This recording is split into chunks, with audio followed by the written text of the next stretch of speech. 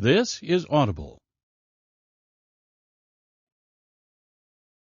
Tantor Audio, a division of Recorded Books, presents Walking Red Flag by Morgan Elizabeth, narrated by Whitley Whitmore and Kenneth Tolles. Prologue. Gabby. I should have stopped with my toothbrush. When it fell into the toilet this morning, that should have been the sign any and all bathroom activities were off limits for at least a whole day. But I've never been good at reading the signs. 1. Gabby. Bridal showers are kind of weird, if you ask me. I've only ever been to one other, my older sister Gianna's, but it was a lot of the same. Weird games to decide if the guy you're marrying knows enough about you, followed by opening gifts in front of a mix of people in your life, from your best friend to your future mother-in-law. Oh, and these gifts can include both silverware and appliances, lingerie, and vibrators. The mere fact that no one finds the juxtaposition strange makes it more strange to me. What is that? I say, eyes wide on the incredibly large, phallic-looking pink thing my boss and best friend Cassie is holding. The box, not discreet in even the slightest way. All eyes go to me, including Carrie Dawson's, Cassie's mother-in-law-to-be. See what I mean? Why is she here? And why is Cassie getting that in front of her? I mean, I know what it is, but my eyes shift from it to Cassie and back. It's giant. I blame my family for the lack of filter I've always had. It's cursed genetics that somehow affect my speech. I gulp the wine I'm holding. That's the point, girl. Jordan says. Since Cassie met her now fiancé, Luke, her circle of friends has grown in the past 2 years. Luke completely changed her life, and was why she finally opened up and let me in. Now she's my best friend here in New Jersey, since my childhood best friend Paige moved away to Cali not long before I started at the X-Files. Okay, but that would not fit. Again, eyes on me, and again, I take a big sip of my wine. Again, I curse my stupid genetics and the fact that of my 6 siblings, I got more than my fair share of the trait. I also curse the inconvenient way my brain is hardwired to always have strange, unnecessary thoughts and commentary on literally everything happening around me. It fits, Gabs. It always fits. My eyes widen with Cassie's words. Always? I say with a whisper, the wine working its magic and making me feel warm all over. She nods and laughs. Everyone else looks rightfully confused at our conversation. Have all of your exes been, really small? Sadie, another friend of Cassie's by way of Luke, asks. Oh my God, that's so fucked. My ex was small, but technically, I have an NDA, which means I'm not allowed to talk about that.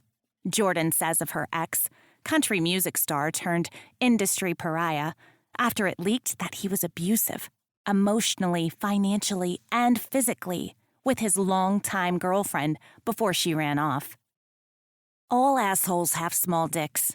It's like a rule or something, Sadie says, her face full of wisdom, as if she's done some kind of accredited peer-reviewed study on the topic. But honestly, knowing this group, I wouldn't put it past them. Cassie nods, agreeing with Sadie's words. My mind drifts off to another universe, where I'm contemplating a research lab run by Cassie and Sadie. They would be the leading scientists, pioneering studies on men, creating equations to compute the probability of red flags leading to heartbreak and the inverse relationship between the size of a dick and the level of assholery. With my mind on this hilarious and fun topic, and because I'm just buzzed enough to lose the edge of embarrassment, I look around the room and spill. I'm a virgin, my mouth says, without permission from my brain. My brain is still thinking about female-run research labs and drifting toward wondering if I could convince my brother Dom to send Sammy to a STEM camp this summer. Start a legacy of women who research dumb men, the true disease of humankind. With my words, as one would expect, eyes widen. Eyes of women I know, but not necessarily well enough to tell them I'm a 28-year-old virgin. Women like Luke Dawson's two older sisters, his mom, and the crew of fun and hilarious women Cassie's met through Luke's childhood friend, Chris. Blinks occur, many. This, too, happens when I reveal my secret. It's not one I'm ashamed of. Not really, at least. And honestly, it's not even a secret. Unless by secret you mean it's something I don't tell random strangers. Because being a virgin at any age, 15 or 28 or 52 or 79, is nothing to be ashamed of. Regardless of what church and society and the freaking universe seem to tell us, virginity isn't even a big deal. At least not in the way we make it out to be. But when you go from a 16-year-old virgin to an 18-year-old virgin, and then a college virgin, and then a college graduate virgin, it becomes shockingly challenging to lose that status. Here's the thing. I never intended to be a 28-year-old virgin. As a young girl, I never made some vow to stay pure for some fictional man who would sweep me off my feet. I never imagined losing it on my wedding day, surrounded by a puddle of a cupcake topper dress. It just happened. When everyone was experimenting and losing it in high school, I was awkward and nerdy. I developed late, spending my golden high school years as a skinny thing with no hips and no boobs to speak of, and 5, yes, 5, older brothers breathing down the neck of any boy who even deemed to look my way. When I went to college at 19, doing online school for a year to help my brother out, I finally caught up with the other girls physically, and I was free of my brothers, if only temporarily. But it never seemed to be the right time. My virginity was something I'd been told my whole life was precious, until that point. So, losing it as a random hookup at a frat party seemed like a disappointment. So I waited. I dated boys, of course, plenty. Boys I kissed and boys I touched, boys who touched me, but none stuck around long enough to do much more. And then I was 23, graduated from college, and I was somehow still a virgin. So I changed my mindset. I wasn't going to look for commitment or love to lose. What I now realized with time was a not-so-precious V card. I just wanted to find a guy who could prove he was worth it. I've heard all about first times being terrible, painful even, so I made it a rule that I'll have sex with a man if he could prove he'd make it good for me. That, too, has turned into an issue. The first try was by a guy named Jason. He was nice enough, cute enough. I was 24 and out with my best friend, Paige, celebrating her new job, and he caught my eye. We danced the entire night before he said those cliché words, "Do you want to come home with me?" And I did. And it turned out he couldn't even find my clit. No way was I losing my virginity to a guy who couldn't even find the clit.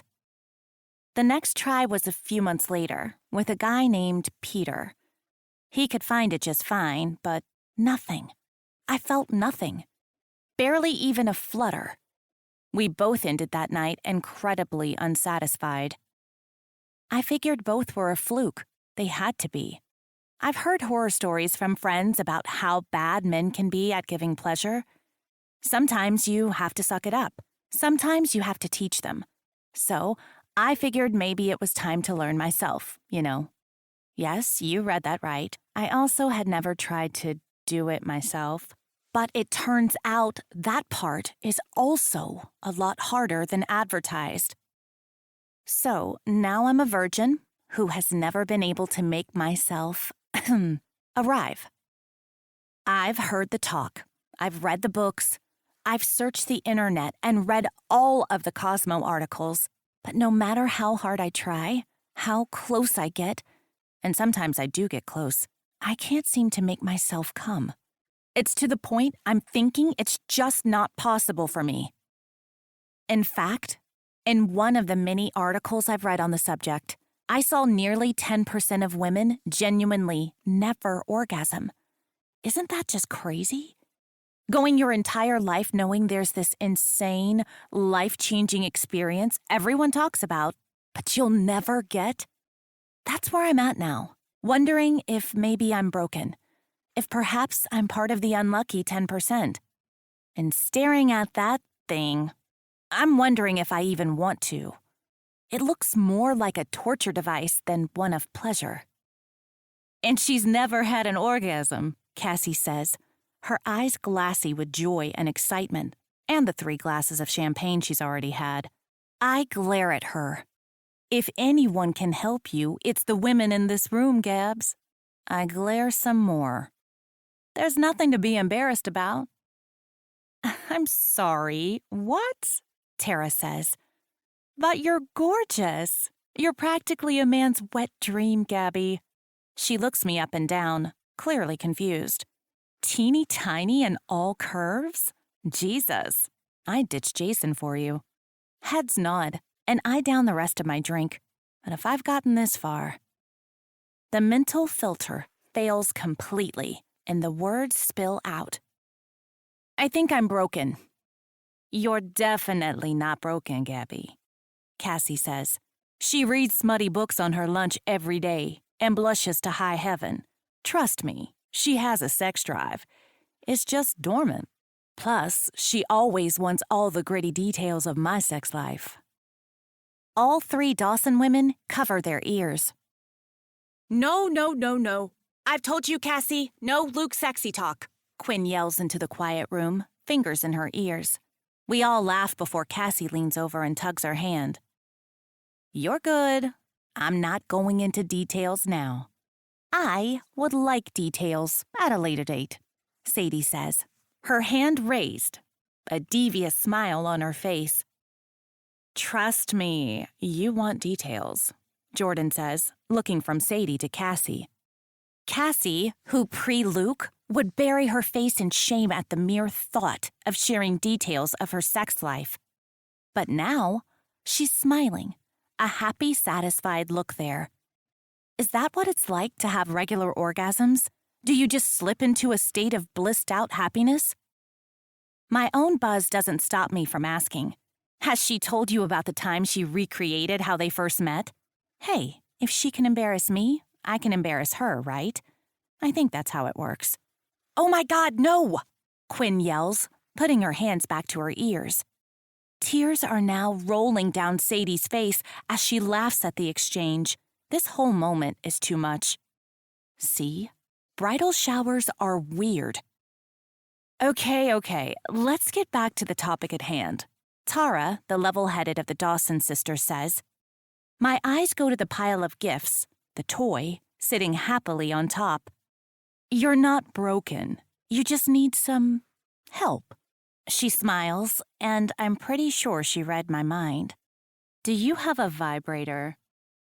I'm sure my whole body turns red with an embarrassed burn. I look at the ground to make sure there's not a scorch mark. Nope, all good. Just a fictional puddle of embarrassed shame. No? Let's go shopping, Jordan says, clapping her hands, and Sadie instantly jumps up as if she's ready to go already, reaching for her bag. Stop! You're going to scare her, Quinn says. She needs to start easy. I'm assuming you've tried all the normal things, fingers, etc. Oh my God, kill me now.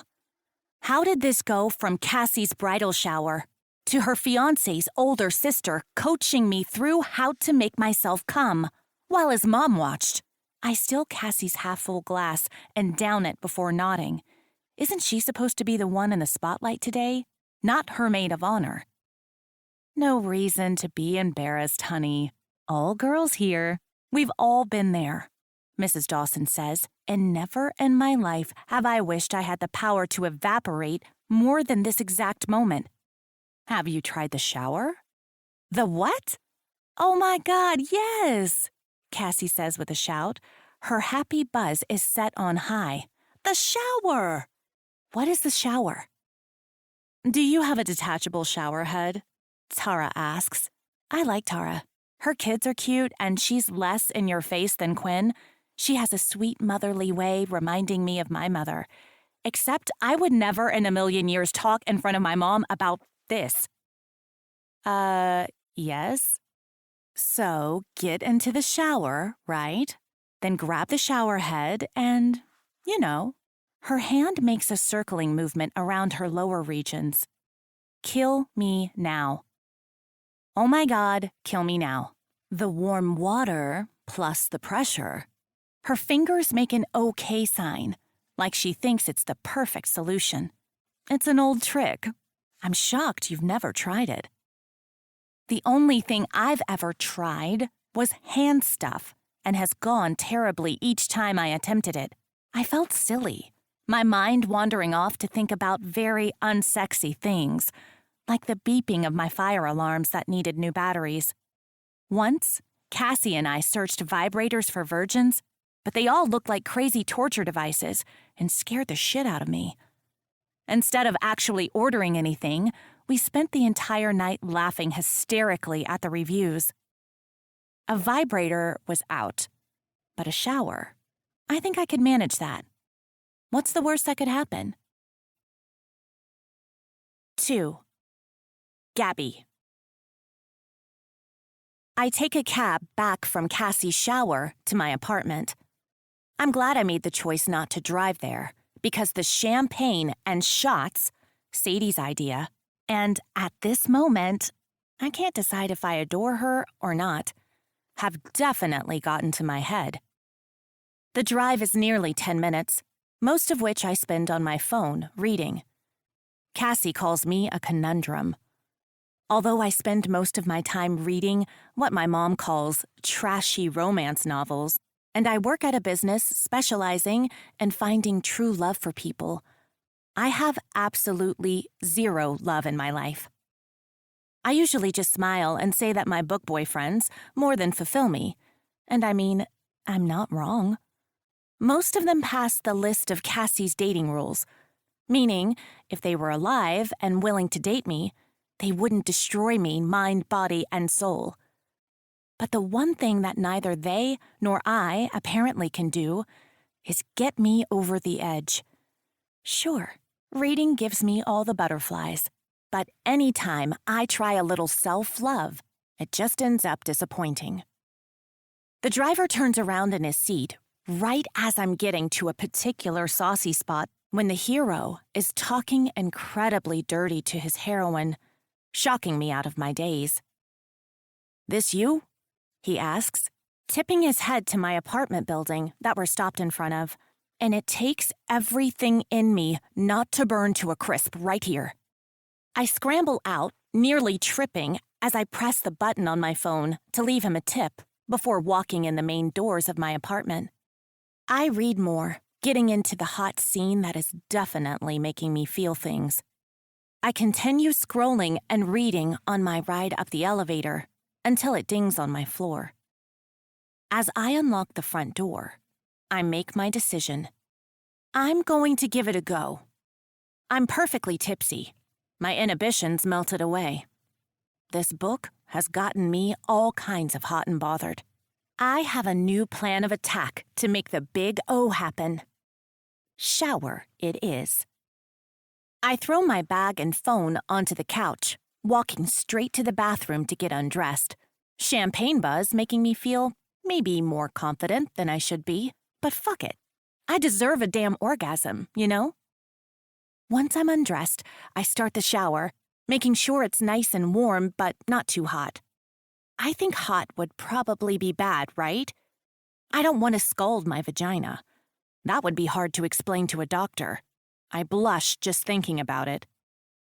While the shower heats, I stare at myself in the mirror, wondering if this will be it. Everyone at Cassie's shower made it seem like this was the magic ticket, how everyone did it the first time. Why didn't I try this years ago? As I look over myself, I can't help but wonder in some strange way if I'll look different after. If something in my face will scream, "Hey, I've had an orgasm. I'm not totally broken." But soon, my face can no longer be seen as the steam builds, fogging up the mirror. It's now or never. Let's go. Stepping into the shower, there's a moment of panic as I try to figure out how to stand. What's the best way to do this? Sitting? Standing? Lying down? I guess the name of the game is to get the water where you want it, but not drown. That would be distracting, I think. I reach up, grab the handle of the handheld shower head, and decide standing is probably best. Eyeing the lip of the tub, I shrug before I put a leg up, leaving myself wide open. Okay, this makes sense. A good angle. Perfect. Now I breathe in deep to prepare myself, strangely nervous, as I move the shower head in my hand to find the right angle. And then I say screw it, and move so the water is right at ground zero. The water is warm on my center as it hits, and the feeling is nice. A gentle beating on my clit, which from my extensive research and self-exploration is the spot that needs the most attention. I tip my hips and move the shower head closer, and that feels even nicer. This is interesting. I move the shower head in small circles so that spot gets a mix of high and low pressure. A low sound falls from my lips, a moan. I moaned. Don't get too excited, Gabby. We've been here before. I tell myself, as I remember the many times I've read an exceptionally hot scene in one of my books and crept my fingers down between my legs. But I never seem to be able to finish the job. I take a deep breath, moving the shower head in just a bit closer, increasing the pressure. Wow, this feels really nice. Another soft moan falls from my lips. Holy shit! Okay, this is good. This is a good sign, right? Right path. I think it's going to happen.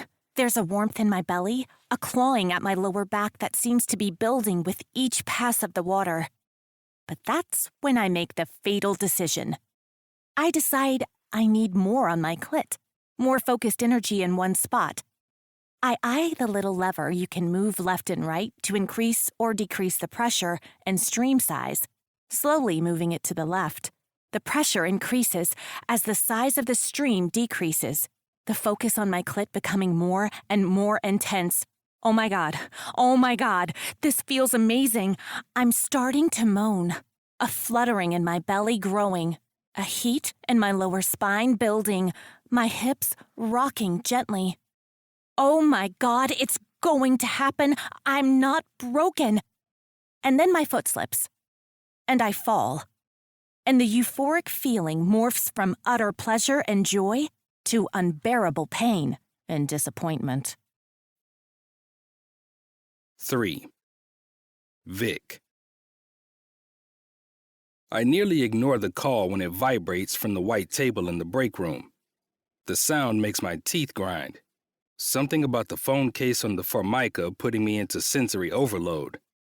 Or maybe it's just the name on the caller ID. Mom calling. I sigh, knowing what's coming. My mom means well. She does. I know this. But my younger sister Vivi called this morning to warn me. It turns out my mother told her that at tea with Mrs. Johansson, they were once again talking about setting me up with Mrs. Johansson's daughter. Another blind date. I have no time for blind dates. Even more, I have no desire to go on these dates, especially the ones my mother secures for me. Again, my mother means well. She can't quite understand how a doctor is single and not even looking. By her count, I should have a sweet, beautiful woman waiting for me at home, making me full 3-course dinners and pregnant with our second child. I'm not getting any younger, you know. Occasionally I cave, accepting the date to stave off her insanity, her constant nagging. But it's always the same. Some nice young thing, too young for me, who wants to marry a doctor, have his children, and join the PTA. They're nice enough, and they'll make some man perfectly happy, in the Stepford way, but they're all boring. They're all cut from the same cookie cutter, with the same pristine, well-off background.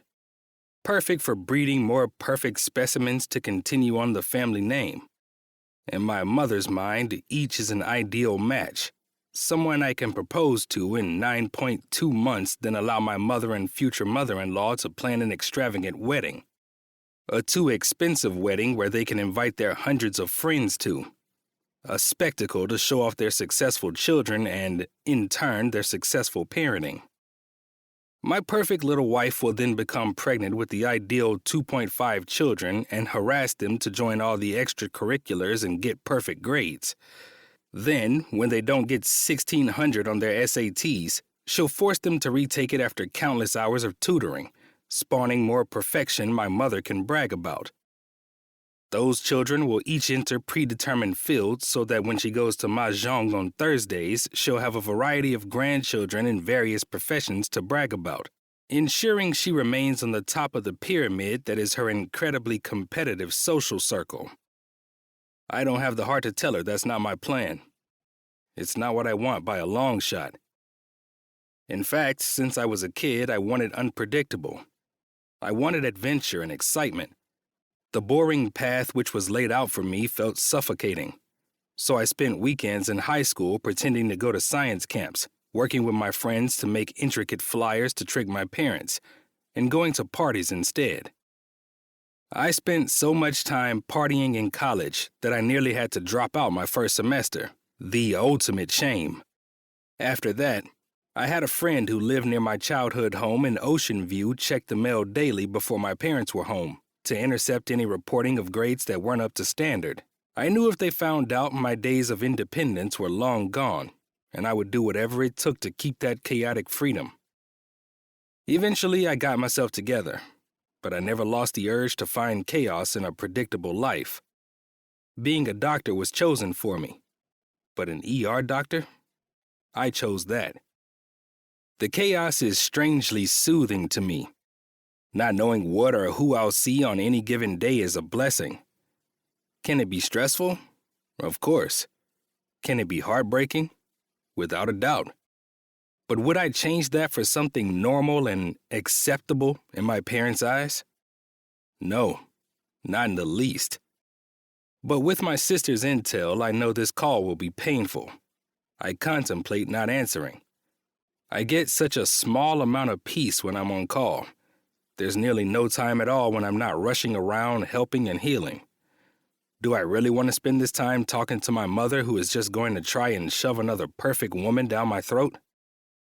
Not in the least. But if I ignore the call, there are two potential endings. One, she worries. My mother has an undeniable anxiety surrounding something tragic happening to my sister and me. It's beyond everyday stress that moms have, beyond the normal worries and anxieties. Her younger sister died in a car accident in her 20s, and that trauma still affects her daily. It's more prevalent with my sister.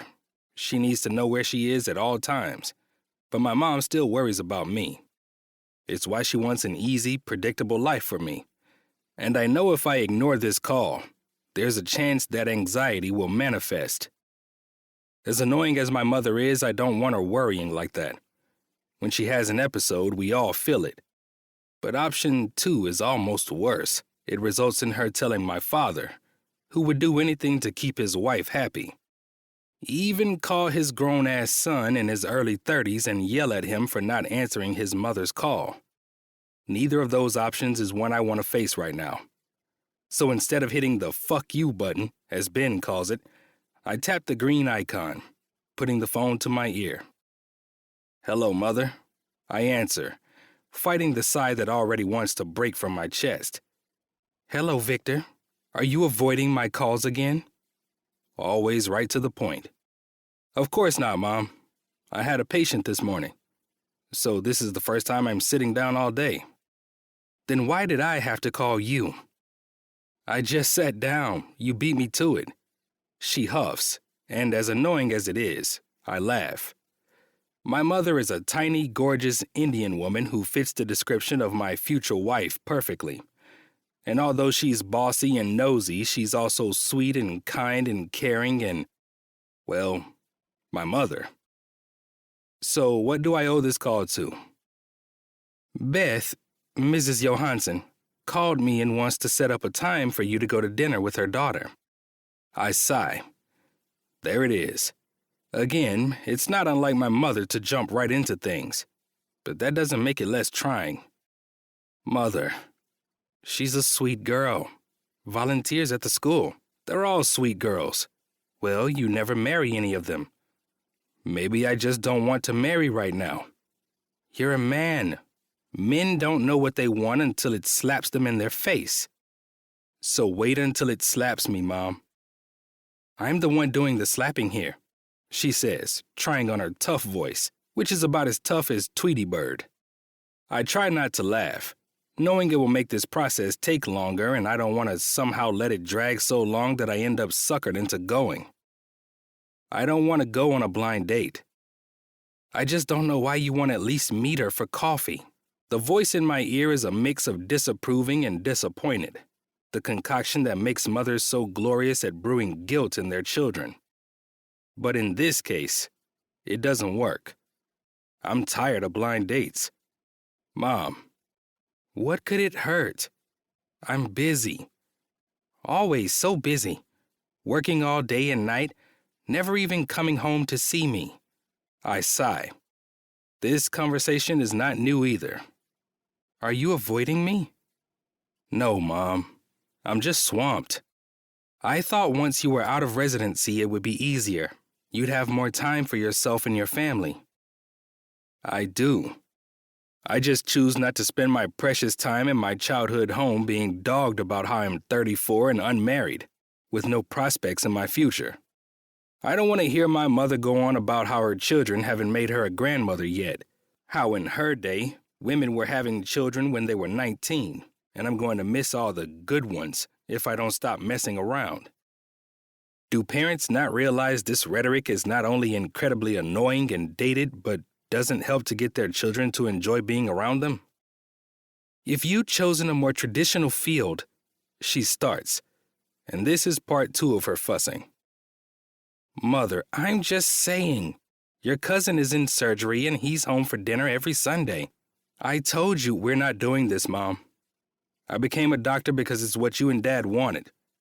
I chose the field. Emergency medicine was my choice. It's what I wanted.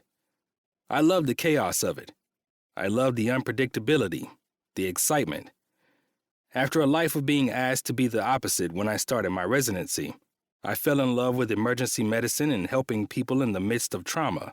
Now I work on everything from urgent care to resetting broken bones to kids who shove things up their noses. I love never knowing what I'm going to be working on.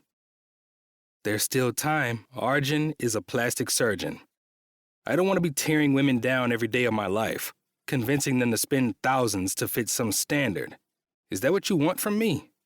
After many tests, I've determined that this is the most effective way to get my mom off my ass when she takes her stance of telling me I should change my specialty.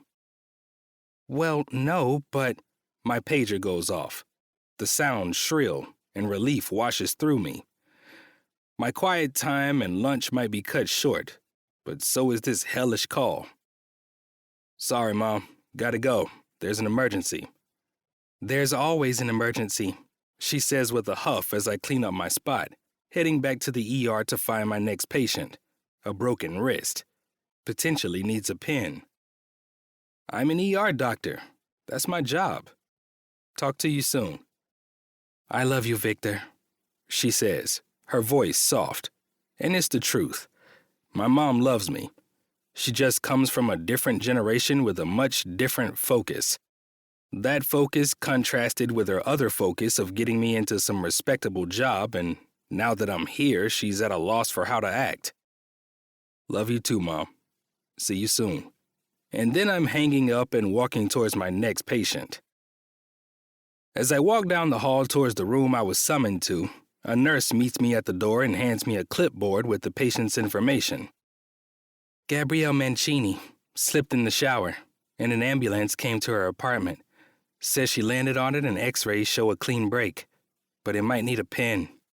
She hands me the x-ray film and I see what she means. From the incident description, I assume she's an elderly woman, was bathing and clearly needs more constant supervision. But when I walk into the room, that's not what I face. The woman is young, mid to late 20s. She's holding her arm against herself, her big brown eyes a bit dazed, and dressed in what I think are men's boxer shorts and an oversized tie-dyed SpongeBob SquarePants t-shirt. Her hair is wet, pulled into a dark bun on top of her head. Mascara is streaking her cheeks. She's a disaster. Thanks, Pam. I walk over to where the stunned woman sits on the edge of a table. Hi, Gabrielle. My name is Dr. Brandt. You can call me Vic or Dr. Vic, I say.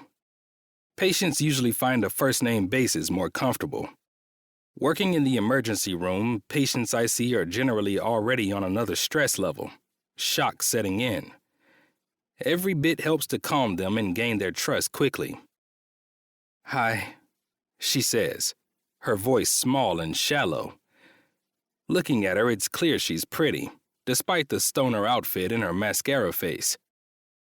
See, you took a spill, huh? She nods, a blush burning her cheeks. While you were taking a shower? Her eyes shift. There is more to this story, that's for sure. Everything okay, Miss Mancini? Gabby. I'm sorry? Gabby. You can call me Gabby. I nod. Okay. Is everything okay, Gabby? She nods, then shakes her head. Yes. Well, no. Yes. As okay as one can be right now with what I assume is a broken wrist. Oh my God. Her head tips back to look at the ceiling and shakes softly before she continues rambling. Explaining this to my family is going to be a disaster. I'll never live it down. And Cassie's totally going to know. All the girls will. Stupid bridal shower. Stupid toothbrush. I can't do it. I can't fight the smile. I've learned to take everyone's story and not react in this field. It's common decency, especially in the ER. You'll be shocked with the number of things I've had to help extract from asses. You never laugh. Compassion is the name of the game. But right now, for whatever reason, it's failing me. So I smile as I ask, toothbrush? I dropped it in the toilet today. And you fell trying to get it. No. I smile again. God, she's kind of cute. What does a toothbrush in the toilet have to do with your wrist being broken? It's broken? I nod, moving the film so she can see. Right there. You might need a pen or surgery. You'll definitely need a cast. Her eyes widen, mild panic taking over. I need to get her mind on a different track. Toothbrush? I dropped it this morning. In the toilet. Got that. What does that have to do with your wrist? I should have known. I stand there watching her. To her credit, she's loaded with painkillers and talking reasonably, if not out of order. It was a sign. I'm usually good at reading signs. And then it happens. Whether or not I realize it, I fall in love with Gabrielle Mancini and her endless talking, her gorgeous mind, and hilarious personality.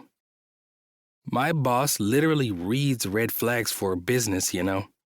That's what she does. She dates men to figure out what they're hiding, then she sets them up. A matchmaker, you know. Though she's getting married, so not sure how that's going to go. Anyway, she's also my best friend, except for Paige. But she moved away out of the blue like a bitch. But I've learned a lot from her about reading signs. And my mom is like so superstitious. She rolls her eyes like she finds this exasperating. I should have known. When you drop a toothbrush in the toilet in the morning before you go to a bridal shower, you don't do anything in the bathroom. It's a sign from the heavens above. It was probably a sign from my grandma. She totally loved me and would totally have done that in order to save me from this. She jerks her wrist to show me, and I know that's it. Her eyes go wide with pain that even the painkillers can't suppress, and she yells, eyes rolling into her head. That's the first time I hold her in my arms. 4. Gabby. When I wake up, the room is spinning. I'm not sure how strange that is, considering I just came out of surgery for my stupid wrist, but it's spinning all the same. 3 doctors are lined up in my line of sight, all 3 tall with brown skin and nearly black hair. I blink. Nope, that's one doctor. One extremely hot doctor. Hello, Gabrielle. I'm Dr. Vic. We met earlier and I performed the surgery on your wrist this afternoon. How are you feeling? Blink, blink, blink. My blinks go to the beat of the heart monitor, and it makes me giggle. Gabrielle? Does this look funny? I ask, continuing to blink. It's not helping with the dizziness, but it's fun. What's that? My blinking. Beep, beep, beep. I say to the beat as I blink. It does look funny, but you should stop. You could make yourself sick with a quick vision change. He's nice. A nice doctor, thinking about keeping me from getting sick. Though he's a doctor, so... You are super hot. He is. My sister Gia would call him daddy material. And then my brother-in-law would roll his eyes at her in a way that makes my belly gushy and jealous, because they are so freaking cute together. The doctor's white, perfectly straight teeth gleam from behind full lips. A part of me thinks I should be embarrassed by having said that out loud, that it's inappropriate. Wait, is what I just said inappropriate? It's a fact, but still, my filter rarely works as it is. There's a good chance when I mixed in life-altering embarrassment and anesthesia, I broke it indefinitely. Thank you, Miss Mancini. Well, that was nice. He has a nice smile, all white, and how are you feeling? dizzy. I look at the wall behind him.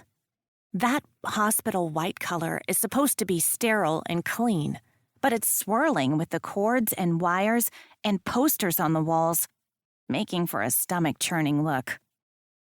That's to be expected. Here, let me help you sit up a bit.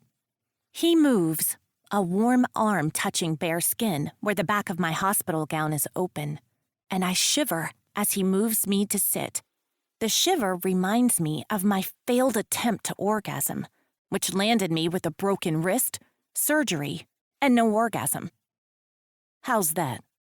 He asks as he tips the bed up using a remote control-looking thing. Good, I mumble, but I'm stuck on the feeling of his arm on my skin, in the shiver it provoked. My senses are coming back to me. Not totally, but enough that I can tell I'm thirsty as my tongue sticks to the roof of my mouth. I do it a few times, the sounds making me giggle again.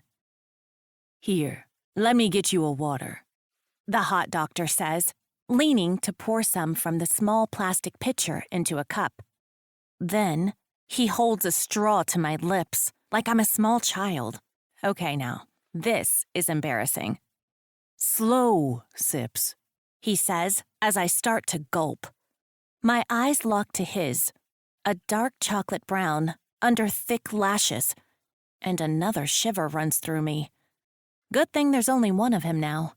That would be way too much of a good thing. Thank you, I say, as I move my head back.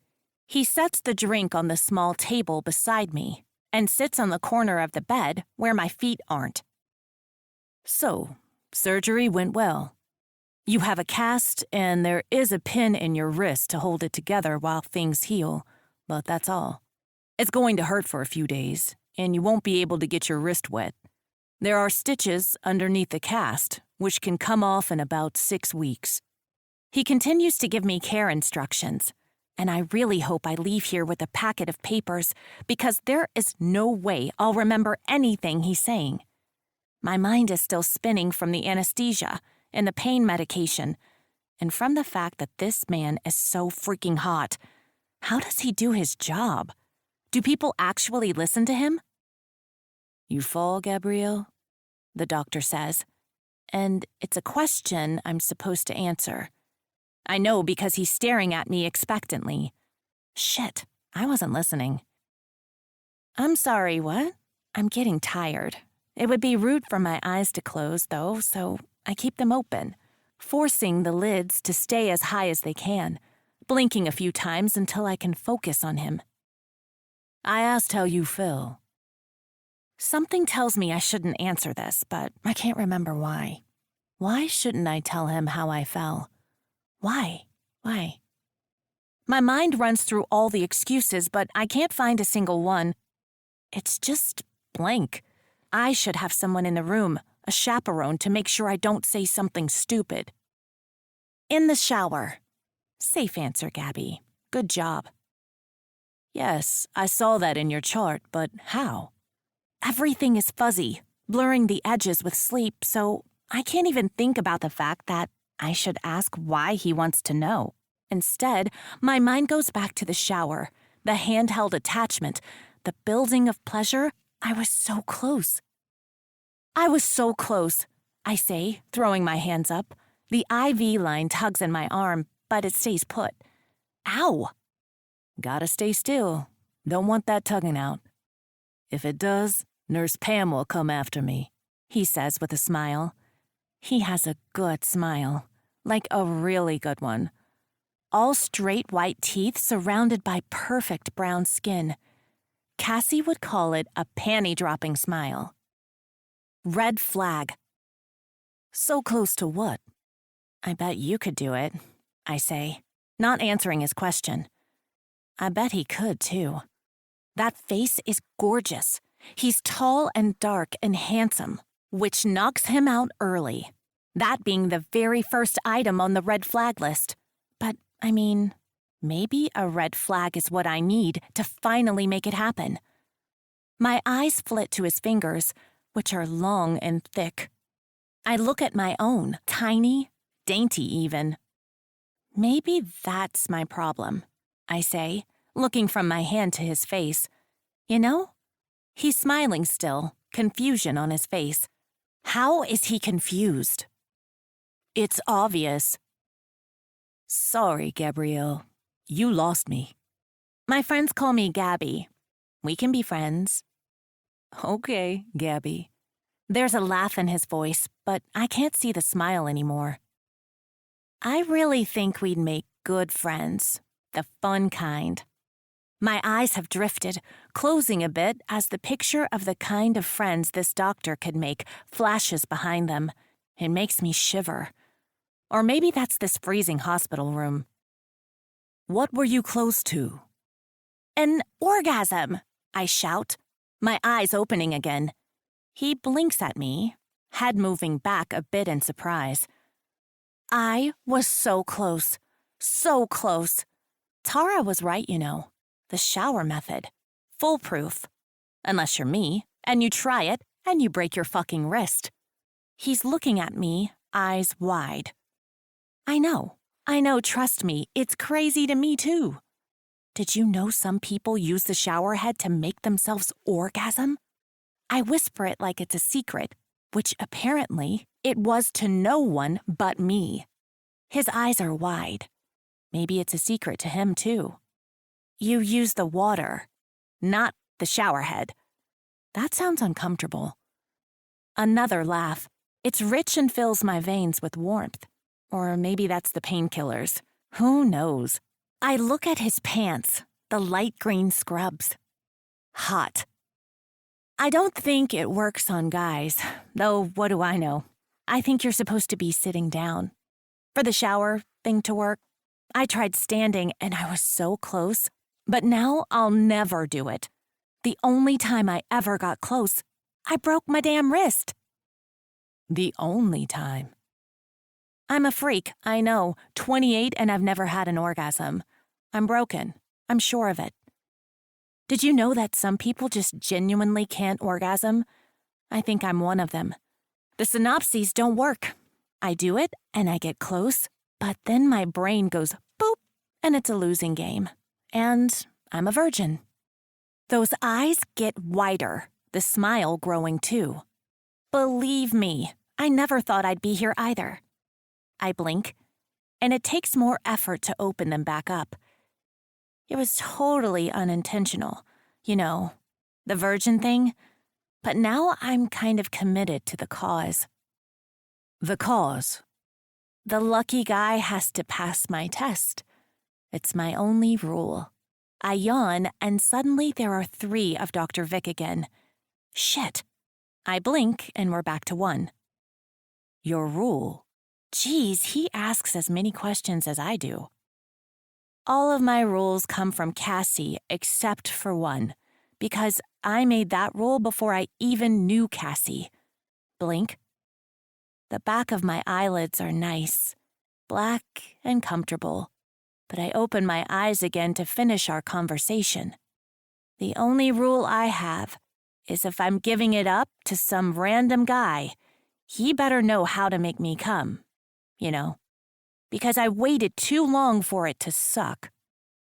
Dr. Vic's smile is the last thing I see before the black of my eyelids takes over and I fall into a deep, solid sleep. 5. 6 weeks later. Vic. Vivi and I were not close growing up the way some of my friends were with their siblings. 6.5 years separate us, so when we were school-aged, we never lined up. I graduated before she was even in high school. I wasn't far from entering into residency when she started college. It also didn't help that where I was dying for unpredictability, to break free of the expected life our parents laid out for us, Vivi leaned into it. She picked a reasonable major for a woman, intending only to attend long enough to find a man. She didn't date until she was 16 as per our parents' rules, and even then it was only boys pre-selected for her. Boys whose parents our parents knew, and boys who fit the expectations of who my sisters should at some point marry and procreate with. Even now, my sister accepts the blind dates, agrees with the advice my mother throws her way, and attends the galas happily.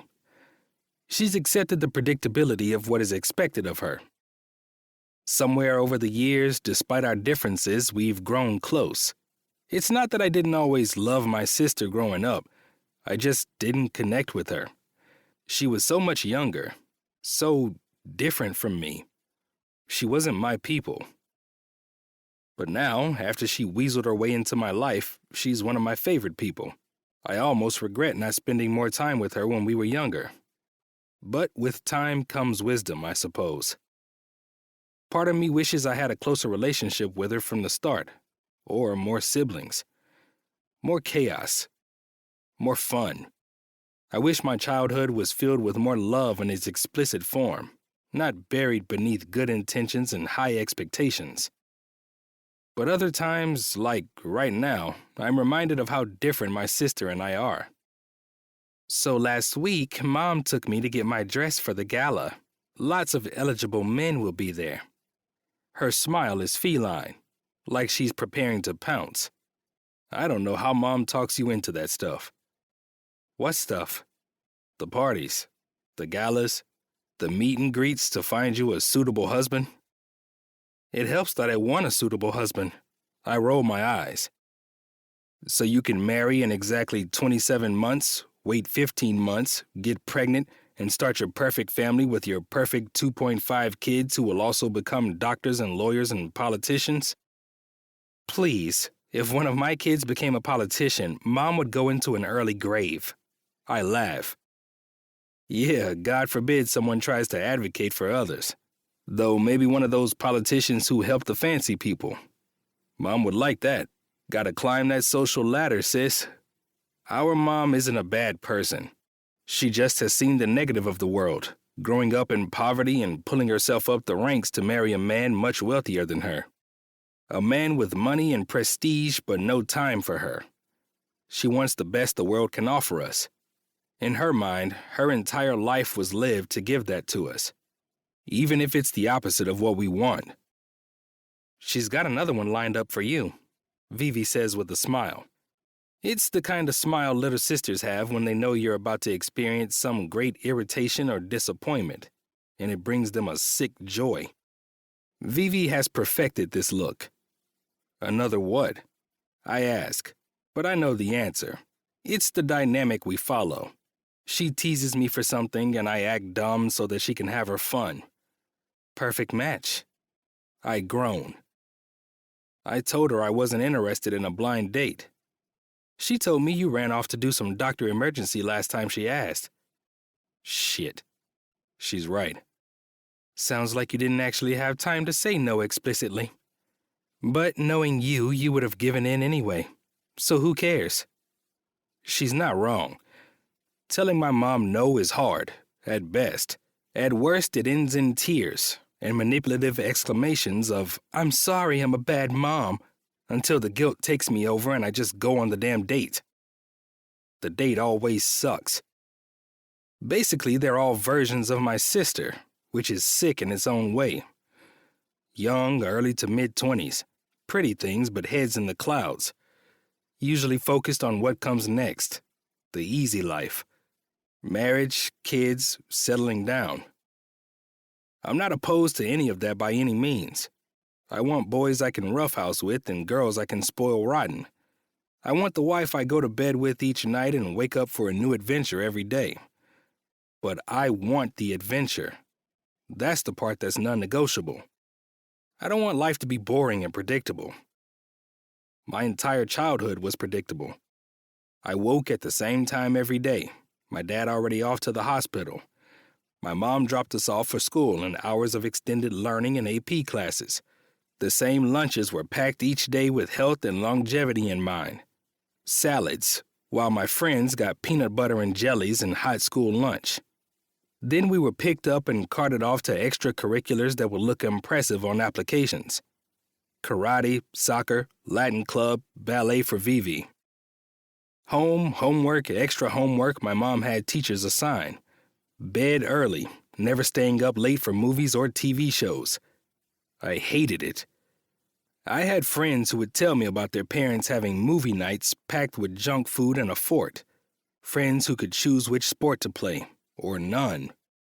Friends who woke up at noon on Saturdays and friends who got to be the masters of their own lives. I wanted that. I wanted control. And as I grew up, I realized it wasn't even that. It wasn't the control I wanted. I wanted excitement. I wanted to never know what was coming next. I wanted to be surprised, to roam free, and enjoy the world instead of letting small pieces that fit into my life plan unfold as expected.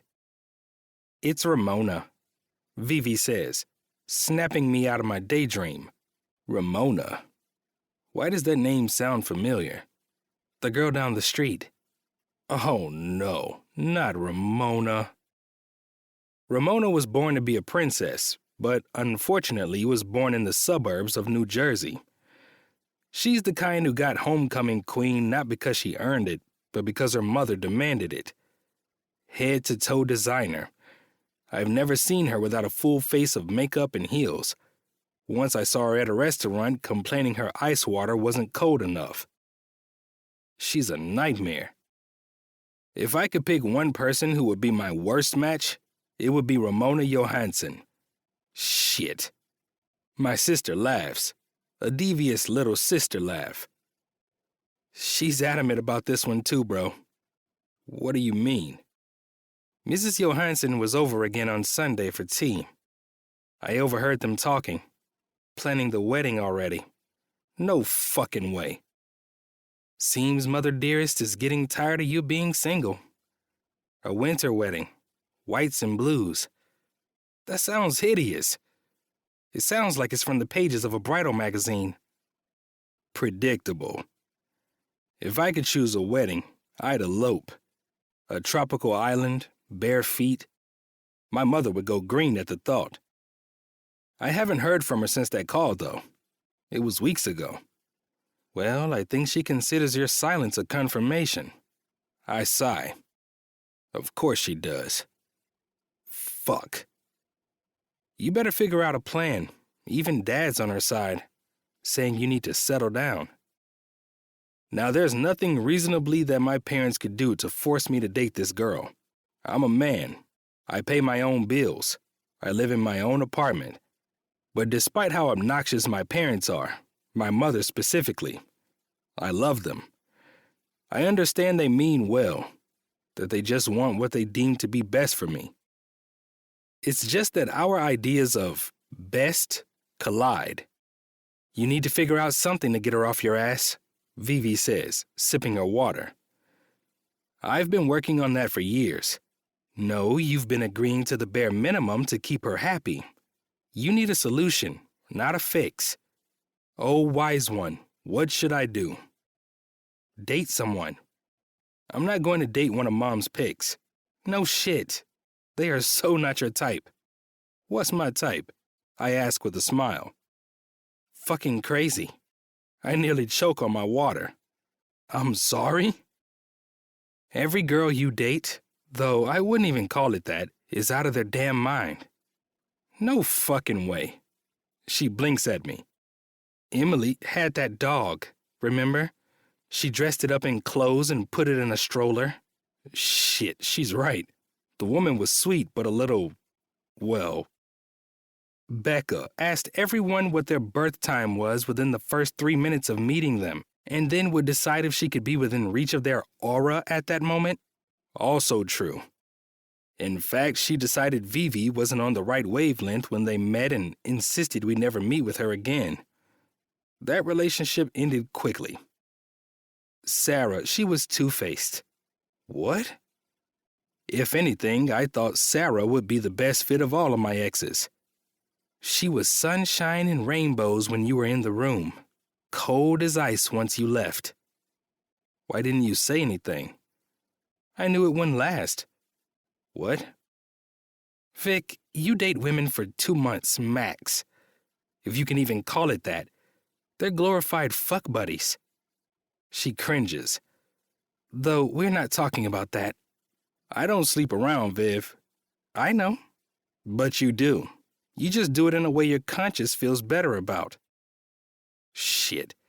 I always forget how observant Vivian is. I just don't want to settle down. Got it. But you've got a killer mental block, so you need to do it the good guy way. It helps that you land girls who also have no intention of settling. God, when did she become so astute? What are you doing, writing a dissertation on me? I notice things. So what's your plan? Plan? For Mom. What are you going to do to get her off your back? I'm not sure. She rolls her eyes and sighs. Men. Useless. I've been dodging her for years. I'm running out of options. You need something to distract her. Something to distract her? Yeah. Give her hope. Give her hope that you'll be finding someone who will be a good fit. Help you settle down. I think about that. It's not a terrible idea. Doesn't Ben have that friend? I crinkle my brows together, confused.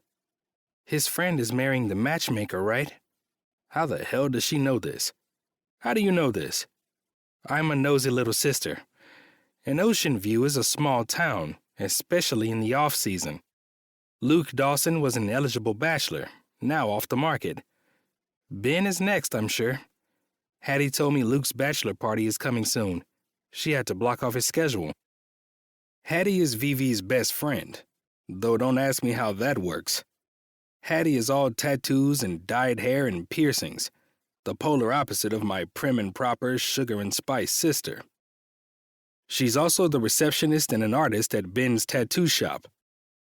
Hattie and Vivi went to high school together, and even though Hattie went to art school and Vivi went to a traditional 4-year state school, they stayed in touch.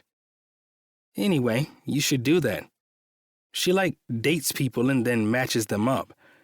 I'm not totally sure how it works, but it sounds more reasonable than having Mom set you up. Plus, just telling Mom that you're taking control of your romantic future and thinking about working towards settling down will probably get her off your back. At least for a bit. It's not a terrible idea. That's not a terrible idea. I know. I'm full of not terrible ideas, she says with a roll of her eyes like she finds my doubting her annoying. Valid, though. I'll look into it. Better work quick. Mom's working quicker. I groan out loud, about to say something. Convince her to talk our mother out of her plan. Which will never work, of course. But the waitress puts down our lunches before I can. A burger and fries for me, a salad with the dressing on the side for Vivi. What the fuck is that? She averts her eyes for the first time since we got here, actively trying to hide something. A salad. Why? Because it's lunchtime. You know what I mean. She doesn't reply. Why a salad, Viv? Salads are delicious, full of vitamins and nutrients and stuff. She unrolls her utensils from the paper napkin, grabbing a fork and dipping the tines barely into the dressing before stabbing a piece of plain lettuce. It's lettuce, a small variety of bland vegetables and grilled chicken. No cheese, no bacon bits, no croutons, or anything else that would make a salad palatable. It's rabbit food. I don't think rabbits eat chicken. Jesus, she's annoying. You know what I mean. She rolls her eyes. If you must know, I have a gala next week and the dress is very fitted. It doesn't sit well with me. Viv, it's just a salad, Vic. Nothing crazy. I might deal with the pressure for perfection in my own way. Vivian might shine effortlessly in front of others. But even though we weren't close as kids, I know. She had her own pressure. Still does, it seems. Viv, I don't like this. It's just a salad, Vic. You're eating? Meals? Her eyes stay on the salad. Shit. Do I need to talk to Mom? Vic, stop. Her head snaps up, her tough little sister mask on. We're not doing this. From experience, I know pushing won't work. I worry, Viv. Her face meets mine, and I see it now. Beneath her bubbly, proper mask is the other one. I'm good, she says, and I leave it at that, eating my burger, but keep my eyes locked to her as she silently finishes her lunch. 6. Gabby. The cast is off, and I feel free without it. My skin is wrinkled and pale from where the sun couldn't reach it, and there's a small pink scar on the side of my wrist. But I'll take it if that means I can shower and drive normally again. I scrubbed my skin in the shower carefully for nearly an hour after it was off, because 6 weeks of that cast meant 6 weeks of not washing my arm, and 6 weeks of no regular showers. It felt amazing. The whole time I stayed mindful of where my feet were as they stood on the new grippy mat I bought. It's a kind of thing intended for the elderly or small children, but no way in hell am I going to fall in the shower and break my arm a second time. The first was embarrassing enough. When I got it removed, after a round of x-rays to confirm that it was well healed, I was partly relieved to see it wasn't Dr. Vic removing my cast. I hate to admit it, though. I was also partly disappointed. I'm really fucked in the head. Who in their right mind wants to see the man who she told she was a virgin and who helped to heal her wrist after she broke it in a failed attempt at masturbation? Nevertheless, from what I remember of him in my painkiller-addled mind, he was deviously handsome and had a charming laugh. When he came into the room both times, I felt strangely safe, like some part of me knew he would take care of me, and not because it's his job, but because he's a good guy. Instead, when I went in this morning, it was a tired-looking intern wielding a terrifying-looking saw, the opposite of safe and panic-free. And now, sitting in my bed in my pajamas, the book I was reading face down on my bed, I can't help but think of him as I stare at my wrist, slightly thinner now, and definitely the wrong color. My book, as with all the books I read these days, is hot. I've loved to read since the day I realized that if I taught myself to read early, I could break into my big sister Gia's room and read the diary she kept in a shoebox under her bed. She never could figure out how her kindergarten sister knew all her secrets, using them as bargaining chips. My brothers were in 2nd grade, and I just studied their reading homework until I could figure it out. And boom, blackmail for a solid 3 years, until she went away to college. The true win, though, was that I could turn off my brain by reading. My mind has been wandering for as long as I remember. I can't get through a television show, or a meal, or a single conversation without it going somewhere else, unrelated and unnecessary. And if I don't go with the thought, it just sits there, heavy and distracting, until I acknowledge it. It's exhausting. I can't turn it off. When I started reading, I found I could transport myself somewhere else, somewhere my mind couldn't touch. It was magic. But after reading all the basics, Harry Potter, The Giver, Judy Blume, Maniac McGee, I felt it was time to be a grown-up. I needed to read impressive books. What would someone think of a girl who only ever got lost in the imaginary, in the fantasy and the happily ever afters? So I spent a good chunk of my life trying to read the classics. I wasted so much time reading what I thought would make me look smart, look cool. They didn't turn my brain off, but I thought maybe they would make my family take me seriously. I've always been the silly Mancini kid, the one everyone rolls their eyes at when I have a random thought or ask a dumb question. Some part of me thought maybe that would help, but all I wanted to do was live in a fictional world and let my mind run away from me. There are only 2 times when my brain quiets down. 2 times when the questions stop, the ideas pause, and my mind is blissfully silent. One is when the music is loud and all-consuming. The second is when I'm reading. Once I ran through The Great Gatsby and Romeo and Juliet and Catch-22 in high school, taking weeks, if not months, to focus long enough to finish a single one, I moved to self-help. To books that were supposed to help me be happier or live freer. Books that were supposed to teach me to save my money, prioritize my time, or figure out what I wanted to be when I grew up. But I missed stories. One day I was visiting my parents, and tucked in a corner was my old copy of Forever by Judy Blume, my first romance, the first story that gave me full-on butterflies. 15 years after reading it for the first time, when I stole it from my sister's room, it transported me back to when I loved to read.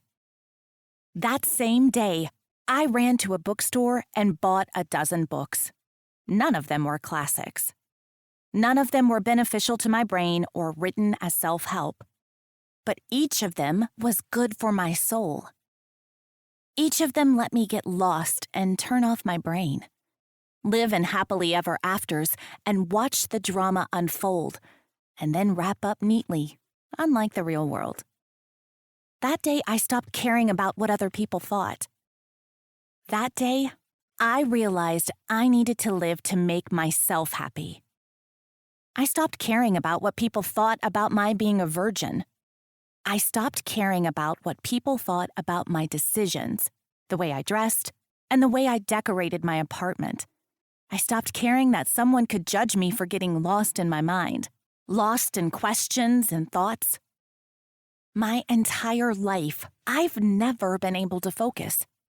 My mind always wanders, always gets distracted, my thoughts interrupting the real world. My whole life I've had notes from teachers saying things like, "Gabby is a pleasure to have in class, but her head is often in the clouds," Commentary on my ability to concentrate. My brothers rolling their eyes when I have yet another off-topic question. Friends getting subtly annoyed when they have to remind me of what we are talking about. In middle school, they diagnosed me with ADHD, but it was manageable. I saw counselors and teachers who helped me work through it with strategies to focus, so there was never any need for extensive intervention, but it was always there. My dad loves it, loves my brain. My little polpetta, head always in the clouds, like an angel, he says whenever he catches me off in another world. If we're at family dinner and someone asks me something I didn't catch, he'll wink at me and casually repeat the question. He always answers my questions. Never let anyone, not even those jackass brothers of yours, make you feel like tu capese isn't a beautiful thing, my Gabrielle. And while I have people who endure and family who love it, and tactics to work around the constant chatter in my brain, the few times I can get it to shut off completely are utter bliss. And one of them is reading. That being said, it doesn't mean that when I'm reading, my mind isn't disconnected from my body. My body still reacts to the words, and right now, my body is responding to the scene I just read. My mind drifts to the feeling in the shower. How fucking good it felt. How close I got. Maybe. I haven't tried again since the shower incident, but maybe that broke some kind of wall. Perhaps I should just... My hand slips down my body, grazing warm skin as my mind recaps the scene I read. He pushed her onto the bed, fully naked, until she landed on all fours. My fingertips dip below the waistline of the boxer briefs I wear to sleep in, grazing rough curls. My breathing escalates. I force myself to stay in my head.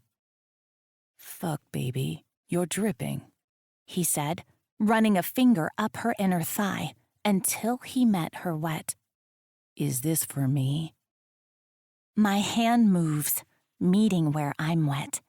I breathe heavily as I move a finger to my slit, feeling the wet that gathered as I read and dragging it up, until I'm circling my clit.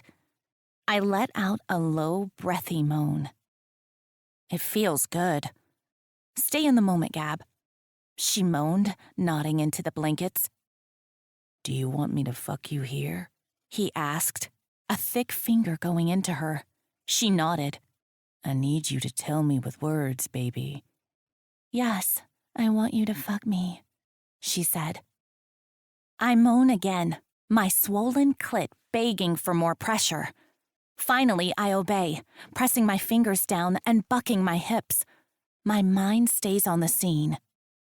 He starts to slip in. Jesus, so fucking tight. I can't wait until I'm buried deep in this pussy. And then it happens. My mind drifts, just like every single time I've ever worked to make myself come. Every time I've been with a man who tried his hand at the task, my mind moves.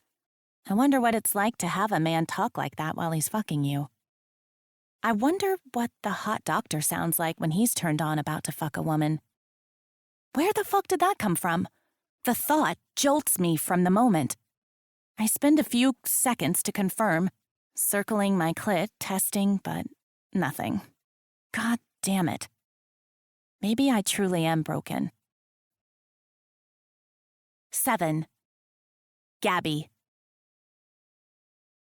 The day after my latest failed attempt, I'm at the house on the outskirts of Ocean View Cassie and Luke bought together, getting ready for Cassie's bachelorette party, when she asks the question that, knowing her, she's been keeping in for months. Hey, Gabs. Her voice is questioning and soft as her eyes focus on the mirror over the 2 double sinks she's leaning into.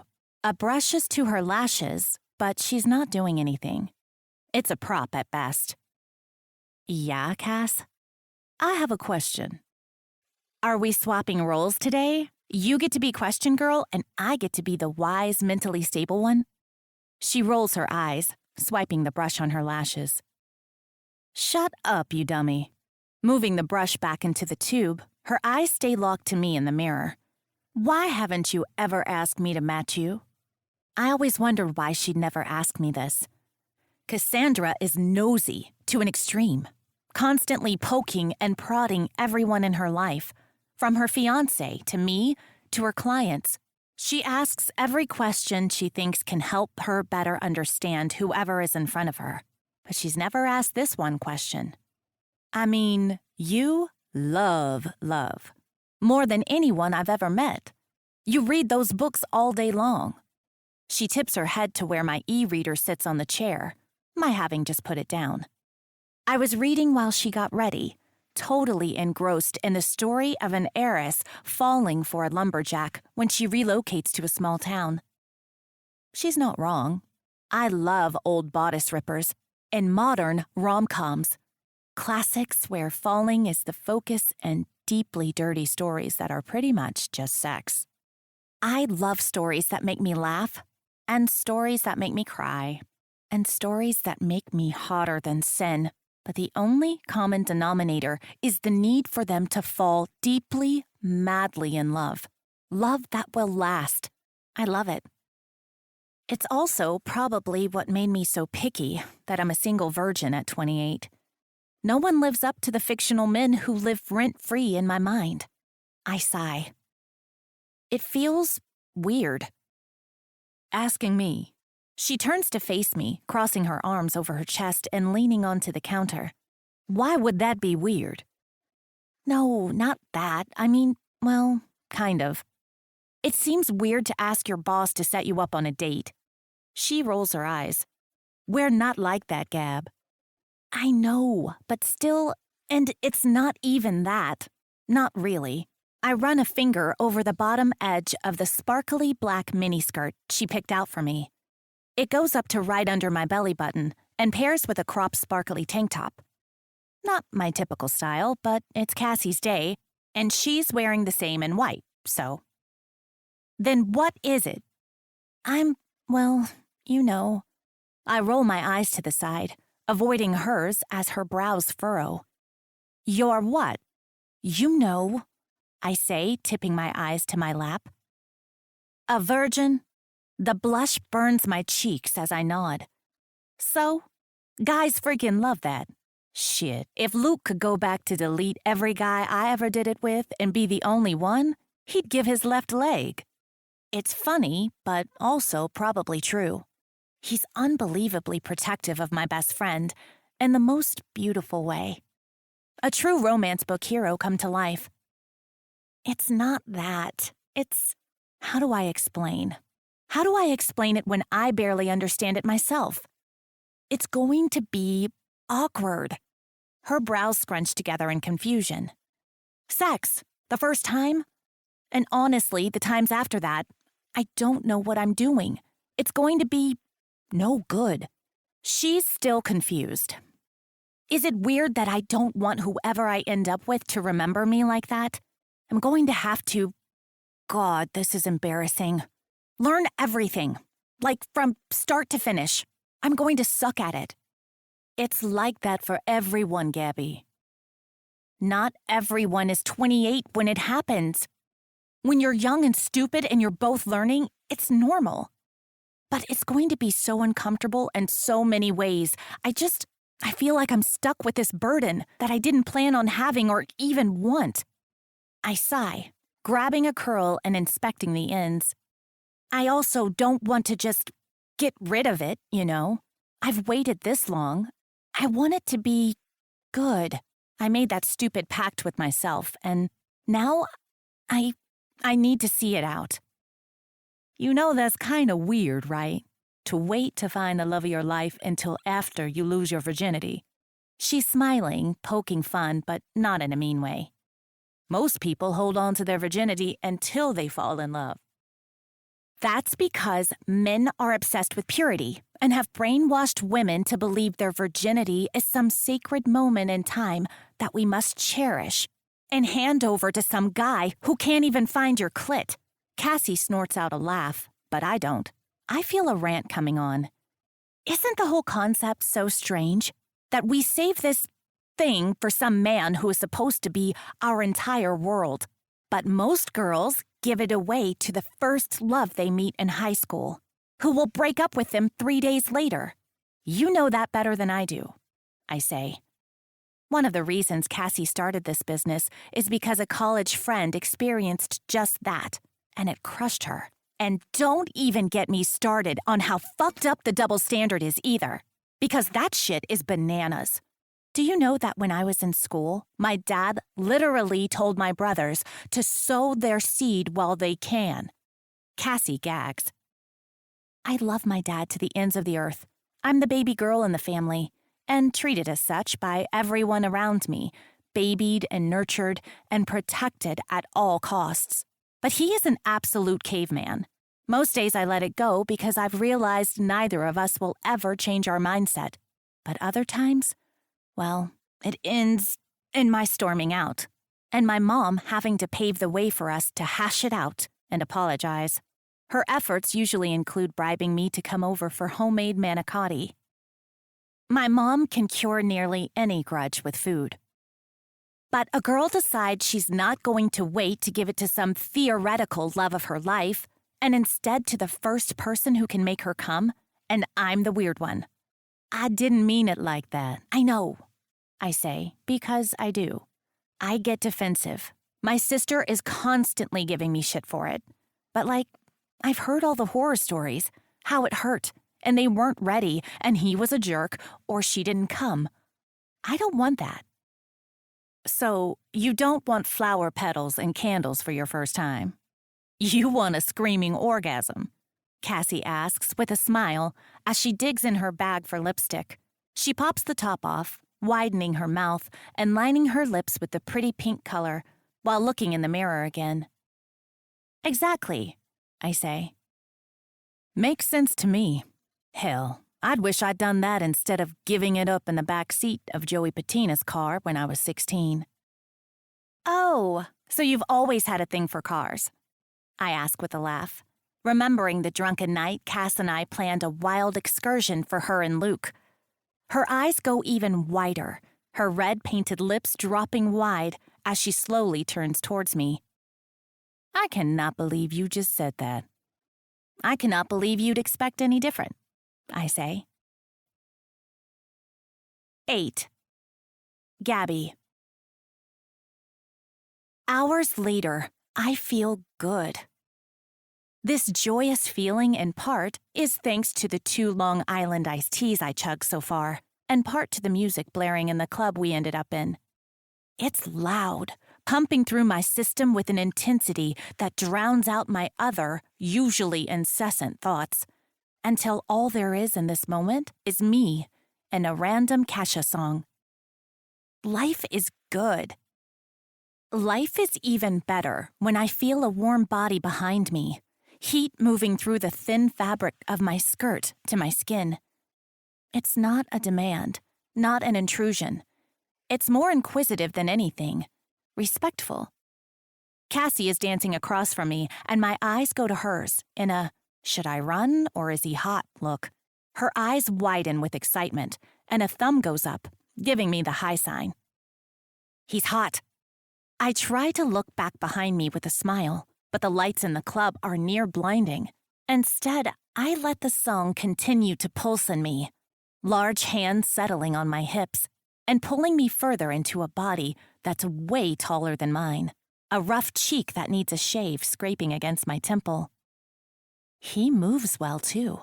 Green flag, my brain tells me. Technically, it's a red flag to Cassie. Any man who knows how to move well could easily tip into sleazy club hopper territory, but to me, it's a necessity. I grew up having kitchen dance parties with my mom and sister, always listening to Italian pop music, gyrating our hips to the beat, too young to know that it could mean more than just feeling the music, and loving how it worked through us. And since then, I've loved to dance. Not professionally, no, I love to go out, listen to music too loud, move, and ignore the world.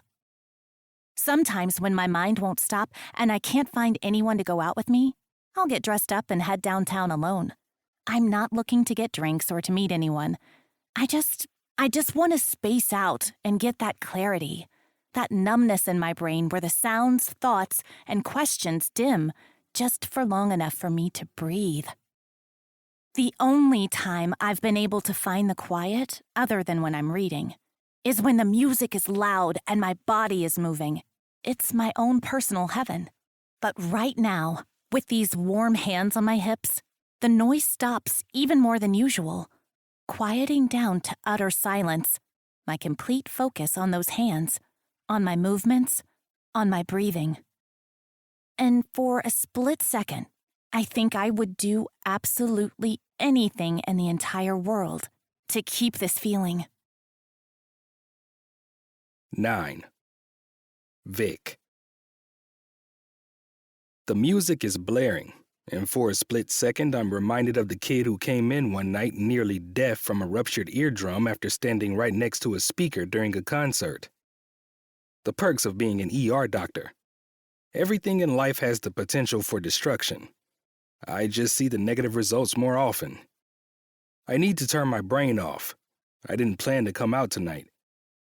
In fact, after a long-ass shift that got longer when a car crash landed 3 patients in my ER an hour before I was off, I planned just to go home, eat, drink a beer, and go the fuck to bed.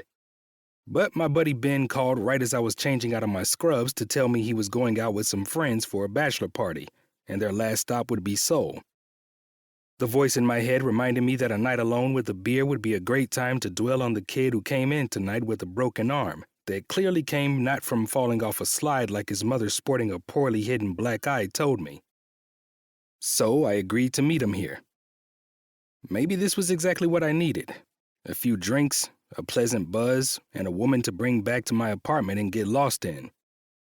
Yes, that sounds like exactly what the doctor ordered tonight. I'd know. And when the tiny, curvy woman dancing alone caught my eye, her friends coming on and off the dance floor to giggle with her before leaving again, I knew she was the one. Short, even in heels, she's wearing a tight black outfit designed to make a man wild, curves for days, a full head of wild, dark curls that she pulled on top of her head, curls I'd love to tangle my hands in. I came up behind her, moving in time with her. Relief rushed through me when she didn't run, wasn't put off by my approach.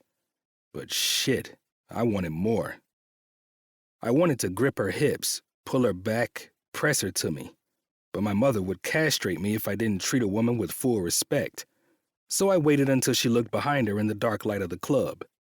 I couldn't see much more than a wide white smile before she stepped back, lining herself up with me and moving her hips in my lap. My hands went to those hips, once again tentative, careful not to cross any boundary before hands, tiny and soft, covered mine, pressing down to her hips to hold her there. And then we danced, moving with the beat as one, stress and concerns and worry melting away with each thump of the bass. It reminded me of those boardwalk games where you add a quarter and it gets pushed to the edge by a blade, each press making coins drop. Except the quarters are every shitty moment of my job, every overwhelming feeling, and the push is the bass, knocking them all down with each beat. As we continue, sweat building both from our movements in the confined area, her hands begin to move, shifting my hands from her full hips to her small waist, where her skin is bare and warm under my hands.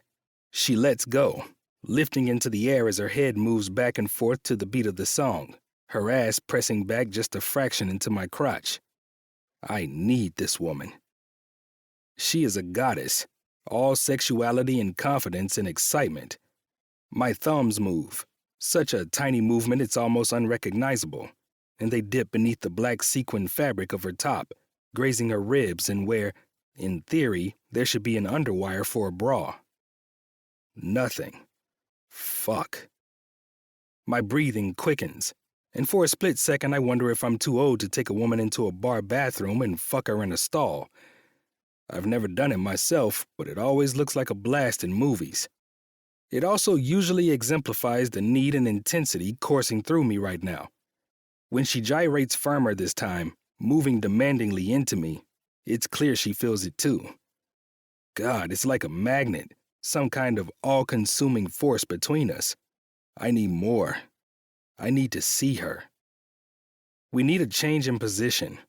Hands still on her waist, I turn her in my arms, her own going directly to my neck as my hands go to her ass to pull her close.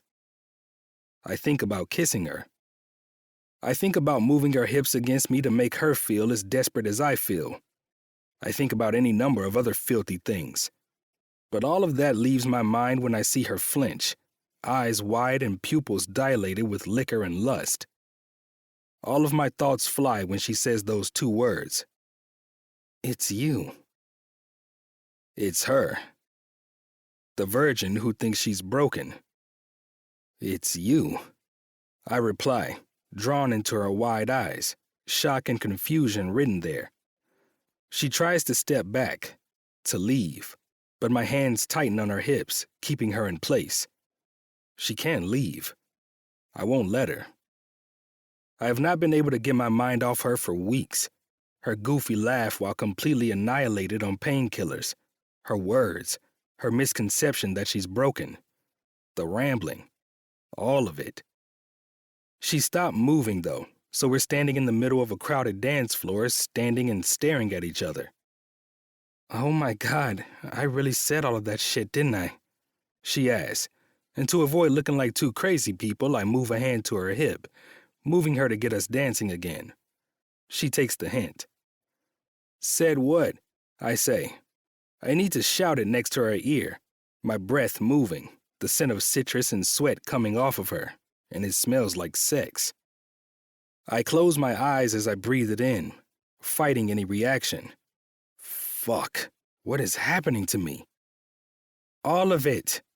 She's panicking. I wonder if maybe she thought our conversations were a drug-filled delusion, all of them flying back now that we're in each other's presence again. And for some fucking insane reason that I don't think I'll ever be able to fully understand even when I'm 80 and old and gray, I press my lips to her temple before saying in her ear, "Calm down, kitten." By some miracle, she does just that. Her body goes limp and easy in mine, and she smiles at me when her head tips back before saying, "Let's dance." Nothing has ever sounded like a better idea. 10. Vic. Hours later, I'm still perfectly and completely sober, holding a very not-so-sober Gabby by the waist as she points the way to a table where her friends are sitting. Friends who have occasionally popped out onto the dance floor, I'm sure in some effort to check that she was where she still wanted to be, to see if she needed a wingman to aid in her escape, and twice to bring her shots. She's out at a bachelorette party. When we get there, it's no longer just her friends, as I've seen the few times I watched one of her posse walk back to their spot, but also a group of men. One is holding a woman as far gone as Gabby, pressing his lips to hers as she dips backward. She's in an all-white outfit identical to Gabby's. The bride-to-be, obviously, and hopefully the groom-to-be. As my eyes scan the group, I'm surprised to see a familiar face. Ben. He smiles his signature shit-eating grin, his specialty, half chill and smooth, half uptight and grumpy as fuck. "Hey, man, you made it," he says, putting an arm out to shake my hand. Ben's tall, taller than me, and his arms are completely covered in tattoos. My mom would hate him and automatically assume he's a bad influence. I think a part of me forced him to become my friend after a pickup basketball game a few years back because of that fact alone.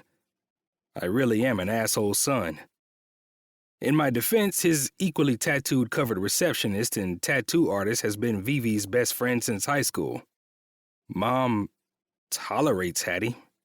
Yeah, I've been here for a bit.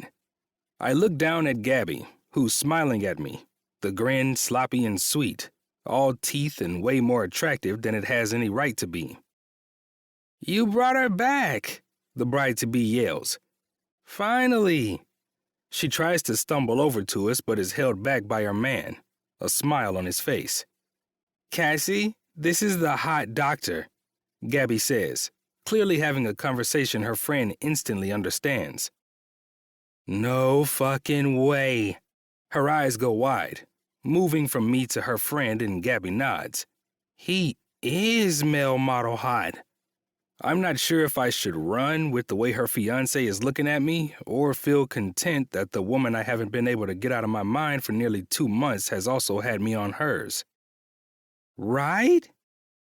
The one you told you were a virgin? Another woman shouts, about halfway between Sober and Gabby. A man who might be Ben's twin standing next to her. No, not his twin. His younger brother. I remember meeting him once in passing at a party for the shop. You're a virgin, Gabby girl? A man, Latino with dark hair and a 5 o'clock shadow, asks, a cocky grin on his face. I can change that for you, he says with a wink, and an uncontrolled rage runs through me, catching me off guard. It should be concerning how quickly it comes on, how fierce it is. Fuck off, Chris, or someone here will kick your ass, the groom says. Groom status is confirmed with the shirt that reads groom across his chest. Did you know she's a virgin? The man, Chris, asked the groom. Yeah. Why didn't you tell me? I didn't know I was obligated to share gossip about my woman's employee's sexual status with my childhood best friend. She's hot. Any hot single woman, I need to know about her. You're not allowed to fuck any of my friends, Christopher Jacobs, the bride says, angry eyes directed at him. He just smiles and winks. Then she turns to me, the look going from angry to friendly in the blink of an eye. It almost gives me whiplash, but no one nearby seems to find it strange, like this is just how she is. Hi, I'm Cassie. You're a hot doctor. I guess so. I smile and she returns it. Good smile. Thanks. Name? Vic. Last name? Brant. I know you're a doctor. Where do you live? Something tells me I shouldn't brush off this woman's questions. They sound like they're coming from a list, rehearsed well enough to be recited in her drunken state. Apartments on 5th. The waterfront? Fancy. Enough interviewing him, sweetheart, her fiancé says. Interviewing? I can't help it, it's my job. He smiles at his woman, kissing her hair before Ben speaks up. So what's the story here? He seems mildly confused, but also very much intrigued. His eyes have been volleying between everyone as this introduction went on. Thankfully, where their table is, the music isn't as loud, so it hasn't been an obscene screaming match to be heard through this very awkward conversation. You know Vic? He asks his friend. I see now Ben's shirt says, groomsman.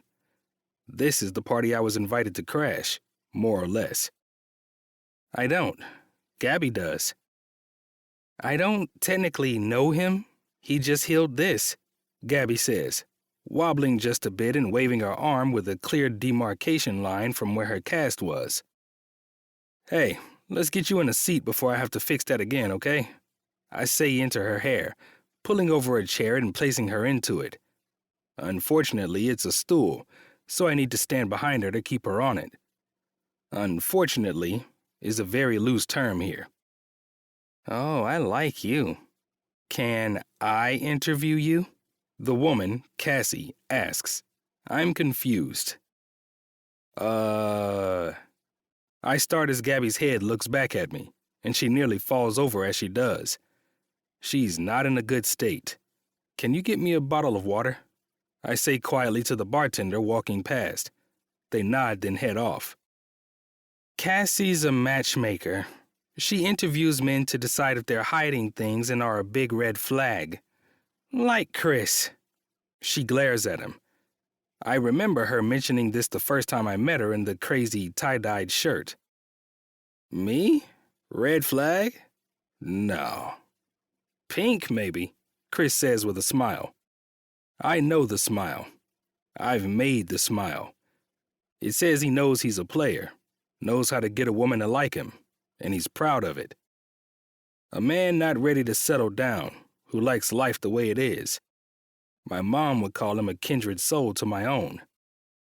Before I can say anything, the bartender brings me the water and I crack the seal, handing it to Gabby, who swats it away. I dip down until my lips are to her ear. You need to drink this or you'll regret it. My nose is in her hair, and fuck, she smells good. Citrusy and earthy and like salty sweat. It's from dancing. But my mind, the primal side of me, instantly attributes it to a different action. My breath tickles her neck as I speak to her, and she shivers. The reaction combined with her scent affecting me way more than it should. All of this is a terrible, horrible idea. She is way past drunk. And she's a virgin. Absolutely not. If I'm a good girl, will I get rewarded? She asked me, her voice low and husky. And Jesus fuck, I feel my cock hardening despite the fact everything about this is so incredibly wrong and never going to happen. Ever. Hear that, little Vic? Never. She's gone, Cassie says, her eyes widen on Gabby. It seems she must have heard Gabby's words too. Looking around, I'm relieved it seems no one else did, just her best friend, who clearly cares about her. Why that's a relief, I'm not sure, but I also know Gabby would be unbearably embarrassed if anyone else heard her say that. Okay, honey, I think it's time to get you into bed, I say, helping her to stand from the stool. Where are you going? The groom, Luke, says, stepping in front of me like some kind of bossy big brother. Seems this crew is tight. She needs to sleep this off. We can take her home. Luke tips his head to Cassie. Man, this is not the night you want to be dealing with a drunk girl. She is 100% going to get sick. Even though she's nearly as gone as Gabby, Cassie looks concerned. The concern is sobering her a bit. She doesn't drink. Not this much, at least. And she hasn't drunk even a glass of wine since she broke her wrist. I should have... Shit. I should have thought of that and stopped her. Not your fault, sweetheart. She's having fun. We'll take her back to her place. She can't be alone tonight, I say, a strange sense of protectiveness and worry coming over me. She drank way too much and is recovering from an injury. It's a recipe for disaster. Look, nothing will happen. I'm going to take her to my place, keep an eye on her. I'm an ER doctor. I've seen this exact thing go bad way too many times to walk away. The fuck you are? We don't even know you, Luke says. Ben knows me. I tip my head to my friend. He invited me here to meet you guys. Seriously, nothing is going to happen. Doctor, remember? Ben can vouch for me. He's a good guy, Luke. Nothing will happen if he says nothing will happen. I'm not cool with this. You don't have to be. I'm taking care of her regardless. I want to go with the hot doctor, Gabby says, rubbing her face onto my shirt like a kitten. Luke, he seems... Gabby is innocent. Luke looks at Cassie. She doesn't know the things... Gabby's body stiffens, her head lifting to look at her friend's man through squinted eyes. Are you fucking kidding me? I'm so tired of this. I'm not a baby. I'm tired of everyone treating me like I'm some precious thing that needs to be protected. I know what the world is like. I know about sex. Shit, I want to have sex. I just can't because I made a stupid pact with myself and no man can fucking make me orgasm. And I sure as fuck am not giving my V-card to anyone who can't even do that. No way. No how. She takes a deep breath and I feel the intake on my chest. Looking around, I see nearly every face has wide eyes, shocked that this little powerhouse is losing it. Seems they may have never seen this side of her. Interesting. I'm so tired of feeling like I'm some innocent flower. I don't want to be innocent. I don't want my flower. I'm just stuck here. I'm tired of everyone protecting me. I have 5 fucking brothers. A lifetime of being protected. I don't need more, thank you very much, Lucas Andrew Dawson. Jesus.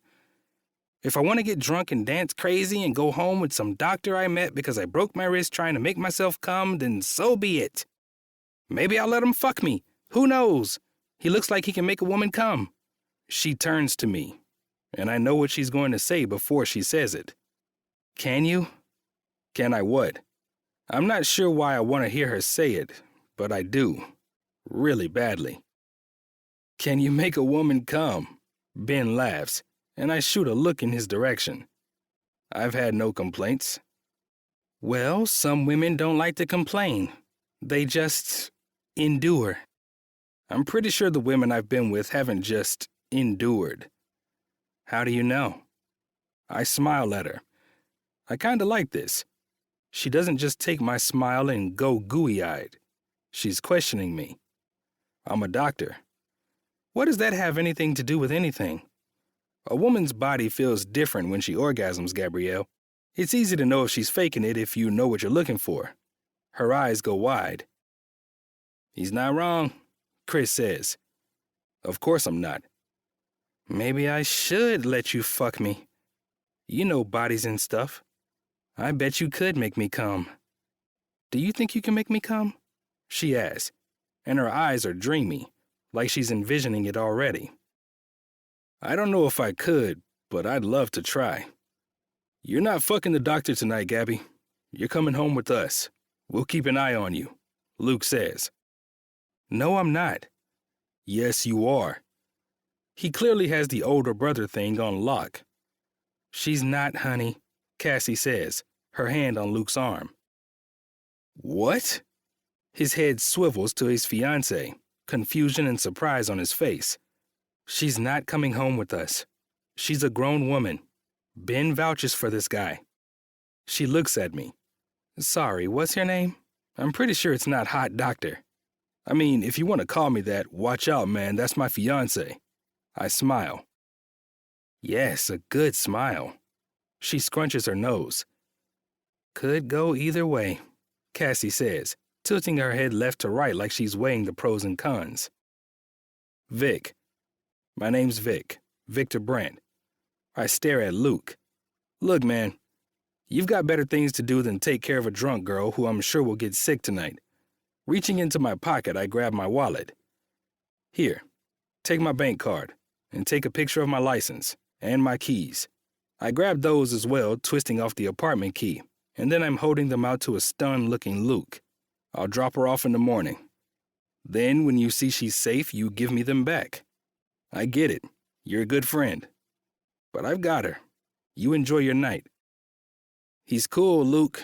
Trust me, Ben says. Luke stares at me, still not grabbing the keys. God, stop being an ass, Luke. Cassie reaches out and grabs the keys.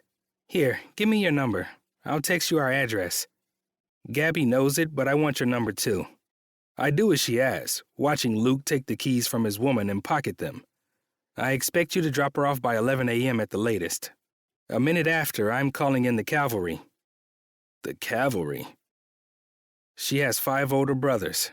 You seem tough, but they could take you. I smile. I like that. A tiny, hell-bent woman with an entire crew of people who will protect her, even though she clearly doesn't want their protection. It's endearing. Even more endearing are her next words. Yay, I'm going home with Hot Doctor. See you in the morning when I'm not a virgin, Gabby yells, grabbing my hand and stumbling towards the exit. This is going to be interesting. 11. Vic. Once we're in the cab, Gabby starts talking again, eyes glazed, nursing the water bottle she still hasn't drunk from. She needs to. So what position should we do first? I'm sorry, what? My mind shifts from water consumption to Gabby's words. Position? Like sex? Kidding, I'm not having sex with you tonight. She pouts, a full-out pout. Why not? Where should I start? The beginning? She's pouting like the child she is adamant people not treat her as, and it's adorable. Unreasonably adorable. Let's make a deal. You drink some water, and I'll give you an answer. She crunches her nose. I'm not thirsty. Sober you will thank drunk you if you drink that. Another scrunch. Another pout. But she does what I ask. For one, you said you have a rule about who gets that V card. The guy needs to make me come. I've never done that. I bet you could. I bet I could too. Maybe. Drink, I say, tipping my head to the water, watching her drink until it hits the 1/3 mark. Looking out the window, I see we have about 5 more minutes. Even if I could, I'm not fucking you drunk. Why? I want you to remember it. I don't forget anything. I'm an elephant. My brothers hate it because I have something on all of them. My oldest brother, Dom, snuck a girl into the house and she puked in my mom's roses when he was home from school. I was 9 and caught him. He gave me $5 not to tell our mom. But what is $5, you know? So I took the money, but I still use it to get my way sometimes. That's not even the worst of it. I smile. That seems like something she'd do, and I don't even know her that well. I like it, too. It reminds me of Vivi and her constant pestering. Well, I want you to have all of your senses. My senses? Yeah, baby. Your senses. All of them. The cab slows to a stop in front of my building, and I extricate us from the vehicle.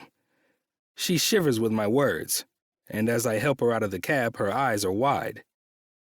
Oh, my senses, she says, and then instantly starts giggling like crazy. Cute. I wave off the cab as I put an arm around Gabby's waist, helping her to the entrance of my apartment and tossing the empty water bottle into the recycling bin. You said you have theories about why you've never come. Of course I do. Well, what? Elephant my ass. She can barely stay in this conversation. Thankfully, her steps are less wobbly, be it from the water or time, I don't know. Despite that, I hold her, liking the feel of her little body pressed to mine. What are your theories? I press the number 17 to get to the floor of my apartment before the doors close, caging Gabby and me in the small box. Oh, she looks up at the digital display, watching the numbers go up with each floor. My brain is broken. It's not my body. It's my brain. I'm sorry. It never stops. She pauses, but I don't feel the silence. This is an interesting development. Does your brain stop? She asks, looking at me. This is the slowest elevator on the planet, so I have time. I turn her to me, pressing her chest to mine, wrapping my arms around her waist. Yeah, my brain stops, especially when you're around, it seems. Is it ever quiet in there? She asks, reaching up and tapping my head. Yeah, kitten. My mind gets quiet. Yours doesn't? Never. The word is a whisper, a quiet, embarrassed term. You can't focus? She scrunches her nose, neither a confirmation nor a denial. On coming. You can't focus? Because your brain isn't quiet? I get close. I get really close. It feels nice. And I think I'm almost there, and then my brain moves to something else. Like, what's for dinner? Or if I remember to shave, or if I should be doing something different. And I lose it. This is the most coherent I've seen this woman, which isn't saying much. I wonder what she'll be like in the morning, once the liquor has worked its way out. Have you ever told anyone that? My parents. Teachers. She waits. I have ADHD. Got that, kid, I say with a smile. Doctor, remember? She smiles back. I meant to partners. Have you ever had this conversation with them? She shakes her head. No way. That's embarrassing. I'm only doing this because I'm drunk and my filter is gone. In the morning, I'll hate myself. She tries to turn her head away from me. Hey. Stop. No. My hand goes to her cheek, turning her face to me. God, her skin is soft. Never be embarrassed about something that makes you you. A blush forms on her cheeks and it's gorgeous. I just asked because that's good information to know. There are things we could do to get you over that. Now, why did I say that? We could do. We? She asked. Somehow, despite her state catching my slip, her face hopeful. I don't answer. Her eyes still locked to mine, the elevator making its slow climb. Will you kiss me? Her words are a whisper, and she looks at me with those big brown eyes. Gorgeous eyes. Eyes that, despite her words and her fire, hold innocence and trust and admiration. I hate what I have to do next. No, kitten, I won't be kissing you. Not tonight. Her face falls. Why not? Because when I kiss you, I need you to remember it. Those eyes go gooey and soft. When you kiss me? Oh yeah. When? I say, my breath grazing her lips with my words. And at that moment, I want nothing more than to kiss her, to say fuck it and kiss her even if she's beyond gone, which goes against my moral compass. But the elevator dings and the door is open, having reached my floor. Saved by the bell. Come on, you. Drink this, I say, handing Gabby a glass of water as she sits against the wall next to the toilet, eyes closed and head back. I wonder if she might have fallen asleep, but one pretty brown one opens up to glare at me. I wasn't wrong when I said she'd get sick. I spent the last 15 minutes holding Gabby's hair, rubbing her back and swapping out cold washcloths as she brought up everything in her stomach. It wasn't much, mostly liquor and then bile as her body fought to get out any remaining toxin. Thankfully, I'm pretty sure she avoided alcohol poisoning. And these, I say, handing her a handful of saltine crackers. She looks at me, face still green, hair in a scrunchy VV left here. No, thank you. Her voice is low and hoarse. Didn't give you a choice. I shake my hand. You're bossy. I'm a doctor. Does that mean you have to be so bossy? She asks with an annoyed look. The drunk seems to be wearing off more, especially with the liquor out of her stomach, but a crankiness is creeping in. How fucked in the head am I that I find it cute? So fucked. When it comes to health, yeah, it's literally my job. She grabs the square crackers from my hand and munches, sipping the water. Slow. Another glare from her and another smile from me as I settle on the floor across from her. What did you eat today? She cringes. I think it's at the thought of food, but when she avoids my eyes, I know it's something different. Gabrielle. God, you sound like my brothers. Or my dad. What did you eat? Mozzarella sticks. What else? Silence. Are you telling me all you had for dinner before going out and drinking was mozzarella sticks? There was marinara sauce. Yeah, that's really gonna absorb the liquor. Jesus, Gabby. Did you have breakfast? Her fingers tug at the hem of my shirt she's wearing. It looks good on her. Too good. No. Her voice is low and quiet. Why not? I forgot. You forgot to eat breakfast? She pauses, and when she says her next words, I can tell she doesn't want to admit them. And lunch. Jesus, how do you forget to eat?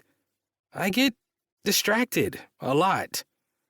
I can't, my mind, it wanders. Remember? I do. And I know that's normal for people with ADHD.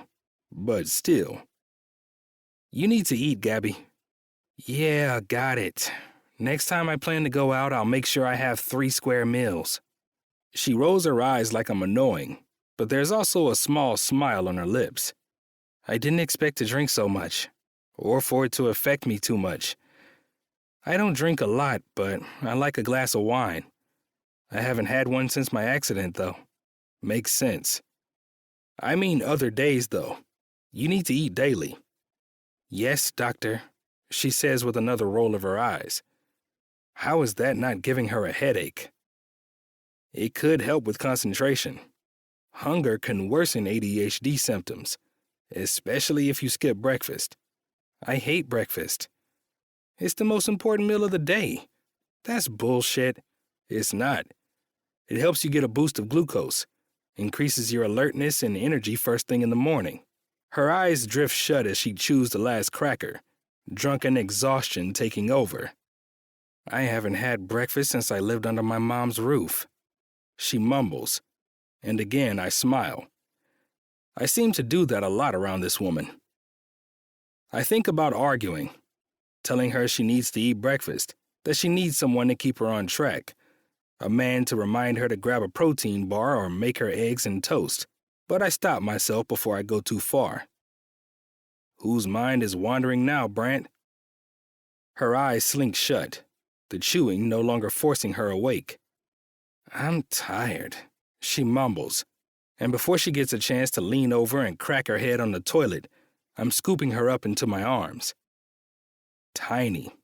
She's absolutely tiny. Then let's get you to bed, kitten. And with that, she nuzzles into my chest and falls asleep before I can tuck her in. 12. Gabby. When I wake up, the bed smells like cologne and dryer sheets, the kind my brother Dom uses on Sam's clothes. This is not my brother Dom's bed, though. I carefully open one eye to take in my surroundings and shut it quickly, the sun near blinding me. Nope, bad idea. Terrible idea, even. And this is definitely not Dom's bed. The sheets are crisp, the comforter an immaculate white. And it's huge. I test this theory by stretching out my arms and legs, trying to find the edge. I can't. This isn't necessarily strange since I'm short, but this bed is much bigger than what I'm used to. I roll once to the left and can finally touch the corner. I lie there for another minute, adjusting to being in the land of the living and taking in the world around me. Moving my arms again, I feel nothing. No warm spot, definitely no additional body. I think the other side of the bed is still made. Good news. My hands run down my body. I'm not in the black miniskirt and cami from last night. Bad news. No bra, but a soft oversized t-shirt. No pants, but my own panties are on. I'm pretty sure they're mine at least. I put the blanket over my head and crack an eye carefully to check. Yep, those are mine. Good news. My feet are achy, which makes sense since those heels I shoved them into last night are the furthest thing from comfortable. Nevertheless, my mind continues, noting every inch of my body. I don't feel sore between my legs. I'm pretty sure if I lost my virginity, I'd be at least a bit sore, right? I really hope I didn't and then forgot. I don't normally forget things. I have a killer memory, except for things like doctor's appointments or why I went into any given room at any given moment. I'm like an elephant. Then it comes back. I remember telling someone that last night. Telling someone that I found Dom sneaking in a drunk girlfriend when I was 9 and using it against him. Vic. Hot doctor. It all comes back to me in a rush that has me burning from head to toe with embarrassment. Not eating all day and then drinking way too much. Considering I haven't had even a glass of wine since my accident. Dancing. Vic being there.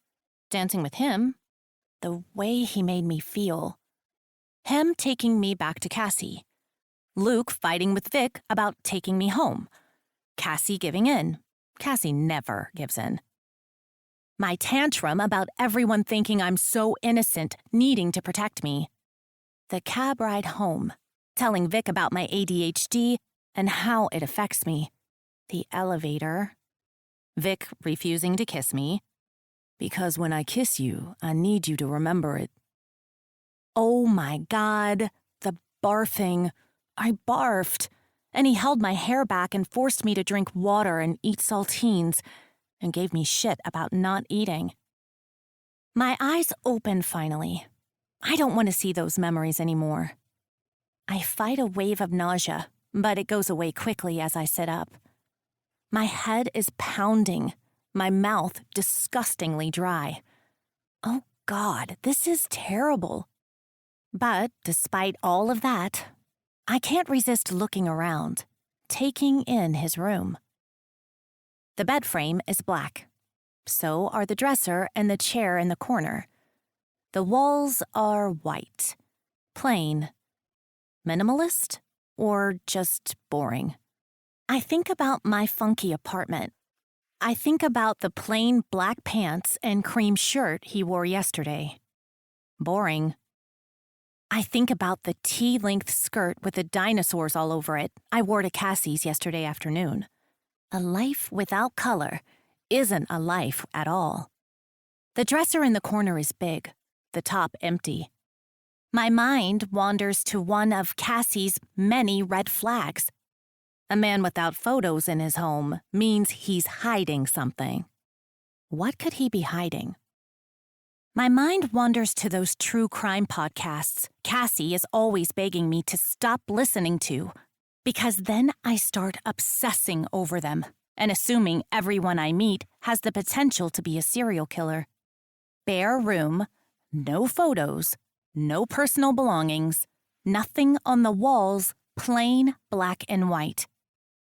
Oh my God, he could totally be a charming serial killer, a Ted Bundy, or a John Paul Knowles. Without my mind's approval, my body shifts so my feet are dangling over the edge of the surprisingly high-up bed. When I stand, the shirt drifts down until it's almost to my knees, and I giggle a bit, twirling like a little girl in her mom's dress. Focus, Gabby. Potential serial killer alert. I look around. There's a plain black nightstand where my phone blinks with messages. Okay, good sign. If he was going to kill me, I doubt he'd give me my phone. Tiptoeing to the dresser, I open the top drawer. Underwear.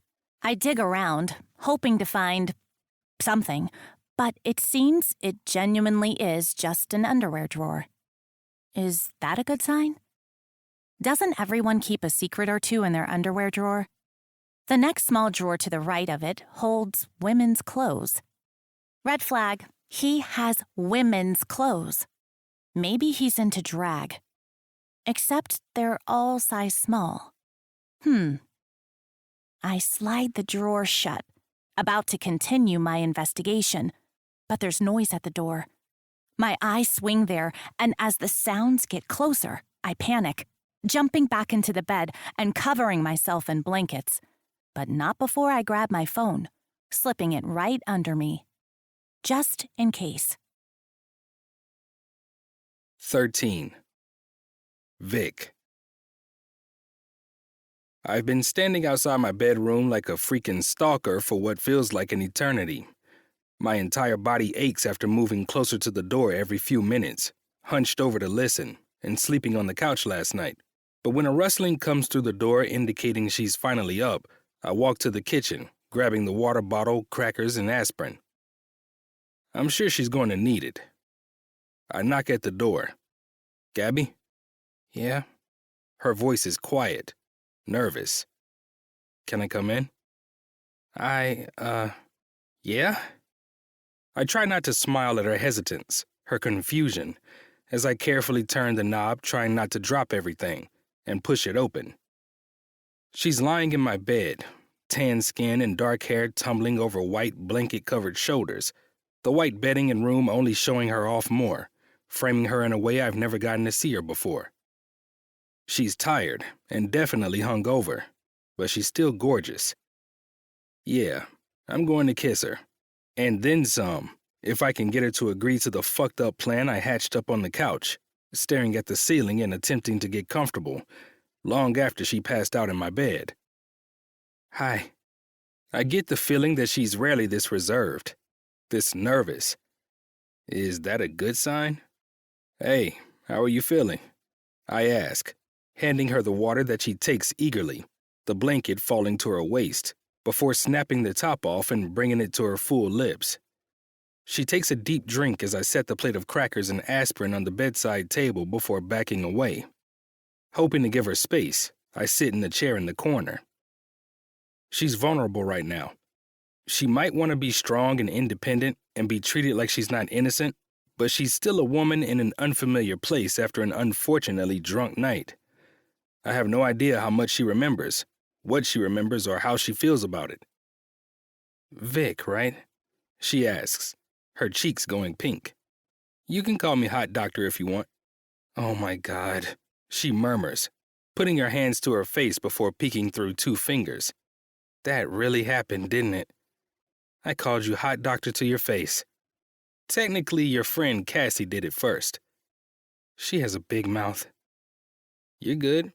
It was a compliment. Happy to know you remembered me after all of that. How's your wrist, by the way?" She looks at me confused. Seems to have healed well. She turns the discolored wrist to look where a small pink scar is. It will fade, but she'll always have that reminder. If nothing at all, it will be a hilarious story. "I got the cast taken off early this week." "I know. I checked your file." "You checked my file?" I shrug, avoiding the answer, and tipping my head toward her. "Take those. I'm sure you have a headache." She looks at the plate. "What are they?" "Aspirin. And crackers." How do I know you're not drugging me? The question comes, and I don't think she thought about it much before saying the words aloud, since her eyes go wide with shock. "You want the bottle? I also have one that's unopened. But I'm a doctor. If I drugged you, you could get my license taken away." "If you didn't kill me first," she says under her breath, and I laugh out loud.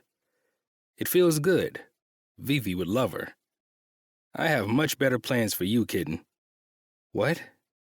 Her eyes are wide, and if I'm not mistaken, a memory resurfaces, a memory of our conversation from last night.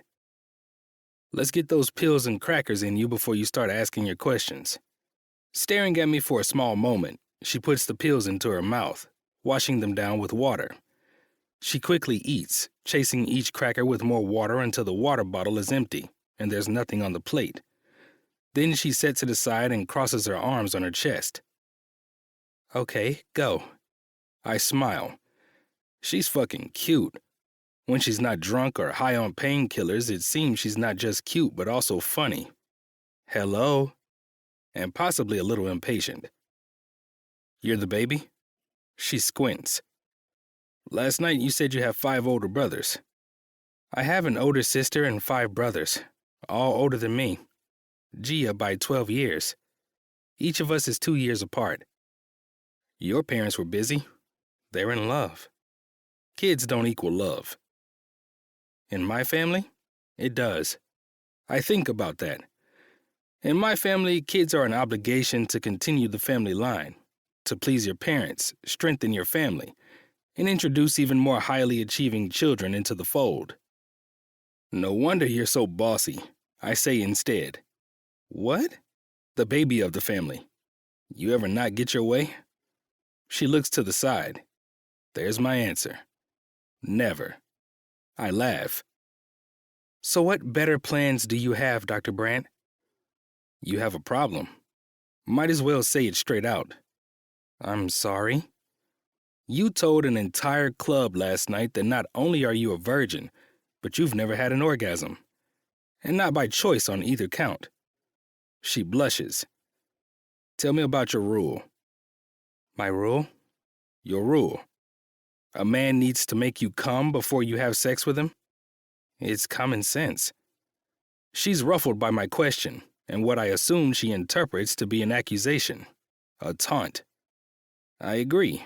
Her face screws up with disbelief, nose crinkling and eyebrows coming together. "You do?" "Well, yeah. Virginity isn't precious. Not in real life. It's not even really a medical condition, just a status. Maybe in a society obsessed with purity culture, it's precious and guarded, but in real life, it's nothing. But you've been taught it's special your whole life. At the bare minimum, you should be made to feel good when you give it away. She glares at me.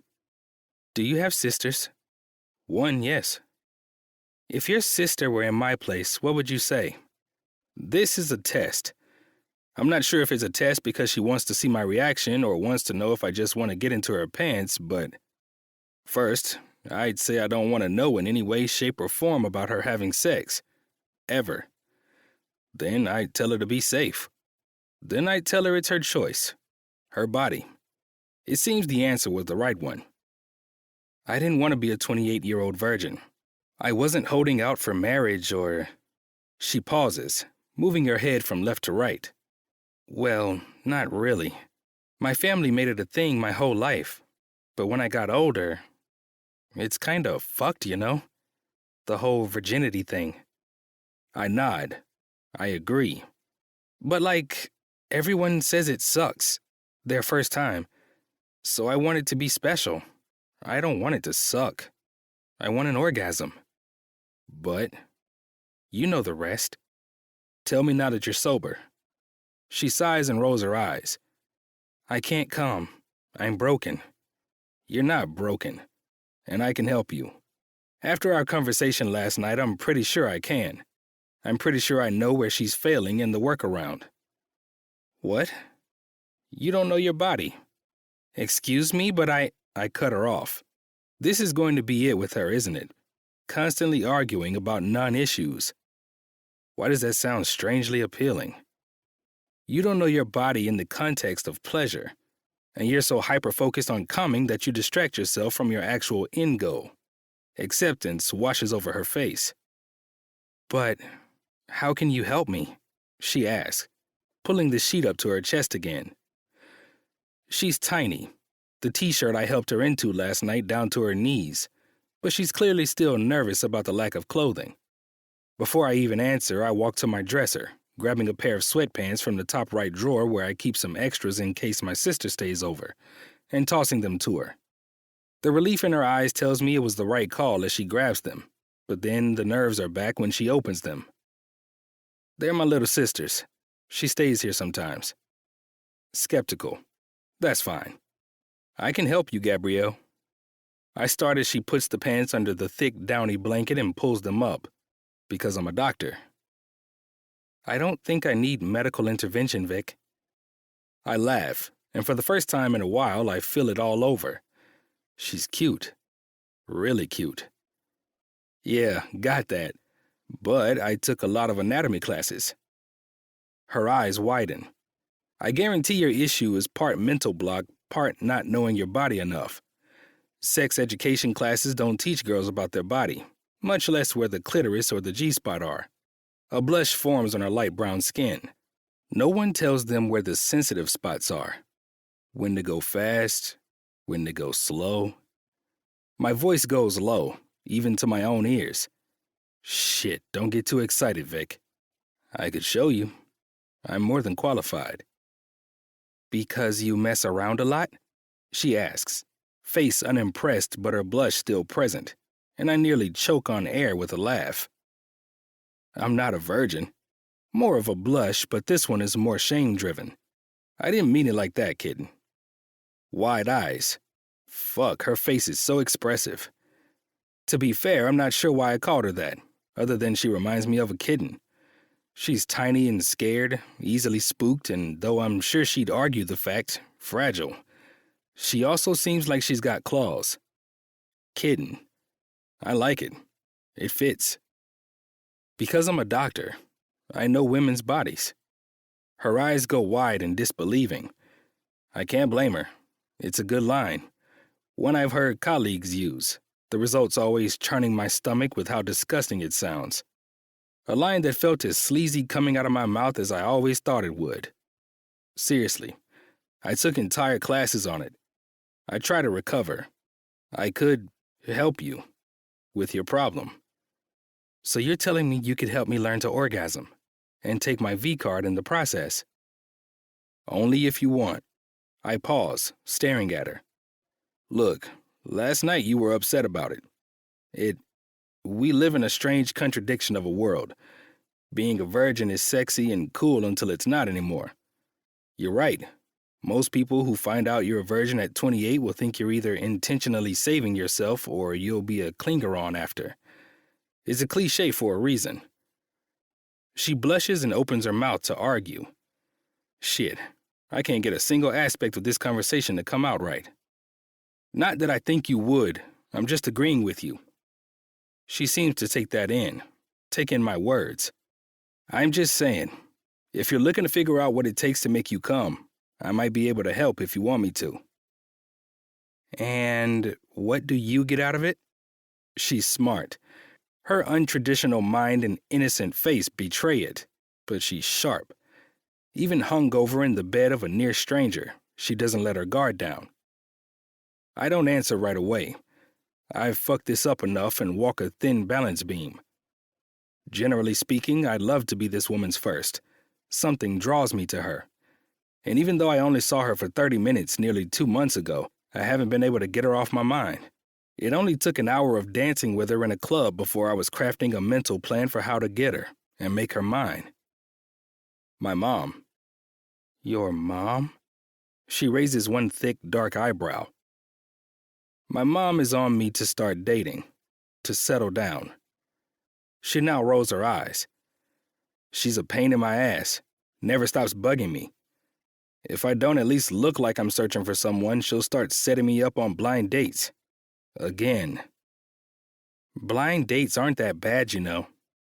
Yes, the matchmaker that curates blind dates. That's my in. It's also the perfect cure. The fact that these stars are lining up, the fact that Vivi was just talking to me about her business, has to be a sign, right? A sign that this is the path I should take? Hopefully it's not just my dick talking, because I'm going for it. They are when they are with the perpetually unwed daughters of my mom's mahjong friends. Her head tips from side to side like she's agreeing in her mind, but doesn't want to say it aloud. Look, I'd help you for free. No strings. You're gorgeous, and I love... I pause, smiling at her. It's the smile I use on the nurses when I need a favor from them. A challenge. It wouldn't be a burden for me, kitten. But if you want to even out the scales, get me through your blind date shtick. You need to date me, right? That's how Ben said it works. You date me a few times, get to know me, make sure I'm not a douche, and set me up on blind dates, right? I mean, yeah, in theory, but look, my mom is getting itchy. I need the blind dates to end. My sister told me she was planning my non-existent wedding with her friend the other day. I'm desperate. Gabby shivers, eyes wide. It seems she gets the direness of my situation. If I tell her I'm working with a matchmaker, she'll back off. It's the perfect fix. Except that's not my job. My plan comes to a screeching halt. What? No, this needs to work. It's actually perfect. I'm Cassie's assistant. I don't do the dating. I just organize things. I see the statement for what I'm sure it is. A diss to herself. I'm supposed to start training soon so Cassie can have more free time. The business is growing fast with lots of happy couples and word-of-mouth referrals. But she's only one person and about to be a newlywed, so you're getting a promotion. Kind of? She stares into the room, eyes locked somewhere on the wall. But she's not here. She's nervous about that new job addition and what it will entail. You're anxious about it. The promotion. I'm not nervous. I'm weird. No, you're not. I feel inexplicably defensive over this and the fact that she feels that way. You barely know me. Know you enough. You're not weird. You're sweet. You're Gabby. Why do I feel a sudden urge to knock out anyone who has ever made her feel like she's weird or different instead of beautiful and intriguing? Spend a whole day with me and you'll think differently. A self-deprecating laugh accompanies it as she stares at her hands, playing with a loose thread on the comforter. Gladly, she blinks, shakes her head, shifts in the bed. It makes her uncomfortable, the focus being on her. She grazes over it by continuing the conversation. Whatever. Anyway, I'm nervous I won't be good at it. It's not my thing. people, that is. Cassie's great at it. I don't know. People's love lives are on the line, you know? I see the shift in her. She's about to go on a tangent. I sit back and smile. I hope this is normal for her because it's fucking cute. Okay, so the women coming to Cassie, they've tried all the things. The swiping and the blind dates and the setups from friends. They pay Cassie because they're tired of it and losing faith. They're tired of getting fucked over. Tired of being disappointed. She looks at me, waiting to acknowledge that I understand where she's going. So they come to Cassie because they're on the verge of giving up, and Cassie helps them. It's what we do. Find love. Make it work. Find that forever kind of love they can rely on and not have to worry that someone has some hidden, shitty part of their personality. We help people find forever. The kind of forever they can rest knowing isn't a facade. She stops, contemplating. I mean, for a while there, Cassie just thought she was helping women avoid major red flags, but that everything would eventually end because she's a big old pessimist and her family is the freaking worst. I don't know how such a good person came from those assholes, you know? She stops talking, waiting for my confirmation. I nod in agreement, though the only time I've met Cassie was in passing last night while she was drunk, and I was wrangling Gabby. Anyway, people who come to us they're fragile. Cassie is amazing at her job, at finding red flags. Red flags? Oh yeah, that's Cassie's specialty. She finds red flags. All of those little things men do that hint at their true self. Cassie finds them and decodes them and decides if they pass or fail. The guys who pass with just little ones, like pink flags, because everyone technically has a few red flags, they get added to Cassie's X-Files. So a file of exes she's dated? I'm getting it, I think. Yes, exactly. So she's good at seeing red flags. I'm not bad, but mostly because I take excellent notes. Notes? Oh yeah, I have a list of like 100 red flags Cassie has pointed out since I started working for her. It's nuts. Some things she tells me sound totally fine on the surface, but once you dig in, you're like, wow. Yeah, totally a crazy red flag. I'm intrigued. I don't think there's a man alive who wouldn't love to read that list, to get an insight into little things they're doing to raise the alarm. Like what? Girl's clothing in his house? She smirks at me, raising that eyebrow, taunting. I told you they're my sister Vivian's. You can call her to confirm. I reach in my pocket, ready to grab my phone, but she rolls her eyes and waves her hand. I'm not worried about your flags. We're not dating. What if you were worried about my flags? What? Look, I need to give my mom hope that I'm looking for a wife on my own time. I work a ton. I don't feel like going on a million dates when I'm not working. But if I told my mom I'm working with a matchmaker, she'd back off. I'd buy myself at least 6 months apiece. The more I think about this, the more I think it's genius. So you want me to date me, vet me, whatever you'd be doing for Cassie. I could be your test subject. Nothing is on the line with me. And in exchange, I'll help you come. Her eyes widen. As I said, I'd do it free of charge, but I think you're the kind of person who needs things to be reciprocal. She nods. I knew it. And when this is done? When this is done, we'll see. Maybe if it's a good fit, I'll have Cassie set me up. Either way, it will buy me some time without my mom breathing down my neck. I love this idea the more I tell Gabby about it. It's genius, really. I don't know, Vic. This all feels very icky. My back straightens. Icky? Yeah, icky. Creepy crawly. What part is icky? I can't believe I'm saying icky this much. The exchange part? Like it's a purchase or something. Friends with benefits. What? I like you. You're sweet. You're a blast when you're drunk and that filter you have a tight hold on falls. We're friends. I'm helping you with your issue and you're helping me with mine. She pauses, nose scrunched like she's still not sure. God, she's cute. God, I want this to work. If it's too much, if at any point you feel like it's feeling wrong, we stop. Stay friends. Your best friend is marrying my best friend's friend. Chances are we'll run into each other in the future. Well, what happens if you're a total dick? I laugh. What? If you're a total dick? Like you said, I'm probably going to see you occasionally.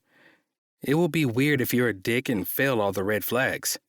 For one, if I'm a dick, I think Luke would hunt me down and wreak his revenge. She mulls on this thought. And two, Ben would too. He's a good guy. If he gets wind I'm a shithead to sweet women, he'll probably be cornering me in an alley and giving me his thoughts too. Great, just what I need. What? I have 5 older brothers. I need more like I need my dad to know I'm negotiating my virginity away. Yeah, well, you've got it. Another roll of big brown eyes before her hand tries to run through her curls but gets stuck halfway through. It takes everything not to smile at her frustrated glare as she looks up at her hand like it betrayed her somehow. So, what do you say? About what? About our deal. I help you come, prove you're not broken, and you help me avoid blind dates for a bit. She stares at me for a long moment, taking me in, reading me. Despite her concerns that she won't be good at vetting the men her boss has her dating, I can already see she's good at it, a good judge of character and intentions. For a split second, I panic she'll say no. Legitimate panic washes through me. What the fuck? But then, before I can open my mouth and say something stupid, say something to convince her to agree, she smiles. It's big and beautiful. It lights up her entire face, full cheeks pushing into her eyes, black mascara smudges beneath them. Then she sticks out her hand. We've got a deal. Fuck, she's cute. Fuck, this is going to be fun. Instead of saying anything, I move. Walking over to her, I reach out my hand, grabbing hers where I pull, tugging her up and to me until her feet are on the ground, the sweatpants magically fitting. The shirt covers nearly every inch, though, going to her elbows and down past her ass. Something about the look sets off something primal in me, seeing her in my tee, how big it is on her. Shit, I sound like a cliché. You wouldn't kiss me last night. Nope, I say, our lips near touching now. Our breaths mingle between us with tension so thick I think I could dip my tongue out and taste it. Why? I wanted you to remember it. Remember it? Yeah, kid. The first time I kissed you, I didn't want there to be even a single chance you doubted what was happening between us. She stares, long and hard. Even then? Her words are whispers but confusing. What? Even then. Last night. You wanted to kiss me? This girl is cute. I smile and chuckle, my breath playing on her lips. Yeah, Gabby. Fuck. I think I wanted to kiss you when you were babbling about toothbrushes and signs. Her breath stops, but mine doesn't.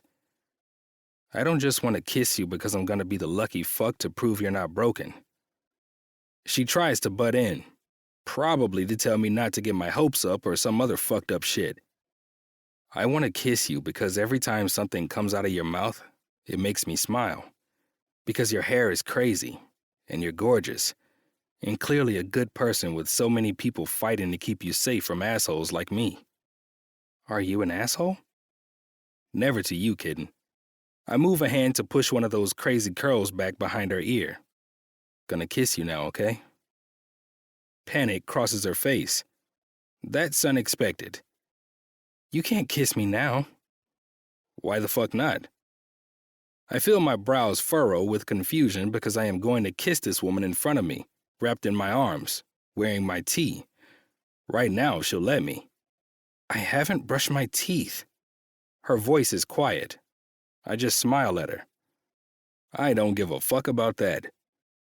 And then I moved a fraction of an inch forward to press my lips to hers, gently, barely a graze, a simple press, a test. Then her tongue dips out to taste her lips, to taste the imprint mine left. As it does, her tongue grazes my lip. That does it. I part my lips, tapping my tongue to hers, her mouth opening to me as I move to deepen the kiss, to turn it into something so much more. More than anything I've ever experienced. She's not hesitant, as I'd expect, not innocent or shy. Instead, her leg hitches up to wrap around mine, grinding onto me as I nip her lip, my hands pulling up the shirt until I can touch the bare skin of her lower back. So fucking soft. A mew comes from her as my other hand moves up into her hair, tangling there. And then she breaks the kiss. I bet my hair is a mess right now. I stop all movement, confused. What? My hair is probably ratty and knotted. I bought this new shampoo, but it's making my hair super tangly, so I need to get a new one, but every time I'm at the store, I forget. My hand moves against her scalp, caught in her crazy mess of curls. It is a mess, but in a pretty way. A way I like a fuck of a lot. But why the fuck is she talking about shampoo while she's dry humping me? Is that what's on your mind right now? She blushes. I mean, not really. I mean, yes, but not on purpose, if that makes sense. I mean, of course it doesn't. It just popped in. If I don't say it out loud, my mind goes off with it. She tries to hide in my chest, but I stop her with my hand in her hair, tightening just a bit to keep her still. Instead, she just looks down between us. She's embarrassed. There's no need. It's becoming evident I find everything about this woman unbearably adorable. I am so fucked. Is that what happens when you're trying to come? The blush spreads to the tips of her ears, and she nods, but my hand once again keeps her from hiding. I don't mean it to, but I can't help it. I told you, I'm broken. You're not broken, kitten. You've just never found a man willing to work for it. Telling you right now, that man is me. And my job is lined up for me. 14. Vic. For once, I'm grateful for my nosy, intrusive mother, since I have a bag of bagels from the bagel shop I love, individually wrapped and frozen in my freezer, thanks to her. She thinks if she doesn't stock my fridge, freezer, and pantry, I'll starve to death. Just another reason she believes I need a nice little wife to keep me in line, make sure I get home in one piece each night, feed me, and of course give my mom lots of grandbabies. But at this moment, I'm grateful as Gabby sits across from me, chewing on one with butter and a cup of coffee. Despite my perpetually empty fridge, I always seem to have butter. It doesn't go bad the way cream cheese does. The only thing I can almost always be counted on to have that isn't expired is cream for my coffee. But as she chews, her face gets contemplative, distant. She's thinking. Her mind is wandering. I've been in a mostly sober Gabby's presence for nearly 2 hours, and I've seen this face at least 10 times. Sometimes it accompanies a distracted look for a few minutes, clearly exploring some random idea in her mind. When those are done, she usually does a slight nod to herself, like she's satisfied by the answer she came to on her own. Sometimes she asks me a question. About me, about my apartment, about medicine. None of them on the topic at hand. Clearly just something her mind stumbled upon and she needed to ask. I love her mind already, finding the way it works fascinating. This face is new, though. This reaction has her eyes drifting to me, full of hesitance. Why? So... She pauses, moving around seeds from the bagel that fell to her paper plate. She shifts in her seat, uncomfortable. Interesting. But she doesn't finish the thought, eyes moving from me to her finger to me and back again. So... Her eyes stop on me before she sighs, building up. The confidence? For what? I'm not sure. So, like, you want to fix me? You're not broken. She rolls her eyes. Whatever. You're not, Gabby. You're just different. Great, even better. It is. I'm not lying. I've had my fair share of women. Women who fall over me, know what they want, see an expensive apartment, hear doctor, and ask for the moon. Gabby is not that. Whatever. So you want to help you. Another eye roll. Those chocolate brown eyes rolling back in clear irritation. I can't hide the smile it brings. In fact, I think I've smiled in her presence more than I have in the past 2 years combined. It's not that I'm not happy or don't show it on an average day. I am, and I do. But because she just makes me smile. A lot. You want to help me? I nod, circling a hand to prompt her to continue. You want to help me with my problem, with your seeming inability to orgasm, and my virginity. Let's get past this hurdle first, okay? She stares at me, blinking. I expand. First, I'm going to make you come. Then I'm going to make you comfortable with coming. And then I'm going to make you come on my cock, Gabby. Those are the steps. Got it? She blinks again, but it's accompanied by wide eyes, parted lips, and increased breathing this time. Shallow, increased breathing. Shit, this woman is responsive. How the fuck has no man been able to make her come? I stare at her and smile until she collects herself out of the dazed state. Okay, so how does that work? She asks, shaking her head. What do you mean? Are you gonna, finger me after we eat? I can't help it. I choke on the coffee I had just taken a sip of. Oh my God, are you okay? Her eyes are wide as I cough to clear my airways. Shit, are you choking? God, this will be a fun one to explain. I killed a doctor because I asked him when he'd be fingering me and he choked on coffee. And I couldn't remember those first aid classes they forced me to take in high school because the dummy was creepy.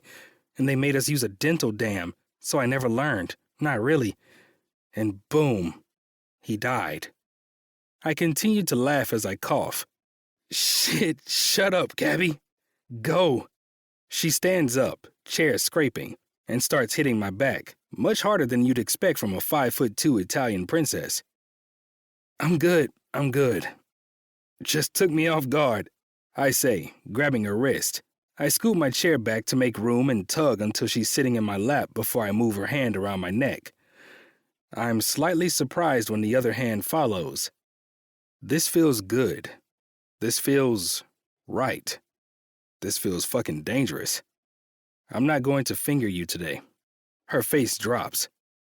Oh, are you just gonna, rub it then? Is that where I've been going wrong? I guess that makes sense because that one time in the shower, it was just, water pressure and no, you know. She looks at me and whispers the next part like she's embarrassed others will hear in my empty apartment. Penetration. I have to fight a laugh. No, kitten. I'm not going to rub you either. As tempting as it is, I'm not doing anything with you but feeding you and taking you to your friend's house. But you need time. A day, 2 at least. You need to decide if you want to do this. Last night you were drunk. This morning you're hungover. Even though you don't see it as such, this is an important decision. As much as I would love to make you come right here in my lap, I won't. Her body shifts. I mean, I'm sure. Trust me. I think I'd really like that. I smile and shake my head. Her body shifts again, and fuck if my own isn't responding. Her eyes widen, and the look is so delicious. Every time she does it, it's like she's shocked I'm attracted to her.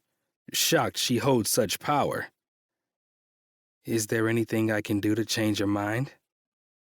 Her voice has dropped now, going sultry, her body relaxing and wiggling again. this time with intent. I hesitate, not wanting to admit that yes, she could very easily convince me if she just kept that up. No, Gabby. Why not? I just told you. Look, I want this, but I want to do it right. You're going home tonight, and you're going to think about it. You will text me no earlier than tomorrow morning to confirm our arrangement. This arrangement will be you interviewing me for your boss to get my mother off my case, and me helping you to orgasm, teaching you about your body. This is important though, Gabby. I don't want you to just do it. Do you understand me? I won't be a regret you look back on. She stares at me, the heat melting into something still warm, but in a different way. Warm and sweet like honey. It melts through me, the feeling pleasant. I could see that feeling becoming addictive. So you're going to text me when you've thought it over, not a second earlier. I want you to really think, Gabby. And once you do, you text me. Then we'll set up our first date. A date? Consider this lesson 1, kitten.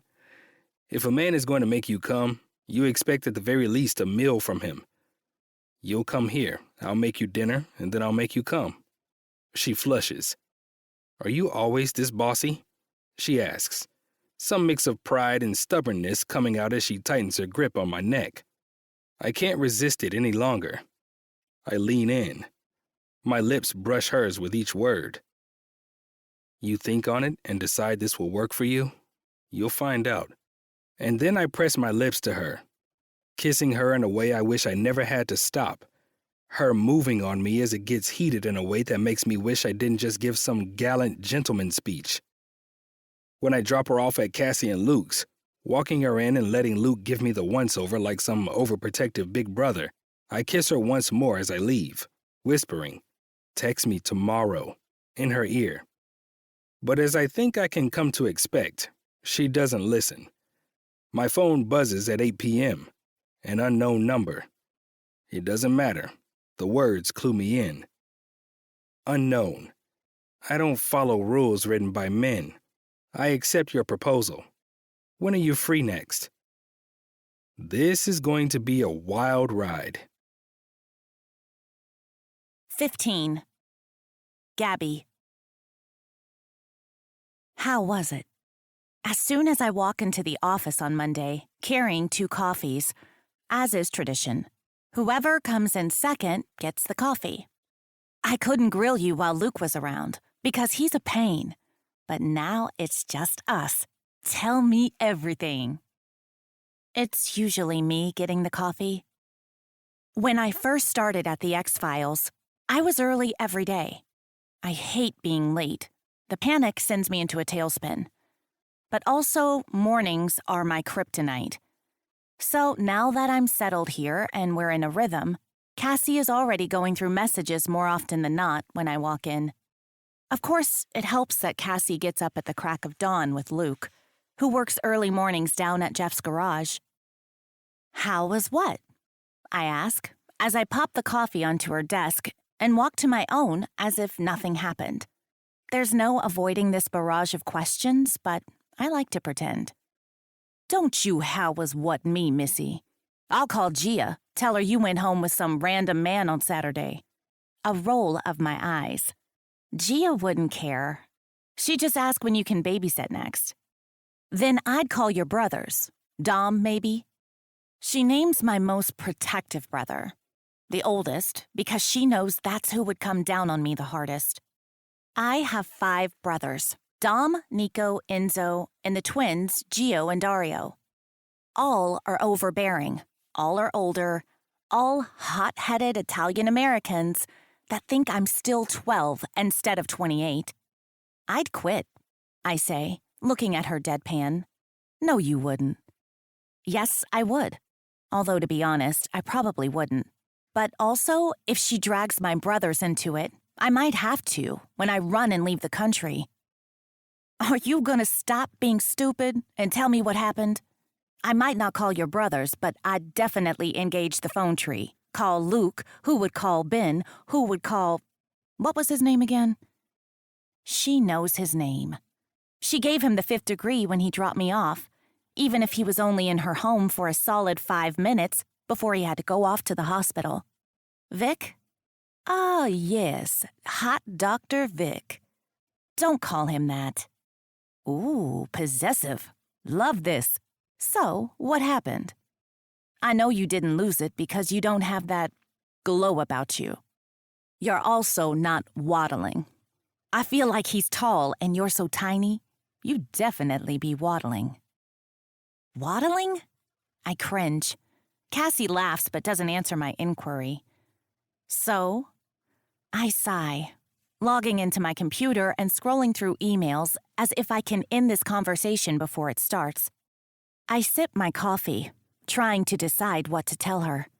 But that entire plan gets derailed when the email in my inbox blares at me and I spit coffee on the screen.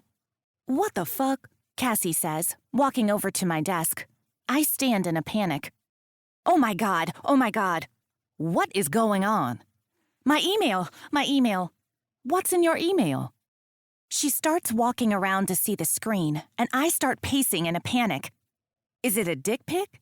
Did a potential client send a dick pic? Oh my God. Ew. I can't even focus long enough to laugh or gawk at that prospect. I can't believe my work email, and he... Oh God. Gabby, what the... And then she stops at my desk, her eyes scanning the screen. And then she sits her ass in my chair, leaning forward to read like she's 3 times her age and forgot her reading glasses. You're gonna fuck the hot doctor, she says with a screech, leaning back in the chair so quickly it nearly tips backward. I stop moving and glare at her, but she's already looking back at the screen. And match him? My head looks to the ceiling. It has those weird panels that they move over in scary movies or thrillers for the bad guys to escape through. I wonder if I could do that. Avoid this conversation. Gabby, I'm not fucking him. Yet. He's gonna try. He's going to try to make me come, and then if he can, he's going to fuck me. Same difference. It won't work. I saw that man, Gabby. If anyone can make you come, it's gonna be him. And isn't that part of the problem? Because what happens then? If he tries, if he fails, what then? My mind doesn't get the time to stop there and panic. Cassie's already talking. So what? He's gonna give it a college try? I have no idea what's happening. You're the one reading the email. I only got in a few lines before my mental meltdown occurred. Ahem, she says, leaning back to read aloud. In another universe, I'd blush. I'd push her out of the chair, delete the email, and run down the stairs screaming. I'd never come back because I'd move to Mexico and learn how to make friendship bracelets and sell them at the smoothie shack I'd end up working at. But then I realized I hate smoothies, and my hair hates humidity. And I might have failed geography, but I'm pretty sure Mexico is humid. So instead, I sigh, and I sit on the edge of my desk while she reads the email aloud. Dear Gabby, I hope it's okay I'm sending through this email. It's the only one I could find, and this didn't seem like a thing to send via text. As per our conversation last weekend, I'd like to set up a time to enact part 1 of our deal. I feel dinner would be a good start. That way you can ask some of your questions for the matching aspect and calm down a bit. I need your mind clear for what I'm going to do to you. Heat flashes through me, but it's not entirely embarrassment. A different kind of heat coils in my belly. Cassie uses a hand to fan herself as she looks over at me. Jesus, girl. Hot and he wants your mind clear? The blush takes over my face, burning deep into my bones. Please send over your schedule, and I can compare it against mine at the hospital. Also, please run this by Cassie. I don't want you to get in trouble with her. Her eyes shift to me again. Oh, it's been run by me, and I so approve. Her eyes scan the rest of the message, mostly dates and times. before he signs off with a strangely formal, "Sincerely, Dr. Brandt." "So, you're matching him?" The noise is half question, half accusation, and I feel the urge to cover my face and hide from this inquisition. I don't, because that would add fuel to Cassie's fire and send her on a rampage. It's best to sit back and let it pass. "I need to talk to you about that." "Yes?" "What?" "Yes?" "Cassie, you don't care. Vet him. It's perfect. Way more comfortable than the normal 2 dates, so you'll feel more confident when I throw you to the wolves for real. I told you, I need someone to help take on some of the vetting. I can't spend every night dating other men and never my own husband." The word makes her eyes go dreamy, and I smile. I love this for her. "I didn't mean to offer without consulting you." "Babe, I trust you. Trust your opinion." I sigh before telling her the other half of what I assume she's figured out. "We have a deal." "Got that. What is it exactly?" I feel the blush burning. It felt crazy when Vic and I were having the conversation, just the two of us. It felt crazier once I was back at my place going over his proposition again and again in my mind. Even crazier when I hyped myself up on the drive here to ask Cassie. But now, standing in front of her and having to say the words out loud, I try to remind myself that Cassie met her fiancé when she mistook him for roadside assistance and yelled at him for taking too long, then agreed to date him temporarily while she vetted him, so he could be her date to her father's wedding. It was as messy as it sounds, but it turned out well. My romance-addicted mind quietly hopes that maybe mine will turn out just as well. Nope, no, can't go there. I spill before I can sit too long on that. The scales need to be balanced. She nods, knowing me, understanding me. She's not much different in her need for things to be even. So he's going to help me. Well, see if he can at least. Is he going to fuck you? He's going to teach me about my body. He's a doctor, after all. And then, because we can, and the situation I've gotten myself into truly is laughable, we both giggle at the idea. And then if he, succeeds, well, you know. Okay. And in return, Cassie has her boss lady face on, and I'm half shocked that she doesn't have a notepad in front of her, writing one of her pros and cons lists. So, his mom keeps trying to set him up with the single daughters of her friends. Cassie cringes. This is a theme we've heard a lot in clients. Many women, and now men, come to Cassie because they think taking their dating future into her own hands is better than dealing with nosy parents. Exactly. I don't know if he just doesn't like the options or if he's not ready for it, but he wants some breathing room. Another nod. So, he's going to tell his mom he's working with a matchmaker and buy himself some time without her bugging him. If he passes the vetting, he said he'd be open to being matched.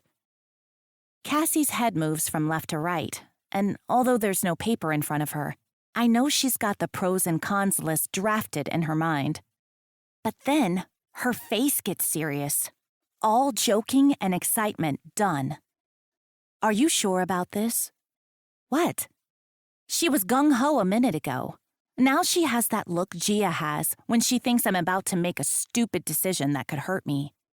This, you and Vic, are you sure? Gabs, he's got red flag written all over him. Jesus, that man could be a model for red flags on sight. Tall, dark, handsome, cocky, panty-dropping smile. I know. Exactly. You could...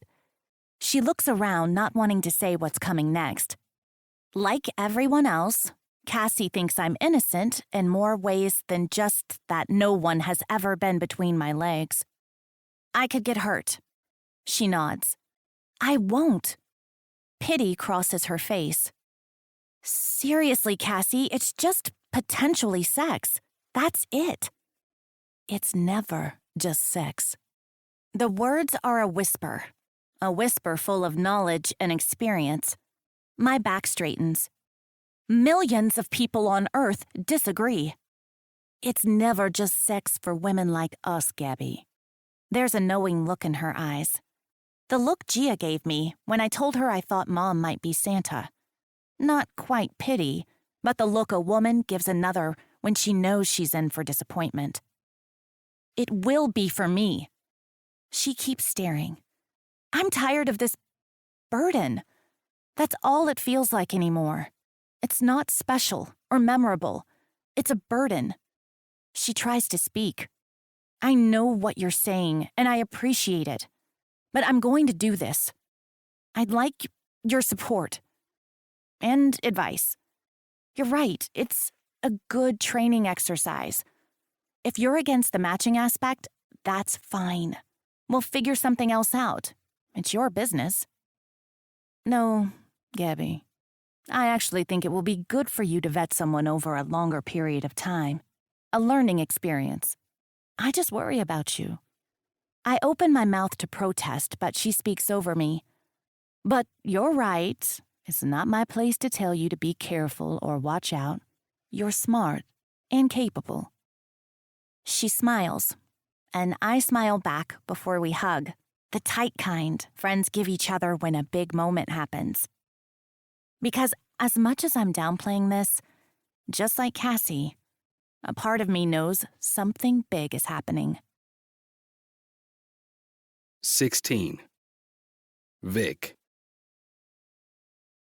Everyone has a friend who will pick at you to put you in your place and attempt, keyword being attempt, to help you think rationally about the world.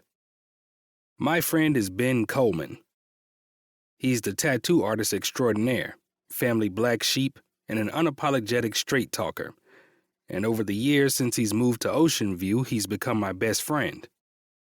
I hate to say it out loud because it makes both of us look terrible, but when the tall, dark, and objectively handsome brown doctor and the broody, tattooed, motorcycle-riding guy go out together, we get our pick. Whether we cash in on that pick is another story. That's why when my phone beeps with a text from Gabby, I know I'm in for it. There is no way that Ben will let me breeze right past what happened last Saturday and roll right into her joining us for drinks without giving me some shit. As I walk to the bar a few blocks from my apartment, warm summer weather and sea salt scented air clearing my mind, I had sent her a text. Vic, headed to Soul and Sal to meet up with Ben. Want to meet us for a drink? I don't know what made me send it.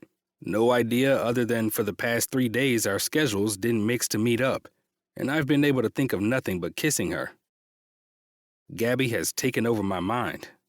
Talking to her, the strange but endearing way her mind jumps from topic to topic, the way she is unabashedly herself.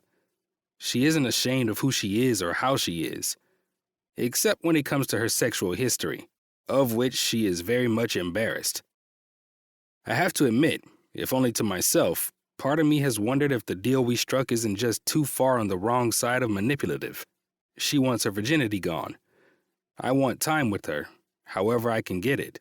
I am inexplicably drawn to this woman. This seems like the perfect solution to all of our problems. That being said, when I see my phone flashing with a new message right after I order, it takes everything in me not to smile. It's hard, though, reading her reply of, "Sure, Cassie's tagging along. See you soon," followed by an intense string of crazy emojis, which made no sense in the context. So Gabby. Gabby's coming, I say, fighting a smile I can't seem to shake as I stuff my phone back in my pocket. With Cassie. The smile takes over my face, even though I'm sure this will be a third-degree style of interrogation by Gabby and her boss. An interrogation that my friend will be privy to and make fun of me for an eternity. Picking up my beer, I avoid Ben's eyes. He's quiet. I know what this is. I might not have known Ben since we were kids. We met about 6 years ago now. But we're close in the way men who are single but not looking are. My sister calls it a bromance. While I hate the term, I can't deny he knows me pretty well. and I know that if I look up at him, I do, and my suspicions are confirmed. A thick black eyebrow is cocked at me, a half smile on his face. Shit. It takes everything in me not to look away.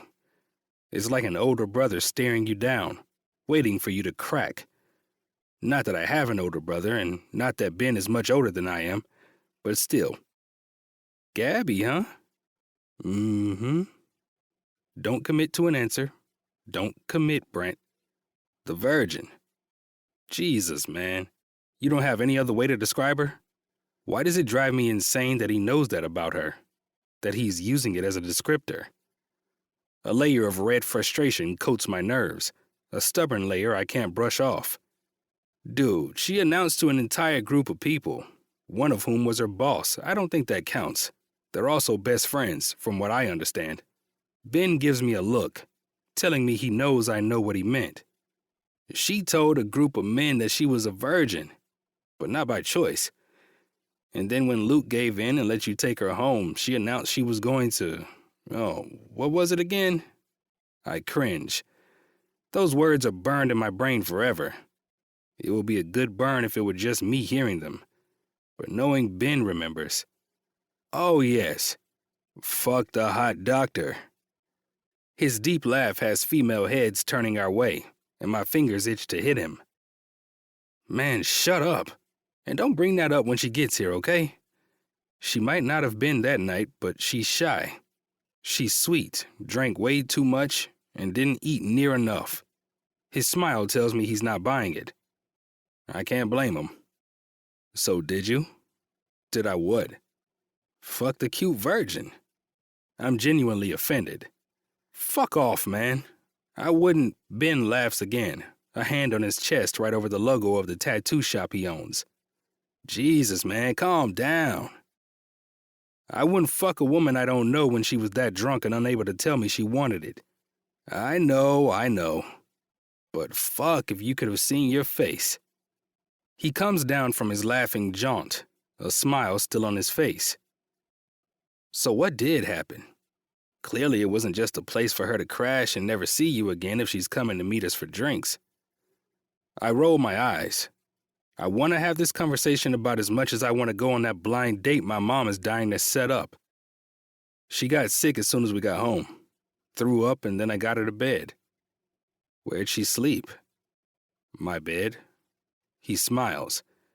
And where did you sleep? The couch, you dumbass. She was hammered. I figured there was a good chance she wouldn't even know where she was when she woke up. No way I was courting that kind of panic. That's a gentlemanly sacrifice.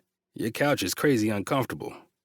I roll my eyes and flip him off, and that laugh comes rumbling through. I have to wonder if he teased his brother Tanner this much when they were growing up.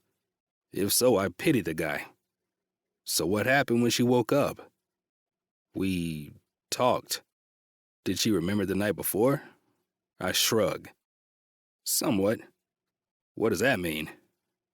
I told you she was embarrassed. He accepts that answer, and for a moment I'm relieved.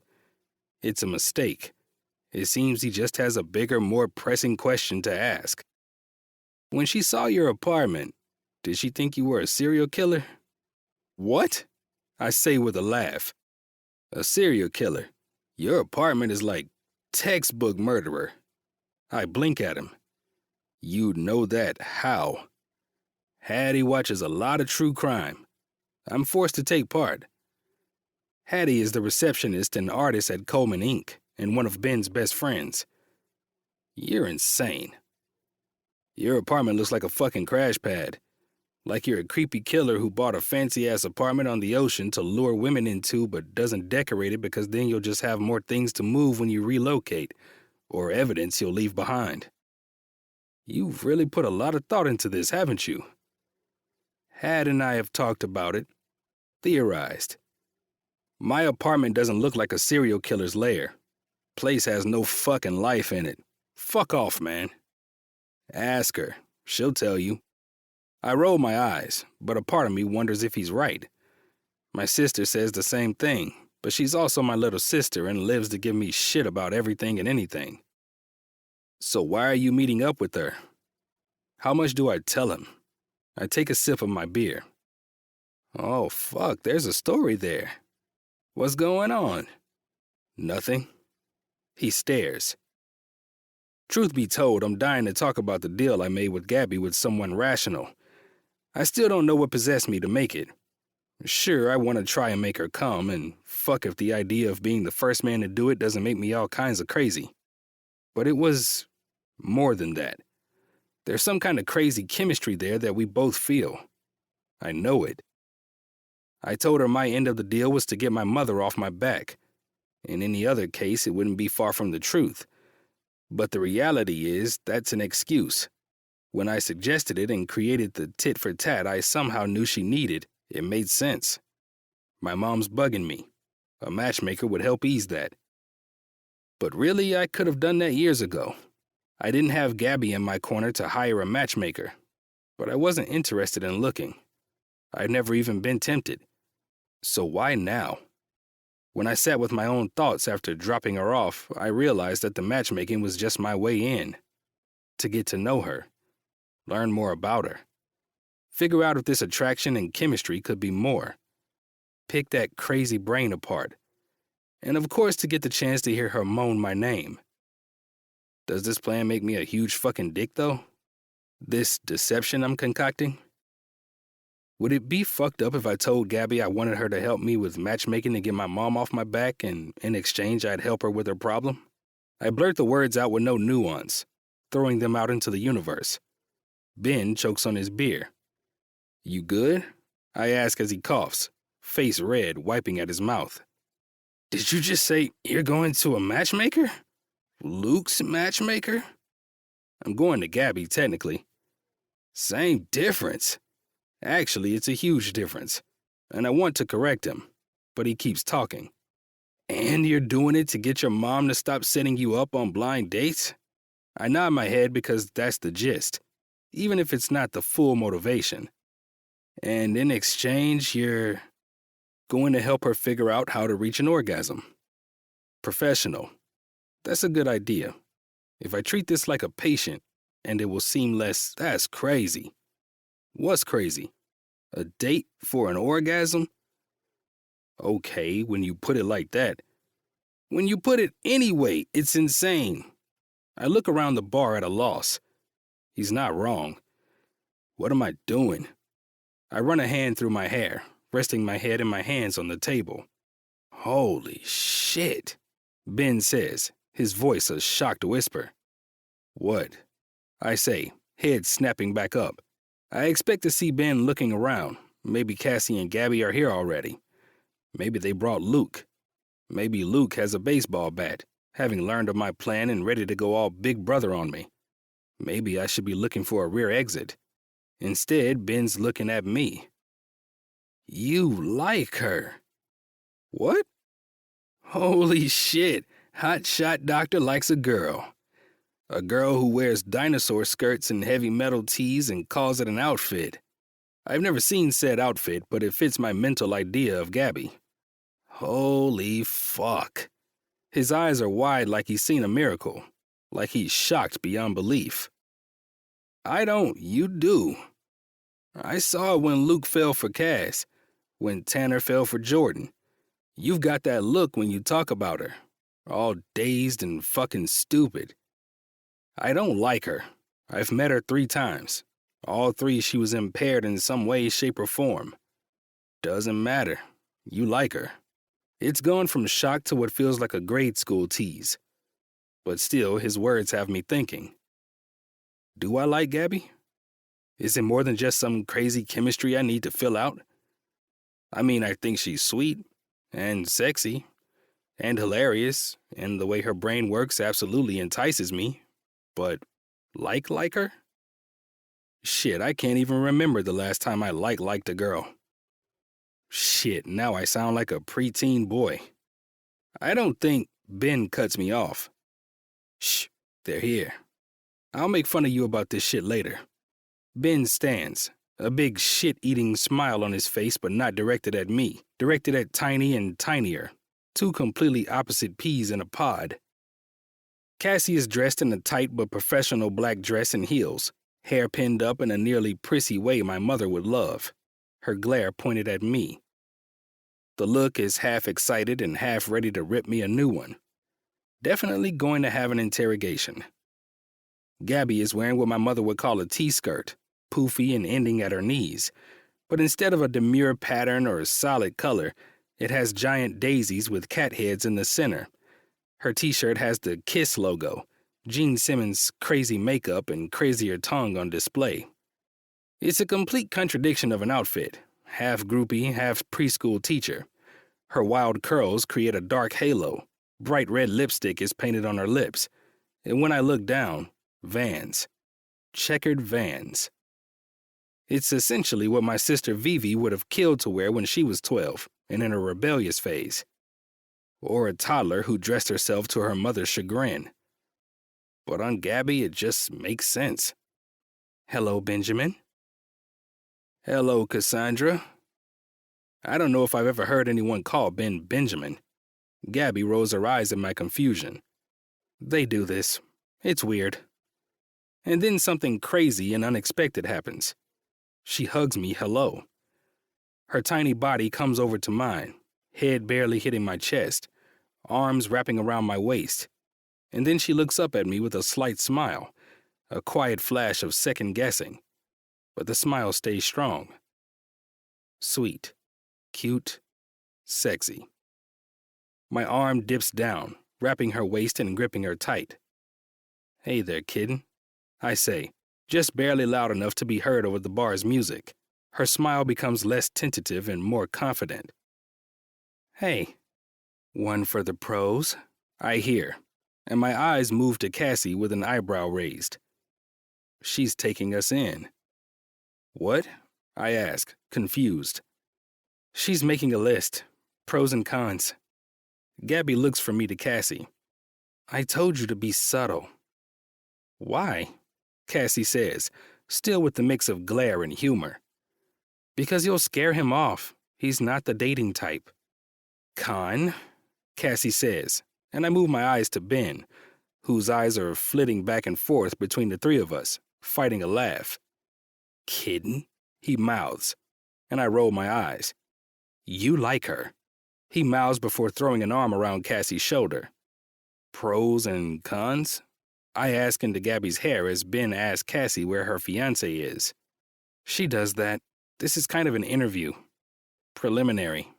There's a smile, a teasing smile, and I'm relieved for some fucked up reason. Got it. I'll be on my best behavior.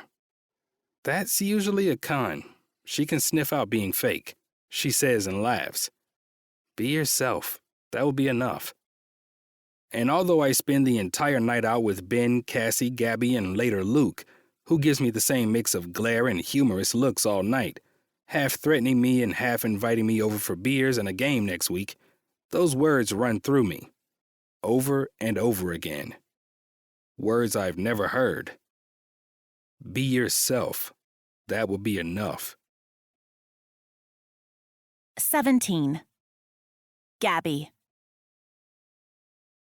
Hey, I say, as I stand in the doorway of his apartment.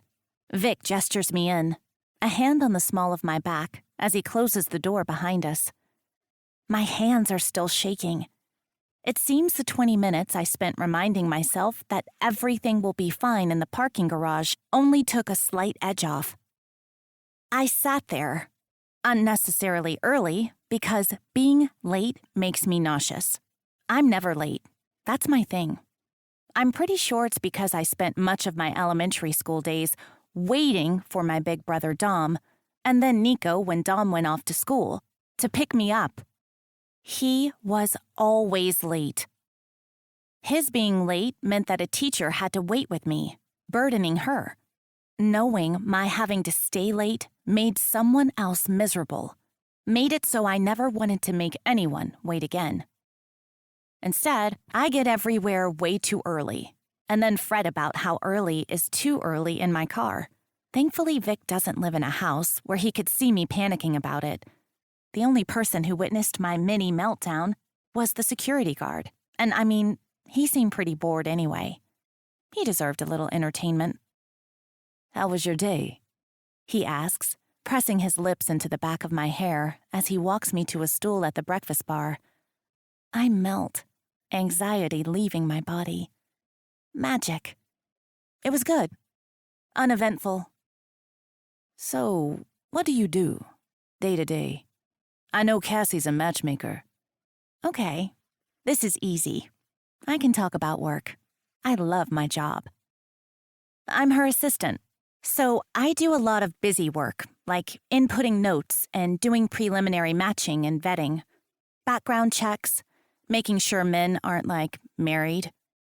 Vic laughs, a surprised noise as he walks to the stove. Shit, why is that surprising? Is he married? Was that not a laugh but a choke, like he's worried I caught on? Oh, God. My mind is creating scenarios where this is his crash pad, and he has some sweet wife and a perfect 2.5 kids in Oklahoma, waiting for him to come home for a long weekend. Oh my God, are you married? His head snaps to me, part confusion, part humor on his face. What? You found that funny. Why would you find that funny? Are you married? Is this some kind of funny ha-ha coincidence thing? Like you laughed because I caught you? Oh my God. Because that disqualifies you, period. Kitten, calm down. It's funny married men are going to a matchmaker, that's all. His white teeth gleam against brown skin, temporarily stunning me. That makes sense. I guess it is kind of funny, in a sick and twisted way. Shit. Why am I like this? I'm absolutely insane. Sorry, yeah, that's funny.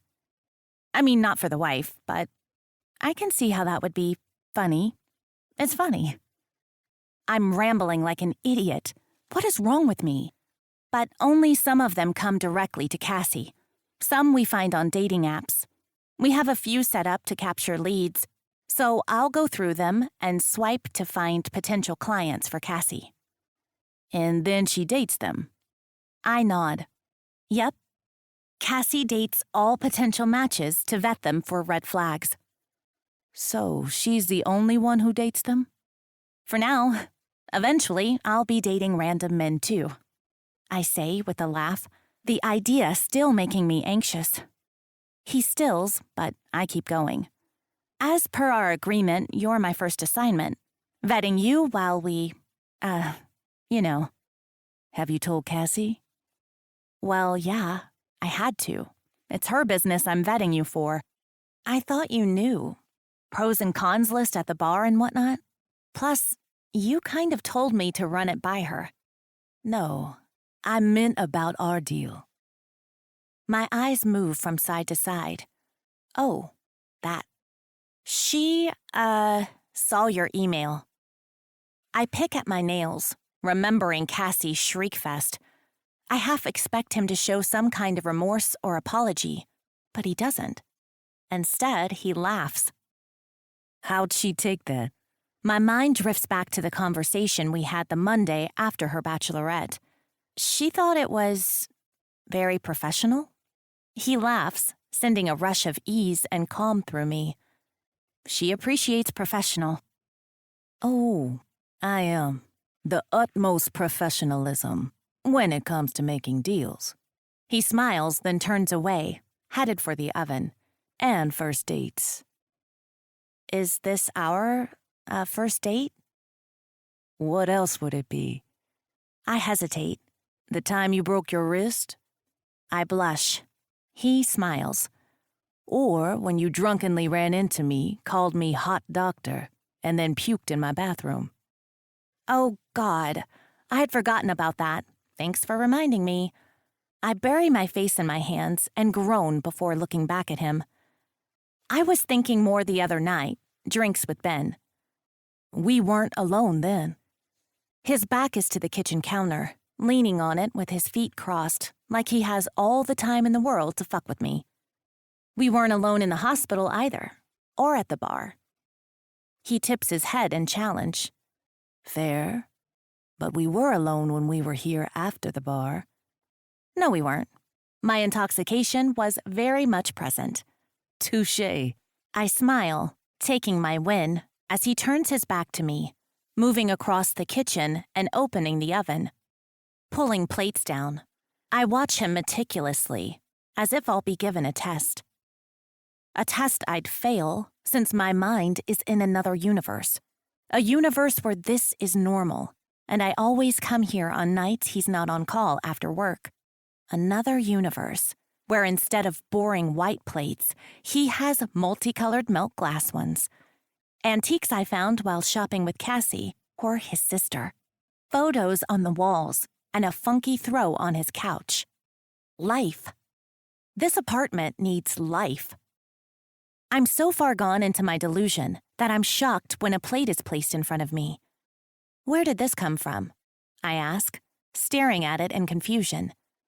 It looks like real food. What? On the plate are chicken, a roasted potato, and green beans. I look from it to him and back again. Where did this come from? I just made it. You cooked this? He nods with a smile, grabbing silverware. When? His smile grows. While you were sitting here, sipping your wine and explaining your day to me. Where the hell was I? How did I not see Vic cooking? It seems like a crime not seeing that. I would really like to see Vic cooking. In that gorgeous head of yours. A blush burns my cheeks, and I look down at my plate. Plain white, boring, lifeless. But he doesn't let me avoid the conversation. Instead, his fingers touch my chin, tipping it up so I'm stuck looking at him. No, don't do that. What? Look down. Get embarrassed. I like that, how you get lost in your mind. Like seeing things work in your eyes, seeing you talk and get excited about things. You like it now, I say, moving so I can busy myself with a fork and knife. People like this part of me when they first meet me. The quirky part, the part that makes them laugh and smile. Until they don't. Until they realize it's not some cute act I put on. It's just me. My mind never stops. I ask 1,000,007 questions, nearly all of them with no real purpose. I space out, my mind ignoring reality and moving at its own speed. Yeah, I like it a fuck of a lot right now, he says, his hand moving to my chin again, grabbing it this time so I can't move. Stop, Gabby. Stop now. One thing to know about me is I will never lie to you. I like your brain. I like how it runs off in the places it takes you. If I find out you're hiding that from me, hiding that part that's so you it drives me wild, I'll get mad. And then what? You won't have sex with me today? Not having sex with you tonight regardless. He turns from me after dropping that bombshell to grab his own plate. What? He sets his own plate down across from me and sits. I told you, Gabby, there are steps to my master plan. Step 1 is to make you come. Step 2 is to help you explore, to learn. Neither of those is me fucking you. And then, fuck my life, I feel it. I pout. It's a byproduct of being the baby girl in a family where my dad thinks his girls are princesses, and my brothers were trained to believe the same. So instinctively, I pout, and he laughs. Don't worry, babe. I'll fuck you sooner or later. There's no rush, though. Now eat. You'll need it. And then the man fucking winks at me before he digs in. My pussy quivers in response. I am so fucked. And not in the way I thought I'd be. 18. Gabby.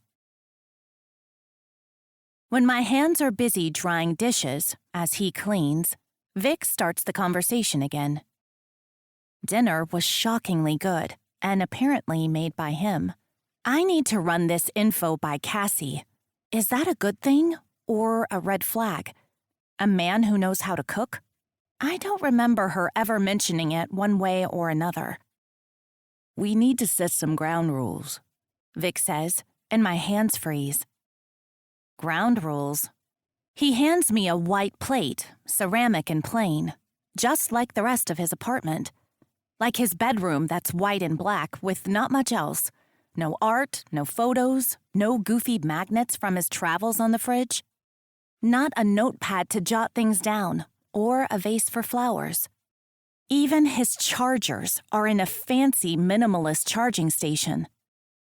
It's kind of a shock, but it seems he's boring as fuck. ground rules. I want to make sure we're on the same page. That sounds foreboding. Everything in life should be laid out in front of you, planned. That makes sure no one gets hurt. Forget foreboding. That sounds super boring. He laughs, handing me a fork. Making sure no one gets hurt because expectations weren't set is boring? Well, yeah. How's that? If you plan your entire life, you never get a surprise.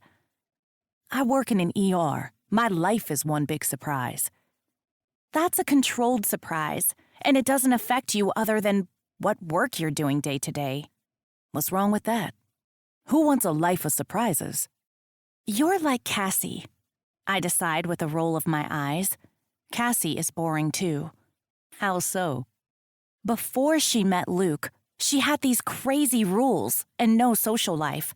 Like, she didn't date or go out with friends at all. She just worked. Nothing wrong with that.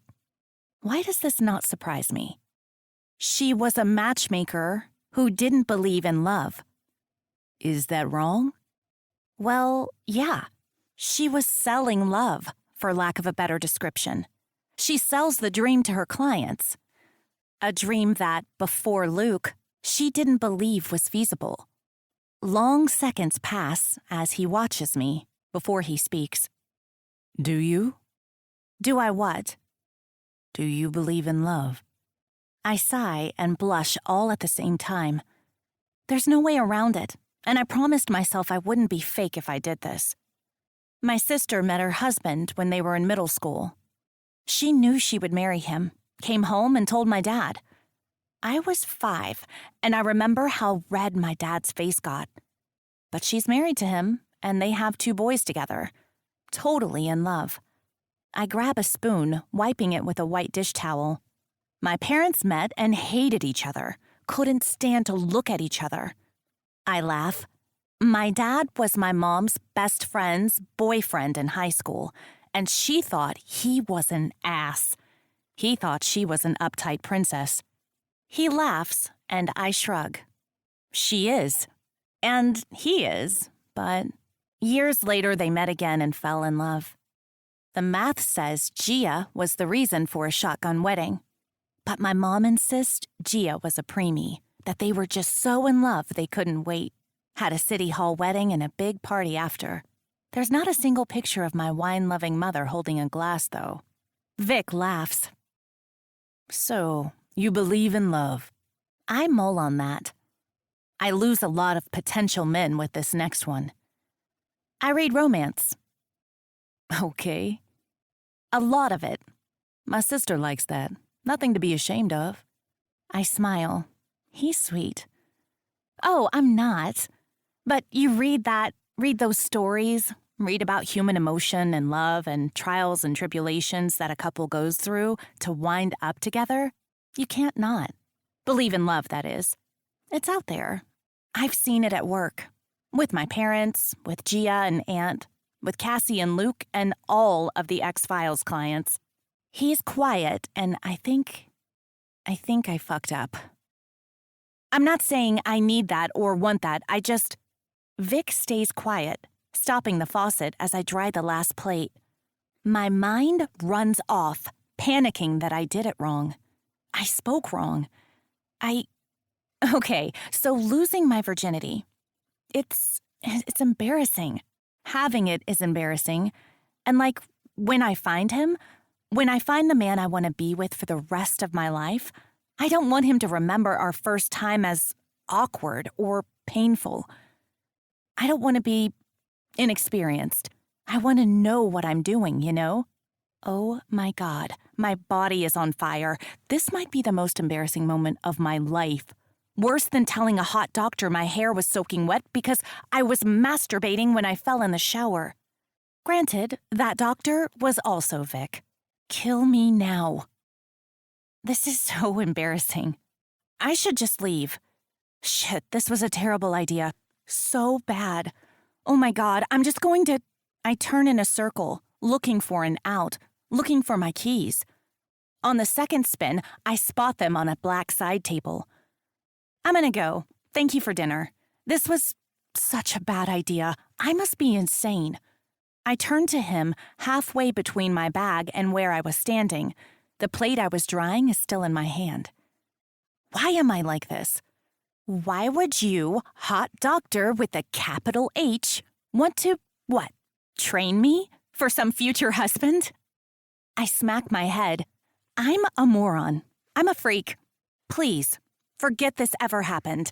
I turn again, going to my purse. I can't watch Vic anymore. His face blank, leaning against the breakfast bar, arms crossed on his chest. His chest that looks good in a thin gray t-shirt. His chest that I will never get the chance to look at without said t-shirt. Damn it, that's a shame. But as my hand reaches out for my bag, mere inches away, he finally makes a noise. Stop. I do. It's like his voice is the key to my body, and every muscle freezes up. A part of my brain argues, telling me to move, grab my bag and run from this embarrassing as fuck situation. But my body doesn't listen. It's not mine anymore. Turn around. I do. Shit, my body turns around. But I keep my eyes to the floor, refusing to look at him. He's wearing loafers. Loafers? Who wears loafers? There's a small tab on them, on the tongue, and I wonder for a split second if there's room in them to put a penny, or if it's just for show. Not the time, Gabby. Actually, it might be a great time, perfect time to zone out and let my mind leave my body. Are loafers a red flag? Does that red flag differentiate if they're legitimate penny loafers or if they're fake? Look at me. What the fuck? His words cut through my self-induced haze. Well, that's new. My head moves to look up at him. He's smiling. Not a single part of you is something to be embarrassed about. Falling in a shower while I attempt to masturbate and breaking my wrist? The words fall from my mouth. Okay, maybe that. I can't help it. I smile. But the rest, no. Being a virgin, who cares? Being inexperienced? Kitten, that's every man's dream. Teaching a woman, helping her be confident in bed, ensuring what she learns is what you like. Fuck, Gabby. Nothing hotter. My entire body flushes with his words and the way his voice goes low and gravelly. Oh. Yeah, oh. So I will never make you do anything, ever. You can feel safe with me. If you want to leave, I'll walk you downstairs and you can leave. If you're serious, if you want to do this, I would be honored. But know that none of what we do should be because you're embarrassed. None of what we do should be because of some fictional man you may meet in the future. Any man would be honored to have you in his bed, Gabby. Experienced or not, this would be for you. All for you. How so? Can you put the plate down? He says, moving his eyes to my hand still holding the white plate. Shit. I take one step and lean forward just enough to stay far from him, but still reach the island's edge as I slip it onto the marble. He rolls his eyes at me before continuing. You need to know yourself, know your body. Get the confidence to know you're not broken, Gabrielle. His words are near angry. In fact, I never want to hear those words come from your mouth, okay? Ever again. I nod, not telling him that those words didn't come from my own mind, but from an ex who was angry he couldn't fix me, and thus get my V card.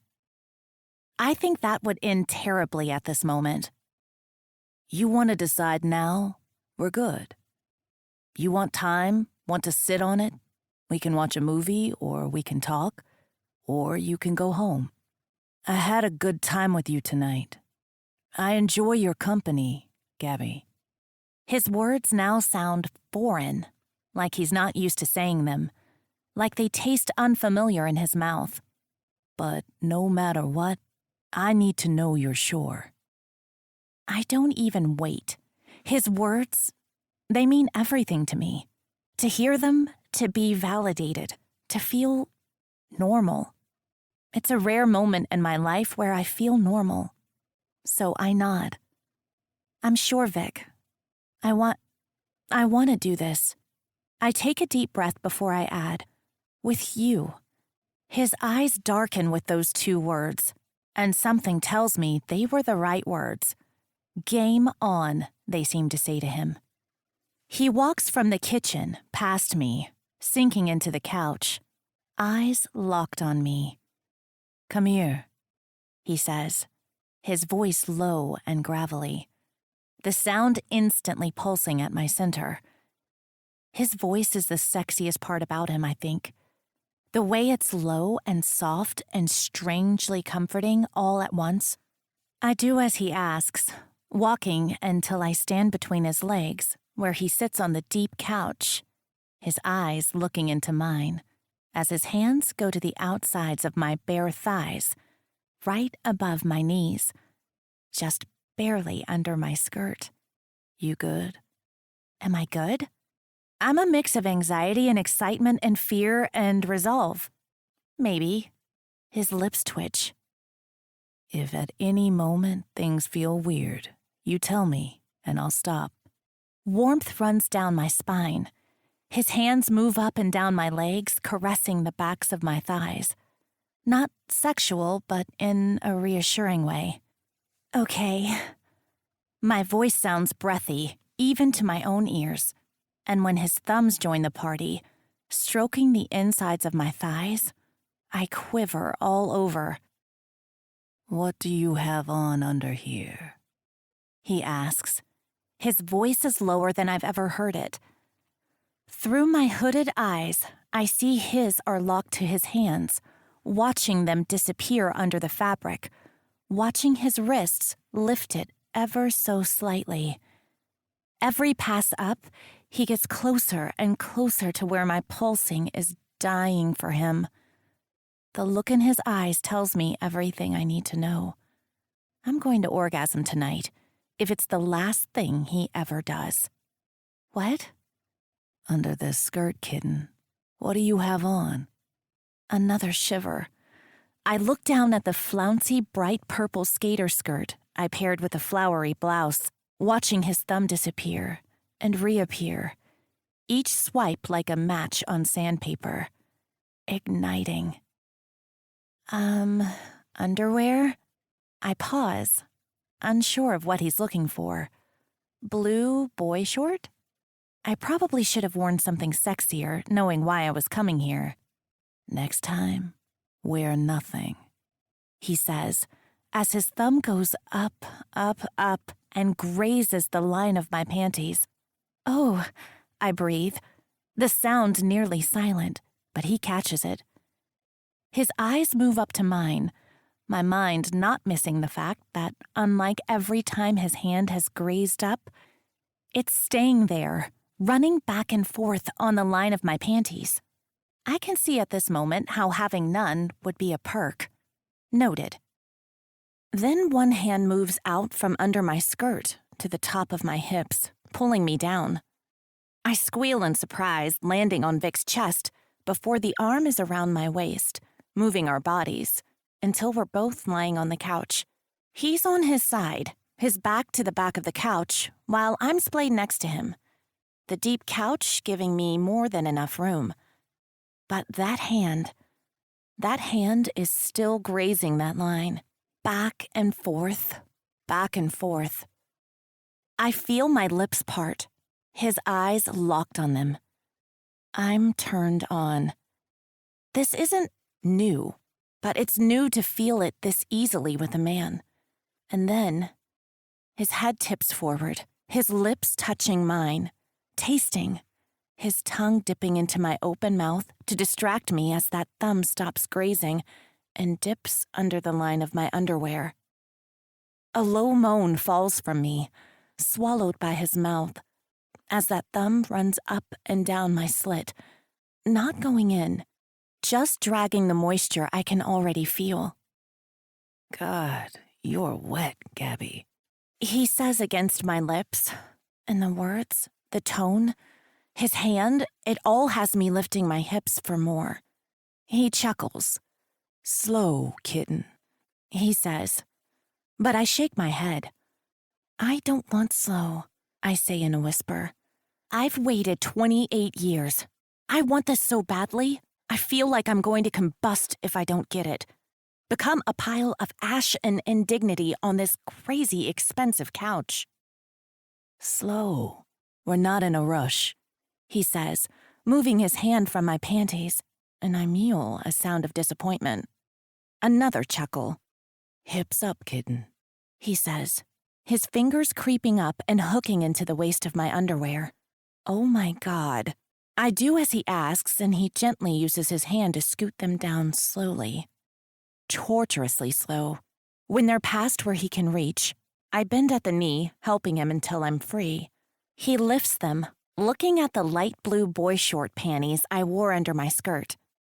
I changed my mind, he says, and my stomach drops. Oh my God, were they that unsexy? So bad he needs to end this before it even starts? What? I changed my mind. Next time you come wearing these, I need to see you bent over this couch in nothing but these. My belly flutters, my center clenching as he flicks the underwear to the floor. His hand lightly trails fingers back up my thigh, flicking the skirt up and exposing me, the warm air of the house hitting bare skin. Beautiful. Knowing his eyes are there, I instantly start rethinking every life choice I've ever made.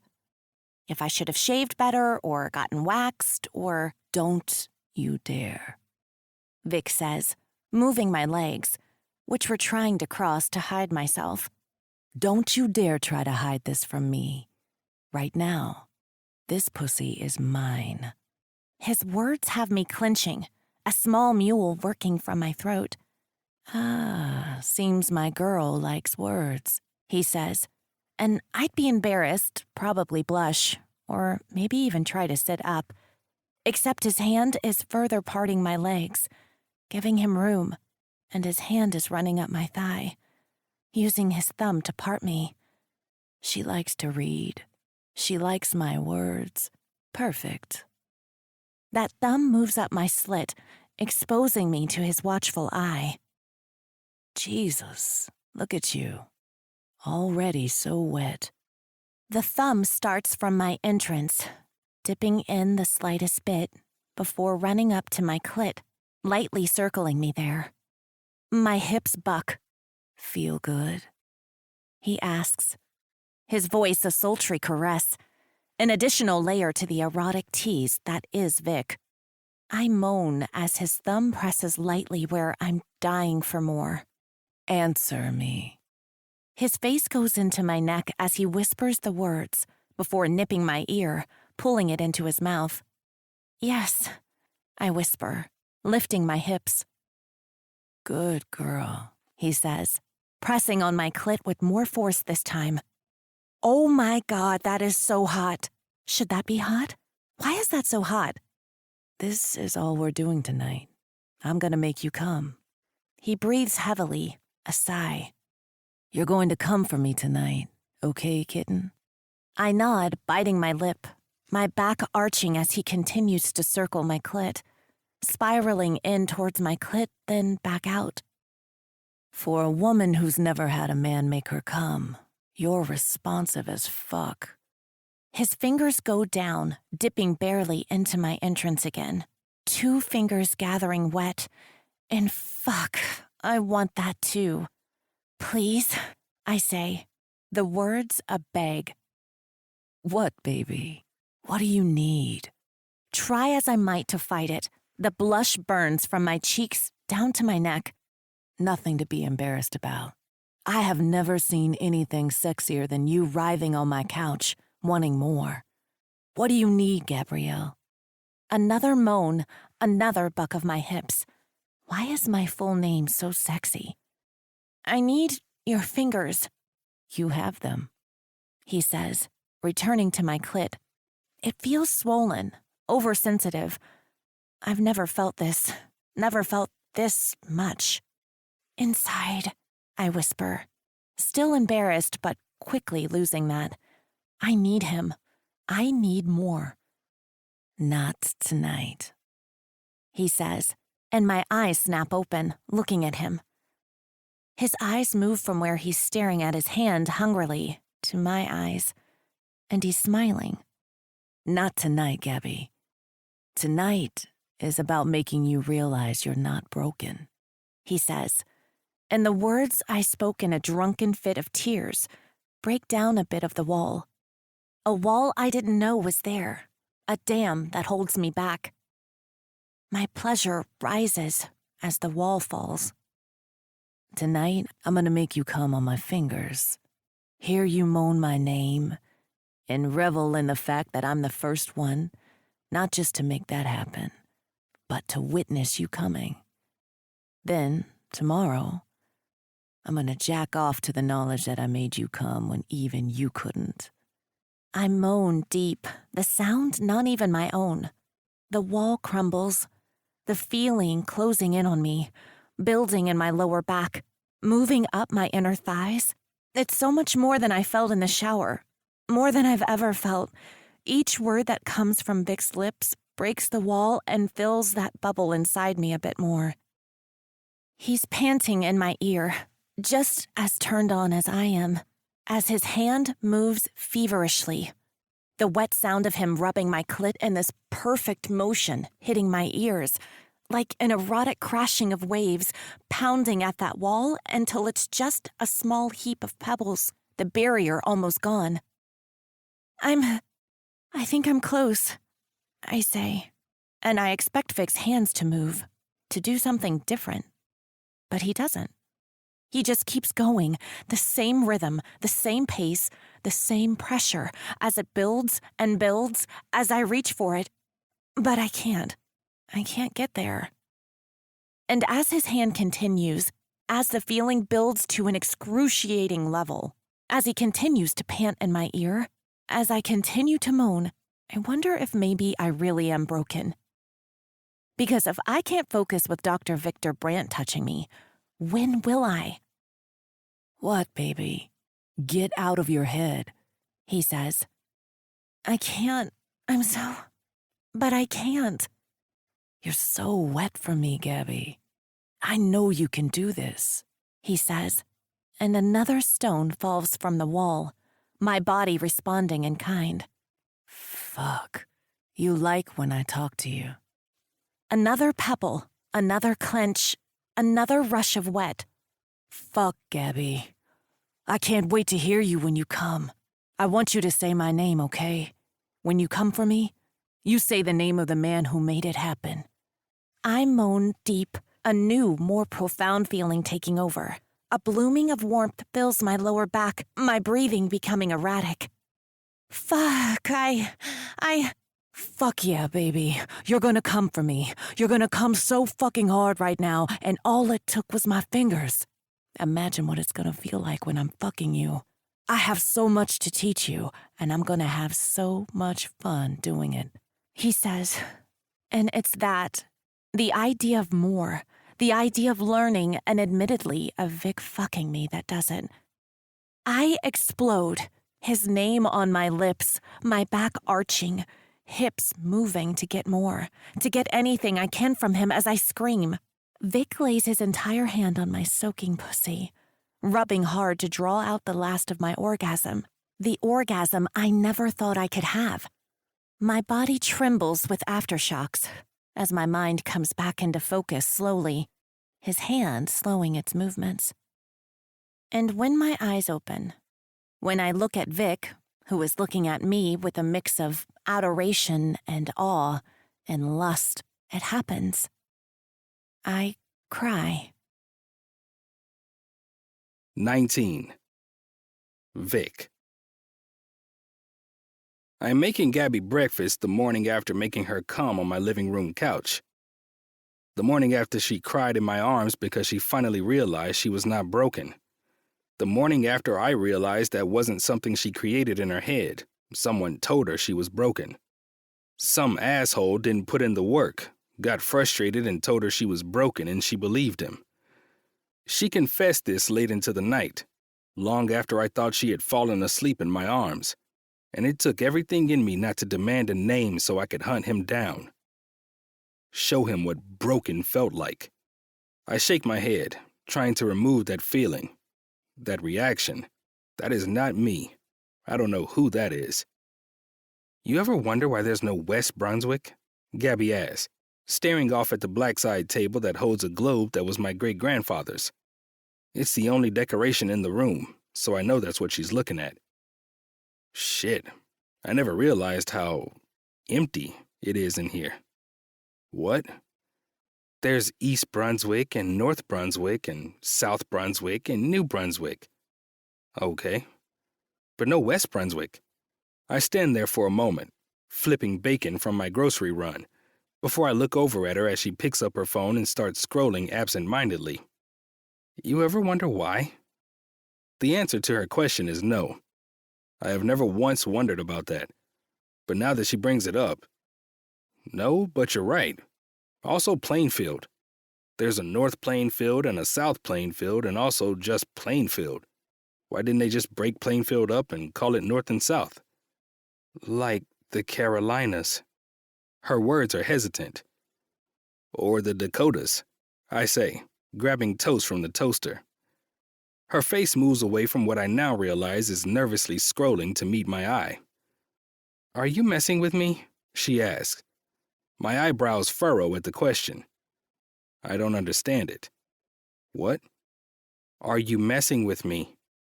Now her voice is near angry, the words coming out harsh.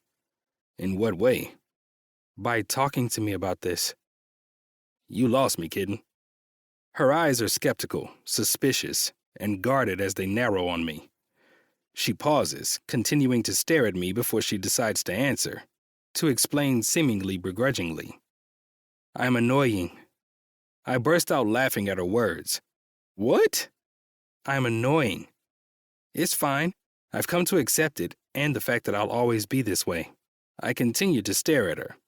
Weird things pop in my mind all the time. I can't stop it. Sometimes it's stupid, like what kind of fruit would be the best to live in? And sometimes it's even stupider, like why isn't there a West Brunswick?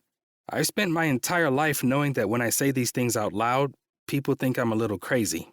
I learned the lesson early. I keep them to myself. But sometimes when I'm nervous, they pop out.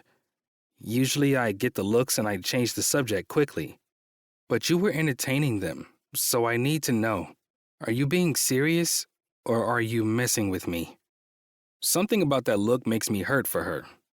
Something about her thinking she's annoying makes me want to go after everyone who ever made her feel that way.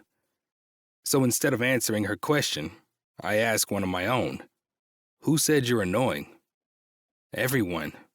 The word comes easy, like she thinks it's obvious. Who? I ask again. And even I can hear the demand in my tone. I want names and addresses. Kids at school?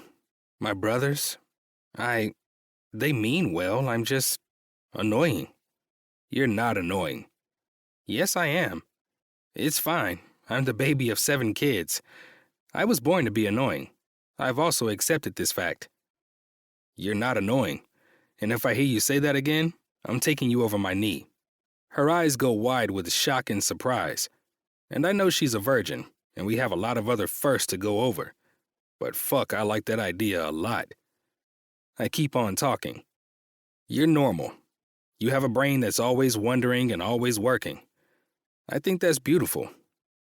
She stares at me for long moments, trying to decide if she can believe my words. And for the record, the answer is a coconut.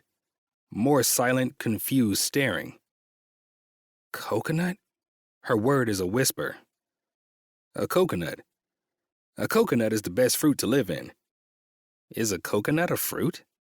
It's a drupe, which is technically a classification of fruit. There's a long moment where she stares at me in shock before she speaks. How do you know that? You're not the only one who wonders things, Gabrielle. With my words, she relaxes, her body going limp in her seat on the couch, and she sets her phone aside. Why not a watermelon? The anxiousness from before melts. She's looking at me with a small smile on her face. But something in that look tells me she can't believe I'm playing along with this, and she's wondering when I'm going to turn it into some mean joke. I'm not, though. Not even a little. And the fact that her brilliant, creative mind has been a sore spot for her in the past, the fact that it hasn't always been seen as brilliant and interesting and exciting, makes me want to go hunt down her siblings and beat some sense into them. A coconut is hard. It'll dry out to make a better permanent structure once you scrape out the edible part. A watermelon would rot. She blinks at me, and a coconut would smell good. More blinking. She keeps staring at me. What? Silence. And then she speaks. You don't think I'm crazy. Why would I? Because I say dumb shit like what's the best fruit to live in.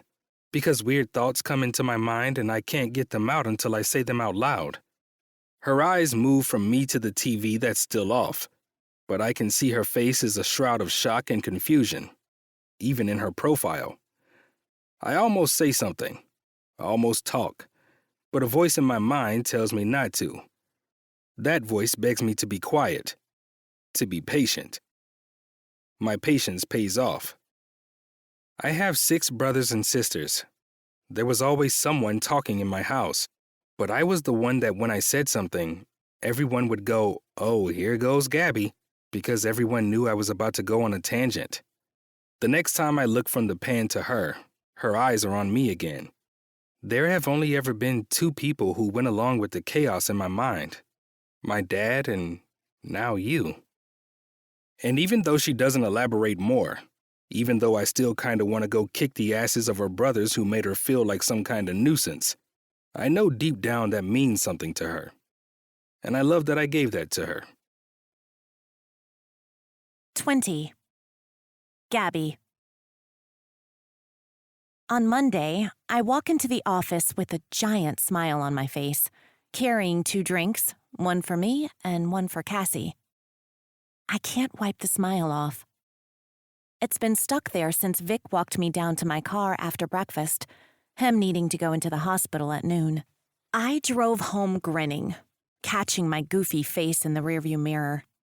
I cleaned my house, prepped for the week, and called my sister to confirm her bringing her tyrants over on Saturday, all with that same smile. And now I'm walking into work with it. My insides still a mess of sunshine and rainbows and fairy tales and amazing orgasms.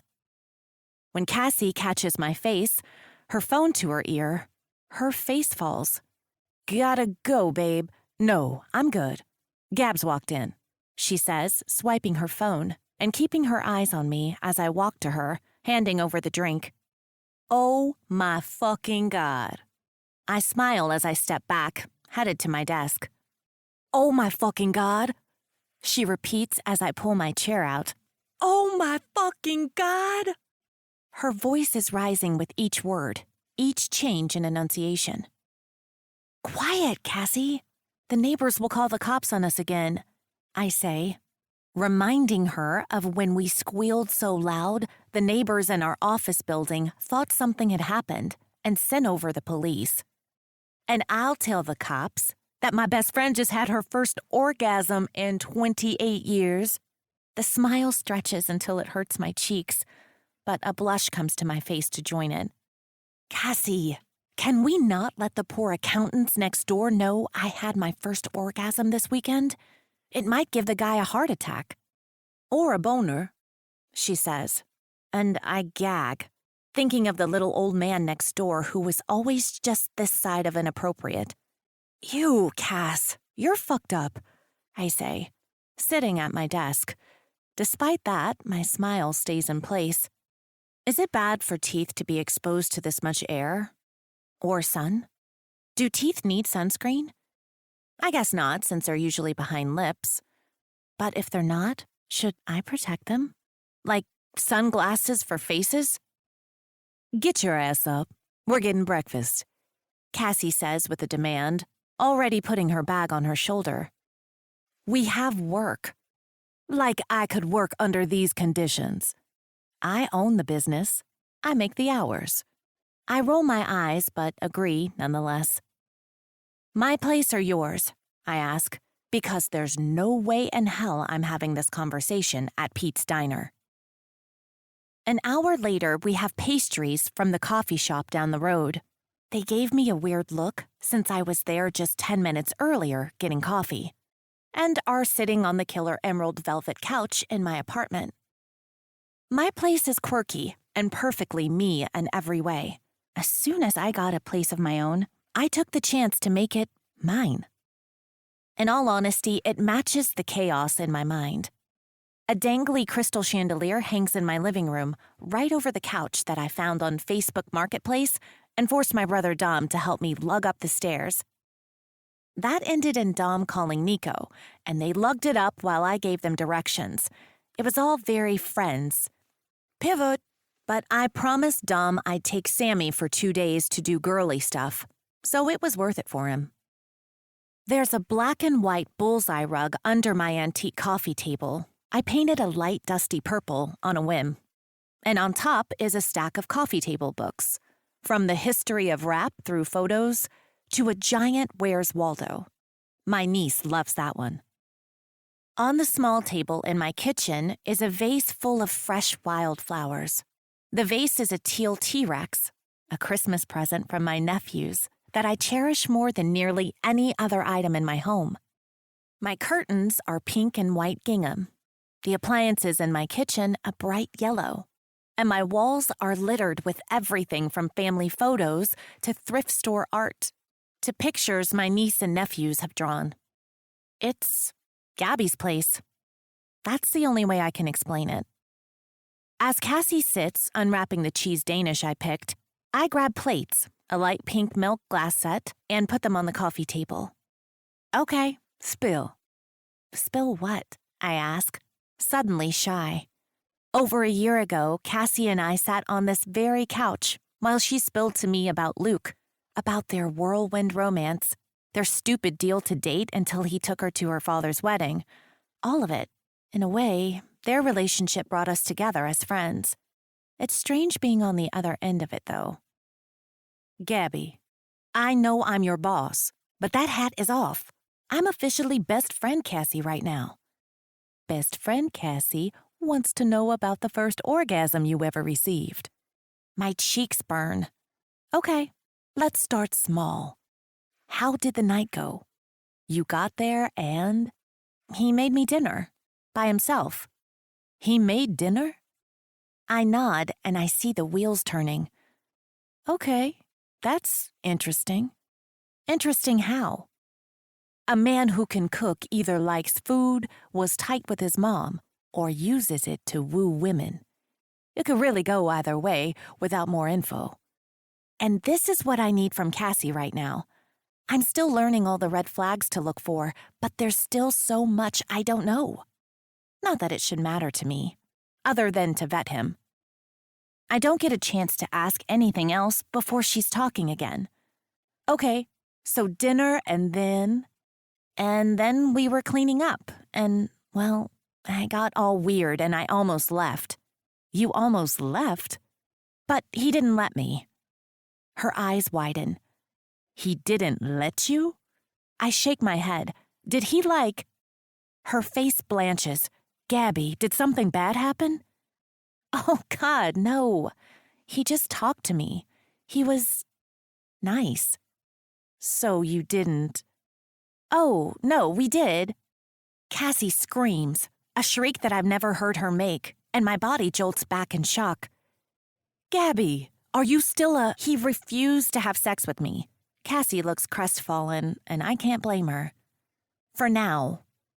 For now. He has some master plan. She rolls her eyes, clearly done with the games. Okay, enough dropping hints. What the fuck happened? He fingered me. He fingered you?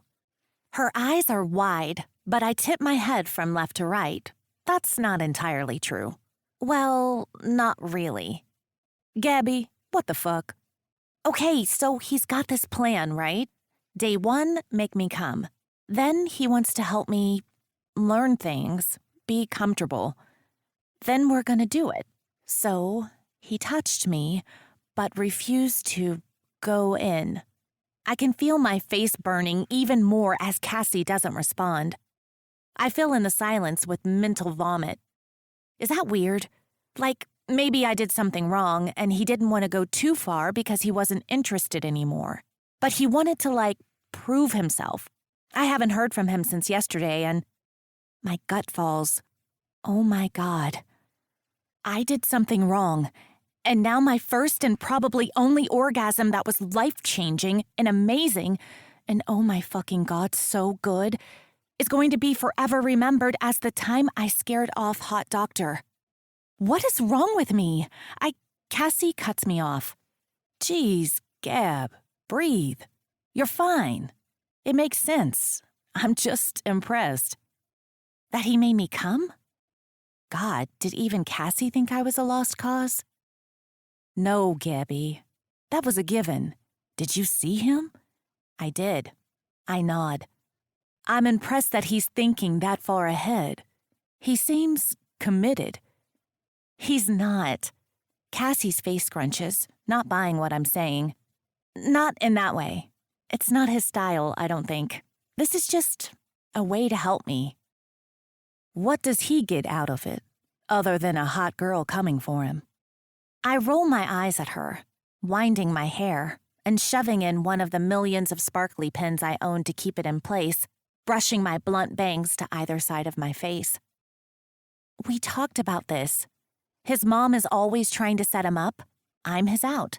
I'm vetting him for matching, remember? Is she so caught up in the wedding prep that she forgot?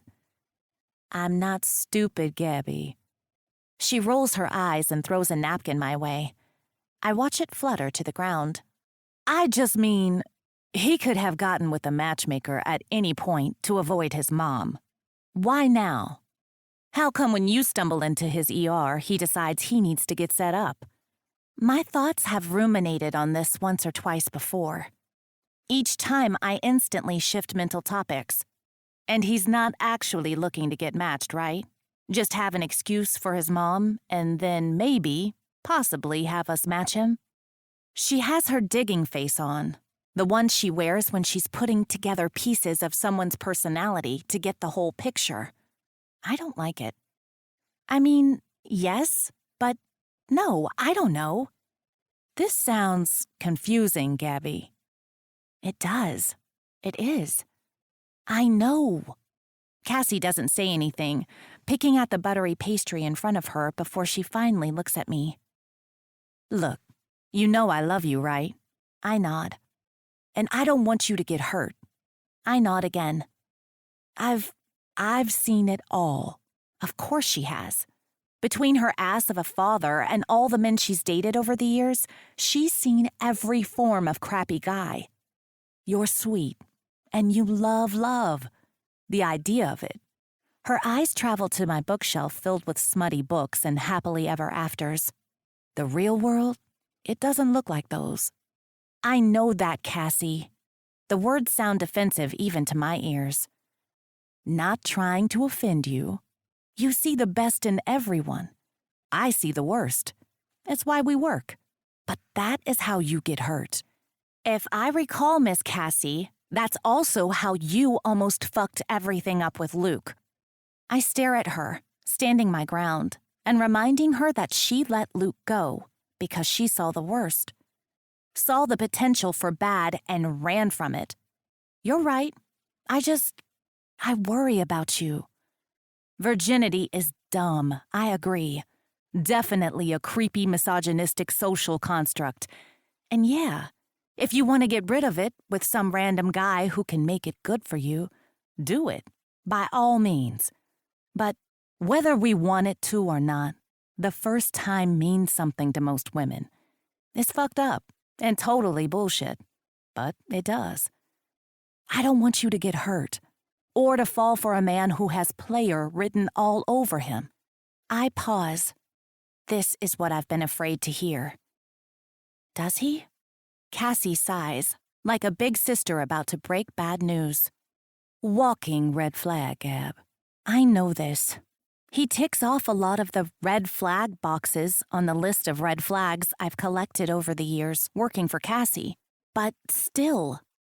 He said a coconut is the best place to live. Cassie's brow furrow in confusion. Of course it does. Normal people require context, Gabby. Duh. You know how I say random shit all the time?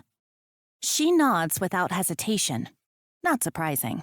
Everyone who knows me knows what I'm talking about. I was talking about how West Brunswick isn't a place, and that's weird. And then I mentioned what would be the best fruit to live in. Normally, if I say something like that, people make a face. What face? That face, I say, with a wave of my hand at her, smiling. She blushes, rearranging her features. He told me a coconut would be best. Not a cantaloupe. She might not always get it, but she tries. And this is why she's one of my best friends. He said a fruit like a watermelon would rot. A coconut would get hard. She nods. I mean, that makes sense. She's the logical one of us. But what does that... He doesn't think I'm weird and annoying. You're not. I mean, I am, but I'm fine with it. Gabby, No, stop. That's not what I'm saying. I'm saying he went with it. And that means something to you.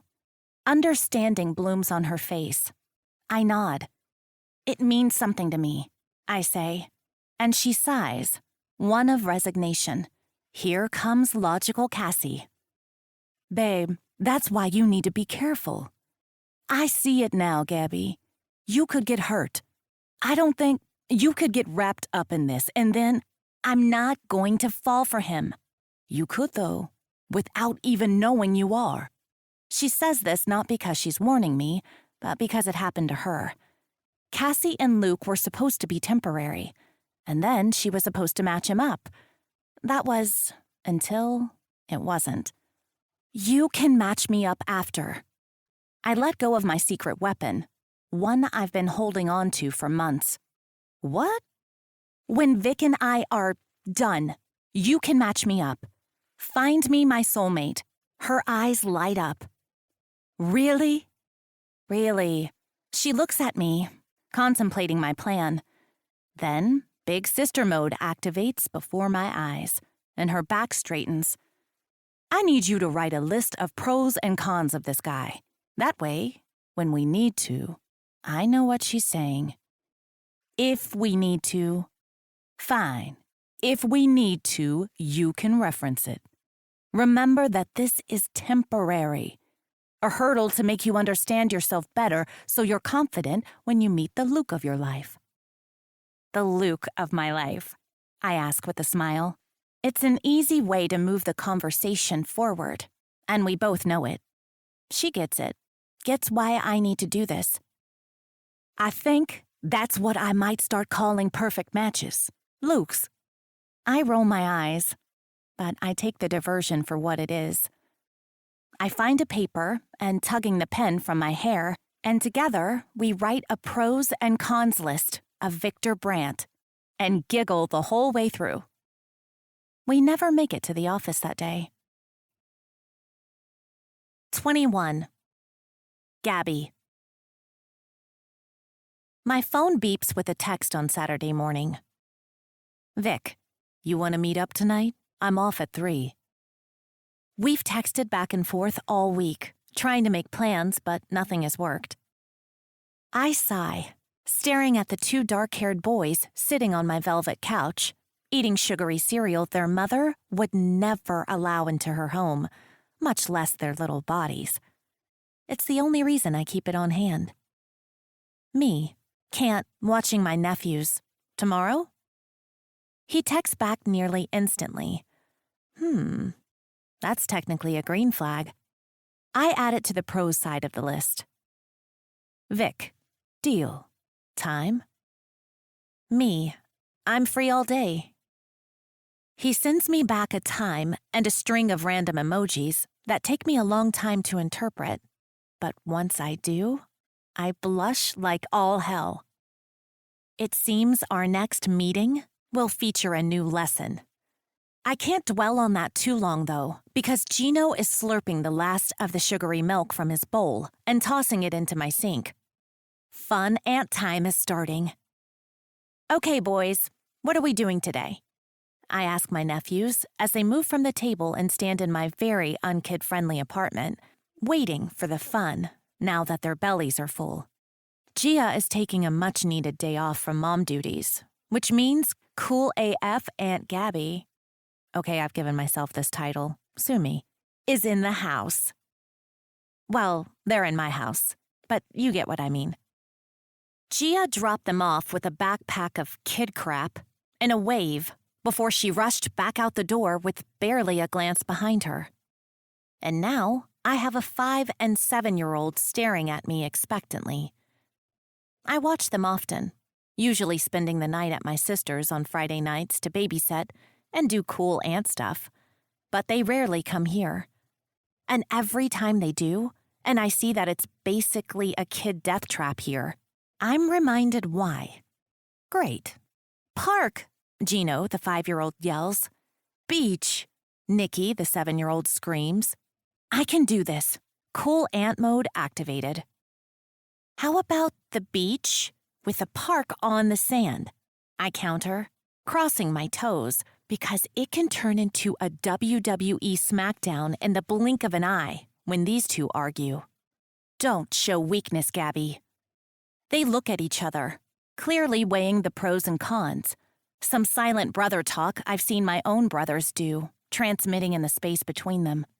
Deal, they say at the same time. But we want pizza, says Gino.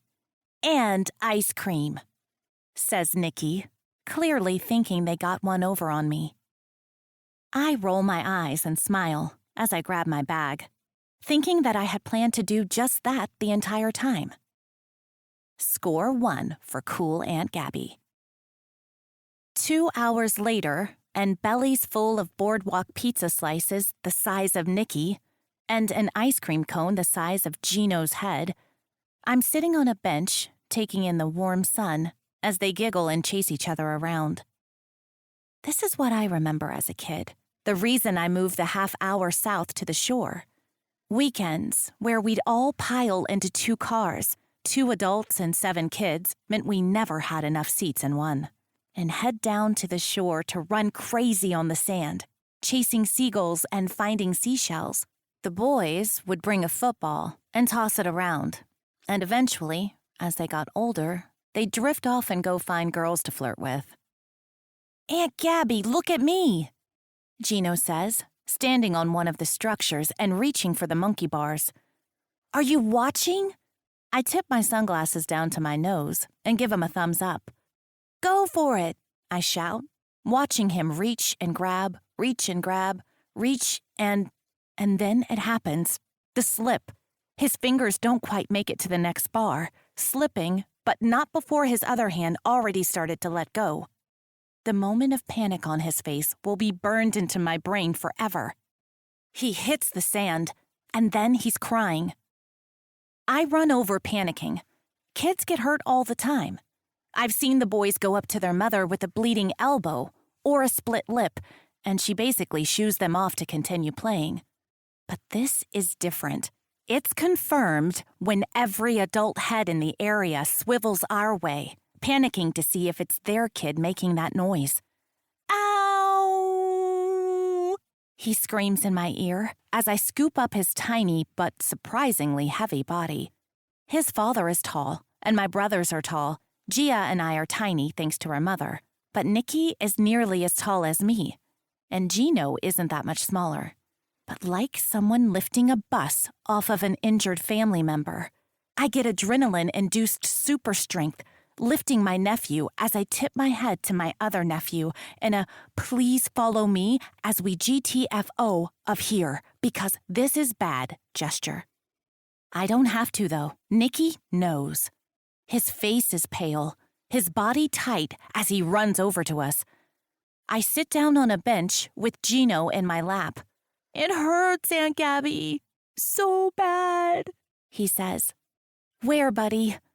"My arm." And then I see it. His forearm bulging and swollen already. And I know. He broke something. There's no way in hell that's normal. Shit. What the fuck am I supposed to do? I am not trained for this kind of chaos. I am the cool aunt. I'm an assistant. I don't even have the brain capacity to do much more than organize someone else's schedule. I reach for my phone in my pocket as I stand with Gino.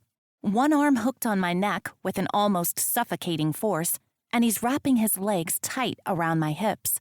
I don't even really have to hold him. His arm is cradled between us, and I'm cautious as I walk, not to jostle him too much. Phone in my hand, I open up a search, but pause. What am I doing? What am I going to do? Google 5-year-old broken arm? What do I do? Plus, Google is always a terrible idea for anything even closely related to medical stuff. My mind goes off with diagnoses. If I Google something, I'll worry about gangrene or amputation for at least a month. How long does it take for gangrene to set in? Longer than an hour, right? Shit. Is Gino going to be one-armed forever because his dumbass aunt told him to try the monkey bars? No, Gabby. Kids fall off things and break bones all the time. Hell, each of my brothers has broken at least one limb. I check the time. Gia is still in her massage. She's going to be stressing enough once she finds out. So I call Aunt, her husband. No answer. Shit. Mom? I should call Mom. I start to dial her as we walk the 4 blocks. Why didn't I splurge for a closer lot to my car? But then I decide against it. The last thing I need is to give my mother another reason I'm flighty and a disaster. So I call the only other person I can think of. It rings only once before there's an answer. "Hey, kitten. Give me a minute and I'll get somewhere quieter," Vic answers, his tone playful, beeping in the background. Vic, thank God. He must note the panic in my voice because he instantly switches gears. "What? What is it?" "It's Gino. Oh, fuck. Come on, Nikki, come here," I say, carrying a crying Gino to my car, Nikki scrambling to keep up. "Gabby, what's going on?" "The monkey bars," I shout, voice full of panic. "The goddamn monkey bars." "What?" "It hurts, Aunt Gabby," Gino shouts, his tears soaking my t-shirt through to my skin. I bleep the lock and Nikki runs over, opening the door. His face is pale, and I remember I need to keep Gino calm. If I fuck this up, Nikki will be traumatized by this experience as much as I am most definitely going to be. "Gabby, what is going on?" Vic says, and the noises around him go quiet, like he's gone into a private room. I put Gino into his car seat and see the arm he's holding is already bruising and swollen. Fuck. His tears continue to stream, and I try to put on my calm voice that, to be honest, I rarely have to use. Because I'm a single woman with no kids of my own and work as an assistant for a matchmaker. All right, guys, it's all going to be okay. I'm going to talk to my doctor friend, and we'll get you all fixed up. "Gabby, for fuck's sake, what is going on?" Vic says, the words loud in my ears as I shut the door on the boys. I lean against the car, breathing deep and trying not to freak the fuck out. "I think Gino just broke his arm," I say. "What? Who's Gino?" "He was on the monkey bars. I should have known he's too little for the monkey bars, but he's always trying to catch up with Nikki, and he's a stubborn little asshole. So if I had tried to say no, he'd have wanted to do it more. And he was doing fine. Who's Nicky? I ignore him. But then his hand slipped. Shit. I knew once he fell. Isn't sand supposed to be soft? I guess it makes glass, but it's soft normally. But when it's wet, it's kind of hard. And it's always wet under that top layer, so I guess it's hard. You know? Gabby, stop talking about the texture of sand and tell me what is going on. He doesn't sound mad. He sounds calm. He's coaching me through this. Are you okay? Who is Gino? Who's Nicky? He's right. I need to focus. Focus, Gabby. Why is it always so hard to concentrate when you're told to focus? Because now my brain is jumping to that movie where the lightning hits the sand and makes glass. And then he says, "So I can kiss you anytime I want?" And years later makes an entire business, and it's so damn... Gabby! Shit. Vic, Gino. I walk around to the front of my car, stopping with my hand on the door handle. Gino is my nephew. I'm watching them. His brother is Nicky. Okay, kitten. Good. Now, he fell off the monkey bars? His tone, his calmness, his concise question, it grounds me. I can focus. Yes, at the park on 5th. On the beach? Yeah. Come to the hospital. I need to... Call your sister when you get here. I can't. I need to... I'll meet you in the emergency room, Gabby. I'll be there. I'll help you. We've got this, okay, baby? Crystal clear focus pours over me. This is easy. Obviously, I need to go to the hospital. That's priority number 1. Gia would want me to get him to a professional and then call her. You'll be there? The thought of walking in with 2 kids, 1 injured, neither even my own, terrifies me. Walking down there now, he says, and I hear the ding of an elevator confirming that. Now, Gabby, get in your car and drive them here. Can you... I pause. I'm embarrassed. I should be able to do this alone. I'll stay on the phone, kitten. Get in the car. Start it. Drive down here, yeah? Relief washes through me, and before I can even wonder how he knew what I was going to say, I'm opening the door, tears and sniffles hitting my ears instantly as I start my car. I want Dr. Vic to sign it first, Gino says, sitting happily in a hospital bed and eating his 3rd chocolate pudding cup one-handed. Despite the dried, dirty tear tracks on his face, he's all smiles. Not me? Gia asks, feigning hurt. Dr. Vic is way cooler. When he says that, Vic is suddenly standing in the doorway, Sharpie in hand. Did someone say they're looking for my signature? He asks, a handsome smile on his lips. He winks at me as he walks toward my nephew. Where? Gino points to the top of his hand, clearly a spot of honor. Right here. I want to show everyone at school, he says, smiling up at Vic like Superman instead of a doctor. Right now, he's also my own personal superhero. True to his word, Vic sat on the phone with me through the entire 3-minute drive, dealing with the drama via Bluetooth and even making the boys laugh with what I can only describe as dad jokes. Vic was at my car door when we parked, knocking for me to unlock it before he ducked in and grabbed the sniffling Gino into his arms, carrying him into the ER. We bypassed the main desk and stopped in a room where Vic inspected his arm, before pulling me outside, leaving Nicky making latex glove animals with the nurse while Gino laughed. It's probably a break, but we need an X-ray to be sure. You need to call Gia now. I'd nodded. Not enough time to even ask how he'd remembered my sister's name. I made the call to my not very surprised sister, who sent over my brother-in-law to meet us first, since he could get here quicker than her. The rest of the afternoon rushed by in a blur, from the X-ray, where Vic introduced the boys to the tech and made silly jokes the whole time, to getting Gino the actual cast, Vic instructing the orthopedic cast technician to let Gino pick out whatever color he wanted. He disappeared for an hour or so to do actual work, Probably some kind of important emergency, before he came back to check in just now. I guess we can't stay at Aunt Gabby's tonight, Nikki says, pouting. You were never staying there, bud. Antonio, my brother-in-law, says, You were gonna be home for dinner. We thought maybe we could have Aunt Gabby ask if we could have a sleepover. My eyes go wide. These two. I think your Aunt Gabby needs some alone time and a huge glass of wine after dealing with your drama, Nicholas. Mom tone activated. And where were you when your brother was on the monkey bars, sir?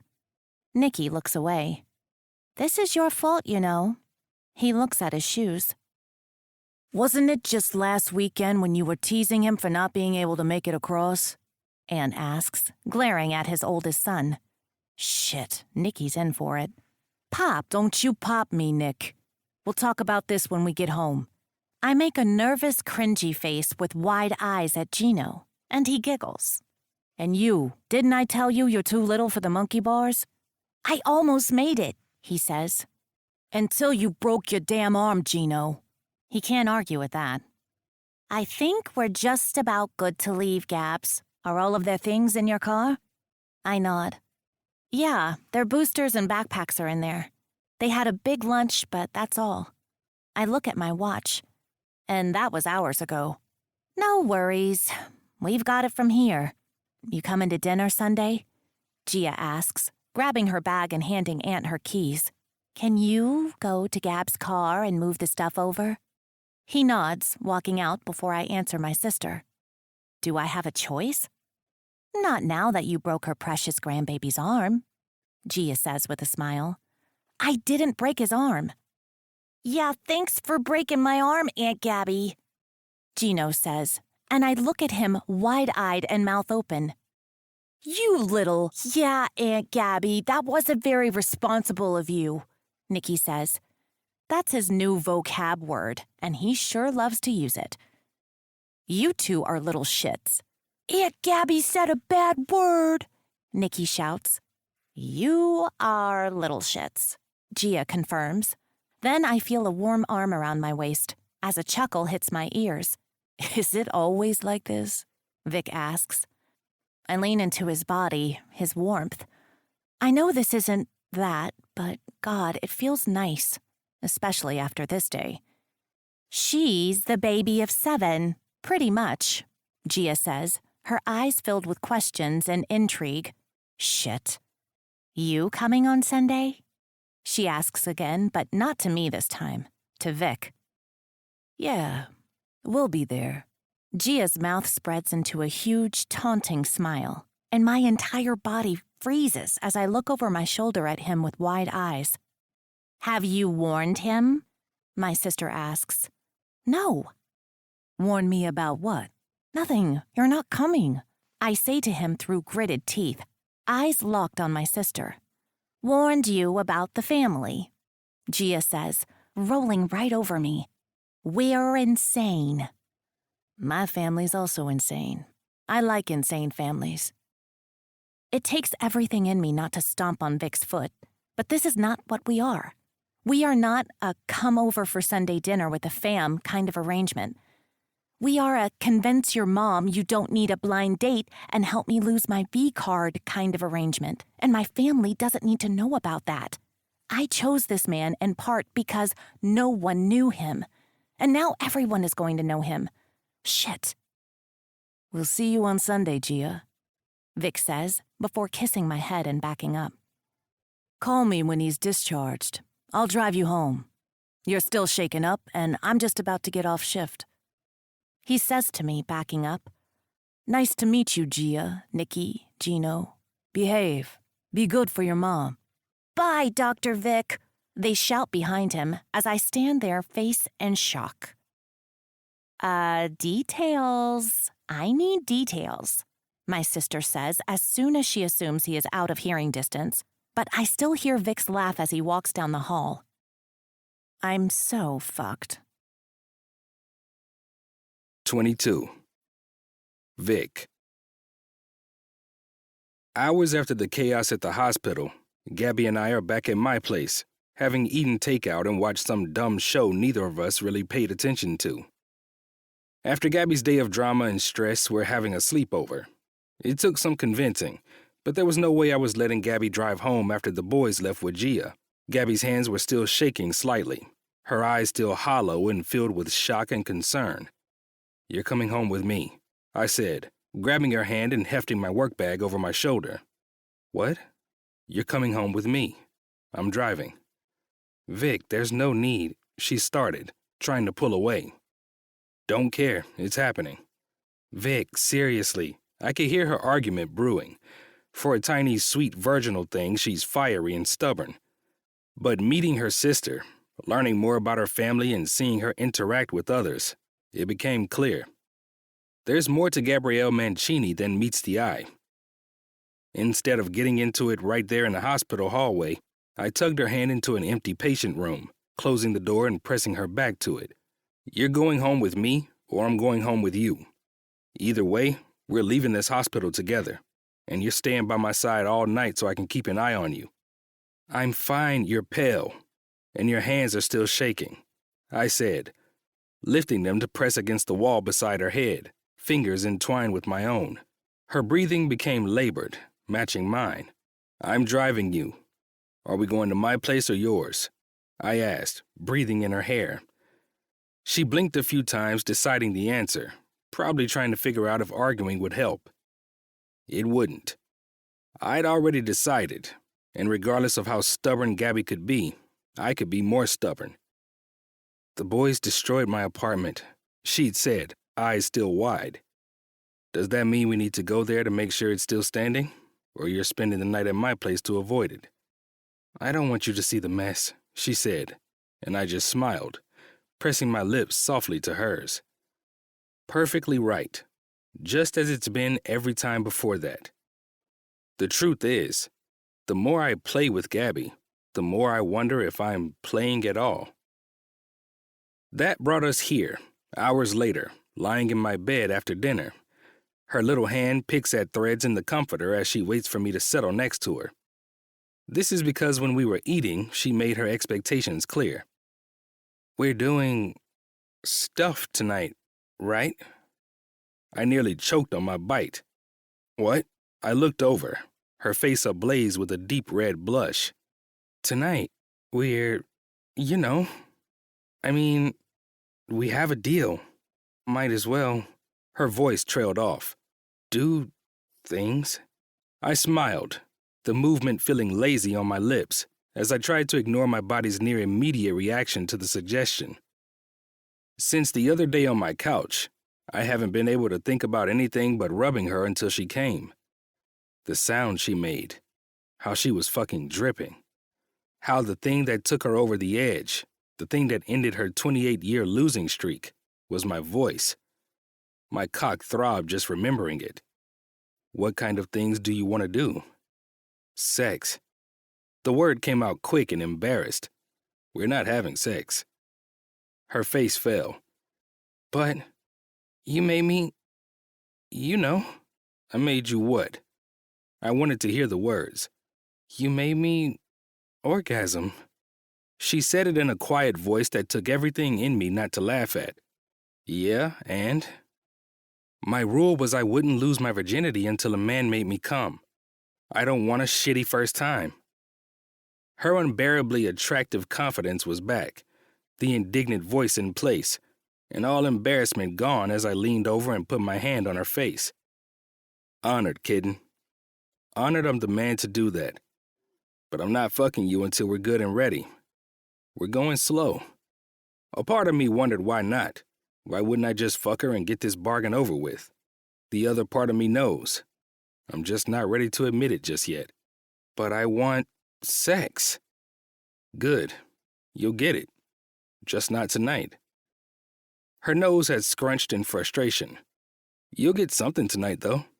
I promise I'll make you feel good, Gabby," I'd said, and her eyes flared with my words before returning to her food. With that in mind, the look of interest still blazing there, I feel the need to quell this awkwardness. She's clearly uncomfortable. "You know we don't have to do anything tonight, right?" "Of course I do, but I want to. I think it would be good, to get my mind off it. I do, having spent my entire life using outside distractions to ignore everything around me. Family drama, family expectations, work stress. Gabby might be drowning in distractions, but I'm always reaching for them. The perfect fit. Her next words knocked me out of my confusing mental state. But I want to do something for you too. Tonight. If that's okay. God, this woman. My cock twitches, awakening at the mere insinuation that he'll get something. You want to do something for me? Well, I know you're not going to, tonight. No, I will not be fucking you the night your nephew was released from the hospital with a broken arm. Her face shudders. Shit, I know what you meant. Her hand traces the shapes from the stitching on my comforter as we sit beneath it, nearly fully dressed. I don't usually sleep in pajamas, but when she grabbed Vivi's sweats again and one of my t-shirts to pull on when she disappeared into the bathroom to change, I dug out an old pair my sister bought me a few years ago. It feels like a 90s sitcom, both of us in our sleep clothes as we dissect the day. We just need a laugh track. We need to get this train back on the distract Gabby for good track. I turn to my side to face her, my hand moving to her hip and turning her to face me until we're nearly nose to nose, breaths mingling between us. What do you want to do tonight? She blushes. And fuck, it's so cute. Everything about this woman is a perfect mixture of sexy and sweet, the literal manifestation of a sex kitten. Her lip is pulled into her mouth, tiny white teeth denting the skin there. Gabby? Her eyes lift to mine. What do you want to do tonight? I wait, holding my breath to hear her response. I need her to guide this. I want to see you come, she says. And fuck if that, said in her breathy, nervous voice, isn't the sexiest thing I've ever heard. Jesus. I want to see you come too, Gabby. Been thinking about it since last week. Her little hand moves, going straight for my dick, and it takes everything in me not to laugh at her eagerness. Even more, not to just let her. I don't feel the urge to laugh because I'm making fun of her, but because I find so much fucking joy in her, and how excited she is for this. No, that's not how we're playing this today. What? We're doing this my way. Do I get to touch you this time? I smile. I would be devastated if you didn't. A small smile graces her lips as she reaches for me again. No kidding. Slow. I don't want slow. I want distraction. Warmth runs through me from knowing and understanding. She scared herself today. Guilt ate at her even though everything was totally fine. She needs this. I know, honey. You'll get it. But slow. Why? The hand on her hip moves up, dipping under her shirt. My thumb swiping left and right as it creeps up her smooth skin, lifting her shirt as I go. I've been dreaming about what her body looks like under her girly skirts and funky tops for weeks, months if I'm being honest. Well, for one, I fully plan on getting you naked today, I say, and the blush creeps up again. And for two, I fully plan on eating your pussy today. If we go too fast, I won't be able to enjoy it. There's a sharp intake of breath that accompanies my words, but I swallow it as my lips brush hers, tongue dipping out to taste her lips. Have you ever done that? She looks at me, eyes wide, licking the lips I just tasted before she gently nods and then shakes her head no. I raise an eyebrow. Yes, once, but not for long. I didn't like it. Shit, no wonder she's never come. No one's ever tried. Between that and the barrier she built up around the idea, that's enough to ensure she had to wait 28 years before she fell apart in my arms. Another first. I whisper against her lips before I kiss her. Less tentative this time, more all-consuming. My hand continues to creep up as she kisses me back, the tongue that was nervous last week, brave and seeking, tasting me.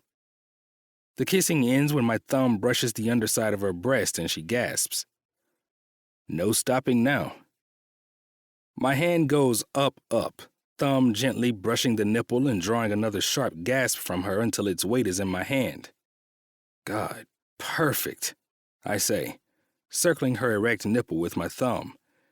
Her back arches, trying to get more, so I give it to her.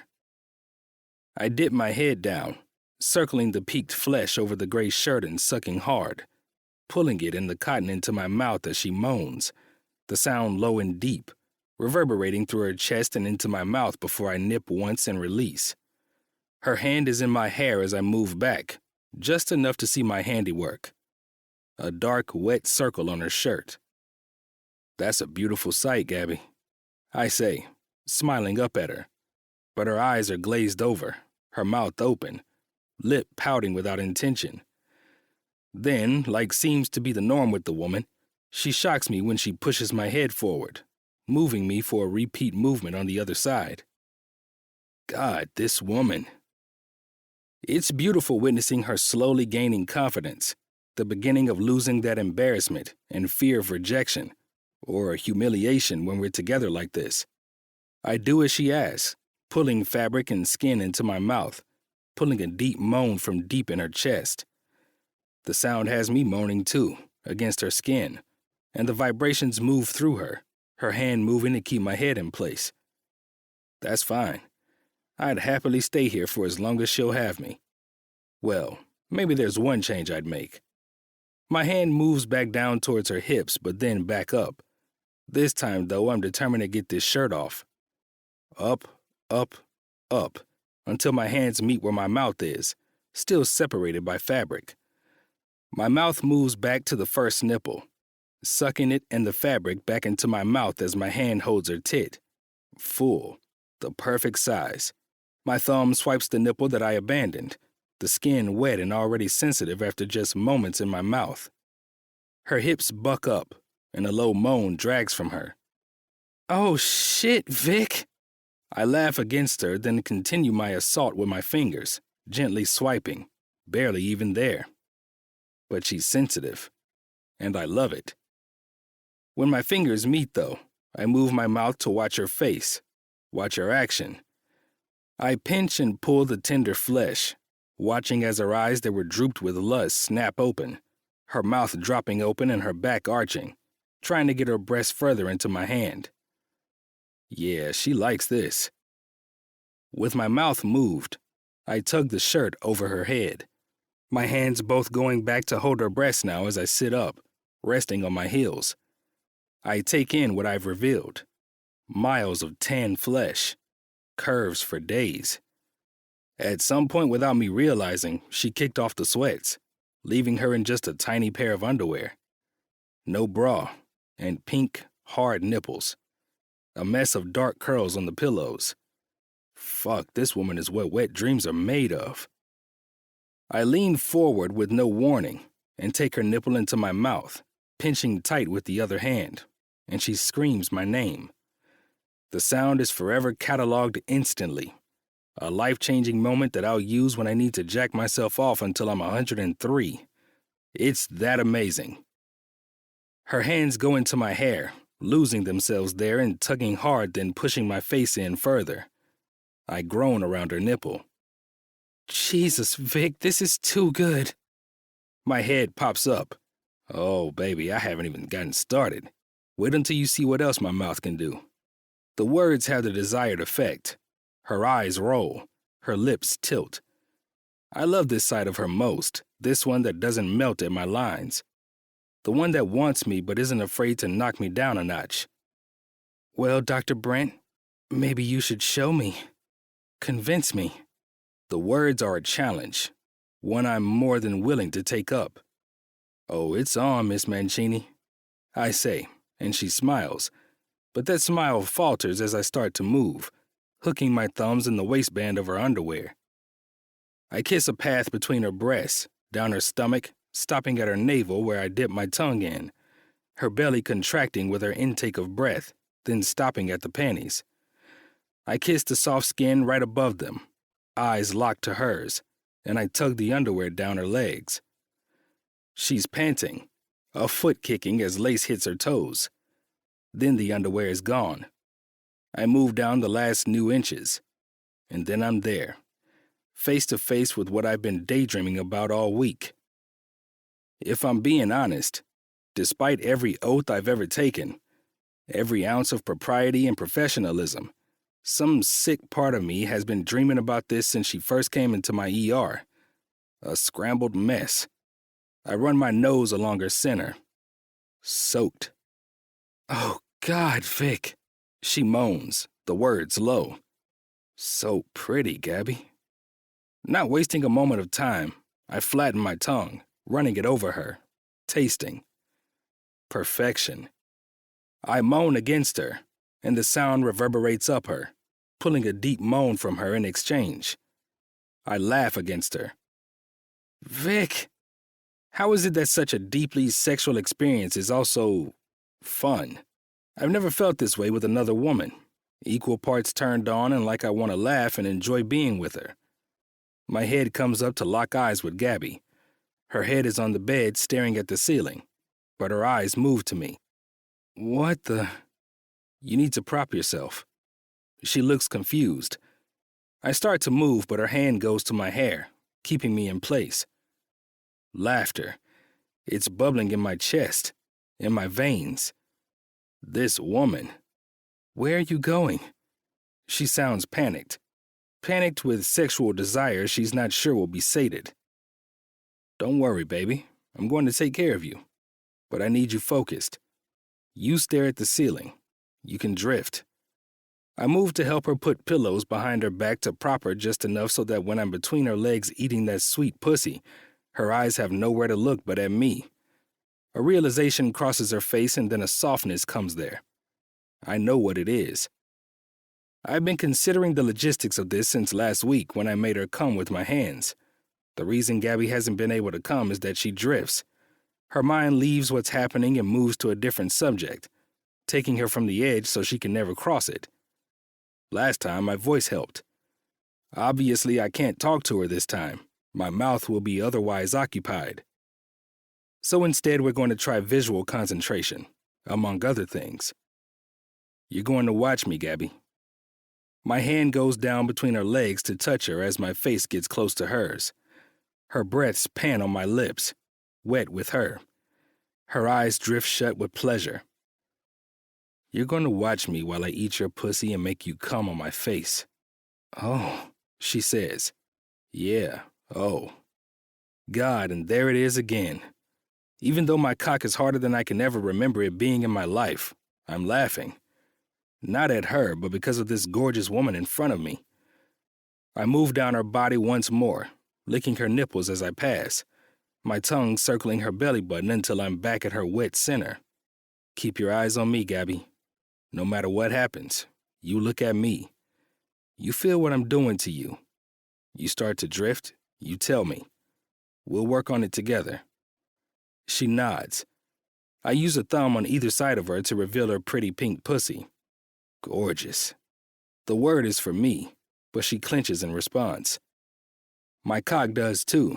A silent conversation between her pussy and my dick. My dick that cannot wait to be cordially invited inside. God, that sounded weird. Maybe she's rubbing off on me. Focus, Brent. I dive in, first with my tongue, entering her, and she squeals a sound of satisfaction. I smile against her pussy. Holy shit, Vic. Yeah, kitten. You keep my name right there on your tongue and I'll keep you on mine. Her hips buck, moving to get me where she wants me. But we're on my time now. I move a hand to her hip, pressing down to keep her in place. She grunts out a noise that sounds like a pout, and when I move my eyes up, face still in her cunt, I see she is, in fact, looking down at me with a pout. I laugh against her, and her eyes go hazy. That's it, baby. Trust the process. I move my point of focus from her entrance to her clit, circling it slowly with my tongue. She yells. Yep, seems that anyone who has ever done this in the past had no fucking clue what they were doing. Oh God, Vic, this is so hot, she says under her breath. And when I look up at her, her eyes are locked to mine, fire burning there. She likes watching. Fuck yeah. As I circle, varying directions and pressure, teasing her before giving her what she wants, my mind drifts to the many ways that watching can be added to our lesson plan. I know I would fucking love to watch anything she does. I give in then, circling my mouth on her clit and sucking, lightly. Not too much to start. Her hand moves from her side and then hovers over me. Hesitating as I suck her clit, her hips moving to pull me closer. The hand falls to her inner thigh, pulling herself more open. She's perfection. How has no man ever put the effort in until now? How did I get this fucking lucky? Who knows? But as I reach up for her wrist, I decide I won't look too closely at my luck. Because no matter what happens in the next month, Gabrielle Mancini is mine.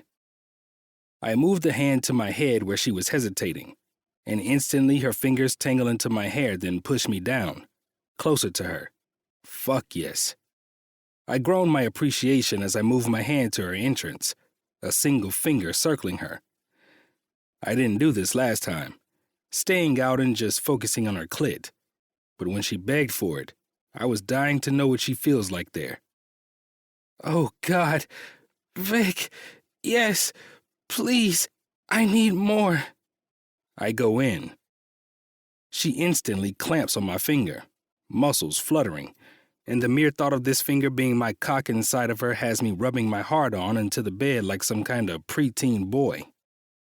Yes, yes, yes, she's chanting, panting with each word, moving her hips in circles as her fingernails dig into my scalp and push me further into her pussy. Never has eating a woman out been so unbearably exquisite. I need her to come on my face. The finger inside her crooks, grazing her swollen G-spot softly, and she bucks her hips up. Holy shit! I smile against her as she grinds my face onto her. She's close. I can tell. So fucking close. She just needs... And then the hand loosens its grip. Not a ton, just a tiny fraction. Enough for me to notice, though. My eyes look up at her. Hers aren't on me any longer. They're looking to the door, but not seeing it. I lost her. Shit. I move my mouth. What? No, she says. And there's real panic there, like she genuinely doesn't want me to stop. Comforting, at least. I'm not offended either way. No, this is just her mind getting in the way. With my mouth otherwise occupied, there's nothing else to keep her here with me. Keep her focused. All good, baby, I say, crawling up her body. Vic, really, what are you? I push a strand of hair back and look her in the eyes. What is it? What? What made you lose focus? I already know your body better than you. I'm learning your mind. You lost focus. There's hesitation, and then a blush across those tan cheeks. It's not you, I swear. I know it's not, but to help you get past this, we need to work on what's getting in the way. I don't blame you. I don't even care. Not really. Just means I get more time playing with you. I give her a wink for good measure, and she looks at me, taking me in and dissecting my gaze. You mean that, don't you? Of course, kitten. It kills me to know men before me saw her mind as a shortcoming instead of a boon, instead of beauty. It also kills me that there were men before me, but that's a mental topic to dissect another time.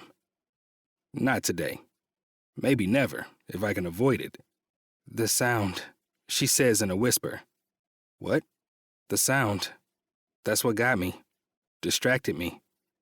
The sound. You know, of you. She tilts her head down. Down there. It takes everything in me not to smile at her. God, she's so fucking sweet. 1 minute she's a damn sex fiend grinding on my face. The next she can't even say I was eating her pussy. Got it. I think about this. I've got an idea. I get out of bed. Vic, what? 2 seconds. I say then run out of my room, grabbing what I need before running back. adjusting my still very hard cock. Her eyes move right to it and, fuck, she licks her damn lips. Quit it, kitten. Confusion washes over her face because she doesn't even know it. She doesn't even know the power she holds over me. I tap a few times on the tablet before loud waterfall sounds come out of my iPad, and I nearly jump back into bed. When you start to lose it, when you drift, focus on that. What? Focus on the white noise, and then focus back on me.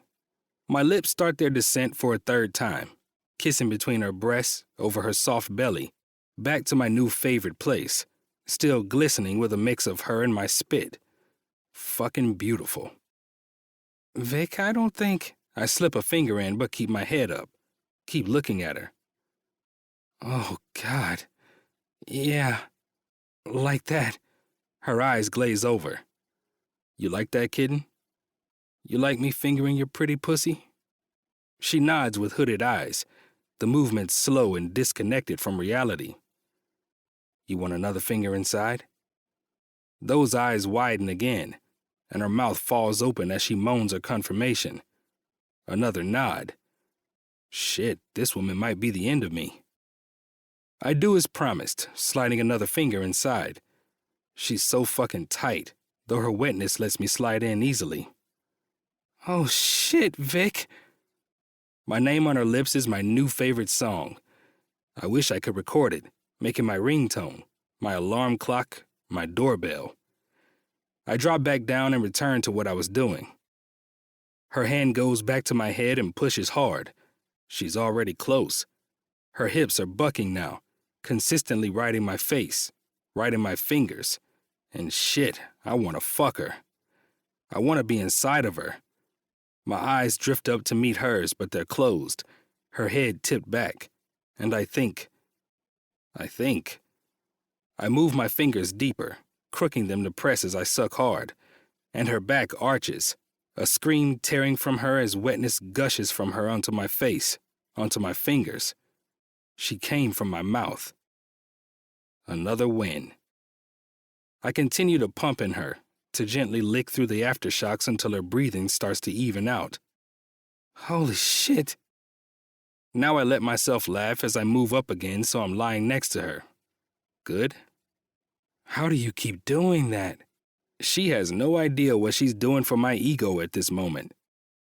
Learning your body, learning your cues, taking my time, add in some killer chemistry and a perfect student, and we're combustible, baby. Her eyes warm as she hitches a leg over my hip, her center brushing my very hard cock still encased in underwear and sweatpants. Now it's my turn. Gabby, you don't have to. Oh, trust me, I know. I laugh. She's also funny as hell. If I didn't want to, I wouldn't, Vic. Do I seem the type of woman to do what I don't want to do? She doesn't. I'm not, and I really, really want to make you come tonight, Vic. I've been... Her eyes move, looking away. Been what? I ask before I can even hold the words back, needing her to finish that sentence before she gets sidetracked. Thinking about it. The words are low and embarrassed. Oh, no, baby. Nothing to be embarrassed about. I've never heard anything hotter come from a woman's mouth. What have you been thinking about, Gabrielle?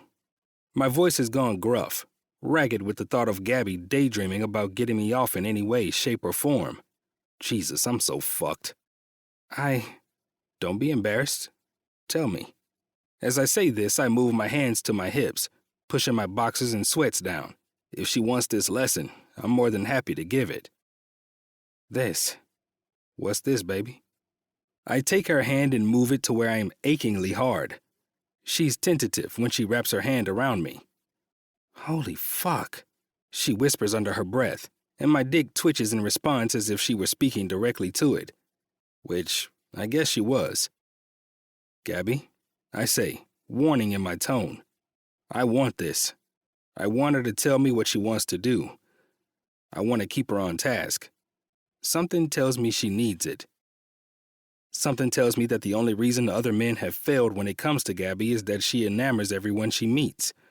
There's no way a man can get into a bed with Gabby, see all the beauty that she is, hear her words, feel her hands, and not lose his mind. But in order to handle this woman, you need to stay on Earth, and you need to work to keep her here with you. I want to touch you. I move my hand on top of hers and slowly start moving both of our hands up and down. Holy shit, that's amazing. Yeah? How?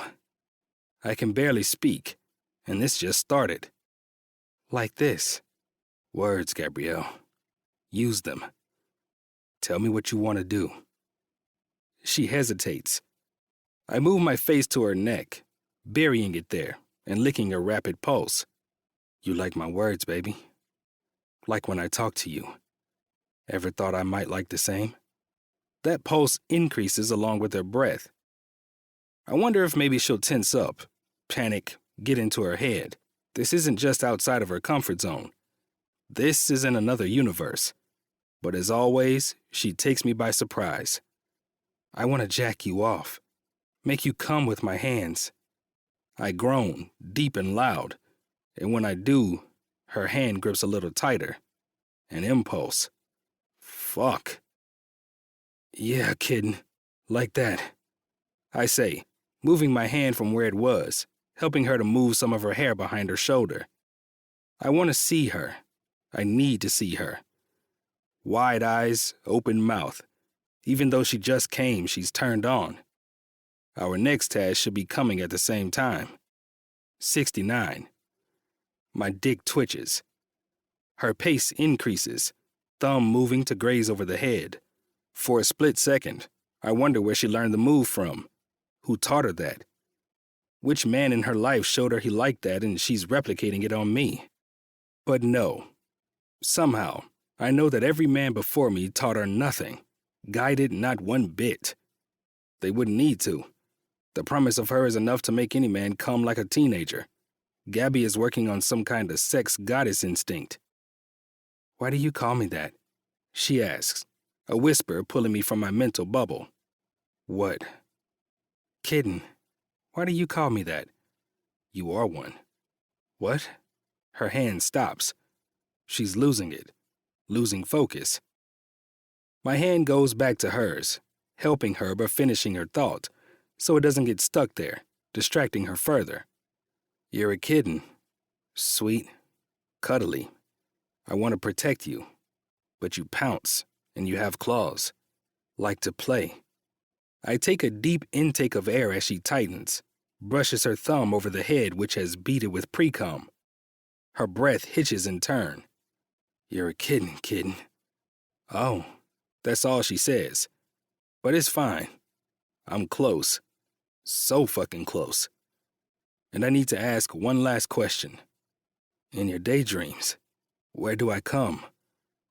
What? Another clench on my dick, the hand moving faster now. She knows. Where do I come, kitten? You've got me too fucking close. I'm going to come. Where do you want me to come? But it's only been a minute or two. I almost laugh. If my balls weren't drawing up, I would laugh. But right now I'm in the odd position of trying not to freak her out by coming all over her. Been thinking about this for months, Gabby. No one but you since you came into my ER. Now, where should I come? A towel? She's quiet for a moment, and I'm about to move, grab something.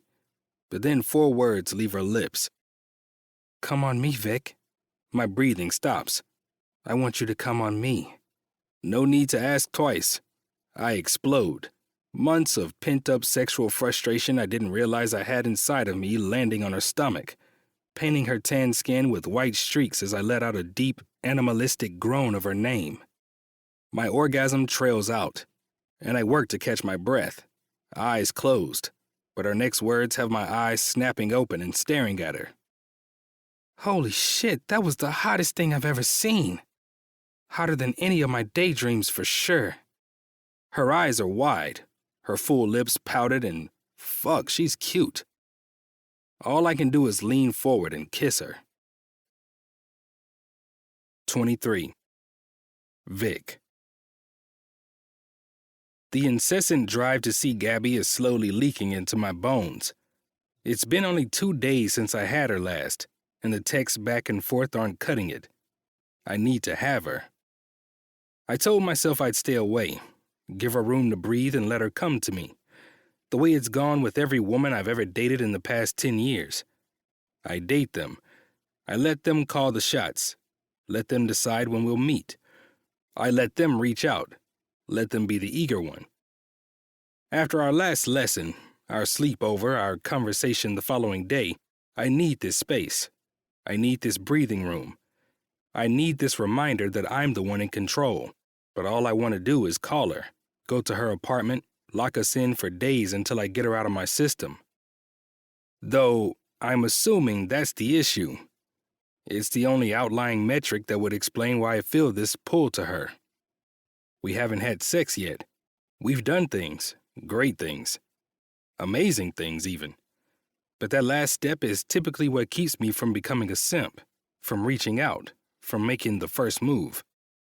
While I'm not against being the one to reach out, I just haven't ever felt the need to give a woman that kind of hope. Give her the wrong idea. For Gabby, it's the opposite. I don't want to scare her off. She's Gabby, independent and high-strung and stubborn and in her head. Something tells me if I push too hard, it will scare her into deciding this is too much. Too much work, too much effort, too much complication, too much commitment for something that's just supposed to be a learning experience. So for 2 days, I've been telling myself to wait, to be patient. She'll make that move. I need to play it cool. Except it's not working. Tonight, I'm off for the night and she's going to be sleeping in bed next to me. The only question is her bed or mine. I've made my decision. It's time for our next lesson. Should I have planned it better considering it's nearly 5 already? Yeah. But in my defense, I haven't done the girlfriend thing in some time. I was also trying my best to avoid her. Avoid this ache. Is Gabby my girlfriend? I blocked that question from my mind. Instead, I sent her a booty call text. That phrase alone churned sour in my stomach. Vic, I'm off tonight. You free? I think it's time for another lesson. The reply comes quickly as I'm packing up my bag to leave the hospital for the night. I love that about her. She doesn't play games the way other women do. She doesn't wait for some predetermined amount of time to answer to avoid sounding too excited to talk to me. Gabby, I'm going on a date. Sorry. Tomorrow? Well, maybe she's not excited. Also, what the fuck? She's doing what? We're together now. She's mine. I mentally combed through our conversations, our agreement to this crazy deal I made with her to see if at any point I outright told her we would be exclusive during this crazy as fuck arrangement. But I can't find one. Shit. Then again, never would I have thought that sweet, not innocent, the outburst at the bar taught me not to use that word, but an inexperienced, kind, and caring Gabby would go off on a date with another man while seeing me. The fury running through me takes me off guard, too. Not fury at Gabby. Not really. Fury at whatever man thought to even look at her. Because she is mine. For however long this thing lasts, Gabrielle Mancini is mine. Walking out of the hospital, I dig in my pocket to bleep the locks of my car as I hit call on my cell. It rings and rings. Hey, you've reached Gabby. I can't come to the phone right now. Leave a message and I'll get back to you as soon as possible. Thank you. Her happy chirp says before an automated voice gives me instructions for leaving a message. I don't. Vic, Gabby, text me. Now. I drive to my apartment in a frustrated rage, not seeing stoplights or little old ladies and wondering if an officer will come to my door at some point. That would be fun to explain. Well, you see, officer, I didn't see that stop sign or your lights because all I could think about was my girlfriend, who isn't really my girlfriend, but she sure as fuck feels like my girlfriend going on a date with another man. Something tells me that wouldn't keep me out of handcuffs, or maybe even a padded room.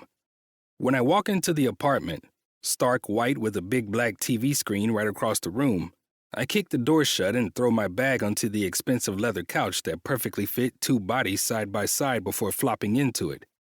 It's too big for one body. Gabby was right. This apartment is boring as fuck. Maybe I should let Vivian decorate after all. Or maybe Gabby.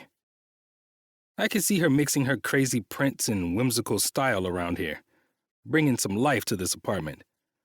Something about having her explosion of color and life and joy has me realizing how dead my life has been, free of any form of excitement or interest. Thinking of Gabby reminds me to sit up and recheck my phone.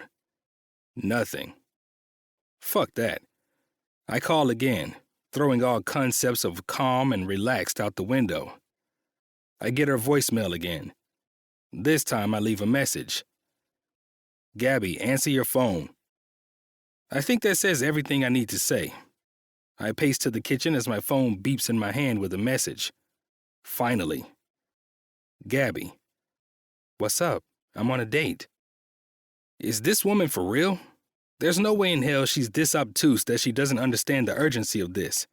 Doesn't understand how much she's tearing me apart. Then the question hits me. Is she playing games? There's no way.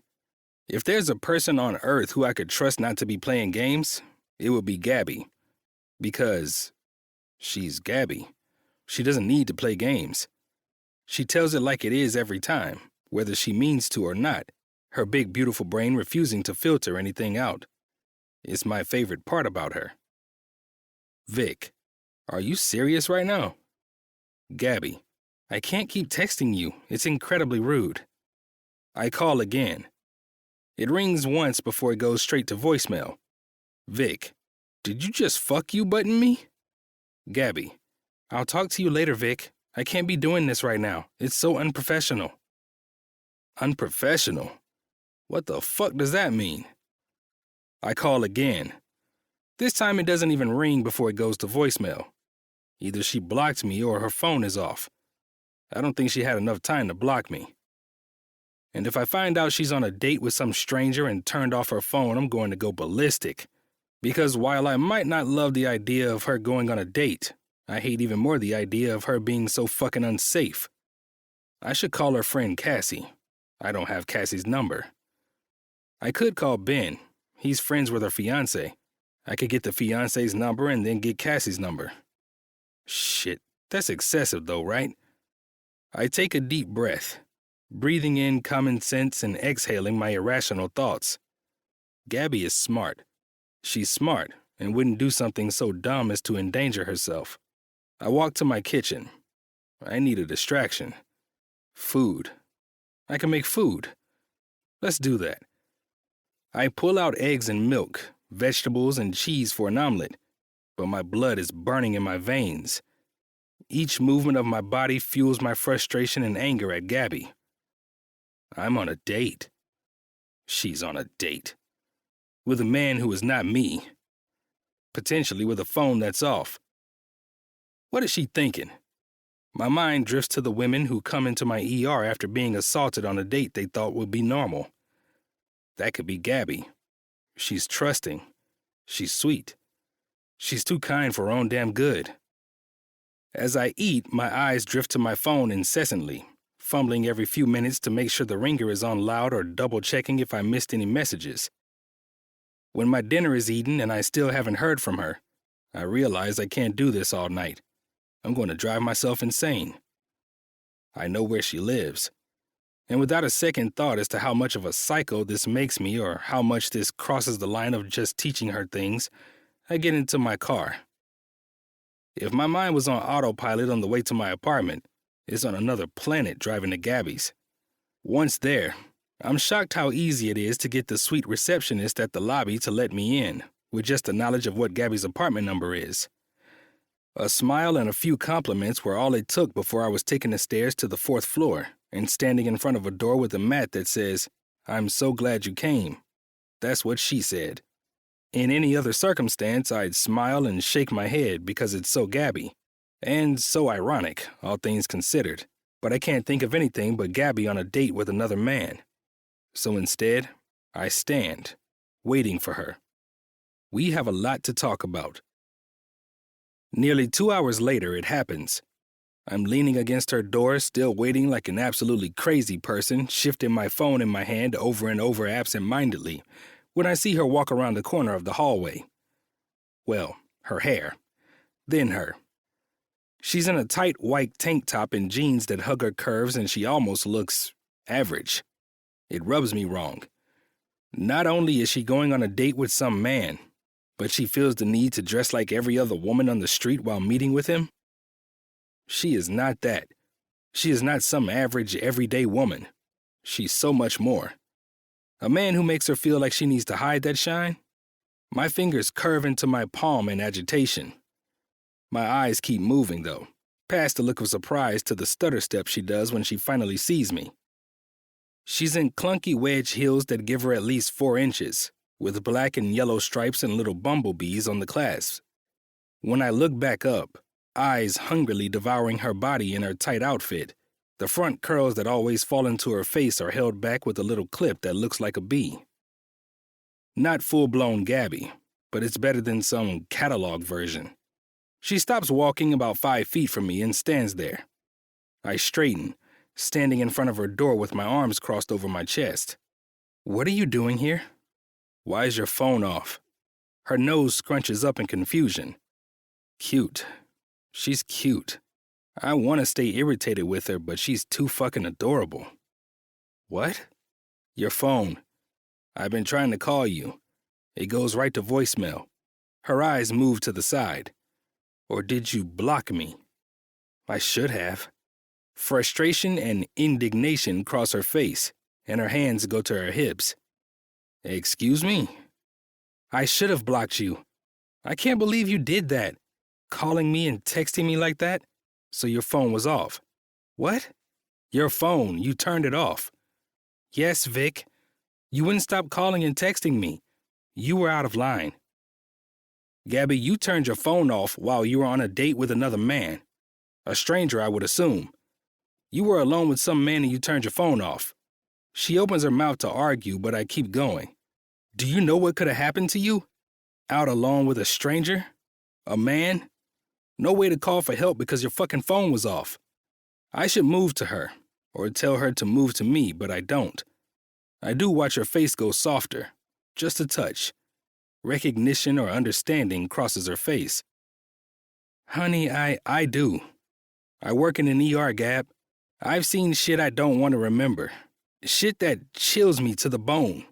Shit that, when I get off shift, I have to call my sister to make sure she's okay. Vic, you had no way to reach out if something went bad.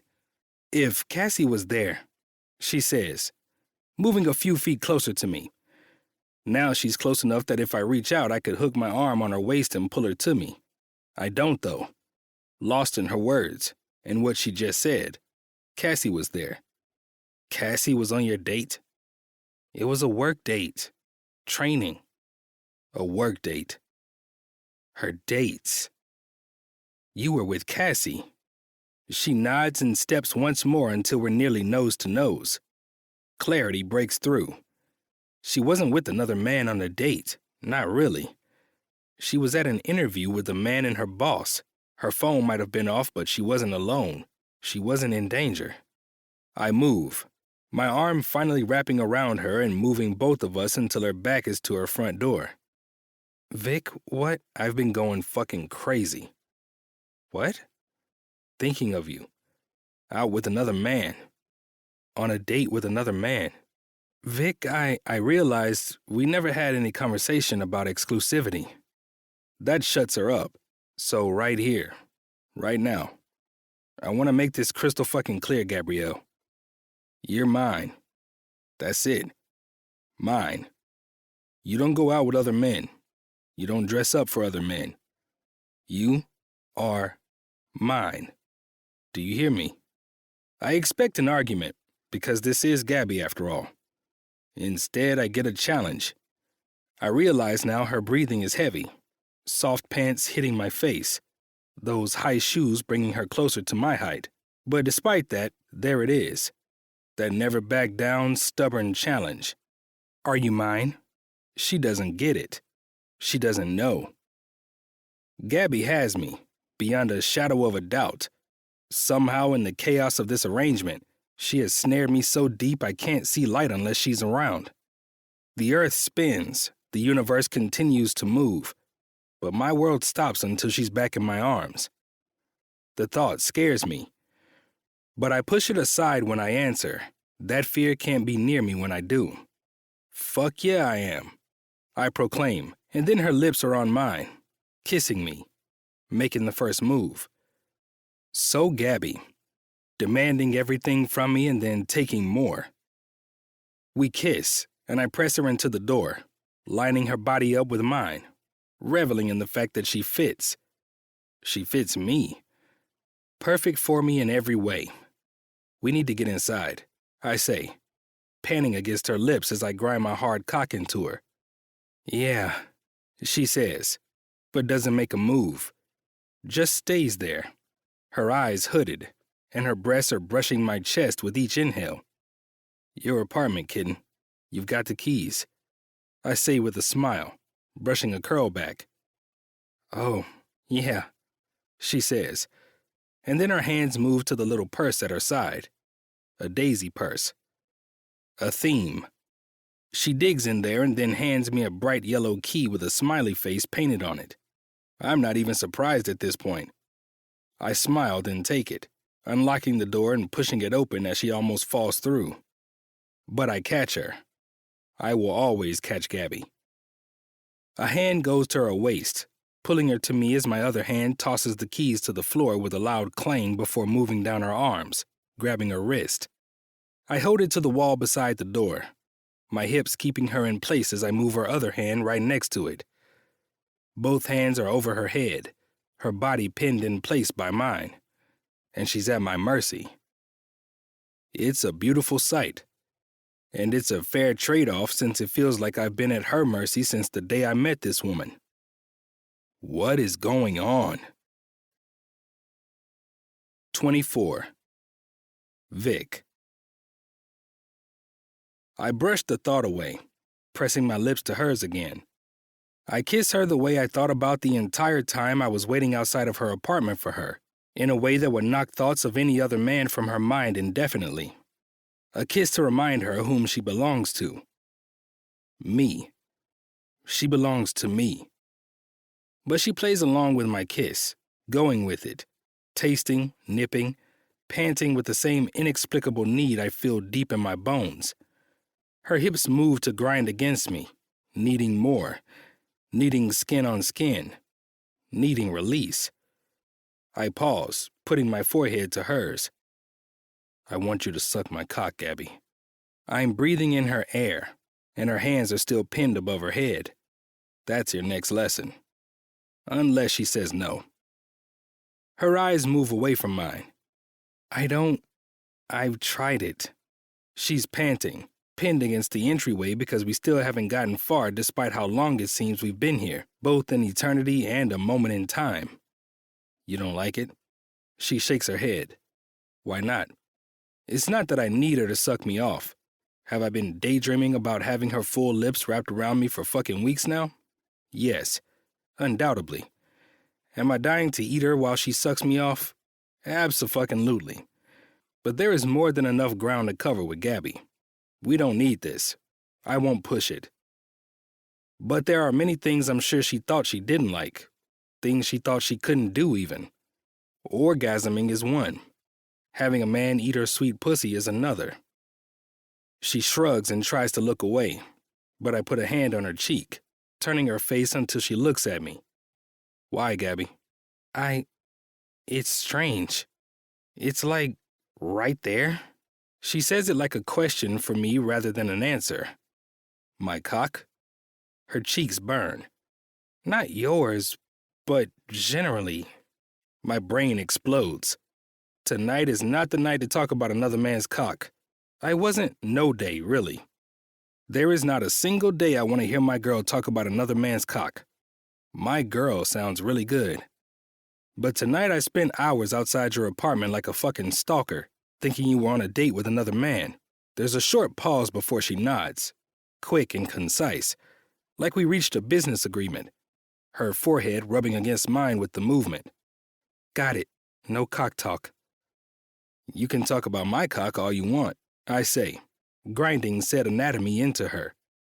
It's crazy that I'm this hard and we're having an entire, barely related conversation.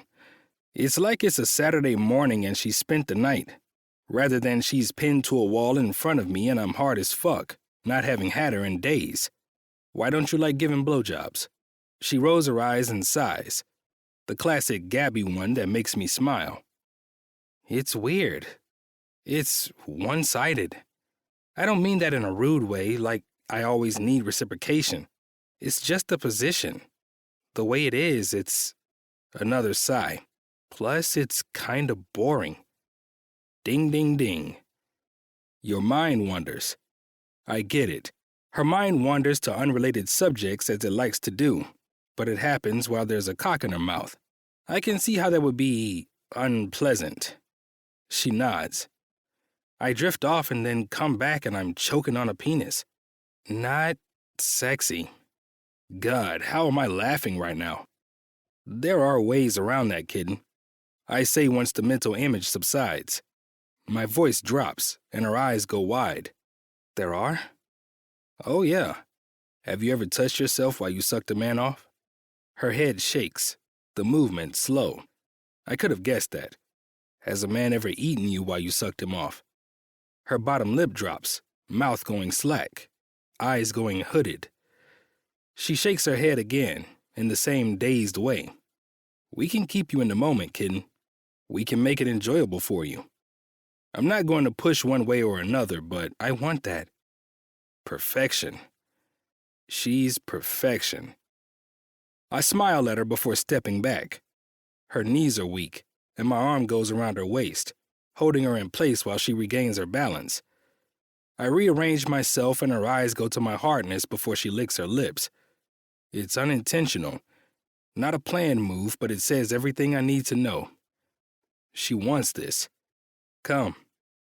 I'd love to, she says with a smile, and I can't help but return it. Sex shouldn't be this fun and light, should it? I've never laughed so much as I do with Gabby. Ever. Much less when my cock is hard and I'm dying to get her naked. Show me to your room. Start undressing as you do. I've been outside for hours thinking about that body. She smiles again, no longer shy but teasing. Only if you do too. With that, I cross my arms behind my head, tugging off my shirt and tossing it to the ground. Kicking off my shoes and with my hands on the fly of my jeans, I look at her, anticipating her move. She just smiles again, spinning away from me and sauntering off towards her room. I almost call after her, but then she tosses the silly flower bag to the ground as she keeps walking, crossing her hands over her front and slowly creeping her tank up. I stand there, frozen, hands on the zipper of my pants as an inch of tanned flesh is revealed. But then she stops, hair moving as she turns her head to face me. You coming? The smile is there. The tease. This fucking woman. I shove my pants down before following her as she tosses the white tank to the ground and disappears through a doorway. I'm in my boxer briefs and nothing else when I reach her room. It's exactly what I'd expect. A chandelier covered with colorful scarves that throw off sultry light, fake vines wrapped around curtain rods, and a frilly pink bedspread. My feet sink into a plush shag rug that takes up almost the entire room, and when I look at it, I notice it's white with little sprinkle shapes on it. Gabby. So Gabby.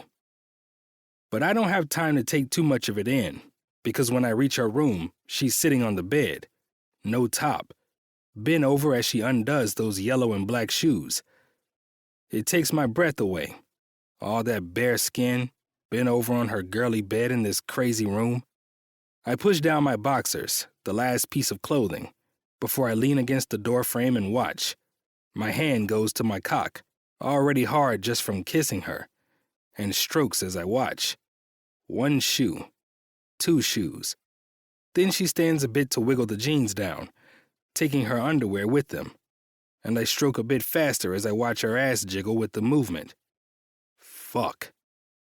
I must have made a noise because she stops with her jeans at her knees and looks up at me, then at my hand. A moan comes from her.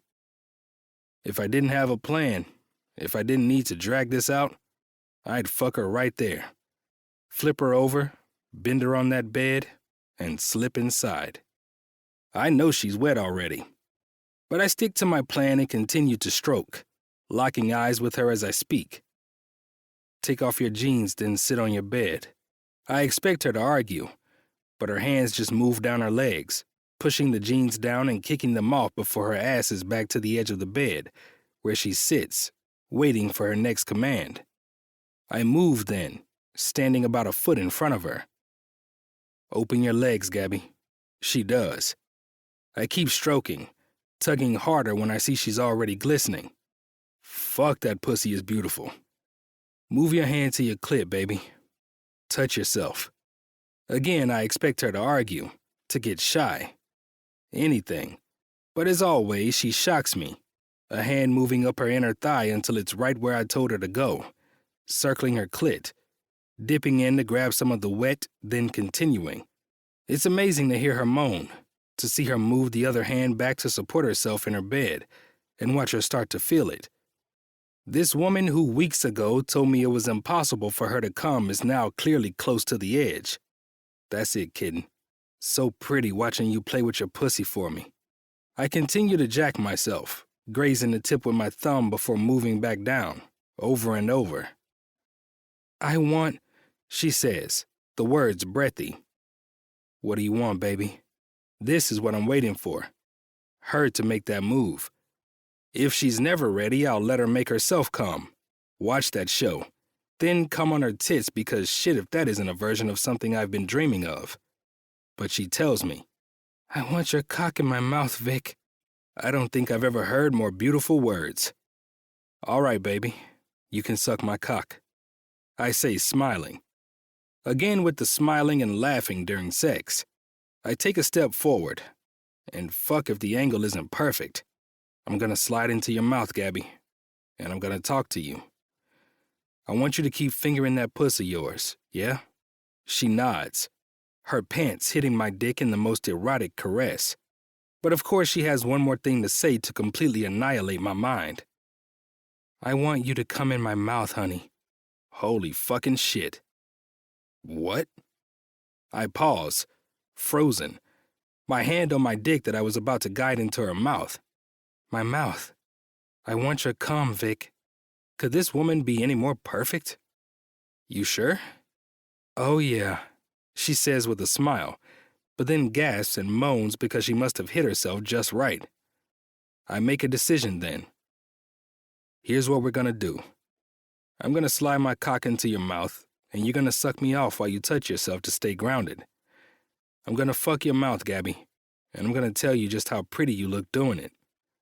Then when you're close, really fucking close, baby, get yourself almost there. We're gonna move to the bed, and you're going to suck me off while I eat your pussy until you come. Yeah? She moans, deep in her chest. I need you to answer me, Gabby. Yes, Vic. I want that. Please. I don't need any more encouragement. I bury one hand into her curls, move a step forward so that my legs hit the bed, and guide my cock into the warm, wet heat of her mouth. Fuck. I groan out, feeling her tongue run down the length as she sucks gently. I use my hand to move her head back and forth, slowly, not going too deep. She said she's never been into this. I don't want to put her off it forever, especially since this is my version of heaven. Fuck, Gabby. Seeing your lips on my cock, fucking your mouth. Nothing better. She sucks again, her tongue grazing the spot right under the head as I pull out before I push back in. Just like that, kitten. Fuck, you're good at this.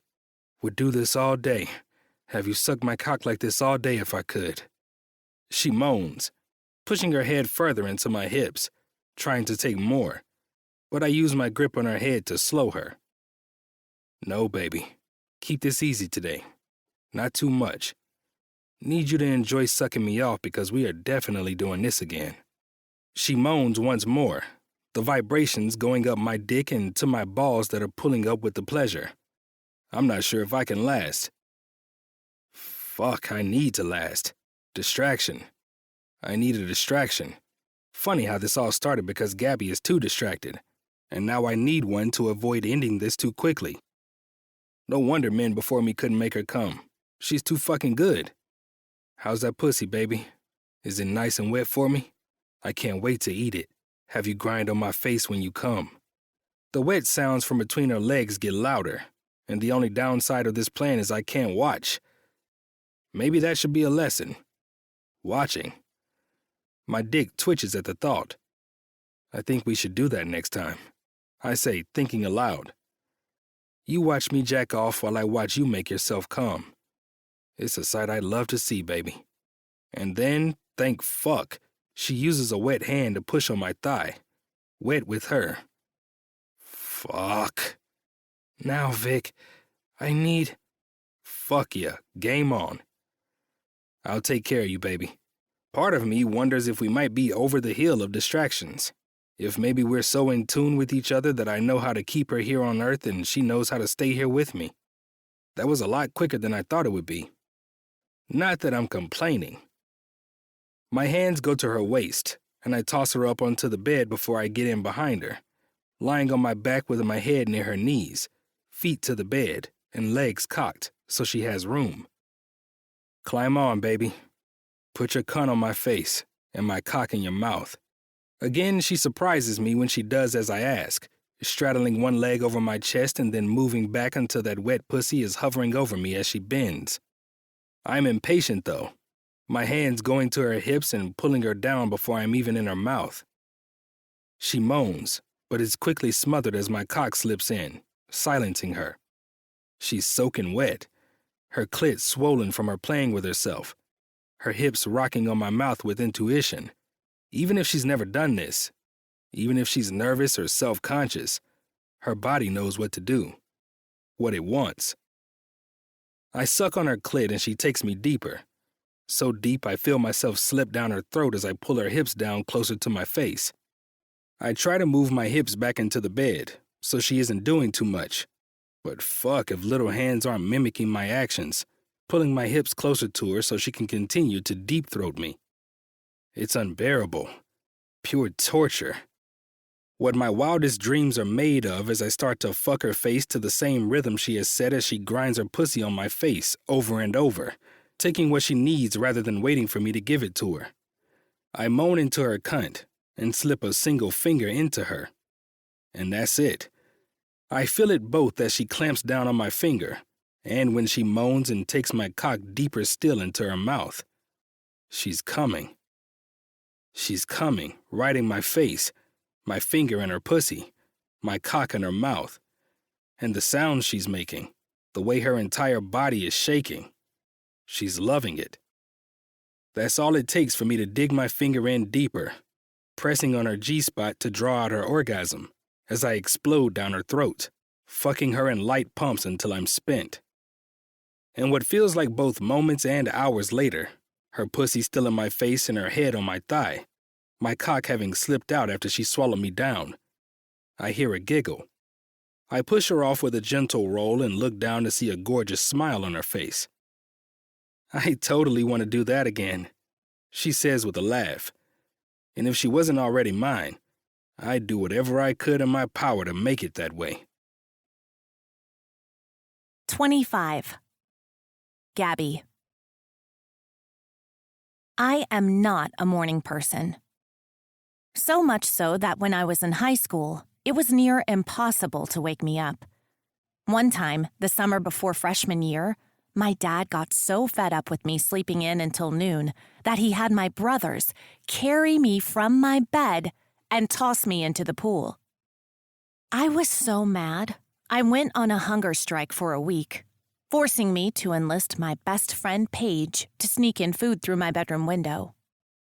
Waking up in my bed on Sunday morning, face snuggled into the broad chest of Dr. Victor Brandt. I can't wait to face the day. His hand moves down my arm, cluing me into the fact that he's awake too, and we move to face each other. "Hey," I say, my voice croaky with sleep. Morning, He gives me a small smile, eyes sleepy and voice groggy. What are your plans today? You working?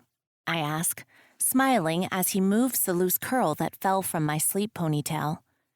He watches his fingers as he tucks it back behind my ear, but I watch him. He's so fucking handsome, especially like this, barely awake and smiling at me. We're going to your parents, right? Gia made her demand. My stomach drops and my heart stops. What? Sunday dinner. At your parents'. That's still happening, right? I nod. It's every Sunday. And I told Gia and Nikki I'd be there. Don't want to disappoint my #1 fan. He smiles again, white teeth flashing. He's got a good smile. Focus, Gabby. But you don't have to. You're busy. Part of me wants him to bail.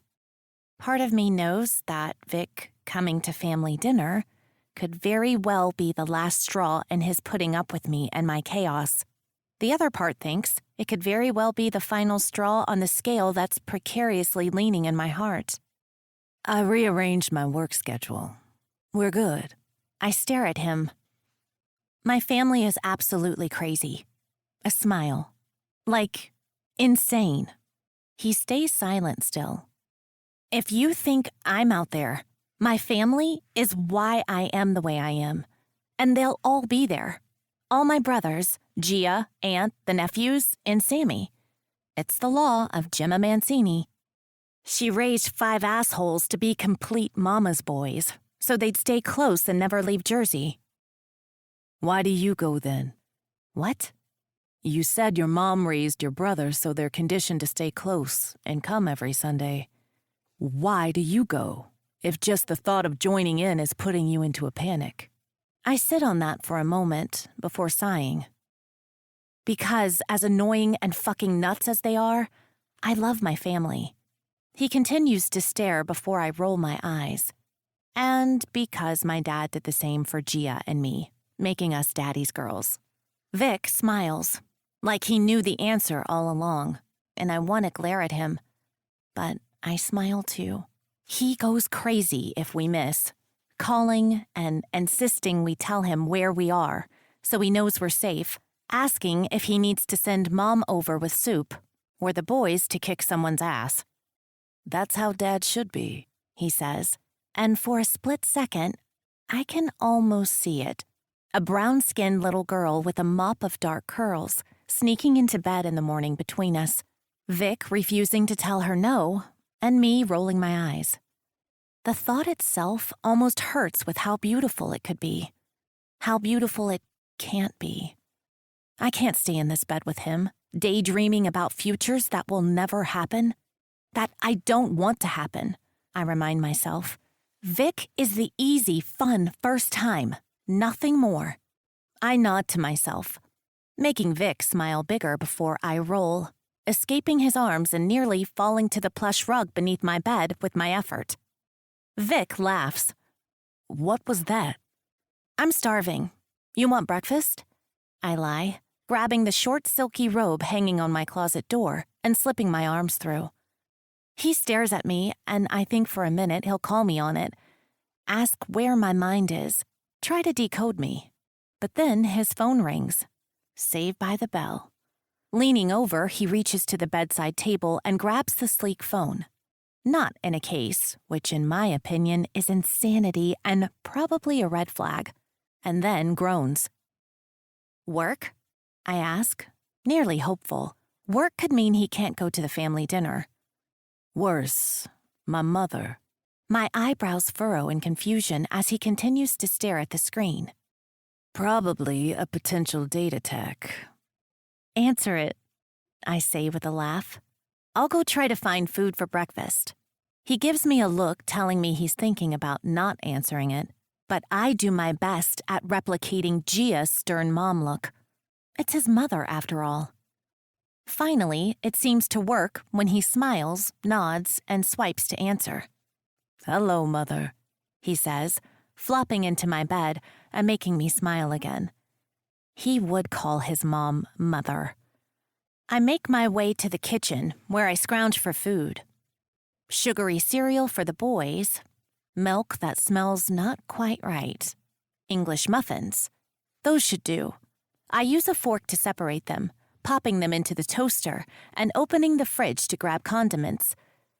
Jelly, peanut butter, honey. I have no idea what Vic would want. Walking back to the room to ask, I stop in my hallway, listening. No, Mom, I don't need you to set me up, Vic says into the phone, pacing but facing the headboard, not the doorway. I should leave, or make a noise, anything besides standing here and listening. But I've never been one to listen to my own advice.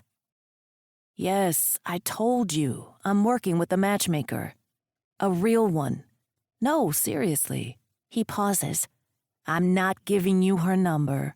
She doesn't need your advice. I stifle a laugh. No, I'm already matched. I've got my first match. She's sweet. Yeah, I like her a lot. My entire body goes into a state of warm prickles, half panic, half pleasure. Calm down, Gabby. He's just saying that to get her off his back. He makes a sound that is essentially an audible eye roll. Yes, Mom. I'm actually going to her parents' house today, meeting them. He moves the phone from his ear, cringing. God, Mom, stop. No, I'm not inviting you. And no, you don't have to meet her. It's not that serious. You don't have to meet her. The warmth goes to ice. I don't hear the rest of the conversation, moving into my head, my safe place. I don't know why that burns. Why his not wanting me to meet his parents guts me a bit. Liar, my inner voice says, but I bat her away, thankfully returning to the land of the living as Vic swipes his phone off and turns to me. Hey, he says, smiling, not annoyed that I'm standing here, just smiling. What do you want on your English muffin? I lift the butter and jelly I brought here to show in my silent question, and he laughs. Both, he says, walking towards me, and we both head to the kitchen, his hand on my lower back as the muffins pop up. I think about offering to meet his parents, but I can't get the words out. All I keep hearing repeated over and over in my mind is, it's not that serious. The reminder of what we really are, and what we're not. 26. Vic. As per Gia's demand, we're on our way to meet Gabby's family for Sunday dinner. I think we might die before we get there. It turns out, sweet Gabby is an insane driver. She has a lead foot, both on the gas pedal and the rarely used brake. When she does use the brake, my entire body jolts forward, a hand reaching out to steady myself on the dashboard. Before we got onto the parkway, she completely blew through a red light that had turned red a full second before we hit the intersection. More than enough time on yellow to slow and stop. When I told her this, she told me she had places to be and yellow means speed up to make the light. And now she's losing her damn mind. Jesus fucking Christ, you moron! Get the fuck over! Gabby shouts at the car in front of us, her hand gesturing to the right lane with full-blown anger. I stare at her, shocked as she switches back to calm, slipping right back into the conversation we'd been having before her outburst. Anyway, so fair warning, I have 5 brothers. I don't respond, instead staring at her until she glances my way. What? I already told you that, right? Now she looks confused. What was that? I ask, staring at her with a slight smile I can't seem to fight when she's around. What was what? Then she lays on her horn, the sound loud inside the small car. Get out of the fast lane, you dumbass! Fucking Pennsylvania drivers, no fucking idea how to drive. Once again, I stare at her. At sweet, quiet, relatively reserved Gabby. That. What are you talking about? Her eyes are on the road as she hits the horn again. Nice blinker, buddy. Gabby, do you need me to drive? She looks over at me, clearly no idea what I'm talking about. I point to the road, redirecting her gaze. Please watch the road. Gabby does as I ask before responding. What? No, why? Because you seem like you're about to have a panic attack. What? No. Babe, you haven't gone more than a full minute without screaming at someone. We're on the parkway. It's what you do. I look at her with my eyes wide. Her face shows that this is not a joke. She really thinks this. No, kitten, it's not. It might be what you do, but normal people? No. Did you just see that guy? She shouts, moving her hand at a red car that cut in front of her. See? And then I'm laughing. A real, genuine, body-shaking laugh. Because in 1,000,000 years, I would never have thought that sweet Gabby, assistant to a matchmaker, virginal lover of romance novels, dresses like a preschool teacher, would have serious road rage. Next time, I drive. I say as my hand reaches for the handle above the window, and I pray it's a short drive. Thankfully, it is, and we park in front of a large home on a cul-de-sac filled with cars. When we park, she continues to stare out the windshield. Her color has dipped, a nervous pallor on her skin as she starts talking. Okay, so reminder, I have 5 older brothers and 1 sister. I am the baby. Got that? And I have a dad. I bite my lip to avoid smiling since I think smiling here would annoy her, but she's not even looking at me. Got it. My mom will probably kiss you when you walk in the door. If you can, just accept it. Trust me, it makes everyone's life easier. But if you're uncomfortable, tell me now and I'll stop it before it happens. She's wringing her hands over her skirt. This one with little goldfish on it. A Celine Dion tour t-shirt on top. She's nervous. Nervous. Gabby nervous. And not about anything sexual, which is the only time I've ever seen this side of her. What's wrong? I ask, grabbing her hands. Finally, she looks at me. Her eyes are wide with anxiety before she sighs. My family is a lot. So is mine. Yours means well. Of course, she has no idea since she's never met my family. I'm sure yours does too. I've met Gia and Aunt. They're friendly, a little loud and chaotic, but nice. And they clearly love Gabby. For some reason, when it comes to her family, that's all I care about. They do, but also, they're insane. Insane how? Her eyes flit over my shoulder, going wide. You'll see soon enough, she says with a strange mix of a cringe and a genuinely happy smile before my door is opened and a dark-haired Italian man is standing next to me. Gabs, he says, clearly happy to see her as he squats beside me to look through the car at Gabby. Hi, Gio, she says, opening her door and stepping out. You let her drive you here? The man, her brother I assume, asks with the tip of his chin toward his sister. Yeah. Bad decision. My sister is a horrible driver, he says before standing and grabbing his sister, who has walked around the front of the car. He's at least an entire foot taller than her, dark hair brushed back with the sides neatly cut. Gabby stands next to him in the grass, her Converse giving her 0 height, an arm slung around his waist and her head pressed to his side. They're close. Gio, this is Vic. I'm her man, I say, grabbing his hand and shaking it. It's a tight grip as he appraises me with skeptical eyes. Gio, don't be a dick. He's got 5 more of you to meet. Dario and I have a bet going on if he'll come back after this. Gabby rolls her eyes, letting go and slapping his chest. I said don't be a dick, G. Did you warn him? I tried. He doesn't get it, Gabby says, grabbing my hand as we head up the walk. You should have believed her, he says over his shoulder to me, a smile on his face, and I'm beginning to wonder what the fuck I got myself into. Walking into what I've been told is Gabby's childhood home, it's loud. There's a staircase to the right and I hear feet running around above us, so I assume there are rooms or a playroom upstairs. Giggling accompanies the footsteps. Kids. The nephews I already met and maybe the niece I haven't yet. My Gabrielle, a voice says from the kitchen as we walk in that direction. The kitchen is huge, with a living room to the right and a dining room already set with plates and utensils to the left. It's not modern and open with clean lines and stark light colors. Instead, it's homey, lived in. It screams Italian-American with signs all over the kitchen with words like mangia, written in bold letters, an intense number of large glass-lidded jars with at least a dozen different types of pasta on shelves in the corner. The cabinets are dark wood, all with golden yellow and red accents.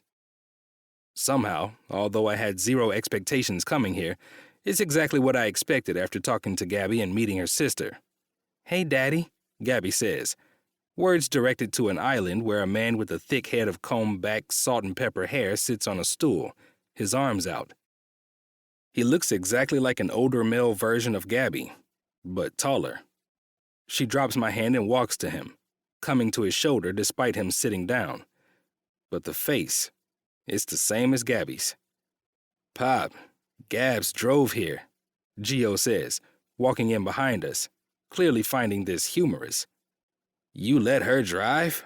another male voice asks, coming in from the dining room. He looks identical to Gio. The twins. This must be Dario. There are 5 Mancini brothers from what Gabby quizzed me on this morning while we ate breakfast. Dom is our oldest brother, 2 years younger than Gia, 8 years older than Gabby. He has an 8-year-old daughter, Sammy. Next is Nico, followed by the middle Mancini kid, Enzo, 6 years and 4 years older than Gabby, respectively. The twins, Gio and Dario, are 2 years older than Gabby. Mr. and Mrs. Mancini spent 10 years having kids near perfectly spaced out. It's really a feat to commend if you don't stop to think about how completely insane this house must have been. "You made it here alive?" A third man walks in, dragging a small body with him that's clinging to his leg. I know that small body at least. "Dr. Vic!" Nikki screams, leaving what I assume is an uncle and running to me. "Hey, bud," I say, giving him a high five. "Look at all of my signatures." There are scribbles all along the cast, the cottony part near the fingers stained in what I can only hope is chocolate. "For the love of God, Nikki, please do not show the doctor how absolutely disgusting that cast is," Gia says, walking in with a 4th dark-haired man. Not her husband. This must be the oldest brother. Dom. "Totally fine. I've seen worse.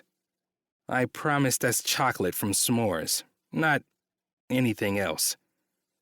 Gia smiles before coming up to me, kissing each cheek before moving back. "Glad to see Gabs hasn't scared you off yet."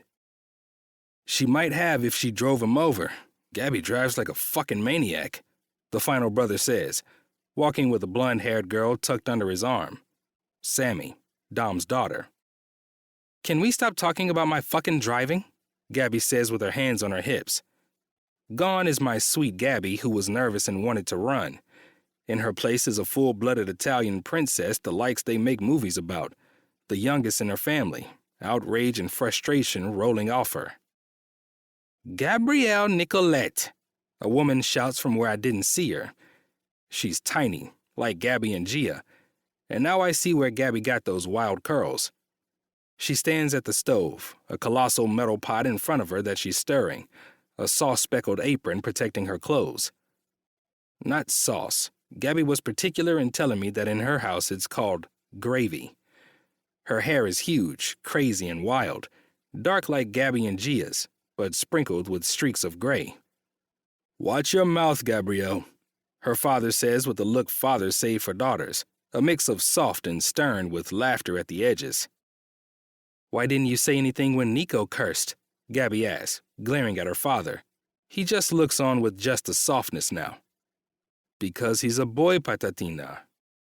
"Daddy, that's ridiculous," Gia says, and from the look of near everyone in the room, this is a constant and irritating conversation. "Might be ridiculous, but that's the world, Popetta, and it's the truth." Gabby's mother turns from where she had returned to stirring, the saucy spoon held high in the air and pointing at her husband. "Don't spin that shit in my kitchen, Vincent." So that's where Gabby and Gia get the fire. I stand back quietly observing as what I can only assume is a common occurrence unfolds. No one seems fazed by it, at least. Who bought you this kitchen, mi amore? Try that again and you'll be living in a fucking hotel room. Won't matter who fucking paid for this kitchen. This kitchen, mind you, that I keep clean, make you all your damn meals in, raised our babies in, while you sat on your damn chair and ate prosciutto and bruschetta I laid out for you. Gemma, you'll lose, Vincent Mancini. You play this game, you'll lose every time. It seems volatile in the kitchen, but all 7 faces in the room are understanding, if not bored. I lean into Gabby, who has made her way back to me. Is this okay?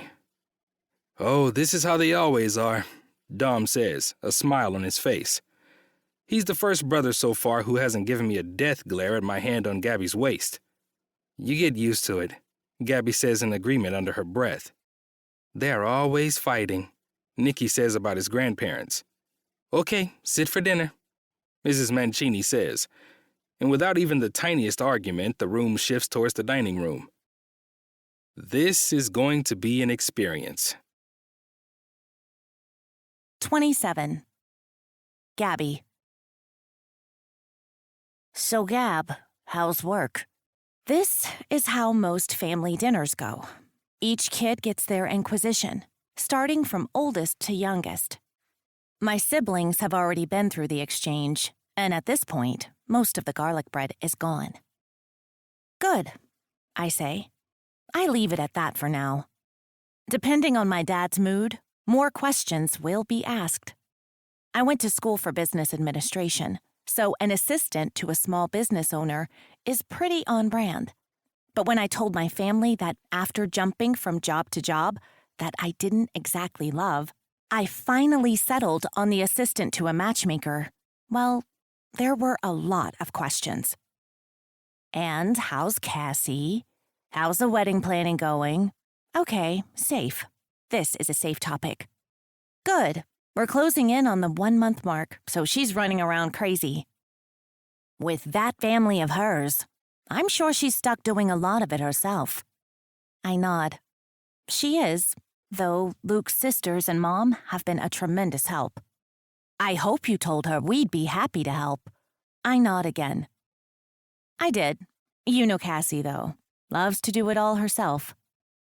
I'm sure Lucas's mom is excited for some grandbabies. About 2 months ago, Luke, Gabby, and Luke's similarly crazy, yet blissfully smaller family came for Sunday dinner at my parents'. My mom and Mrs. Dawson instantly hit it off. This is not a surprise, since my mom loves near everyone and loves any way she can wiggle herself into her children's lives. They now have coffee together every other Tuesday. That's my mom for you. I think they're taking their time, I say, non-committal and nonchalant. This is a minefield. I must tiptoe gently. My eyes go to Gia's, which are already on me. She knows too. A fucking minefield. When her head turns to Vic, I can hear the ticking, loud, like that atomic clock or the grandfather clock my grandparents had that would chime every hour on the hour, so loud it shook the house. I can't wait for Gabby to give me some grandbabies. Tick, tick, boom. She's been set off. Shit. Mom? I start. You literally have 3 grandbabies, Ma, Gia says with exasperation in an effort to diffuse. She's a good sister. I'm going to keep her. It's useless, though. We all know it. What? I can't want more? She asks Gia, but keeps her eyes on Vic. I look at him, expecting to see the deer in the headlights look my brothers get. The look Aunt had for nearly 7 years, until he finally got Gia pregnant 6 months after they tied the knot. But nope, it's not there. It's like he expected this. Maybe even like he's experienced in this. A mother can't want more babies? You had 7 children, Gia says with a sigh. You think I did that for shits and giggles? Hell no. I did that and raised you hooligans right so that I'd have grandbabies.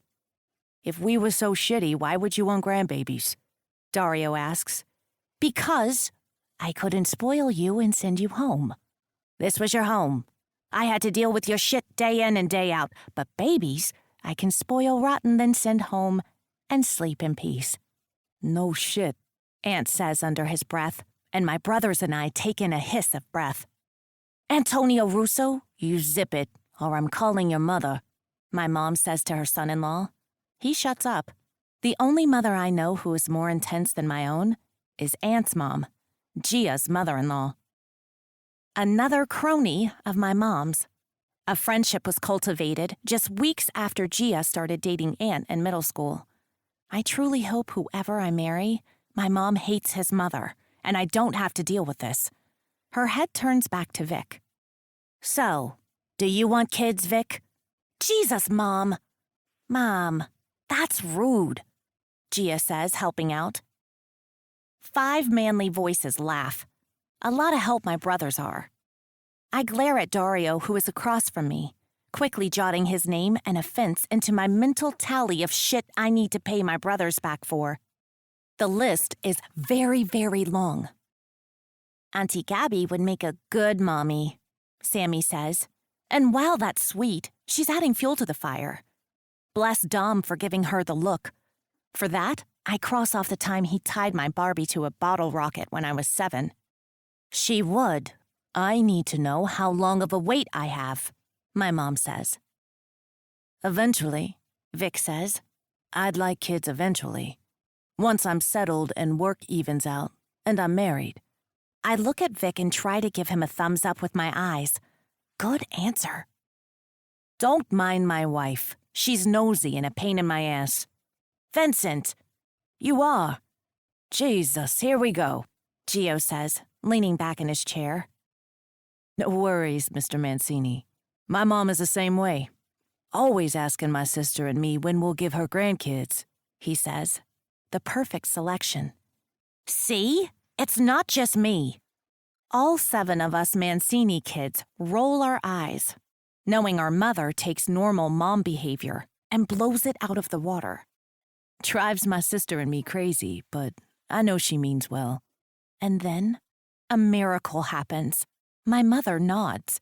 She nods and then proceeds to pick at her plate. The Inquisition is over. The bomb diffused. I look at Vic before I whisper under my breath, "Are you magic?" Dario, who is close enough to hear it, laughs so hard that we all end up joining in, even if most don't know why he's laughing. After dinner, my siblings, Vic and I, are sitting out on the back deck with wine, while my mom spoils the grandkids with ice cream sundaes, and my dad takes a nap in his lounger. This is how Sundays go. And as annoying and frustrating and crazy as my family is, I love it. We all do. It's why we all willingly come to Sunday dinner each week. I love my family. So, how did you two meet, by the way? Dom asks, and my sister's head moves to me, a silent, judgmental laugh on her face.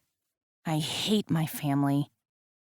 Vic helped when Nicky broke his wrist, Aunt says. I adore my brother-in-law. Oh no, they knew each other before that, Gia says with a sickly sweet smile, one all of my siblings know as Gia's big sister teasing mode activated smile. I despise my sister.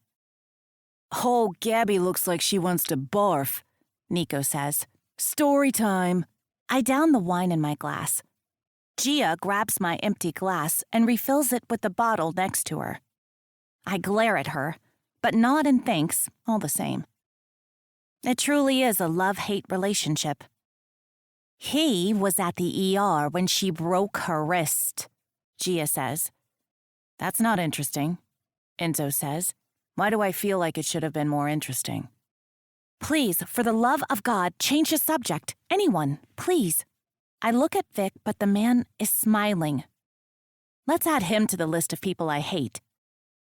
Oh, there's definitely more to it. Look at her face. Gee, do you know? Enzo asks. Of course I know. She's my sister. What's there to know? She broke a wrist, Dario says, his ever-present confused face on. Do you know where she broke her wrist? Gia asks, a devious smile in her voice. My face burns. Oh, God. Oh, God. Her apartment? In a shower, Gia says, and everyone gets quiet. No, no, no. I'll never live this down. Never, ever, ever. I'll be 80 and my brothers will be giving me shit about this. Gia, shut the fuck up, I shout. But that's my fatal mistake. I should have let it go, played it off. By yelling at her, I might as well have admitted my sin. Ribbing ensues. My brothers laugh with one another over the fact that I clearly fell while servicing myself. Or attempting to. And failing, obviously. Oh my God, I say, burying my face into Vic's shoulder. I want to melt and disappear. I want a time machine to go back to an hour ago so that I can punch Gia in the face. That way she wouldn't be able to talk for the rest of the night, holding an ice pack there. It's all good, Vic whispers into my hair, smiling. I tease my sister the same way. About your sister masturbating? I know nothing about my sister's, self-care habits, and I like keeping it that way. Exactly. But if I did somehow find out, I would hands down give her shit about it. I want to die. This is so embarrassing. It is, but in a good way. Your family is cool. I roll my eyes, but thankfully the laughs have simmered, and the conversation begins to change. Probably because my brothers are realizing that falling in the shower means I was masturbating. But also, do they want to ask questions about their baby sister masturbating? No, they don't. We're close, but we're not that close. Gag. Vic gets pulled into a conversation about baseball, opening games having happened last weekend. My parents' house is plastered with Little League and college ball pictures from my brothers. A Yankees flag flying proudly on the front porch, where some would have an American flag. Then my mind runs off as I stare at the trees surrounding my parents' property, the moon shining through. It's a gorgeous night out. Not too hot, not too cold. A fire in the metal fire pit before us. I could get used to this. Family, great weather, a full belly, and Vic holding me. I fall back into the conversation at hand, my mind melting into the conversation with a question. Why is the stitching red? I ask, my voice soft as my eyes are still fixed on the sky. The wine is making my filter slower. What? On a baseball, why is the stitching red? Here we go, Enzo says. Here we go, Vic asks, my hand in his lap, his thumb absent-mindedly rubbing. A comfort. I like it. More than I should. The questions. Vic stays silent. You had to have noticed the questions. I don't know what you mean, Vic says, being the gentleman he is. Gio helps him out. Gabby asks questions nonstop about dumb things. Drives us all crazy. She has since she was Nikki's age. Younger, even. As soon as she could talk, Dario says with a laugh. I flip him off and roll my eyes. She notices things. Has questions. It's normal. Admirable, even. Vic says, and my hand squeezes his. He's a good guy. Gia looks at me with wide eyes and a smile. She gets it. Good guy. She's annoying, Enzo says, in that irritated big brother voice, typically reserved for brothers in movies half his age, full of exaggeration. Of all my brothers, Enzo and I butt heads the most. Vic's hand holds mine tighter. I don't think it's for my comfort, though. What? She's annoying, he repeats, like Vic's an idiot who didn't finish middle school, instead of a man who is a literal doctor. I wonder if that's his second or third glass of whiskey in his hand. She's always saying random shit that makes no fucking sense. Pop's the only one who endures it. Enzo, man, Dom starts. She's not annoying, Vic says, interrupting. Everyone is quiet, eyes to Vic. She's smart. Her mind is exquisite. Anyone who looks at the world around them and doesn't just accept it, but instead questions it. That's beautiful.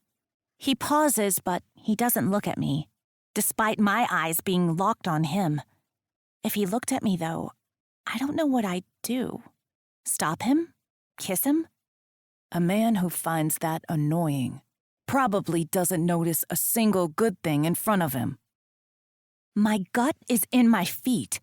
Of my brothers, Enzo is also the most combative, the least filter to his words. We're similar in that way. That's because you're Vic stands, dropping my hand. Vic! My eyes are wide, moving from Vic to Dom to Gia, trying to figure out what to do. I'd suggest you shut the fuck up, Vic says, eyes locked on my brother. Enzo, man, you need to go inside, Dom says. He's standing now, too, and so is Nico, my oldest brothers, the ones who always protected me the most. Fuck, Dom. You're taking some random dude's side. His eyes are glazed. He's drunk. What is going on? He might be rude and quick to snap at people and have zero filters when it comes to kindness and societal norms, but this isn't him. He's not the get drunk and try to fight his brothers and make his baby sister cry type. I'm taking Gabby's side, man. What is up with you? What's up with me? Yeah, Zoe. What is up with you? You've been like this for fucking months. Fuck off, golden boy. It seems his anger has moved from Vic to my brother. Vic is still standing, hands and fists at his side, forcing me to stand slightly behind him. But Enzo's outburst is not about me anymore. I can see that. We all see that. This is something different. Man, you need to chill the fuck out. Fuck this, Enzo says, standing before he's off, walking through the sliding glass door, slamming it shut in a way that seems to rattle the entire house. Through the windows, I see my mom's face go into shock. My dad's goes red as he yells at Enzo's back. Does someone have his keys? I ask, my eyes stuck on the glass. He's an ass, but he's still my brother, and I would never want him driving home like this. I drove him here, Nico says, and he's playing with his car keys in his hands. At least there's that. Jesus, what the fuck was that? Gio says, after a few long moments of silence. We all just stare, unsure of what to say. Vic, gotta say, takes balls to stand up to this crew like that, Ant says. Ant went through his own initiation phase long ago, when he was dating Gia. I don't remember it well since I was 6 or 7 during the worst of it, but I've heard the stories. Even though Gia is the oldest, Dom and Nico were old enough to make his life hell, the same as my dad. Gabby doesn't need anyone making her feel like she's different or annoying. She might be your little sister and annoying to you by nature. He looks around at my brothers.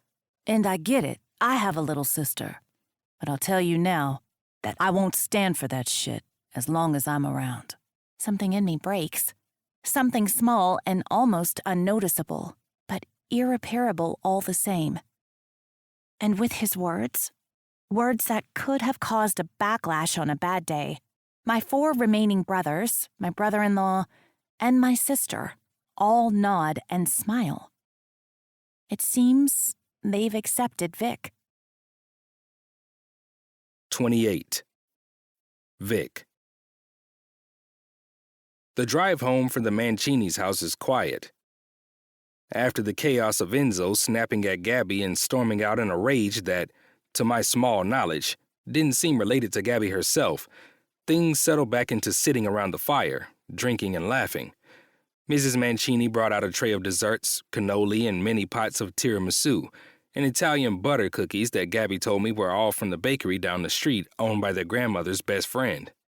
A place they all grew up going to, getting cakes for every birthday and cannoli for every Sunday dinner. Apparently, having a guest called for adding to the order. Not long after, the siblings started to scatter. Nico took home a still silent Enzo. Gia and Aunt rounded up their boys and headed out. Sammy kissed me on the cheek before running off with a blush, and then Gabby and I followed closely behind. I thanked Mrs. Mancini for dinner, who gave me a kiss as per Gabby's warning, and Mr. Mancini gave me another firm but less angry shake before telling me it was nice to meet me, and that they hoped to see me again. In that family, I feel like that's a win. An invite back is the golden ticket. I insisted on driving home, blaming Gabby's 2 glasses of wine and definitely not bringing up that her driving terrifies me. As we drive, she's in her head, embarrassed. I can nearly see the thoughts running in her mind right alongside the shine of the headlight from oncoming traffic brushing over her face. Your family is cool. She nods. Crazy, but cool. They're obnoxious. They love you. She sighs. I don't think she can argue that. Who are you closest to? She looks out the window, turning her head from me. Dom, and Gia because she's the only other girl. Gia and I helped Dom a lot with Sammy. After she was born, I spent a year living with them, taking care of her while I did school online. I didn't know that. It seems there's so much I don't know about Gabby. So much I want to know about her. Where's her mom? Who knows? She ran off. Dumped Sammy at Dom's house and said she'd be back in a week. Said she needed a break. Dom didn't even know Sammy was alive. She was 2 months old and her mom was a one-night stand or something like that. I don't ask questions about my brother's sex life. She makes a disgusted face I can't help but laugh at. It reminds me of my sister. Vivi would love Gabby. She will love Gabby. I correct my thoughts. I might not want Gabby to be subjected to the crazy that is my mom and sister just yet, for fear of scaring her off. But if things go the way I see them going, it will happen. He had nothing ready, of course. He was 26, still a bachelor. Single and living life. He called me in a panic. I was 18. Gia and Mom and I ran out, got everything he'd need. Thought they'd work on custody or something. If he knew Sammy was alive, he would want her in his life. But her mom never came back. So he went to court and got full custody. It was chaos. And then he was a full-time single dad. But he worked. He didn't want to put her in daycare. Hell, he couldn't afford it. Do you know how much daycare for an infant costs in New Jersey? I shake my head no. It would have equated to over half of his yearly salary. My eyes bug. Jesus, how do people afford that? He wasn't making a ton, but still, too much to qualify for any kind of child scholarship or financial aid. I just graduated from high school and had no idea what I wanted to do with my life. I didn't want to waste a year of college tuition only to change my mind. 2 years before, I saw Dario make that mistake, so I was his nanny for a year. I lived with him while I took some online classes and figured out what I wanted to do. Gia was pregnant with Gino, or she would have insisted on taking turns. Even though she's still looking out the window, I see her cheeks move into a smile. It was a good year, though. I love that little girl. She's so sweet. And Dom is a great dad. I still watch her sometimes. Sometimes I take on all 3, though not too often. They're a lot. You're a good sister. They're annoying and mean sometimes, but they're good brothers. She sighs. You definitely won them over tonight. Thanks for that, by the way. You didn't have to. I did. And the fact that she doesn't see that is near infuriating. Instead, I say, it wasn't a big deal. She doesn't buy it, quietly looking out the window, watching the green signs on the parkway as I take us home. Long minutes pass before I speak again, both of us trapped in our own minds. New Jersey used to be separated into East and West Jersey. Her head turns to me, confused. What? There was East and West Jersey. The headlights flash on her face, showing furrowed brows, but I keep my eyes forward. I'm not sure why I suddenly feel shy or embarrassed. I wonder if this is how she always feels. If so, I'm making it my mission to change that. Okay. She's confused. So am I, to be honest. I'm confused about why I went and found out this random bit of information. But I needed to. It tugged at my brain for a few days until I sat down to learn it. So from what I could find, West Brunswick technically crossed over into what is now Somerset County, or East Jersey at the time. The Plainfields and the Brunswicks were all territories owned by wealthy families before they were turned into separate townships. And for a brief moment, West Brunswick was a small, unincorporated area they eventually turned into Franklin. But have you ever looked at it on a map? I ask, glancing her way. Her eyes are on me now, wide and confused. No? I did. When you look on a map, North Brunswick and South Brunswick are essentially just west of East Brunswick. It doesn't make much sense, but there it is. She continues to stare at me, her gaze burning on my face as I drive, locking my eyes to the road. It's no longer because I'm driving and need to be safe. It's to avoid looking at her. You looked that up? Her words are so low I almost can't hear her. What? You looked up why there's no West Brunswick? I nod. Yeah. Why? Her voice is breathy. I look at her finally, unable to resist. There's awe there. Beneath the confusion, there is awe. Her eyes are wide and sparkling in the dark. You wanted to know. It's the only answer I have. Why not just wait for me to look it up? I figured you'd forgotten. I did. She doesn't say more than that, just stares at me as I drive. I wait for her to speak, but she doesn't. Just stares at me. In the dark, I can't tell if her mind is here on Earth or in some Gabby universe. Either way, as we turn into the parking garage for my apartment, I whisper my thoughts.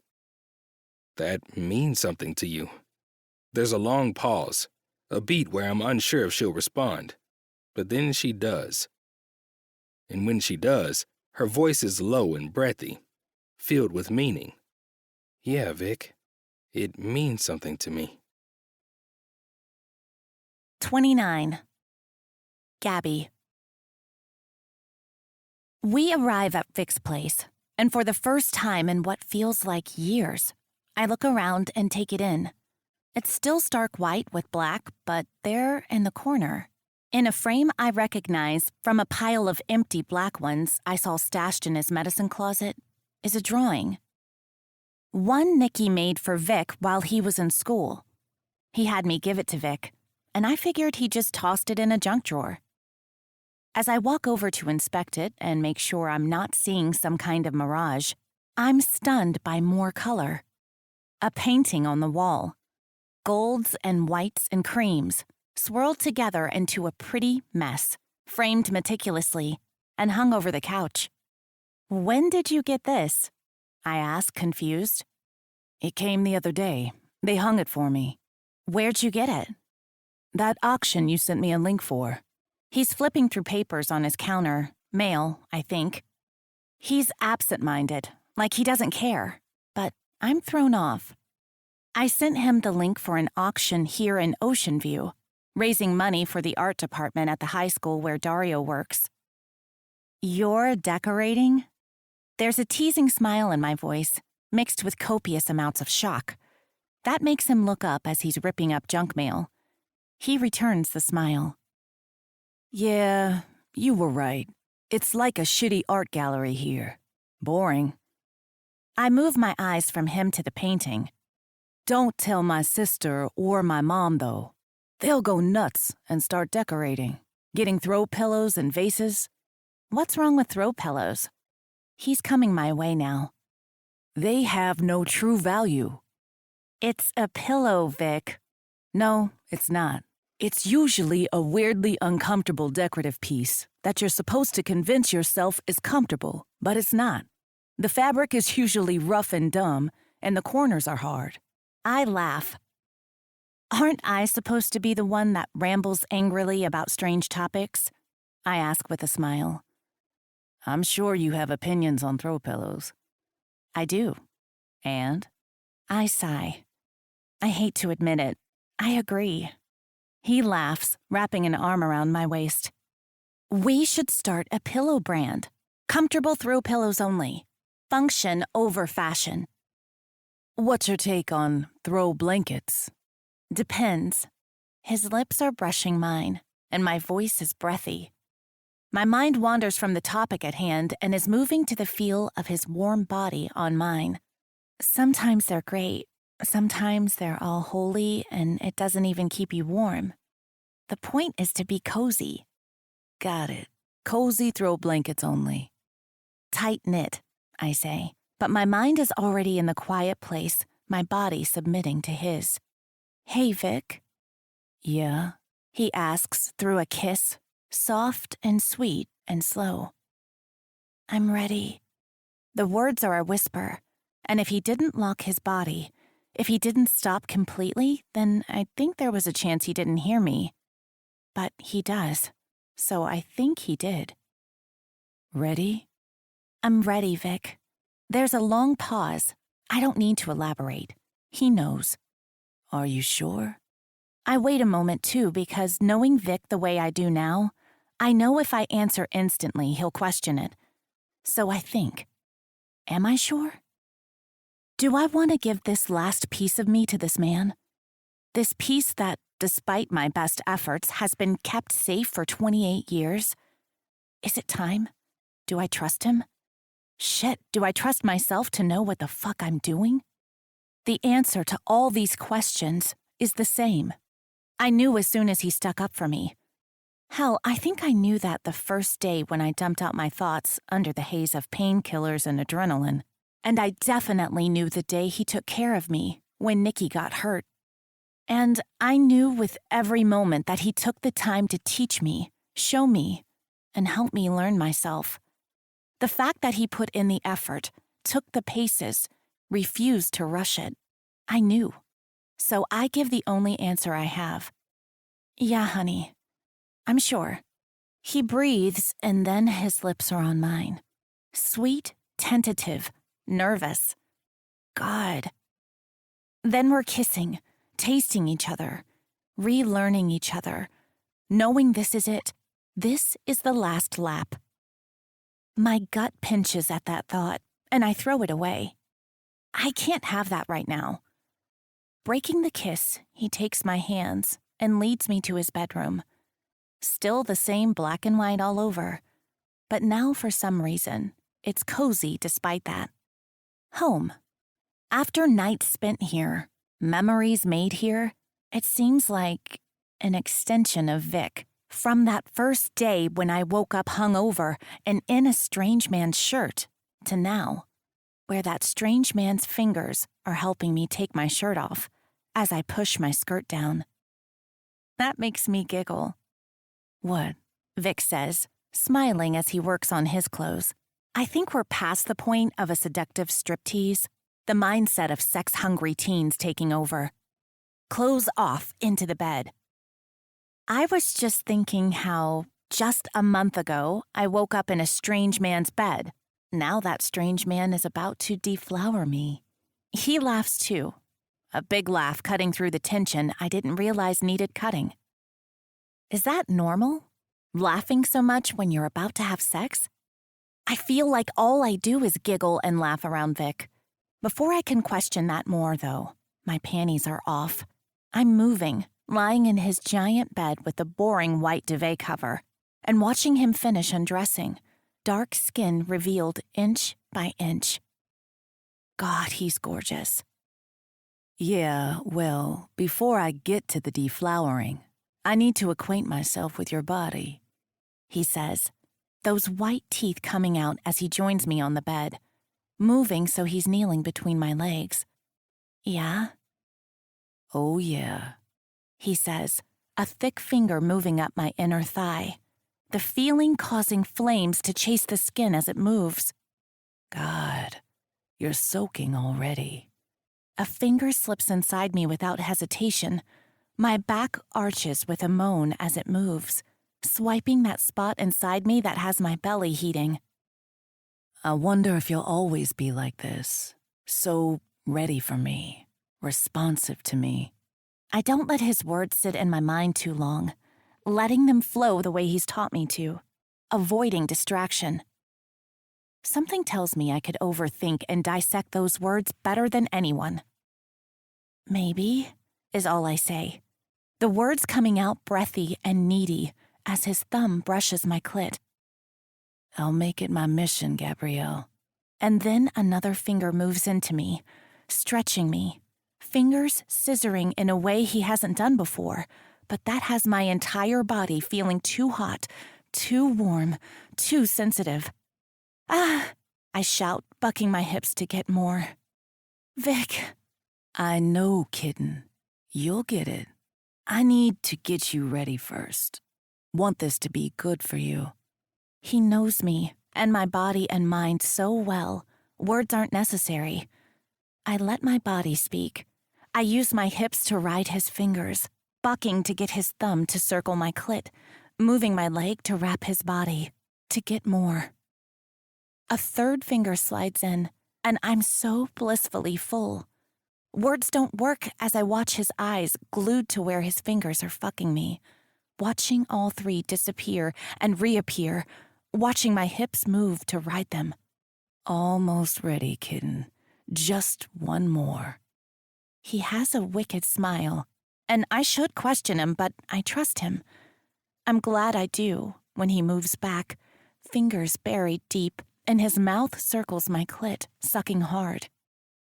My hips buck, and a deep, primal, needy sound falls from me as he builds that pressure. The water beyond the dam rising until it almost, and then he's out, off of me, leaning over to his bedside table and rustling. I mewl like the kitten he's named me, but then he's back, kneeling between my legs, a silver packet in his fingers. It's time. He stares at me, eyes roving down my body that won't stay still. So needy, sensitized. Are you sure? He asks. I don't even hesitate, not for a moment. Yes, Vic. He groans gently at my response, palming his hard cock. The sight has my hips bucking again, trying to rush through this, to get to what I absolutely need at this moment. As he opens the condom, grabbing it between his teeth and tearing it in a way that makes my mind go fuzzy with lust for a second, I remember what I need him to know before we do this. Vic, I don't want... He stops all movement as he's rolling a condom on. My eyes are locked onto his cock, and holy shit. Holy shit! What? His face is one of panic. That, I say. I can feel the skin of my face stretching as my eyes go wide. That thing is way too big. He sits back on his heels, and then, the asshole he is, he finishes rolling the condom to the base and starts stroking it. I bite my lip and forget what I was saying. You've held it before, Gabby. Holding it is different from it going into my vagina. It's been in your mouth, he says, with that same cocky smile. Yeah, but that doesn't hurt. This won't hurt either. You can't promise that. You're good and ready, kitten. You want me to keep getting you ready? He looks down at my pussy that I know is dripping wet already. Well prepared for that. Despite that, I think about it because, in all honesty, I wouldn't hate that. He interrupts my thoughts about extended preparation. You were made for me, Gabby. My breathing stops. It'll fit, and it won't hurt. Not that way. You were made to take my cock, kitten. His eyes have gone dark, moving from my pussy to my tits rising, with each labored breath, to my lips parted, to my eyes. Holy shit, that was hot. Okay, Vic, I say, and he smiles at me, moving back so he's got a hand on either side of me in the bed. What were you saying before? My mind is hazy. I was saying I wanted him to fuck me, right? Get this thing over with, get on to the fun part. I was saying... You said, I don't want... And then you had a panic attack about whether I'll fit in your pussy. Said pussy responds with a clench. This man in his mouth. What don't you want? Please, Vic, I need you to talk to me, kitten. What don't you want? A moment of embarrassment crosses me. but then I remember that I'm about to lose my virginity at 28, so I've really crossed all embarrassment hurdles at this point, you know? Shit. I met this man because I tried to masturbate in the shower and broke my wrist. I don't want slow and sweet. My words come out in a whisper. What? I don't want a sweet first time. I want it good. I want us. He smiles. He smiles big. That smile I love with his white teeth and his dark skin stretching around them. God, I could fall for this man based on that smile alone. I knock it out of my mind. That's dangerous territory. What do you want, Gabby? My face is burning. After all we've been through? He teases, and it feels good. It feels normal. It feels less scary. So, I open my mouth and let fly. I want rough. I want hard. I want it all, Vic. I want you. Because if I only get this once with you, I want it all. I want to remember this for the rest of my life. I don't want sweet because I think if I get sweet, I'll fall and shatter irreparably, broken for any other man. I don't say that part out loud. Partly because Vic's head has dropped next to my head and he's groaning into my ear. Fuck, Gabby. Fuck, you can't say things like that. Why not? Why are we having this conversation now? He laughs. I'm naked, ready to fuck you. Then do it. We need to cover this. Then do it and then fuck me. I don't want to hurt you, kitten. He's sweet. I love that about him. Stop, Gabrielle Nicolette. Stop. You won't. Please, Vic. Now. I need this. He looks at me, eyes telling me things neither of us will say aloud, maybe ever.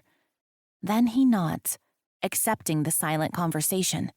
And then one hand is moving from the bed. He's moving to his cock. He's lining it up with me. But first, he rubs the head from my clit to my entrance and back again, up and down, getting himself wet, teasing me. Oh my God, fuck, Vic, I need you, please. You feel so fucking good. Not even inside of you, and I could come like this. Yeah, I breathe. His eyes lock to mine, despite how heavy they feel. Heavy with lust and need and so much more.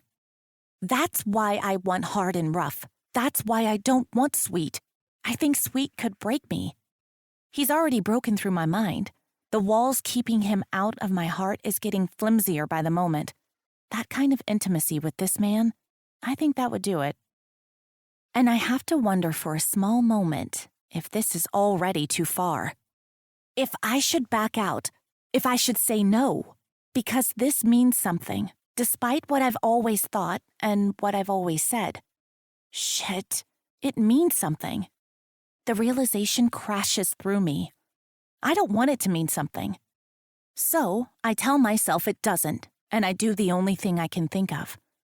My hand moves to Vic's ass, pushing gently right as he rubs the head of his cock down and it notches, and he slides in an inch.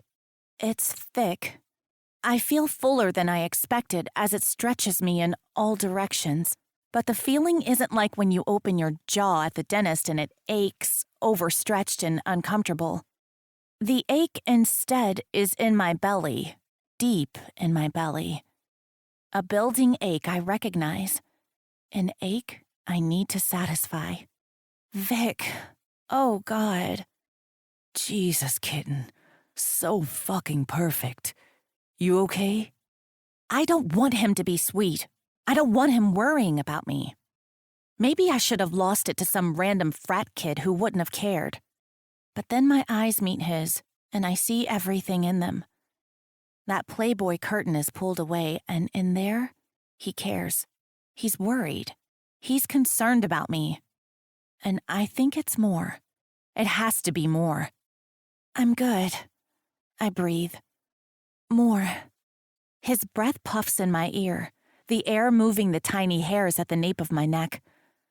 I need more, Vic. He growls into my ear, a primal noise I've never heard from him. A noise that has me clamping down, on him now because he's halfway inside of me.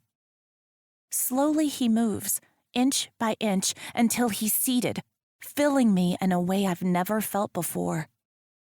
It's exquisite, mind-melding. It's life-changing. Mine, he whispers in my ear, and this time, it's my heart that clenches. That word. I know now I'd give away every part of me for him to mean it. Made for me, he groans as he pulls back and then bucks back into me, pelvis grinding on my clit as he does. My hands move to his back, holding him close, and I move my face to his neck because I don't want to see it. I can't see it. I don't think he means I was made to fit him. Not my body, at least. I think this because I feel it too. I feel it. It's so right. It's so right it has to be wrong. This can't be. He can't be. It makes no sense.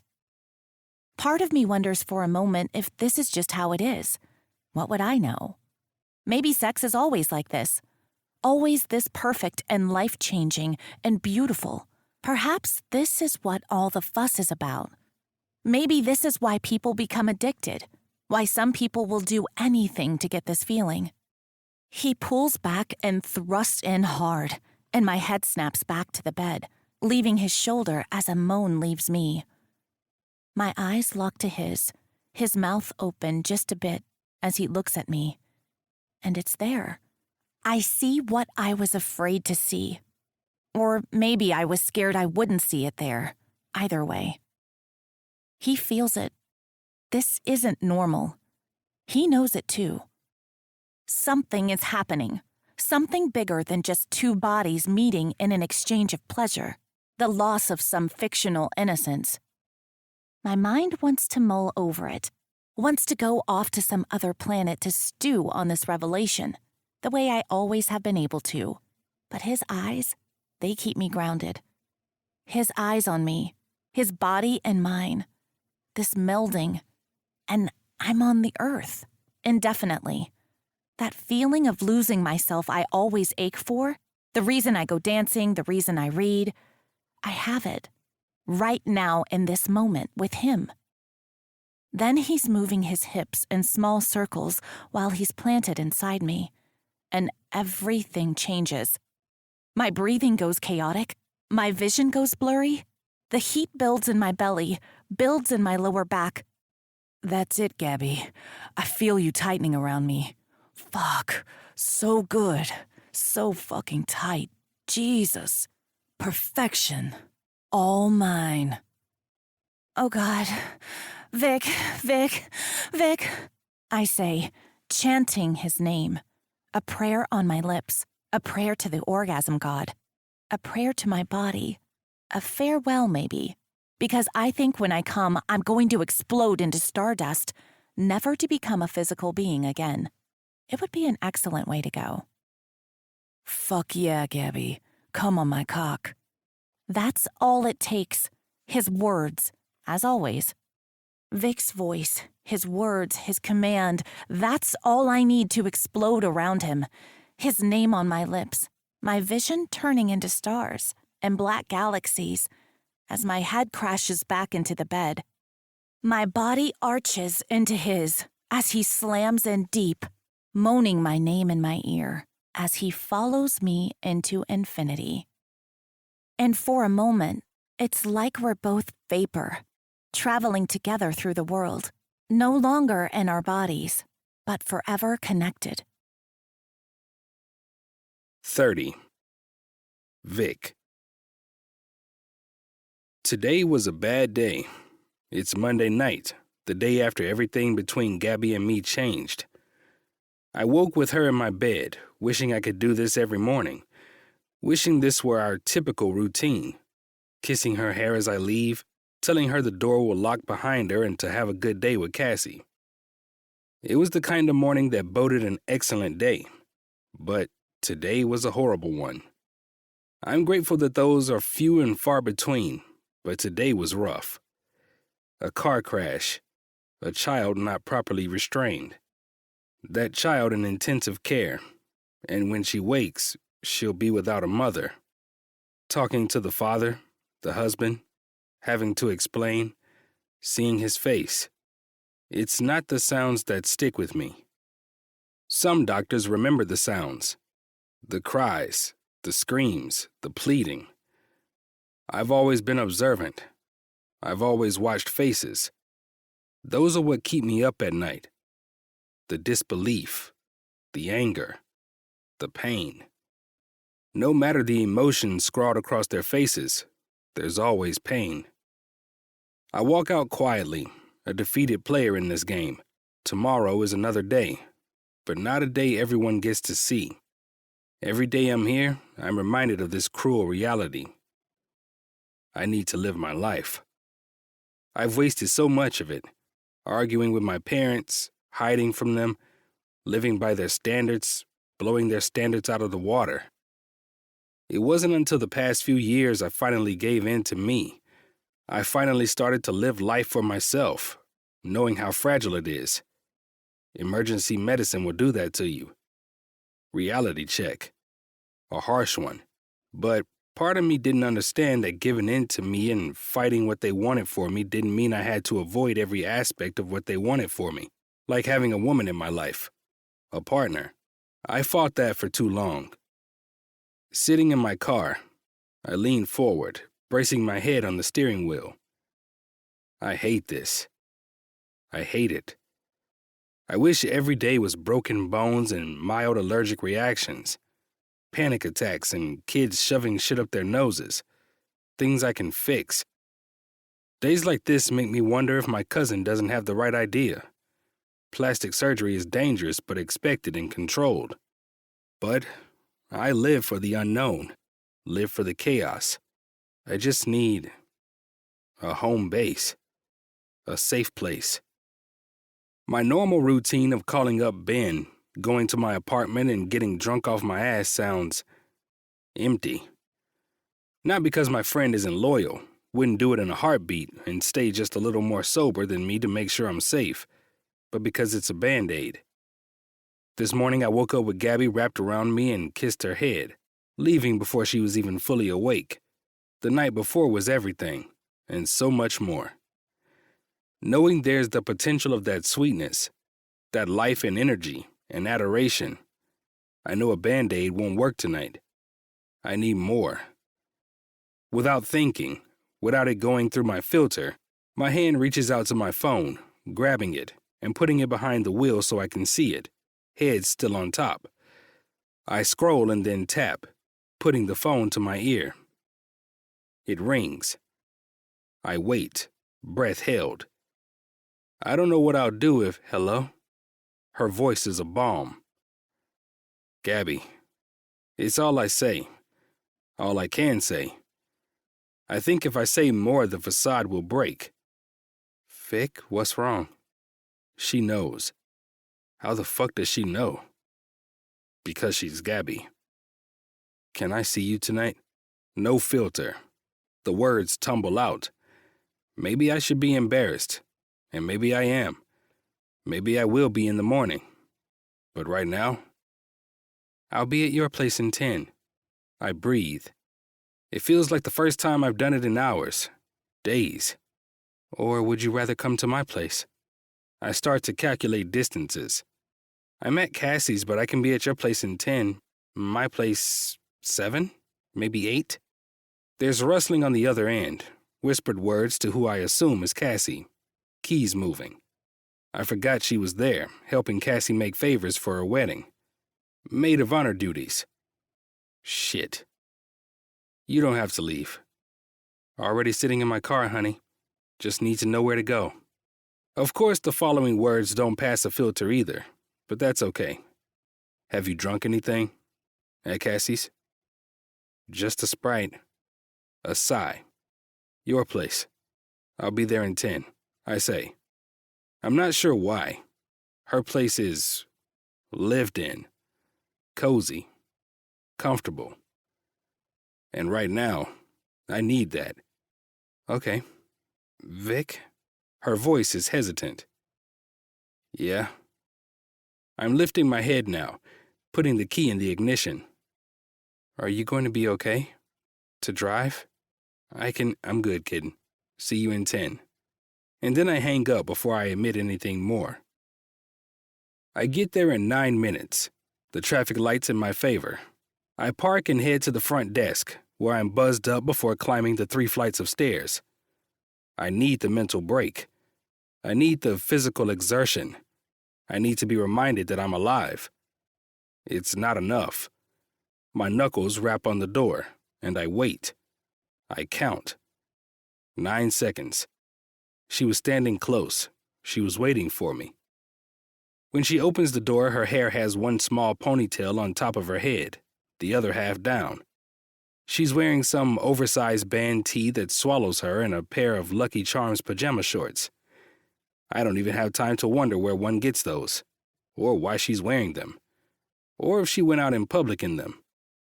Her eyes are worried. "Hey," she says, her voice a whisper. And I break. I don't know the last time I broke. Med school? I stumble forward, pulling her into my arms, my face going into that stupid little ponytail. One hand goes around her waist, another into her hair, and I breathe her in. My mind barely registers that her arms move, shutting the door behind me before wrapping me up tight. The hold's so tight, it's almost suffocating, but it's what I need. Like one of those weighted blankets kids use for anxiety and security. Except human and warm. Alive. She's alive. That woman might not be. That child might not be. But Gabby is. There is sunshine in the world, and it is personified in Gabrielle Nicolette Mancini. Everything clicks then. I need this woman more than I need to breathe. Somehow in this crazy scheme, I fell for her. I fell for Gabby and I fucking need her. Right now is proof in living color. "It's okay," she says. And that cements it. Not what's wrong or what happened, but it's okay. We stand there for long minutes, and I breathe in her citrus scent, her curls tickling my nose, her tiny hands running up and down my back. Just being. It takes me a few minutes to figure out where I am. At Gabby's. I drove here in a daze. Accident. Bad day. I love this woman. Can we sit down? When I say the words, the sound is scratched from my throat like I haven't spoken in years. Decades. But once again, she doesn't need to say a word, simply loosening her grip and leading me to the ridiculous velvet couch in the living room. She tries to sit next to me, not even inches away. But I can't take that. I need her on me, to feel her heartbeat and hear her breaths entering and leaving her chest. I need her here.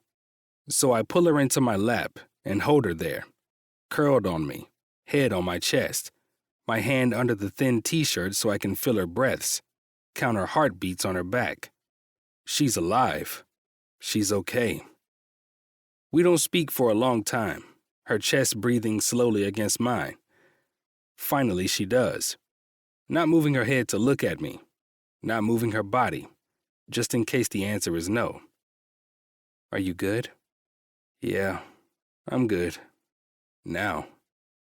Thanks to you. Do you want to talk about it? I don't, but I do. I need to. There was a car accident today. A bad one. Mother DOA. The child is in intensive care. No idea how she's going to do. I had to break the news. Her chest moves with a silent shudder. Oh, Vic. I'm so sorry. That's horrible. Part of the job. That's what I'm expected to say. Stop. I'm sure that doesn't make it easier. No, it doesn't. I'm always prepared for the worst. A small part of my brain knows that something can go wrong at any point, and I can lose a patient. But knowing it and having it happen, knowing someone came to you, was brought to you for you to aid, to save them, and you failed, it never gets easier. Never. In the morning, I'll be further from it. I'll have perspective, and it won't ache. But right now, I need a distraction, I say, using the only words I can. What? I need a distraction, Gabby. I pause, staring at her. She's leaned back a bit, legs straddling me, staring at me. I need a distraction. She keeps staring at me, and it's not lost on me that the tables have turned. I'm usually the one keeping her from her distractions. Now I'm asking for one of my own. She doesn't question that, though. Doesn't argue. All she says is, I can do that. And her arms are behind my neck, pulling me to her, her lips pressing to mine. All is right in the world. Chaos, catastrophe, disappointment, and despair are things I can survive. I can face uncertainty and fear. I can do it all, so long as this woman is by my side to put me back together when I break. My hands move under her shirt, pulling it up frantically. I need her skin on mine. I need to feel she's here. I need to know she's mine. She stands quickly, and I move my scrub bottoms down until they pull at my feet, before she's back on me, straddling me once more as I sit on the couch, hands to her full hips. Protection, I say, and a part of me hates that I do. This might feel like high school, the frenzy and the need, but we're adults, and I have nothing on me. I'm on the pill, she says. Thank fuck. I'm clean. I trust you, Vic, she says, and then reaches down, grabbing me, guiding me to where she's already dripping for me. I should say no. We should skip it. She's probably sore after last night. But when she starts to lower herself, pressing her forehead to mine, I know it's a lost cause. So instead, I use my hand to guide her, slow her descent. My breathing is erratic, somehow in time with hers, like we're one. Easy, kitten, I say when she tries to sink down. Are you sore? I need you, she says. And this fucking woman. My hands tighten, stopping. Need to know you'll talk to me. Are you sore, Gabby? Vic, Gabby, only a little. She wiggles her hips, trying to get me into her needy cunt now. What started as a distraction for me has turned into a need for her. I love that. We do this my way, yeah? Will you fuck me? No. She pouts. Actually, full-on pouts while she's got my cock in her. That's when I know. That's when I know I'm going to make her mine forever. Trust me, yeah? I ask, eyes on hers. She nods, forehead rubbing against mine. I move to press my lips to hers as I slowly, torturously slowly, lower her down onto me until she's sitting in my lap, filled with me. She's mine. Nothing's between us, just Gabby and Vic, together in the way we were meant to be. It sounds fucking flowery and ridiculous even to my own mind, but it's like the world has pushed her to me, and this is where I was always meant to end up. She breathes in deep, the intake moving her curls into my face, her breasts into my chest. You good? She doesn't answer, just another deep breath, this one shakier. Gabby? I have never felt better in my life, Victor. I don't know if I've ever heard her call me that. She knows. It's not because she's sore. It's not because it feels good. Her breath has gone shaky. Her mind has gone blank. And her voice has become low because the same part of me that recognizes her. There's a part of her that knows me as well. I don't have any words. So I just say, yeah. And then my hands move, rocking her back and forth, her clit moving on me. We're close, faces together, her chest on mine, lips brushing but not kissing, and all the while I can't keep my eyes off of hers. Vic, she says, it's building in her, each grind of her clit on my pelvis. I know, baby. Me too. I pant. a hand going to her back to pull her chest closer to me. This is all I want right now. Her and me and us, together, reminded that life goes on, and it's our choice how we live it. She tries to dig her knees in, lift herself, get movement, but I don't let her. So instead, I keep my hand on her hip, keeping her in place, continuing to rock her back and forth on me. Like this, Gabby. Just like this. Her breathing is erratic as she keeps her eyes locked on mine. And when it builds, I know. Vic, I think... I know, kitten. Go. Take me with you, I say, and I press my lips to hers as she clamps around me, moaning into our kiss. My orgasm follows close behind, spectacular in a different way than the night before, if not better. But that's not what I'll remember for the rest of my life about this night. Not by a long shot. 31. Vic. Have you eaten? Her voice is soft, quiet. Gabby's curled up into me like a cat, like her namesake. She cleaned up long ago, returning to me in my t-shirt. Something about that was a comfort, her knowing I wasn't quite ready to move on, to recognize the world continued spinning. Knowing I wanted to sit in this little bubble where it was just the two of us for a few minutes longer. No, I say, moving hair to the other side of her neck, revealing the soft skin there. You really are a kitten, always curled into me. It's comfy. You're comfy. No complaints here. I like dogs better. Dogs are cuddly but also fun. Not a fan of dogs, I say, hands swiping down that expanse of neck. Her body tightens, ticklish, I think. You want food? I want to say no. I want to stay here forever. But instead, my stomach growls. You want food, she says with a giggle before getting up.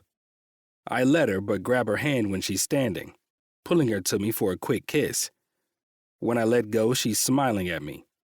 You stay there. I'll make sandwiches. Again, part of me wants to argue. Tell her no. Stay. We'll order takeout, or I'll starve, or I'll just eat you until I'm full. But she has that look about her. She might be stubborn and goofy and spacey, but Gabby loves to take care of the people who are important to her. The people she loves. So instead, I reach over to the coffee table, grab one of her books covered with some dude half naked, and flip. So this is what you read when I'm not available, I say with laughter in my voice. I laugh outright when her curls spin, her face looking at me and the book in my hand. No worries, babe. I know you like to read the fun stuff, I say, flipping until I reach what I can only assume is an intimate scene. Jeez, Gabby, you read some filthy shit. A blush blooms on her face before she ignores me, opening the fridge door and hiding behind it. You want my finger in your ass, baby? I quote, reading off the page. Fuck, no wonder you like it when I talk to you. I keep flipping as she argues. Vic, put that down. Stop reading it. Why? Are you embarrassed? No. The word comes out quick, without thought. Maybe? Yes? It's a little embarrassing. Does reading it make you happy? She leans back from the fridge to look at me before nodding. That's all that matters. I keep flipping, landing on another scene where he's fucking her on the kitchen floor. Fuck, I can see the appeal. Does it turn you on? I ask, genuinely curious, not even looking up at her as I continue to read. A clatter has me looking up as she bends to grab a drop bottle of mustard. I smile. Good to know I can still fluster her. I hope I never lose the touch. Always able to do it. It's cute. It would be a shame to never see it again.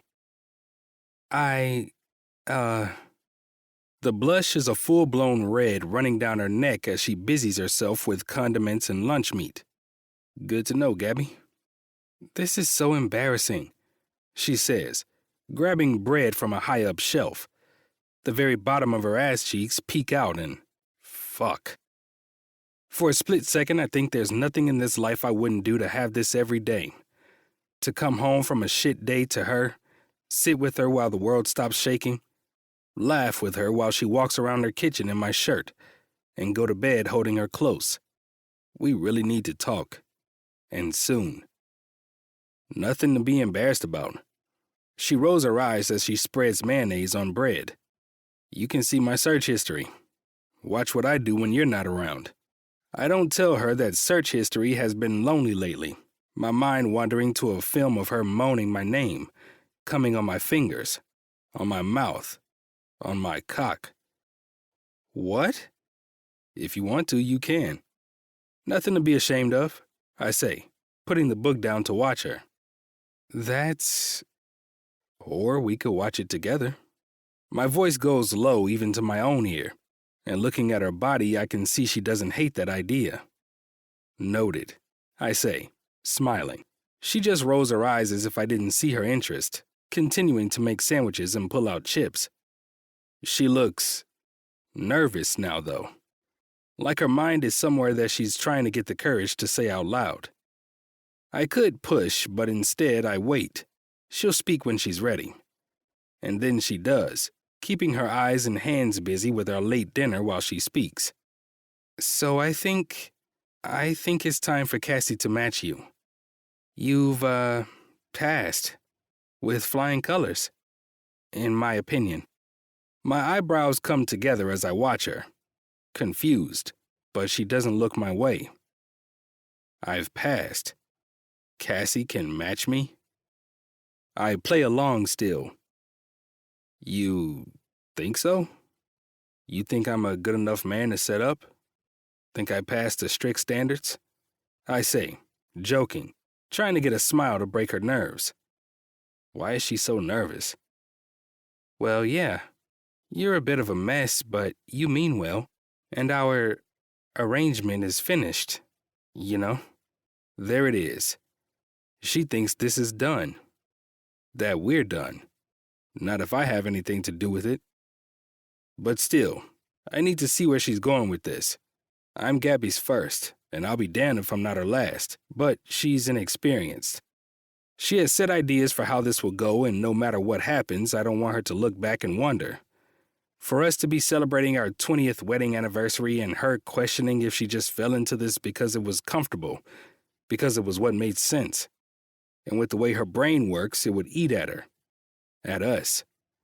I guess, is all I say, leaving the ball in her court. It's clear I need a better plan than just telling Gabby she's mine forever. I look around at the books around me. Cheap, mismatched bookshelves stacked and stuffed with paperbacks and hardcovers. A rainbow of colors and textures, but all containing a story. A story of a couple who was meant to be, who fell for each other. And from what I know of what Vivi used to read, get the fairy tale ending. This is what Gabby wants. She wants the fairy tale ending. She wants the lead chasing her at an airport and the boombox outside the window. She might be rainbows and butterflies and chaos and, in a way, nonchalance. We might have jumped into this looking for casual and found forever. But regardless, she wants that big moment. And she deserves it.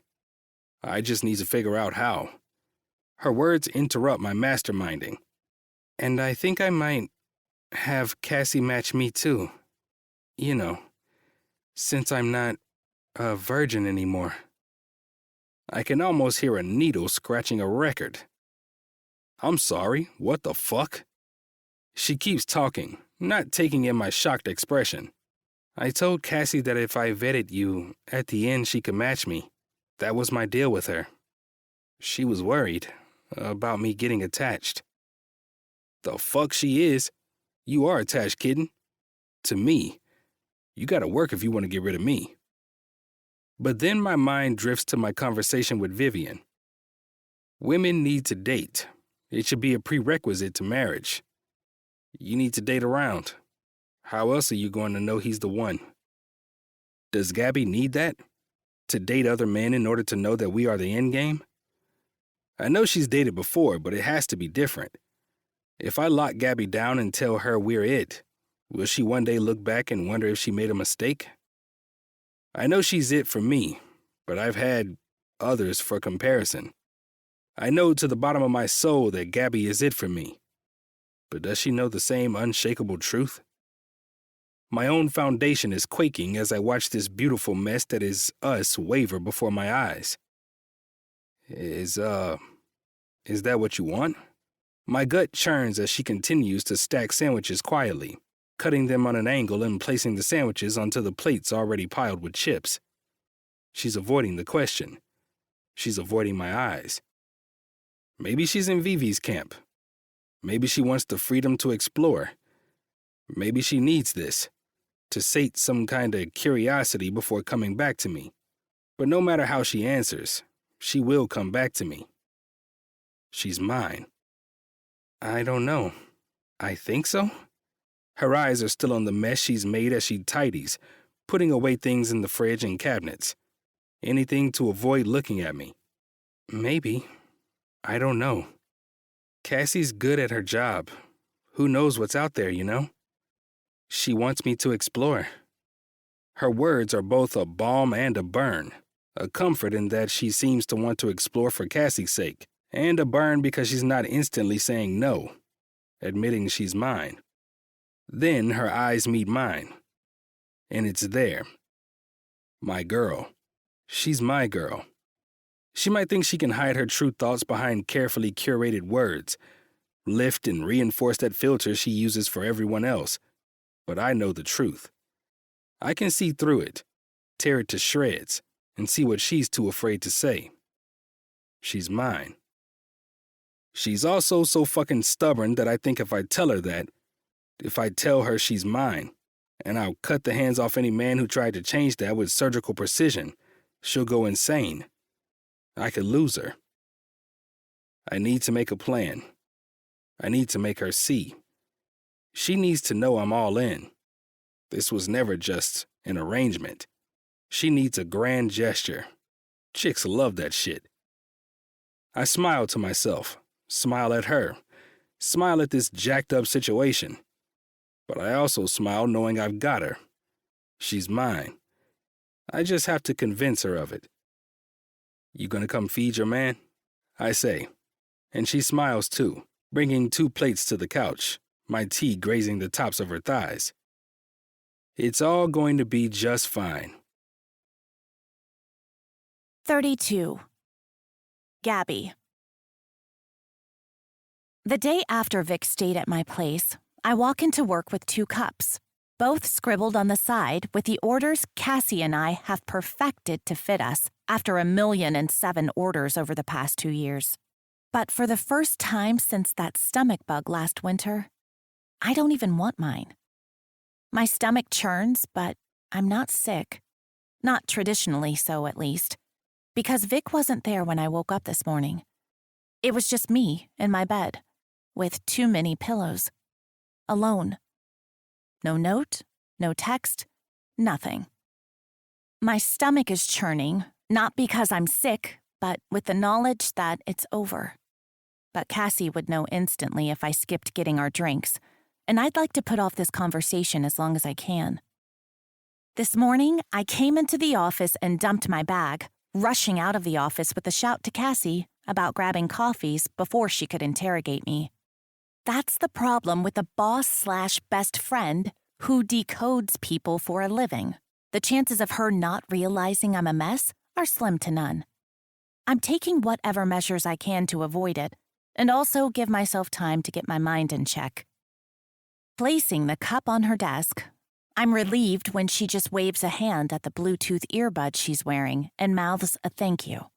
I have at least 30 minutes, I note, when I check her schedule. 30 minutes to collect myself, to plan distractions, or an excuse. Losing myself in notes and spreadsheets, I make it an hour. An hour before a black-wrapped ass is sitting on the edge of my desk. Cassie. Cassie is in one of her classy mega-bitch outfits, as I call them. She's staring at me. Not in the way a boss stares at an employee. In the way a friend stares at a friend she knows needs her. Fuck. I go over the plan in my head. There's a chance, slim, but it's there, that I'll be able to get away without her noticing. That I'll be able to tell her my news, my decision, and she'll be so excited she won't see. "Hey, Gab," Cassie says, staring at me. "Hey, did the call go well? Should I add her to the onboarding process?" She nods, but her eyes tell me she's not in the conversation. Shit. "Yeah, she's good, but you?" "Okay, it's game time. Let's go, Gabrielle. You can do this. You once convinced your mother that it was Gio's fault you dropped an entire platter of bruschetta in the pool, even though she watched you do it, and he wasn't even outside. I'm ready. Ready. To be matched." Her eyes widen, huge, shocked. It's time. It's time. Information only. Don't go any deeper than that. She doesn't need to know. Vix and my arrangement is over. Well, all is good. I'm ready. She stares. She had to know this was coming. "Oh, yeah? Then why did it take you so much by surprise?" the voice in my head asks. I don't dare speak while she stares at me. I don't know what will leave my mouth if I do. But after 28 years of living in this mind, I know it wouldn't help the cause. "And you want to be matched?" I nod. "With a man," she says, clarifying further. "Well, I'm not into women." The words fall out of my mouth, word vomit. Not that I have a problem with women. I think they're beautiful. Way too beautiful. Women kind of scare me, to be honest. Plus, I just figured out how my own parts work. I don't think I'd be too good at Gabby. Shut up. I shut up. What's going on? Her eyes have gone from confused to soft. And fuck, I hate it. I hate having good friends. Honestly, they advertise friends as these great things that you can drink with and have fun with and gossip with and share clothes with. But for one, my boobs would never fit in any of Cassie's clothes, and her feet are bigger than mine. And my best friend since first grade, Paige, moved across the damn country, taking all of the clothes that did fit me with her. Thanks a lot. But they conveniently forget to tell you that friends, the good ones, who know you and understand you, know when you're lying. They know when you're falling apart on the inside and don't know what to do with the pieces, even if all you want to do is ignore that fact. Cassie is a good one, and my pieces are falling apart. It's over. It's all I say. I could elaborate. Our arrangement is over. Our fun times are over. We had sex, and I'm not a virgin. And then we had sex again, even though I wasn't a virgin anymore, and there wasn't a real reason to do it, but we did, and it wasn't rough and amazing, but sweet and intimate and life-changing, and then I pushed him too far by testing him. And when I told him it was time, when I put it out there to get his reaction, he said, okay. I could tell her that my brain understood this was temporary. My stupid, broken brain. No, not broken, I remind myself. My brain is beautiful. The word isn't in my voice, not in the voice of inner me. Instead, it's Vic's voice saying it. It accompanies the memory of him brushing my bangs aside and getting mad when I called myself broken. And now, I really am, but not in the way I initially thought. I'm broken, and I'm the only person to blame. It's over, Cassie, is all I say, and then I fall apart. We don't work that day. Instead, Cassie calls in reinforcements in the form of Luke bringing ice cream cake and forks and wine and leaving with our keys and a promise to come pick us up when Cassie calls him. Sure, we could have gone to one of our apartments. But sometimes you want a change in scenery for your mental breakdowns, you know. Cassie digs her fork into one of the creamy blue swirls of frosting on the side of the cake. Okay, let's have it. I sigh. Shut up. Start from sex. How was it? I can practically feel my eyes glaze over. Did he take care of you? What does that mean? I assume you came. That look on your face. I blush. Jesus, Gabby. So it was good. I nod. It was good. And he took care of you after? Did it hurt? Yes and no, not really. I've heard the longer you wait, the less it hurts. Could also have been the lack of a fumbling 16-year-old boy. Plus, you'd been primed over the last month. And then I laugh, a feeling my body is dying for. It feels good. Good to laugh and not want to cry. So, it was good, and he took care of you. What happened after? That was it? You had the talk and shook hands? I eat cake to avoid her. Ice cream cake really is superior to normal cake. The chocolate crunchies, the creamy frosting, the ice cream. Perfect combo. Gabby. We had sex on Sunday after family dinner. She stares at me stunned. I spent Monday at her place doing wedding prep stuff with her and didn't bring it up once. Why didn't you say anything? My gut drops. I didn't tell her because I thought if I spoke it out, that would make it real. If I told you we'd had sex, that our arrangement was complete, it would be over. And I didn't like how that made me feel. Then he called me last night and, well, I left. Yeah, what happened with that? He had a shitty day in the ER. Tragedy. It was intense. He was upset. She nods, understanding. Okay, so you comforted him and then? Well, God, why is this so embarrassing? You had sex again. I avoid her eyes. Gabby. Her voice is soft, no longer digging as her hand goes to my wrist. We had sex again, and it was different. The first time I told him I wanted rough and I wanted good. I didn't want delicate feelings. But my voice cracks, the sound reflecting how I feel inside. Oh, Gabby. But I've started. The words roll like a rock tumbling down a mountain. My only option is to let it go and stay out of its way before it crushes me. It was slow and sweet, and it meant more. Honey. To me. But not to Vic? I shrug. I didn't want to be a pain. I don't want to be a clingy girl. The one who loses her virginity and then gets attached.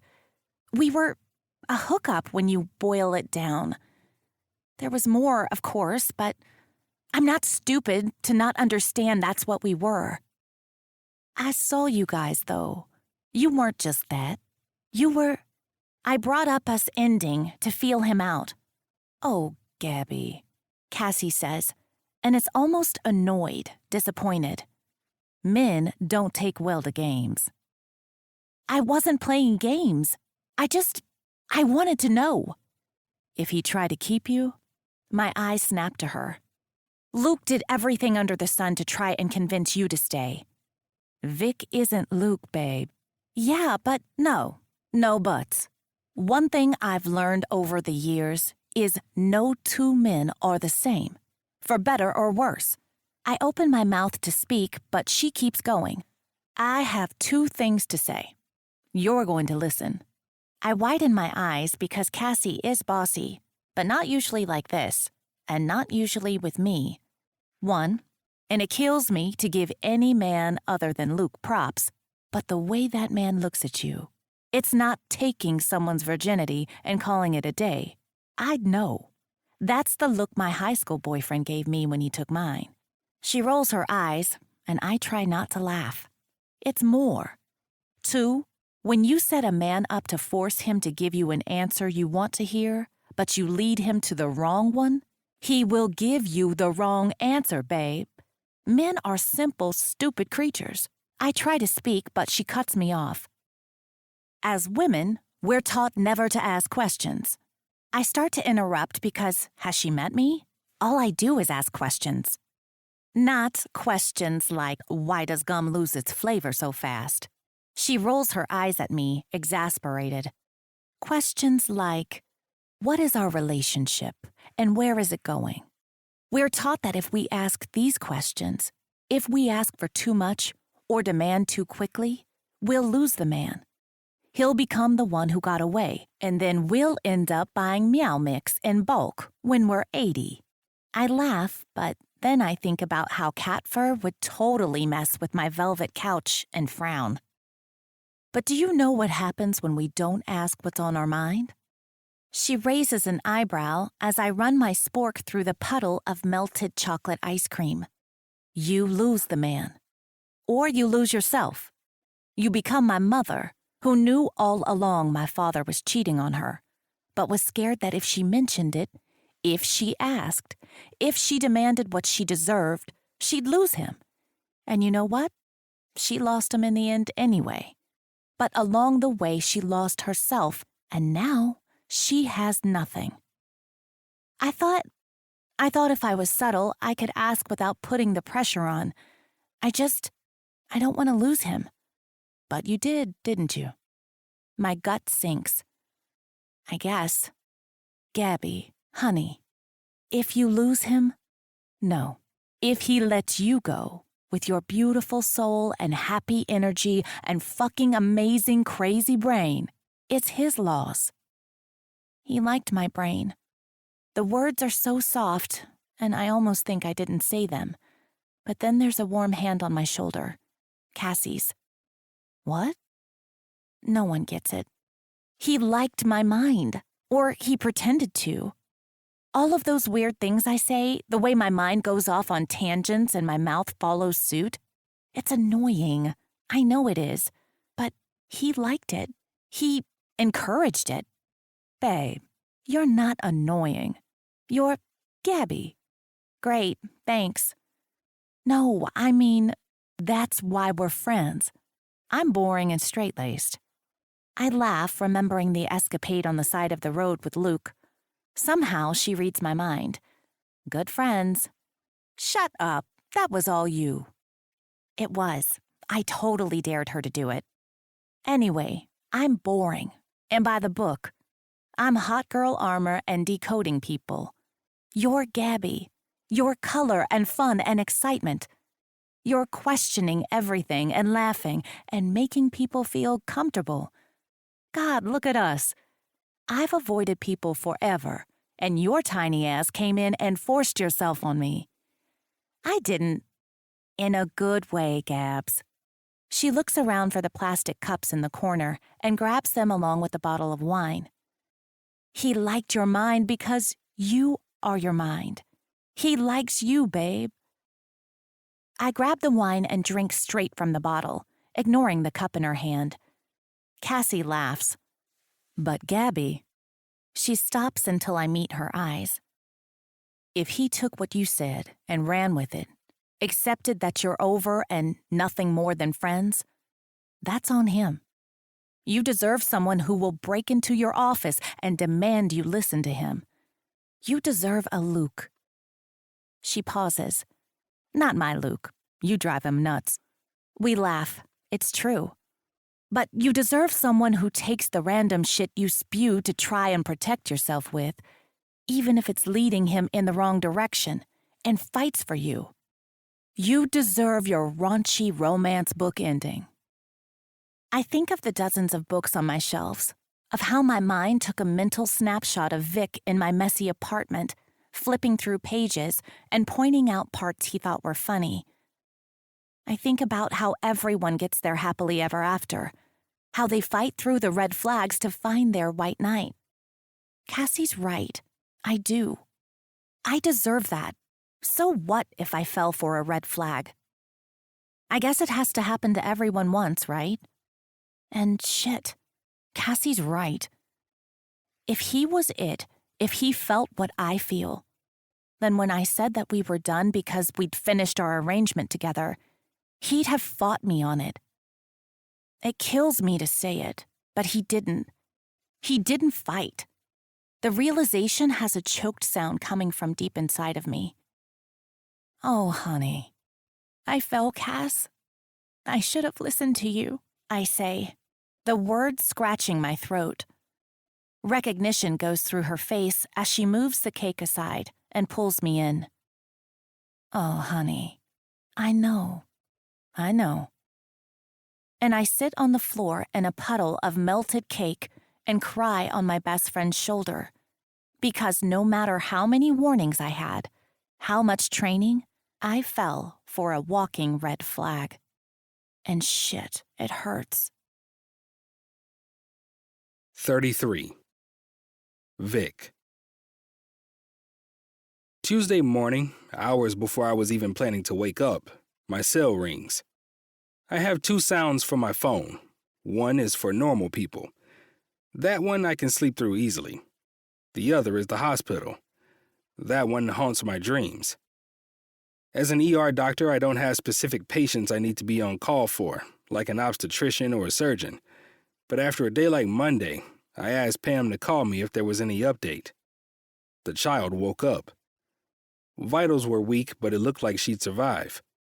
Her father was asking for me. After everything that family has gone through and will go through, I could not come in. So I rolled out of bed, kissed a sleepy Gabby, and told her I was taking her spare key to lock the door behind me before heading out to the hospital. The whole day I waited for Gabby to reach out to me. At first, I'm talking with my patients, unable to check my phone except for quick glances. Nothing. Then again, the hospital can have unreliable service. When I got off, though, I expected a missed call or a text or something from Gabby. After everything yesterday, after our conversation before bed, I just assumed, but nothing. Strange. I know she said our arrangement was over, but I didn't think she meant it for real. After a month and a half of daily calls and texts, I find my day empty without them. Without her. It's then I realize I fucked up. Who the fuck cares if one day down the road Gabby might wonder if we rushed things, if she should have explored more? I could have a lifetime to prove to her she made the right choice, that we were always in game. There's no way I'm letting Gabby play the field now that I've had her. Not a single part of me is letting go of Gabrielle Mancini. I've spent 34 years living free, dating, and not feeling the slightest whim to settle down, dodging my mother's disappointment at every turn. But a month with Gabby has me making plans I wasn't sure I'd ever feel the urge to make. When she said that we were done, our agreement completed, I froze.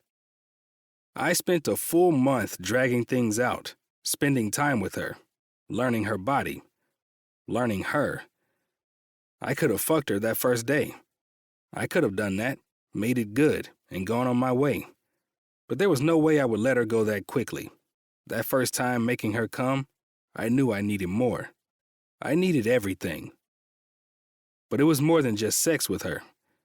It's talking to her, watching her thoughts move behind her eyes and then her inability to stop them from coming out. She makes me wonder about everything, question everything. For a man who was raised to be straight-laced, to excel and do things by the book but was dying for chaos and unpredictability, she's a dream. She's my dream. She's my adventure, the chaos I've been looking for my entire life. It turns out I didn't need constant change or the lack of knowing. I didn't need to avoid staying in one place or with one person for too long. No, what I needed was Gabrielle Nicolette Mancini, chaos personified. I know that with her by my side, my life will be filled with what I've always craved. I will never be bored, never suffer from the monotony of life. I was certain she realized this as well. In fact, I was pretty sure she'd last a few hours, maybe. Once she let her mind run through all the excuses, once she got over the fact this isn't what it was originally, she'd call with some silly question, some crazy theory. She'd ask if I could come over, if we could get coffee, if I wanted to finish that supernatural show she got me watching. I figured on her own time she'd come to the realization I'm already at. I would have said something then. I would have laughed at her, told her there was no way in hell things were ending like that. Or ever, if I have anything to say about it. And honestly, I thought my patience would also last longer, giving me more time before I have to make my move. Because at the same time, Though I hate that she decided our arrangement was over. For some reason, I wanted one concrete end to it before we got our solid beginning to the rest of our lives. Something that Gabby couldn't question in any way. Nothing she could read into. In 6 months, 2 years, or 40 years, I don't want her to look back and wonder if she somehow conned me into something I don't want. If I felt obligated to continue regardless of the fact that I'm a grown-ass man who doesn't do things if I don't want to. I've gotten to know this woman well enough to know she has the potential to overthink this to death. But I've gotten nothing from her. Nothing at all. In fact, I'm so confused by this that if it weren't for a text from my mother demanding she meet my young lady, I'd take my phone in to get it looked at and make sure it was still working. I'm thinking I made a big fucking mistake in not telling Gabby right there that this was an ending. Being with her was groundbreaking. That second time was world-shifting, game-changing, earth-shattering, all the cliches needed. Cliches Gabby would probably pick apart and organize based on credibility, red flag status, and realism if she were here. Despite that, it was different, and I could see in her face she knew it too. Different from the first time where I was worried about hurting her, and then I was getting my fill. A month of pent-up energy and want and need releasing at once. The second time was soft and sweet. The second time brought feelings I'd been hiding for weeks into clear vision. I'm crazy in love with this crazy woman. Somehow, after a month of teaching her about herself, her body, and her mind, teaching her to learn it and love it and appreciate it, it just led to me doing the same.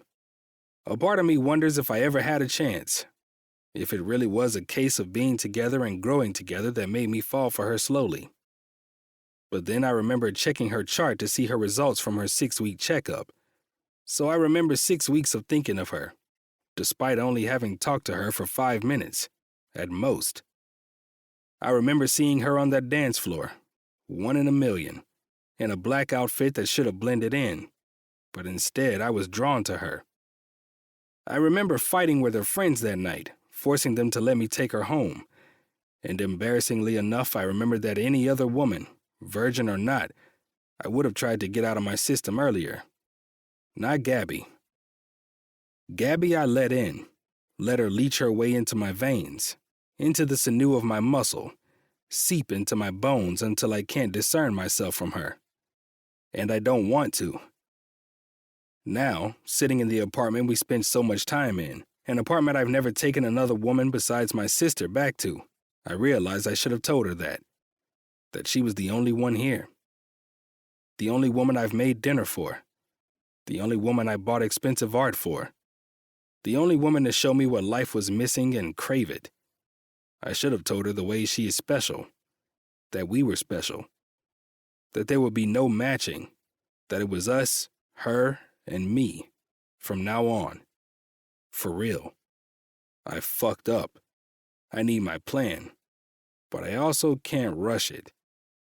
When I'm cleaning up my room and find her little pajama pants with dogs wearing heart-shaped sunglasses, that thought gets heavier.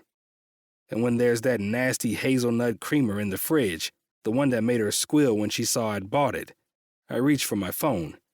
I need to call her. So I do. Fuck rushing and big grand gestures and plans. Swiping until I reach her name. Above her name is the only photo contact on my phone. Her eyes are crossed and her lips are pursed in some weird fish face that makes me laugh, because I haven't seen it yet. I have no idea when she would have done it. But there it is. I smile. Smile at her face. At my girl. Shit, my girl. I hit send before putting the phone to my ear. It rings. And rings. And rings. But just when I think I missed her, the line clicks. There's the sound of a television, then muffling, like a hand on the receiver as the phone is moved to another location. "What do you want?" a voice asks. It's not Gabby. It's a man's voice. A fucking man's voice. It takes everything in me not to go ballistic. Where's Gabby? I'll pull the phone from my ear, checking to make sure I hit send on the right contact. Maybe I called someone else. What do you want? Look, man, I called my girl and some fucking guy answered.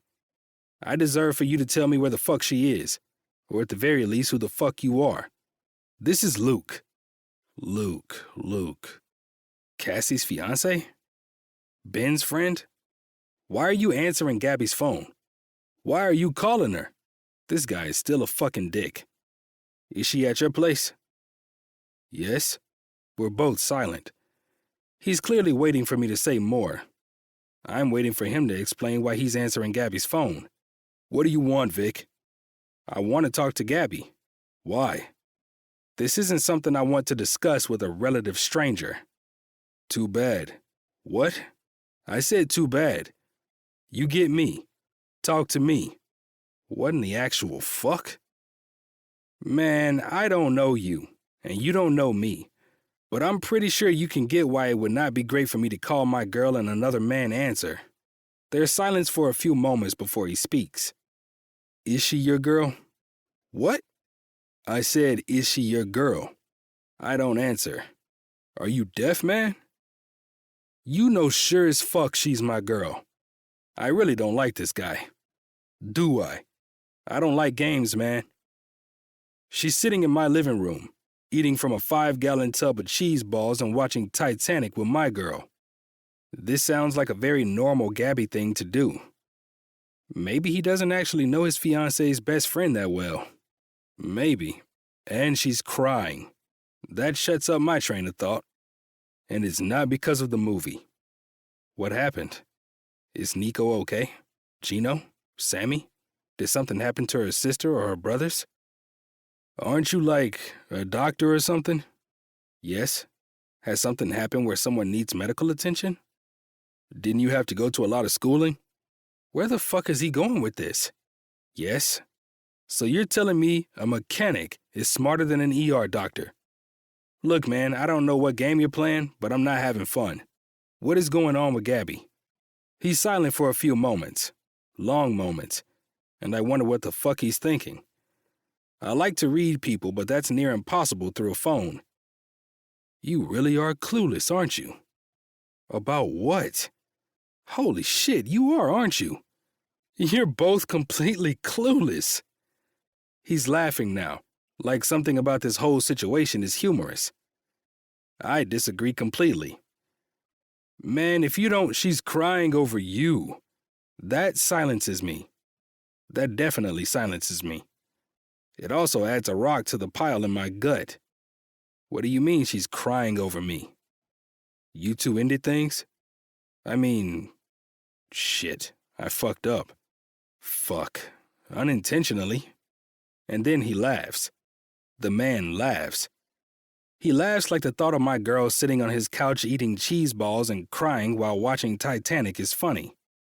And okay, the visual isn't not funny, but in context. Can I talk to Gabby? His laugh stops, his voice changing. Absolutely not. What? You just gave that girl her first real heartbreak. She's a wreck. No way you're talking to her. Not right now. Excuse me? Who the fuck does this guy think he is? Look, I'm sure you know. I've heard all about your dumb as fuck deal. But Gabby is... she's sweet. Innocent. She's not innocent. I know you went and fucked her, but no. I mean, in that way, yeah. But she's not innocent and soft and in need of protection. Yeah, I'm gonna do that regardless, but she's not innocent. She's not weak. I remember the conversation we had, her losing her mind because everyone her whole life has made her feel innocent and precious and delicate. She hates it. She's strong as fuck. He's quiet on the other end. I wonder if I went too far. Then I wonder if I give a fuck. Then I wonder if Ben would tell me where his buddy lives so I can drive there and talk to Gabby. Meet me at Tommy's in an hour. What? Tommy's Tavern, on the boardwalk. Meet me there and we'll talk. Talk? I ask, but the line is already dead. And shit, I guess I gotta go to Tommy's. 34. Vic. When I walk into the dark tavern on the boardwalk, I instantly see Luke sitting in the corner. My phone vibrates in my pocket, and I check it. Ben. I had texted him earlier. Me. Pretty sure I'm about to be interrogated by your friend Luke. You fuck over Gabby? Is his reply. I shake my head. Why does everyone jump there? Oh, because I haven't had a single steady girlfriend in years. Got it. Really set myself up for that one. And because it seems like I may have been an actual moron at reading the signs she was giving me. Me. Not intentionally. Trying to fix it. He replies almost instantly. Ben. Well, he'll probably call me if he needs to hide a body. I'll make sure we put you somewhere your mom can find you. I laugh as I approach the table, stuffing my phone in my pocket. That's some woman you're texting? Luke asks as I sit, his arms crossed on his chest. I'll be sure to let Ben know you think he's a woman. You were texting Ben, he asks. I nod. He glares at me. We're both silent for a long moment. Look, man, why is Gabby crying? His words hit my gut. I didn't mean I'm not playing games. I have questions. There is a sweet girl in my house crying her eyes out over you. You're some hotshot doctor and I'm just a lowly mechanic, but I know how to put two and two together. You were with Gabby. Now you're not for some unknown reason, and she's a mess. You're calling her. For what? A booty call? Because that's... Shut up. I say, frustration rolling off me in waves. He stops and looks at me, an eyebrow raised. You don't know anything. That's what I'm trying to find out. Why should I explain anything to you? Because Gabby is sweet. Gabby works with my woman, and I love my woman. Cassie loves Gabby, thinks of her like a sister. That, in a way, makes her my sister. She has enough brothers. Well, she's got another. I stare at him. You want me to call up her brothers? Have them sit down with us? You can explain to one of them what's going on? I think about the chaos that is the Mancini brothers. No. That's what I thought. And through his frustration, I see a smile. He knows the brothers too, I remember. Okay, so here's your chance. Tell me everything. I like what I hear. You're moving on to Cassie. What? Tell me what happened. Give me a single good reason I should let you through to Cassie. Cassie's going to interview you, vet you. And let me tell you this, I'm the easy one. Cassie will somehow weasel her way into finding out about the lie you told your mother in 5th grade. You lost me. Jesus, man. Are you sure you're a doctor? He's smiling. Honestly, he's kind of a dick. But he's a dick in the way that I can see how he'd be fun to have a beer with. And I like how he's protecting Gabby. Even if it means I don't get to see her right now. Fuck. Do I maybe like this guy? Cassie's gonna interview me? You want to be Gabby's match, you need to pass her test. Then I remember Gabby's words. And I think I might have Cassie match me too. Gabby is going to get matched, and this is my chance to make things right. And to possibly get my grand gesture. All right, let's do this. Then I let Luke Dawson vet me. 35. Gabby. Today is the day. I should be excited. Should be being the operative phrase.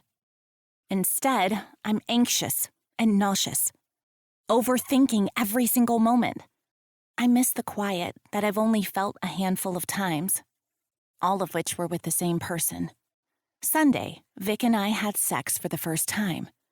Monday, we had sex for the last time.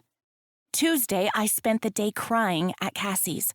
Luke popping in and out with essentials to keep the marathon going. Wine, sugar, and carbs. Occasionally, he'd throw a water bottle at us and run, like it was some kind of grenade and he was nervous for the blowback. Today is Thursday, and as per Cassie's rule, number 789, exaggeration, I don't have the energy to number all of her rules. I am going on a date. The best way to get over a man is to get with another, right? Or something like that. I feel like when she initially told me it, I blushed and scribbled it down. So, I'm on my first date, perfectly curated to be a brilliant match by my best friend, who is a matchmaker for a living. Technically, I'm in the bathroom hyping myself up while I wait for that date to appear. How do people do this? Go on random dates. No idea if the person they'll be meeting will be the love of their life or a total douche. But Cassie wouldn't steer me wrong. When I handed her my notes on Vic, notes I wrote up when I was back in my apartment, painstakingly laying out each pro and con, as if it didn't kill me to know that another woman would benefit from the fact that he's protective, but also has a soft spot and needs to be protected. Cassie smiled sadly and told me she'd take it from there and that I'd done a great job. And really, I should feel relief. With my first official matching assignment under my belt, I can take on more and know that maybe Vic will find what he needs too. My plan has been completed, has ended. I should be happy. I should feel fulfilled. I am now open for business, free to find Mr. Right. Someone who won't remember me as awkward, fumbling, anxious, and overthinking. But I also remember the hope in my chest when I told Vic it was time to be matched, and he just said yes.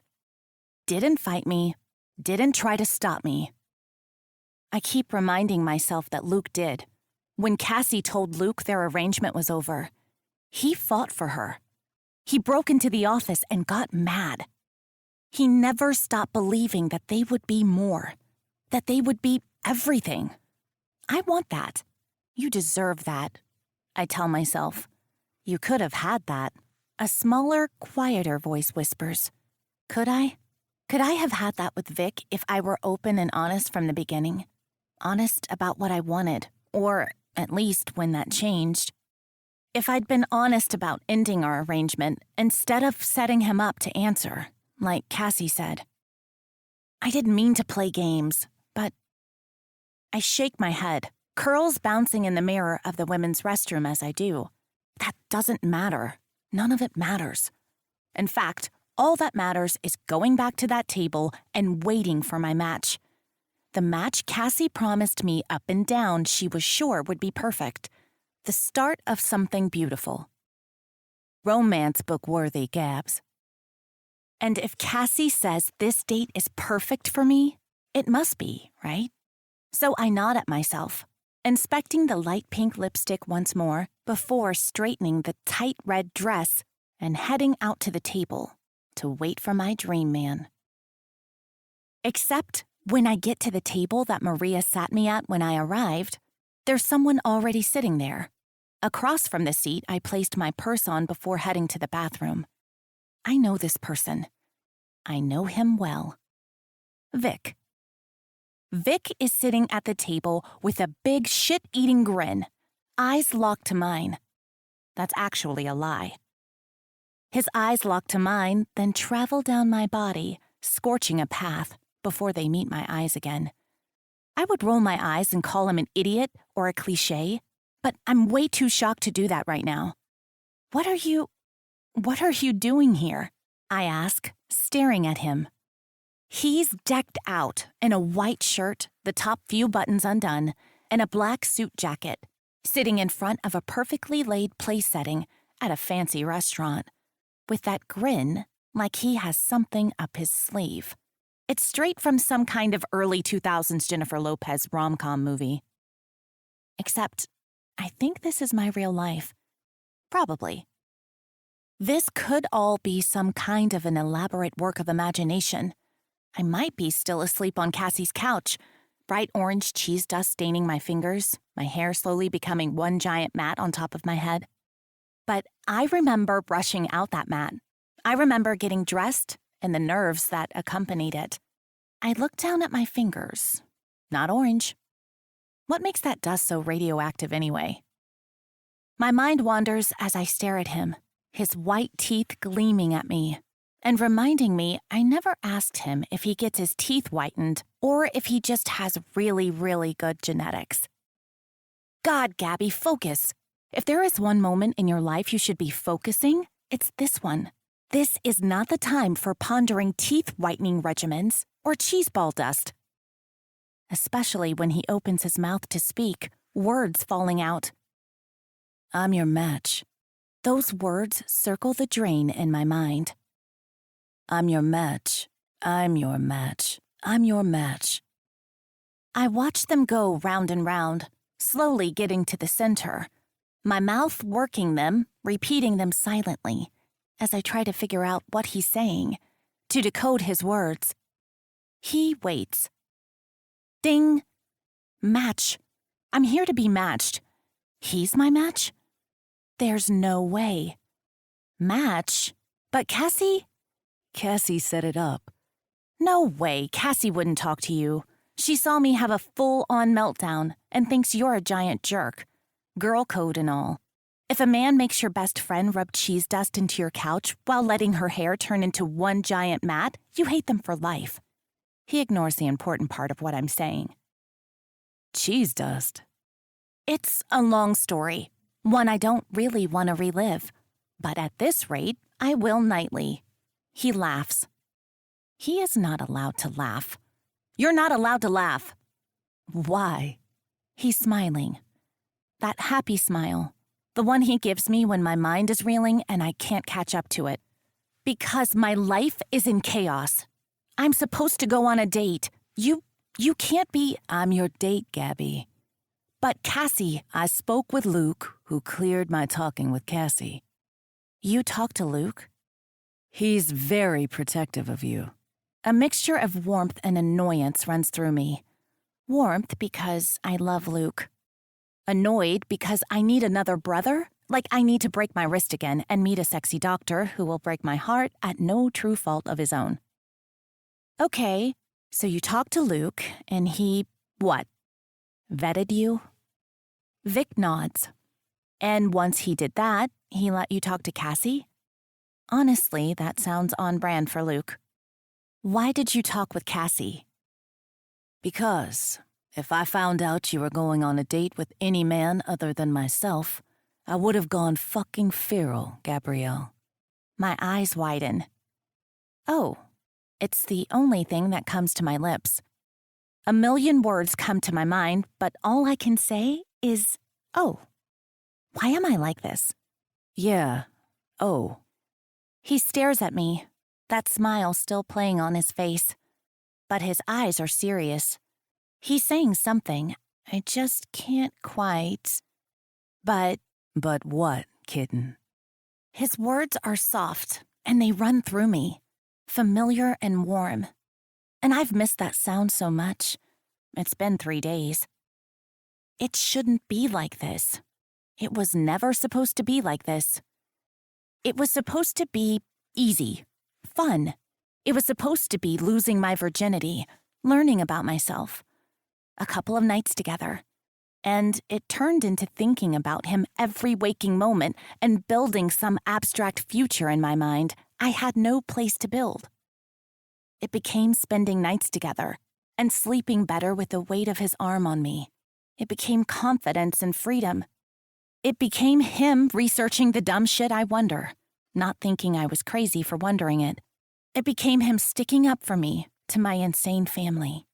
It became more. It became everything. But you said it was time. You said it was time. His face goes to a mask of frustration. Think about it, Gabby. Did I ever say it was time? I go back over that night, running the tape like a film in my mind. I did, didn't I? I brought it up, not him. In my head, we were good. Mission accomplished. I was no longer a virgin. I could come. But you agreed.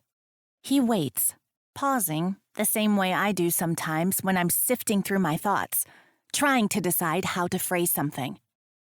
Yes, that's true. You caught me off guard. You do that often. He smiles. I don't find it funny. That must have come across my face. Look, Gabby, I was your first. Initially, when you told me that, I figured I should give you space. I should... He stops, eyes going over my crossed arms, then down my body to my feet still planted on the gaudy restaurant carpeting, before shifting his eyes to the empty chair to my right. Can you please sit, Gabby? You're making this weird. I don't. I stay standing, staring at him, lost and confused, and trying to figure out what this all means. If you don't want to sit, we can leave. Go for a walk and talk. Would that be better? He looks nervous. It's strange on him. He's usually so confident and self-assured. But even so, his words remind me of what it's like to be with him, of him being understanding of my quirks and always trying to help in any way he can. His constant efforts to make me comfortable. He works to make the world fit me instead of asking me to fit into the world. I sit. Thank you, he says, his smile hypnotizing. We stare at each other then. Stare. And God, it's been 3 freaking days, but I miss this man. I miss this smile. I am so utterly fucked. How am I supposed to survive a lifetime without that smile if I can't handle 3 freaking days? What were you saying? I ask. What? You were going on some grand tirade. This is the grand gesture part, right? He smiles. You read too many books. Fuck off. The words come out before I can even stop them, even think about them. I love it. I want to say fuck off again, but that seems harsh. I love lots of things about you, Gabby. My breathing stops. In your books, what happens next? What? You love those books. What happens next? They get together. Things end because they're both too stupid to stop it. What happens next? I'm not stupid. Gabby.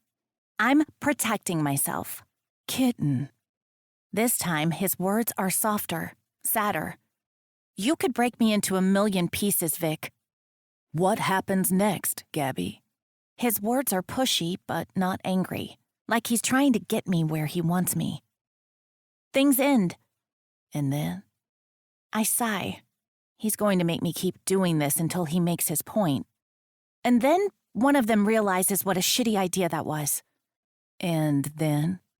And then that one makes a grand gesture. Something to prove they mean it. Running through an airport to stop her from leaving, which unfortunately isn't realistic anymore. It's kind of crazy that's still the go-to for romance in the normal brain, you know. Because you can't even get past security without a boarding pass. No way in hell would the TSA let some random potential stalker just run through the airport looking for a woman or a man. Equal opportunities and all. He's smiling at me, but I'm somewhere else. Now that I think of it, so many of those big moments are major red flag stalker shit. Like Lloyd Dobler, the boombox. Creepy. Super creepy.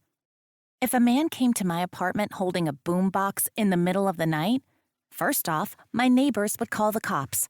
And if he was wearing a trench coat, I'd think he was some kind of weird flasher. I shiver. Come back to me, he says softly, and I do. Looking at him and seeing him again. Then what? He asks when he knows I'm here. What? They break up, they realize it was dumb, and one of them creates some kind of grand gesture. What happens after that? I blink. There's a confession. Some kind of confession that changes everything. My breath catches. His smile widens, like he was waiting for that answer. I keep staring, the world around me going quiet, the way only he can make happen. My mind only sees him. You're it for me, Gabby. Again, the words circle. They are too much to understand, so far beyond anything I know to be true. You're it for me, Gabby. You're it for me, Gabby. You're it for me, Gabby. It clicks in my mind like a Lego in my brain, staying there, cemented forever. You're it for me, Gabby. He sees it and goes forward. I want you to be mine, and I want to be yours. Not temporarily to teach you things or to get my mom off my ass, which was a bullshit excuse, by the way, but because I've fallen head over heels for you. My breathing stops, frozen in my lungs. How's that for a confession? I gloss right on over the bullshit excuse part and move right on. But, I stop stuttering. That's impossible. He laughs, the sound deep, the smile easy. Not impossible. I'm very much in love with you, Gabrielle Nicolette Mancini. In love with me?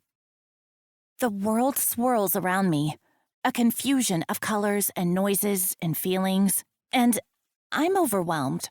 Nothing makes sense. Up is down and left is right and red is green. And Victor Brandt loves me. You can't. Why's that? Because you're Vic. Yeah? The words are a laugh, and it's starting to get annoying. How dare he laugh when I am having a mental crisis? But you're... Should I say it? Would that be offensive? I mean, it's true, but... What am I, Gabby? You're a fucking walking red flag. I shout, the words flying from my mouth. I clap my hands there as if I can drag them back in. What?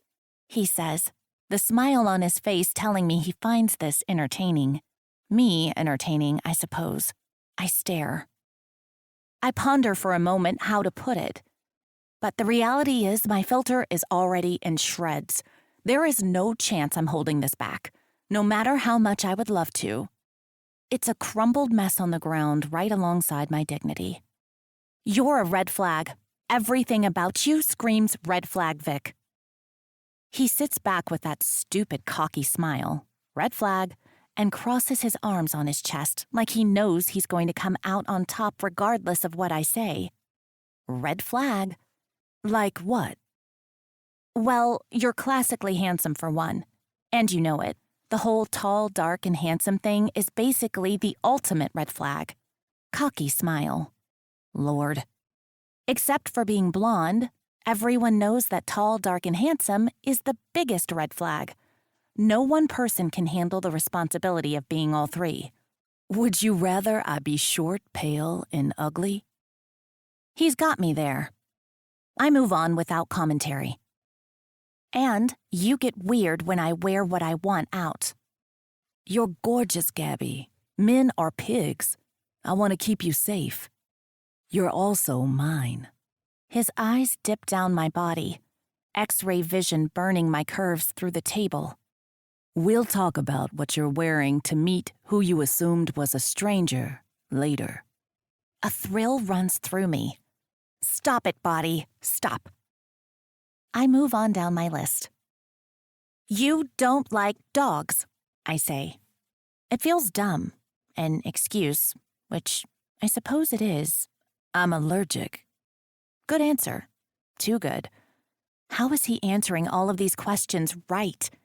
Is that also a red flag? You have women's clothes in your house. I told you, those are my sisters. You want me to call her? Have her confirm? He reaches in his pocket to do so, and I shake my head. I've never had a woman who wasn't my sister in my apartment. That has me pausing. What? Never. You can ask the lobby. They'll confirm. I shake my head. I can't dwell too long on that bomb, or I might lose my mind, lose all nerve. You've dated like a million girls. Okay. You're learning to date men for a living. I shake my head. No, I'm not. I told Cassie I wanted to stay as administrative. She's bringing someone new on.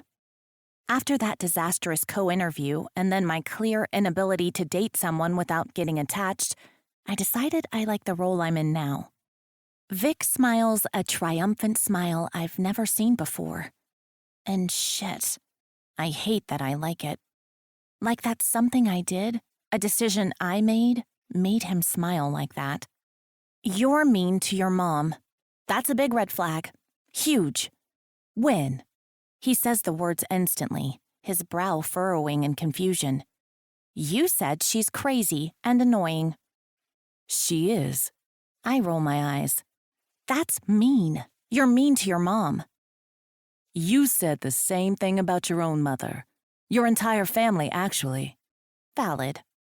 You also haven't met my mother or seen how I am with her. I love my mom. I'd never call her annoying to her face. She'd probably slap me, for one. You've never taken me to meet your family. That one digs. God, I hate to admit it, but that one burns in me. Baby, that's because your family is amazing and fun and crazy, and mine is uptight and frustrating. I need to get you to fall for me and get in there deep before I risk scaring you off with them. But I start my final reason, my final argument. I have a list in my office filled with red flags. Tons I could probably use as an argument against Vic, but the truth is, the only one that matters isn't even on that list. This was temporary. And it's not anymore. He's no longer smiling. And kitten, tell me when this ever actually felt temporary. When this ever felt like we were just together to help you lose your virginity. Shit. My end of the deal was for you to get my mom off my back, but I didn't even tell her I was working with a matchmaker until last weekend. Wasn't that strange to you? It was. It was very strange. I just didn't think it was my place to ask. Part of me feared that if I pushed too hard, questioned too much, this would end. That he'd get tired of my questions, realize he wasn't getting anything from this, and move on. I wouldn't have blamed him either. The scales haven't been even during this arrangement. Not in the least. Not unless... But... Is that all? What? My red flags. Is that all of them? I glare. No. What else, baby? My mind goes blank. I know there's more. An entire college-ruled sheet of red flags to keep me up late at night. Chinks in his armor for me to overthink and dissect. But I can't think of a single one now that he's sitting across from me, saying these words. He smiles at my hesitance. There's one. You have a panty-dropping smile. His head goes back, a laugh rumbling from his chest, and my stupid fucking body. It responds exactly like it always does when he does that. When I see his Adam's apple bobbing with his laughter and his strong chin tipping back, and when I hear the noise that makes everything inside of me quiet, peace, that's what he gives me. But I learned that he also has the power to take that peace away, whether he means to wield it or not. When his head tips back to me, he runs a hand through his thick hair, long fingers getting lost in the black strands momentarily before he leans forward on the table, that exact panty-dropping smile on his lips. Does my smile make you drop your panties, kitten? Jesus Christ. Well, yes. Yes, it does, actually. I don't reply, instead crossing my arms on my chest like a child. He laughs again, knowing. He always knows, the asshole. The smile melts into a look of introspection. What are you doing here, kitten? What am I doing here? Cassie set me up. Why? I don't want to answer this. I don't want him to know that I'm here because I was hoping it would stop me from shattering. That moving on was what I needed. I'm here because when I'm home, the quiet suffocates me, and all I can think of is what could have been. It's time, is what I say instead. It's time. You agreed. I should date. We already went over that part. I was dumb. I was scared that if I didn't let you decide to be with me on your own, you'd always question it. I was sure that as soon as I left and you thought on it, you'd see that all I want is you and that you're mine. I thought you'd get that and reach out, ready to try this for real.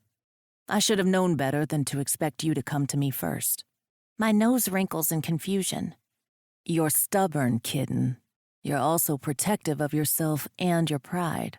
Coming to me first, admitting you want more than we agreed to. Especially after my dumbass told you that you could date? Fuck. If I didn't make that first move, you never would have. I'm not stubborn. He stares at me. Maybe a little.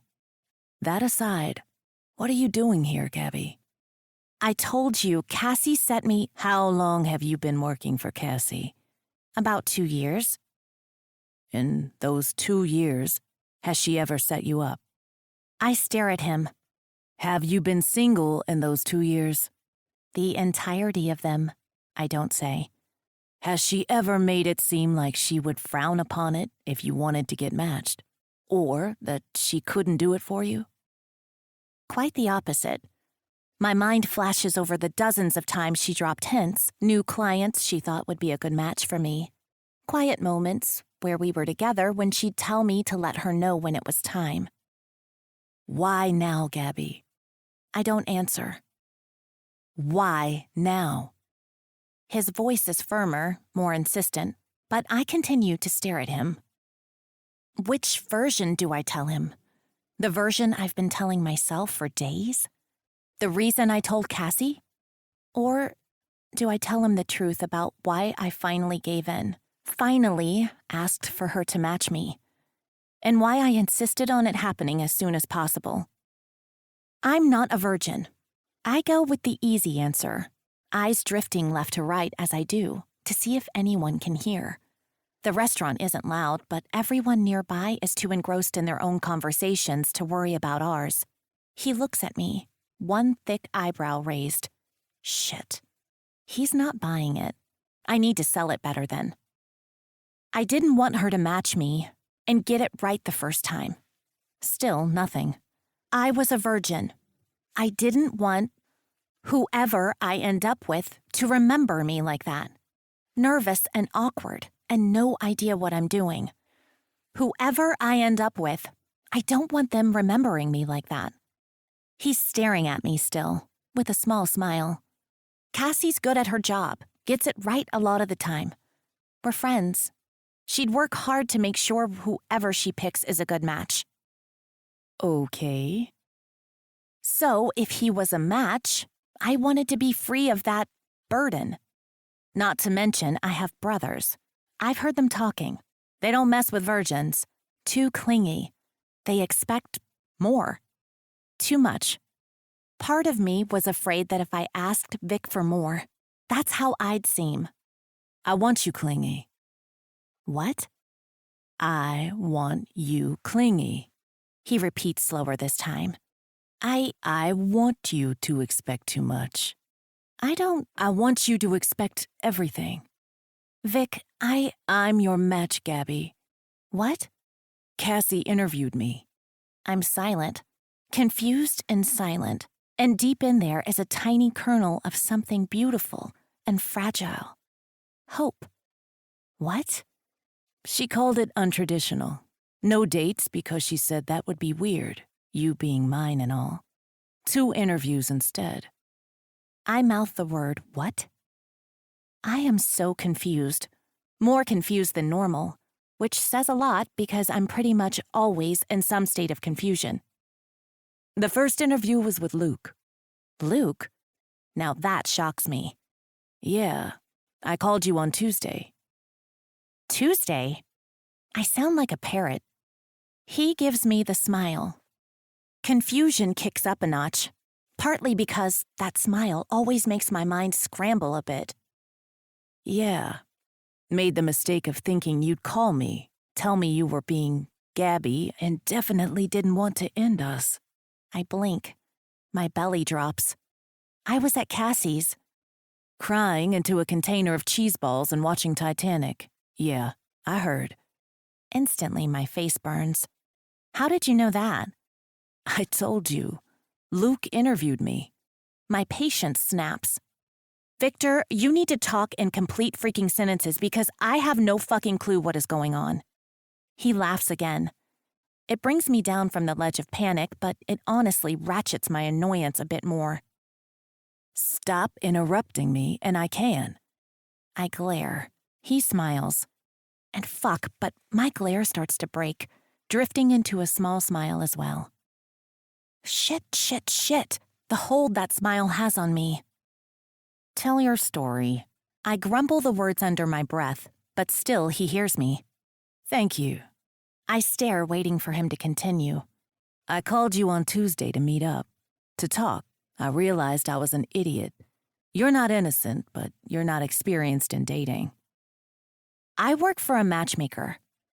I thought you weren't going to interrupt. I glare again. You might work for a matchmaker, baby, but your head is in those books. In your books, things just work, even when the woman does something dumb that means the man has to chase her down. Excuse me? You didn't put up much of a fight either, did you, Vic? If I'm honest with myself, that's the part that hurts the most. I was an idiot and put the thought out there, setting him up to give me an answer. It was childish. I was playing games. He's right there, but he also failed the test. I'm not used to failing, Gabby. My heart stops. It's never happened to me. I'm an idiot man who works on a temporary basis when it comes to women. I've never felt the need to fight for a woman to stay, for something to last longer. I scrunch my nose, lifting my lip like I smell something gross. He is the gross thing, to be clear. Stop. You know what I mean. In college and med school, I fucked around. But the past 2 years, casual dating but the same women. You know that. I do, unfortunately. He told me this already. The thought still roils my stomach. I never had to fight to make it continue. It was also basically whenever one of us was done with it. We said so, and that was it. And Gabby, when you said so, my initial reaction, regardless of the fact that I found it frustrating and annoying, was to agree. I open my mouth but close it so he can speak. Who was I to tell you you can't explore, can't date? In the same way you wanted to lose it before you met your match, I didn't want you to feel stuck with me because you lost your virginity to me. I know you treated it like it was nothing, but it's not. Not to me.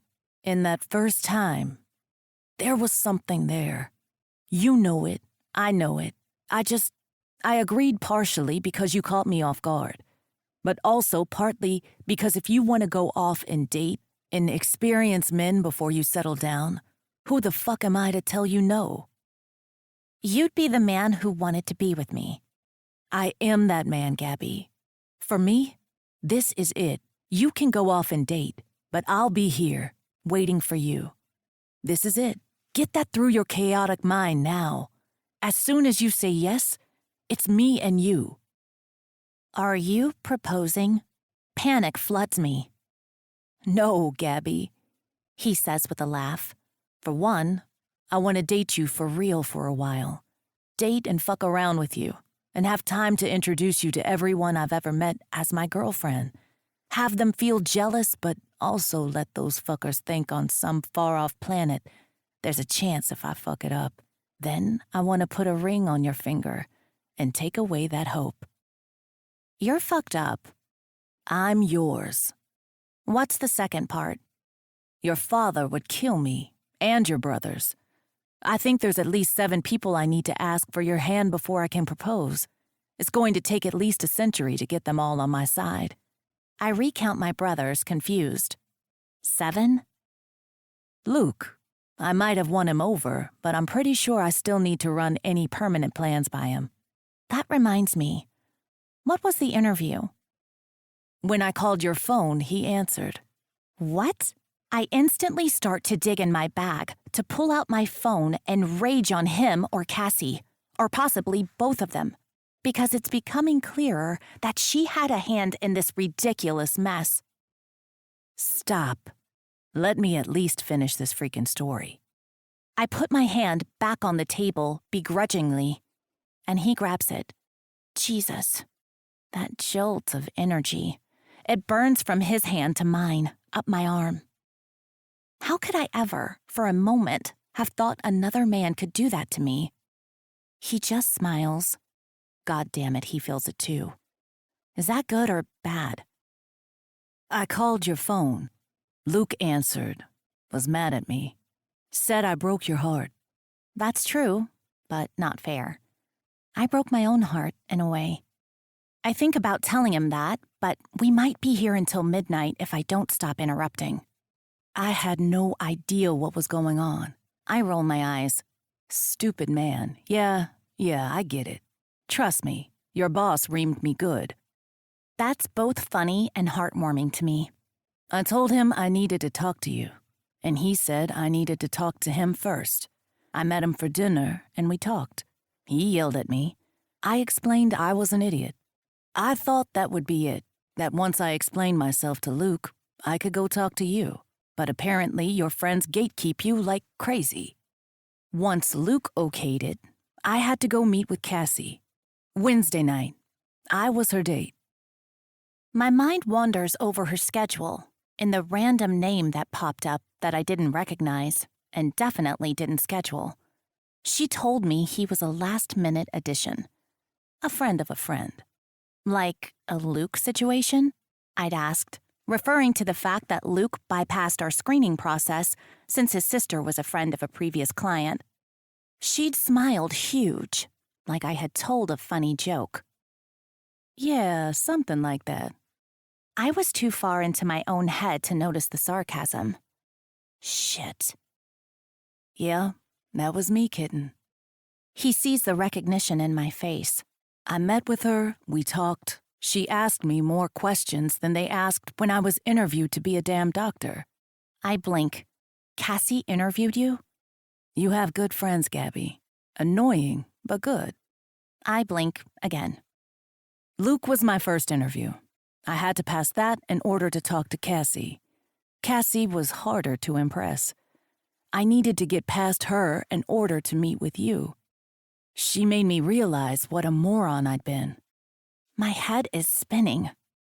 Cassie and Luke, they vetted Vic? And he's my match. He's here for me intentionally. And I think he loves me. Panic starts to settle in as I try to decode the situation, separate daydream from reality. It turns out it's all real. This beautiful dream is my life. I know this when Vic's face gets serious, taking me in, eyes flitting over me. He sees the panic. He knows. He always freaking knows. Let's get out of here, he says, standing up. What? Words are fuzzy in my brain. You need air. We need to talk. This isn't the place. He stands, taking money from his wallet and tossing it onto the table. Then he's standing next to me, towering over me, with that face that tells me he'd do absolutely anything to make me feel better. Come on, Gabby. He puts a hand out, waiting for me to grab it. I stare at it. I don't know. I don't know what I need. But I do know that if I take Vic's hand, everything will change. Maybe forever. I also know that if I take that step, he can absolutely demolish me, body and soul. His next words make the decision for me. They're low and throaty and desperate. I need to hold you, Gabby. I need that right now more than I need to breathe. Not a part of me thinks we won't figure this out, eventually. I can wait for you to process and come to terms with the fact that this is it, but I'm not doing it without you in my arms. Please, let's go. It's then I know. He feels it too. The quiet, the peace. It's different for him. A comfort rather than a quiet, but a peace all the same. I should have known when he called after that bad day at the hospital. I should have known when I opened the door and he pulled me into him, breathing me in. When I felt his finger tapping out the beat of my heart. A reassurance, a grounding. I give him what he gives me. Something about that playing field being even helps make the decision. I place my hand in his that's outstretched, that jolt running through me, that smile hitting me because he knows I feel it. I let him lift me from my seat and lead me out into the cool night air, waving at Maria in a Vic-induced haze as we do. The second we're out of the restaurant, he tugs me out of the way of the door and pulls me into his arms. And he's right. All is right with the world. But he's also wrong. I don't need time. I don't need to process. All I need in this world is right in front of me. Wrapping my arms around his neck, letting that feeling, that knowledge sink deep, I stare into his eyes. You're mine? He smiles my favorite smile. If you'll have me. And then I kiss him, and my world quiets and settles, and that's when I know he's right. We'll figure it out eventually. But at the end of it all, it will be us. There's only one thing left to do. Breaking our kiss, I run my hand through his thick hair, tilting my head to look in his eyes, and I say the words I see reflected in them. I love you, Vic. 36. Gabby. This is going to be a train wreck, isn't it? I say, twisting my fingers in my lap as Vic drives us to my parents. It's Sunday. My mom is throwing a backyard barbecue in lieu of the normal Sunday dinner. That's fine. This will be the third Vic has attended, only missing one since that first Sunday dinner when he was on call. He's come to understand the dynamics and the intricacies, and the stress of going has bubbled down. Ever since he faced down Enzo to stick up for me, it's been smooth sailing with the Mancini brothers. Unfortunately, it seems Vic's sweet sister has a mouth like Gia, unable to keep a single bit of information from their mother. So when Vic let it slip to his sister that we go to my parents every weekend, and then Vivian let it slip to their mom, she decided she wanted in on that action. Don't ask me how, but somehow Mrs. Brandt got my mother's number, and according to my mom, who called me very excited in the morning, the two of them chatted until late into the night about everything under the sun, including having sons who refused to settle down, regardless of their harmless prodding, my mother's words. Unfortunately, this means I'll be meeting Vic's parents for the first time, not in a controlled, regulated environment like a restaurant or dinner at Vic's, but at my parents' during Sunday dinner, with my entire family there to witness my downfall. Kill me now. Which explains why we're sitting in front of my childhood home in Vic's car. He hasn't let me drive since that first time, which is utter bullshit. But right now, I'm not complaining because my hands are shaking. And I now get the, privilege of meeting my boyfriend's overbearing, reserved mother for the first time with an audience of my own large, obnoxious family who will never let me live down what a shit show this is going to be. We can leave, I say. No, we can't, babe. We can. We have passports. We can leave and run to Mexico. I'm sure they need doctors there. I took Spanish in high school. I could manage. I don't mention that I barely scraped by with a C- because I cheated and wrote vocab words on my hand. My brain can barely function in English. We're not running away to Mexico. Fine. Let's go to Florida. Get lost there. Change our names, become cast members at Disney World. I'm short. Maybe I could be Minnie Mouse. My head tips from left to right, contemplating. That sounds like fun. You don't like confined spaces. I bet it would be fine if I got to be in the happiest place on earth. I stop and think. Do they call Disneyland the happiest place on earth too, or just world? What about Paris or Hong Kong? Seems like a poor marketing strategy, you know? Make one the best. Like, once you come here, you'll never be happier, not even if you go to any of our other, just as expensive locations. Who thought that was... Gabby. What? I look over at him and the smile playing on his lips. The smile he gets when I run on. When he just sits there listening to me like he thinks I'm the most interesting person he knows. It's crazy. I love it. I love him. I love you, Gabby. The words still make my heart flutter, my belly flop, and my mind settle. That feeling. That's the one I'd follow him to the ends of the earth to keep. That feeling I've gotten nowhere else in my entire life but when I'm with Vic. Love you, but we gotta go inside. My peace shatters. I open my mouth to argue, but his hand is on my chin, pulling it to him where he plants a soft kiss on my lips. I don't wanna. She's going to love you. I'm nothing special for her perfect boy. You're everything special. And if she doesn't see that, it's her loss. That should be comforting, but it's not. It's so not. But she will, Gab. I scrunch my nose, not quite believing him. Now, we gotta go. Gotta go inside, okay? Silence. The kids are standing at the door. Damn the man for knowing my weakness. I turn my head to see Nikki, Gino, and Sammy all standing at the door smiling. They start to wave. I sigh. Okay, let's go. We walk in and greet everyone, all of my brothers, my sister, my brother-in-law, my niece, and my nephews. Dad is sitting in his recliner, and I bend over to kiss him on his head, the strong patchouli cologne he wears hitting my nose in a comforting waft of memory. Hey, beautiful. Hey, Daddy. You say hello to Dr. Brandt? My dad says, tipping his head to a man sitting, ankles crossed, on the love seat. He looks exactly like Vic, just older with salt and pepper hair, but when he smiles, I see it. All Vic.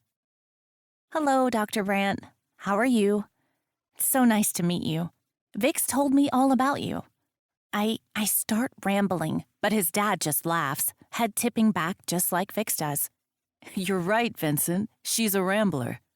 My mouth drops and I turn my face back to my dad, the traitor, while Vic pulls me in with a thick arm until I hit his chest that's also rumbling with laughter.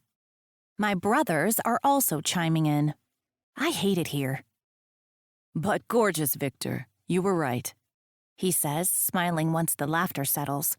Pleasure to finally meet you, Gabrielle. I don't open my mouth, just smile tightly for fear more word vomit will spew out. All good, kitten. One down, Vic says as he moves to shake his dad's hand in greeting.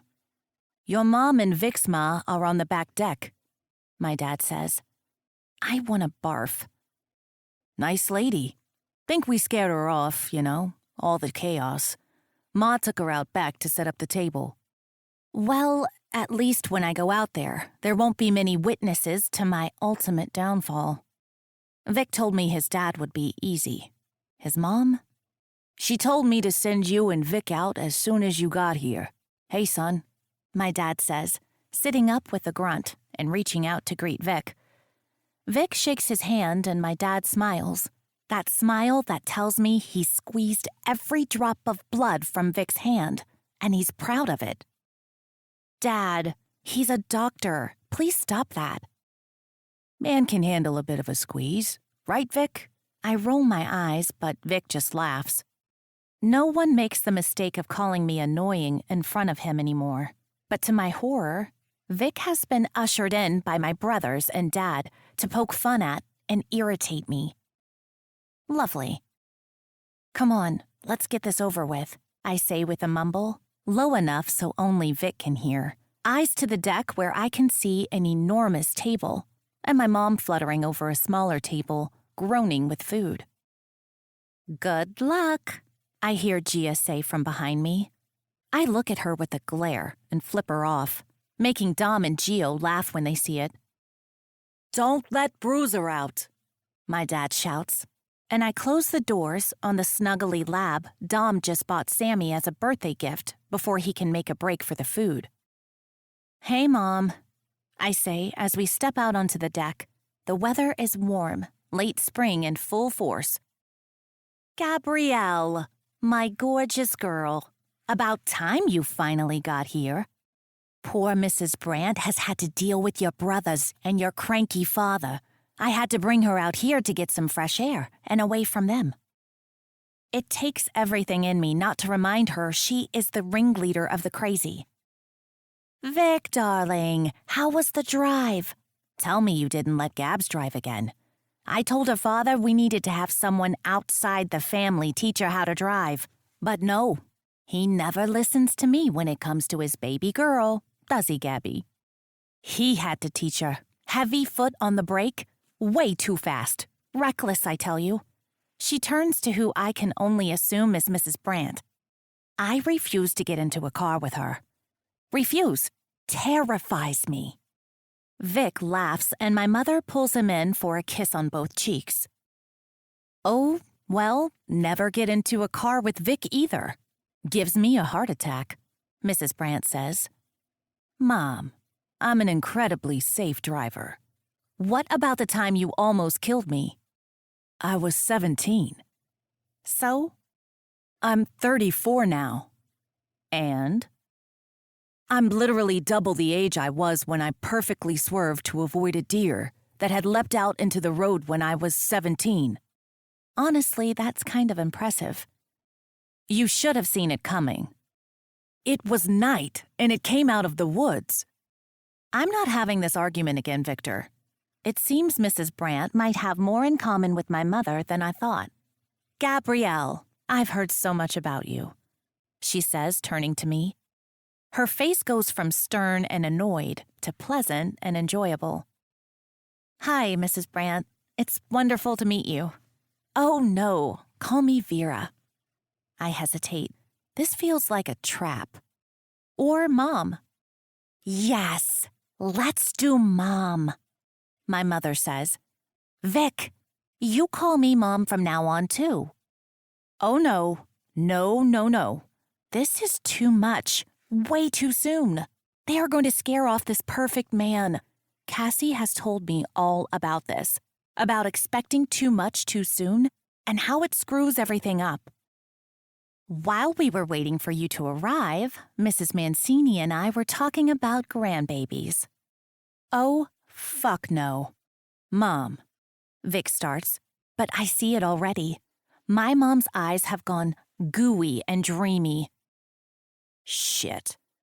Mom, I start, trying to cut my mother off. It seems Vic and I are having the same internal crisis. I know his mom has been dying for him to settle down, but he has no idea how my mom can be with this topic. Brutal. Brutal is the only word I've got. You two would have the most beautiful babies.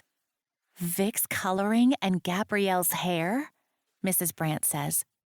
Gabrielle's build on a girl with Vic's eyes? My mother shouts. Her voice is creeping up in volume. Mom, I want at least 3, Mrs. Brandt says. At least, my mom agrees. They're staring at us. Me, held protectively in the crook of Vic's arms, like we're a science experiment. Like they're going to run off and make Punnett squares to figure out the highest probability of what our collective children will look like. Need to start soon, though, my mom says. Mom! Vic isn't getting any younger. His mom agrees. Mom, but they aren't listening to Vic or me. They keep going, looking over us and then confirming with each other. New best friends. A nightmare. Mexico is looking pretty good right now, Vic says, looking down at me with a laugh. Mexico. Hear it's nice there. Need a passport, though, my dad says, walking out the back door with his paper rolled up under his arm. Mr. Brandt not far behind. My father has never left the East Coast his entire life. The furthest he has gone from home was Orlando, to take us to Disney. Otherwise, it was a life of Jersey Shore trips. And nothing else. Can't go to Mexico when you're pregnant, Gabby. I think the water would be bad for a baby, my mother states, Mrs. Brandt nodding like she agrees. Honestly, you should stay close. You never know when you'll need family, his mother says. But my father has stopped dead, looking back at us. Something you want to tell me, Victor? His face is fury and aggression and simmering dad rage. I don't think Mexico is far enough, I whisper. Oh, hush, Vin, my mom says, pouring an iced tea for Vic's father, who is quietly taking in the sideshow. Vic is his father's son for sure. Hush? Hush? His face is going red. He's going to give himself a heart attack, I say in a whisper to Vic, tipping my head to him but keeping my eyes on my dad. You can't give yourself a heart attack. There would be pre-existing conditions. He'd be the first case. Congrats, you get to be here for it. You could write some kind of groundbreaking medical journal on it, I say. Downside, though, your dad would have a heart attack. This is going on while my mom and dad argue about my mom telling dad to hush. What's going on? Dom asks, walking out. Great. This is only getting worse. Nico comes out on his heels, followed by Sammy. Yes, let's just bring the children out into this chaos. Great. Awesome. Your sister is pregnant. Her boy hasn't even manned up and talked to me about it. Definitely hasn't asked me to marry her. Dad, I'll get to you next, Pulpetta. I shut up. Why? I'm not sure, but when my dad's got that voice on and his eyes are directed at me and frustrated, my lips seal. You're pregnant? Dom says, eyes wide. Nico laughs, knowing the chaos that's unfolding. Gia comes walking out. Who's pregnant? Auntie Gabby! Sammy shrieks, jumping up and down. I hope it's a girl.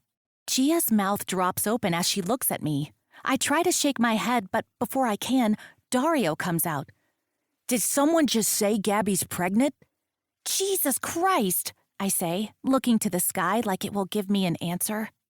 Maybe one of those sky riders or a plane holding a sign will tell me what the fuck to do. It will probably say, run away to Mexico. It's all good, kitten, Vic says in my ear. I look at him. I'm not pregnant.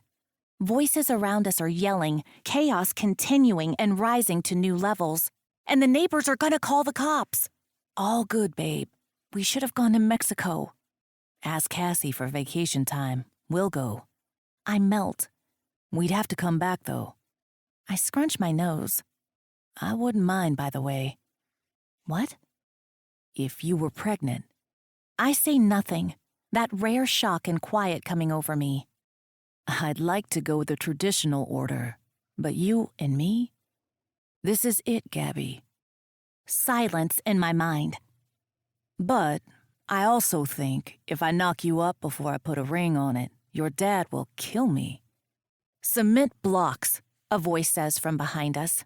Enzo. He knows people. I punch my brother. I'm not pregnant. Oh, I know. Why haven't you tried to stop it? It's entertaining. You're a shitty brother. I'm your favorite brother. Wrong. Dom's my favorite brother. Dom? He looks genuinely taken aback. He's nice, and he's got a cute daughter. Fuck that. Enzo lifts his head, ready to stir the pot. I get to be the godfather to Gab's baby. I fucking hate my family. No fucking way. I'm Gabby's favorite, Dom yells from across the deck.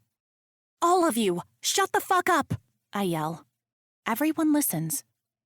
Silence takes over the deck, and I can breathe. Vic laughs. I shoot him a look. Gabby isn't pregnant, he says, staring at my dad. In the corner, Vic's dad is laughing hysterically, wiping tears. Good Lord. Jesus, Finn.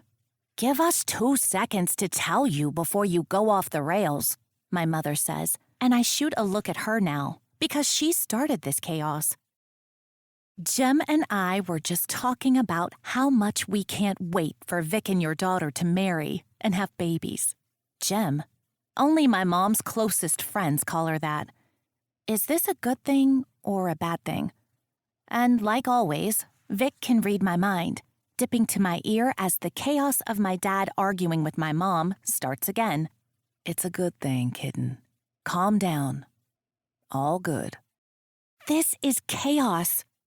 The good kind. Good chaos. And with that, there's a slam from the table as Bruiser, let out by someone leaving the door open, jumps onto the picnic table of food, sending it crashing to the ground as he attacks a bowl of potato salad. Chaos. We order pizza. 37. Vic. I always know when Gabs has had just a tiny bit beyond her standard one glass of wine because the filter goes first. That filter that holds back her menagerie of thoughts shreds, and she reveals her every whim. I love it.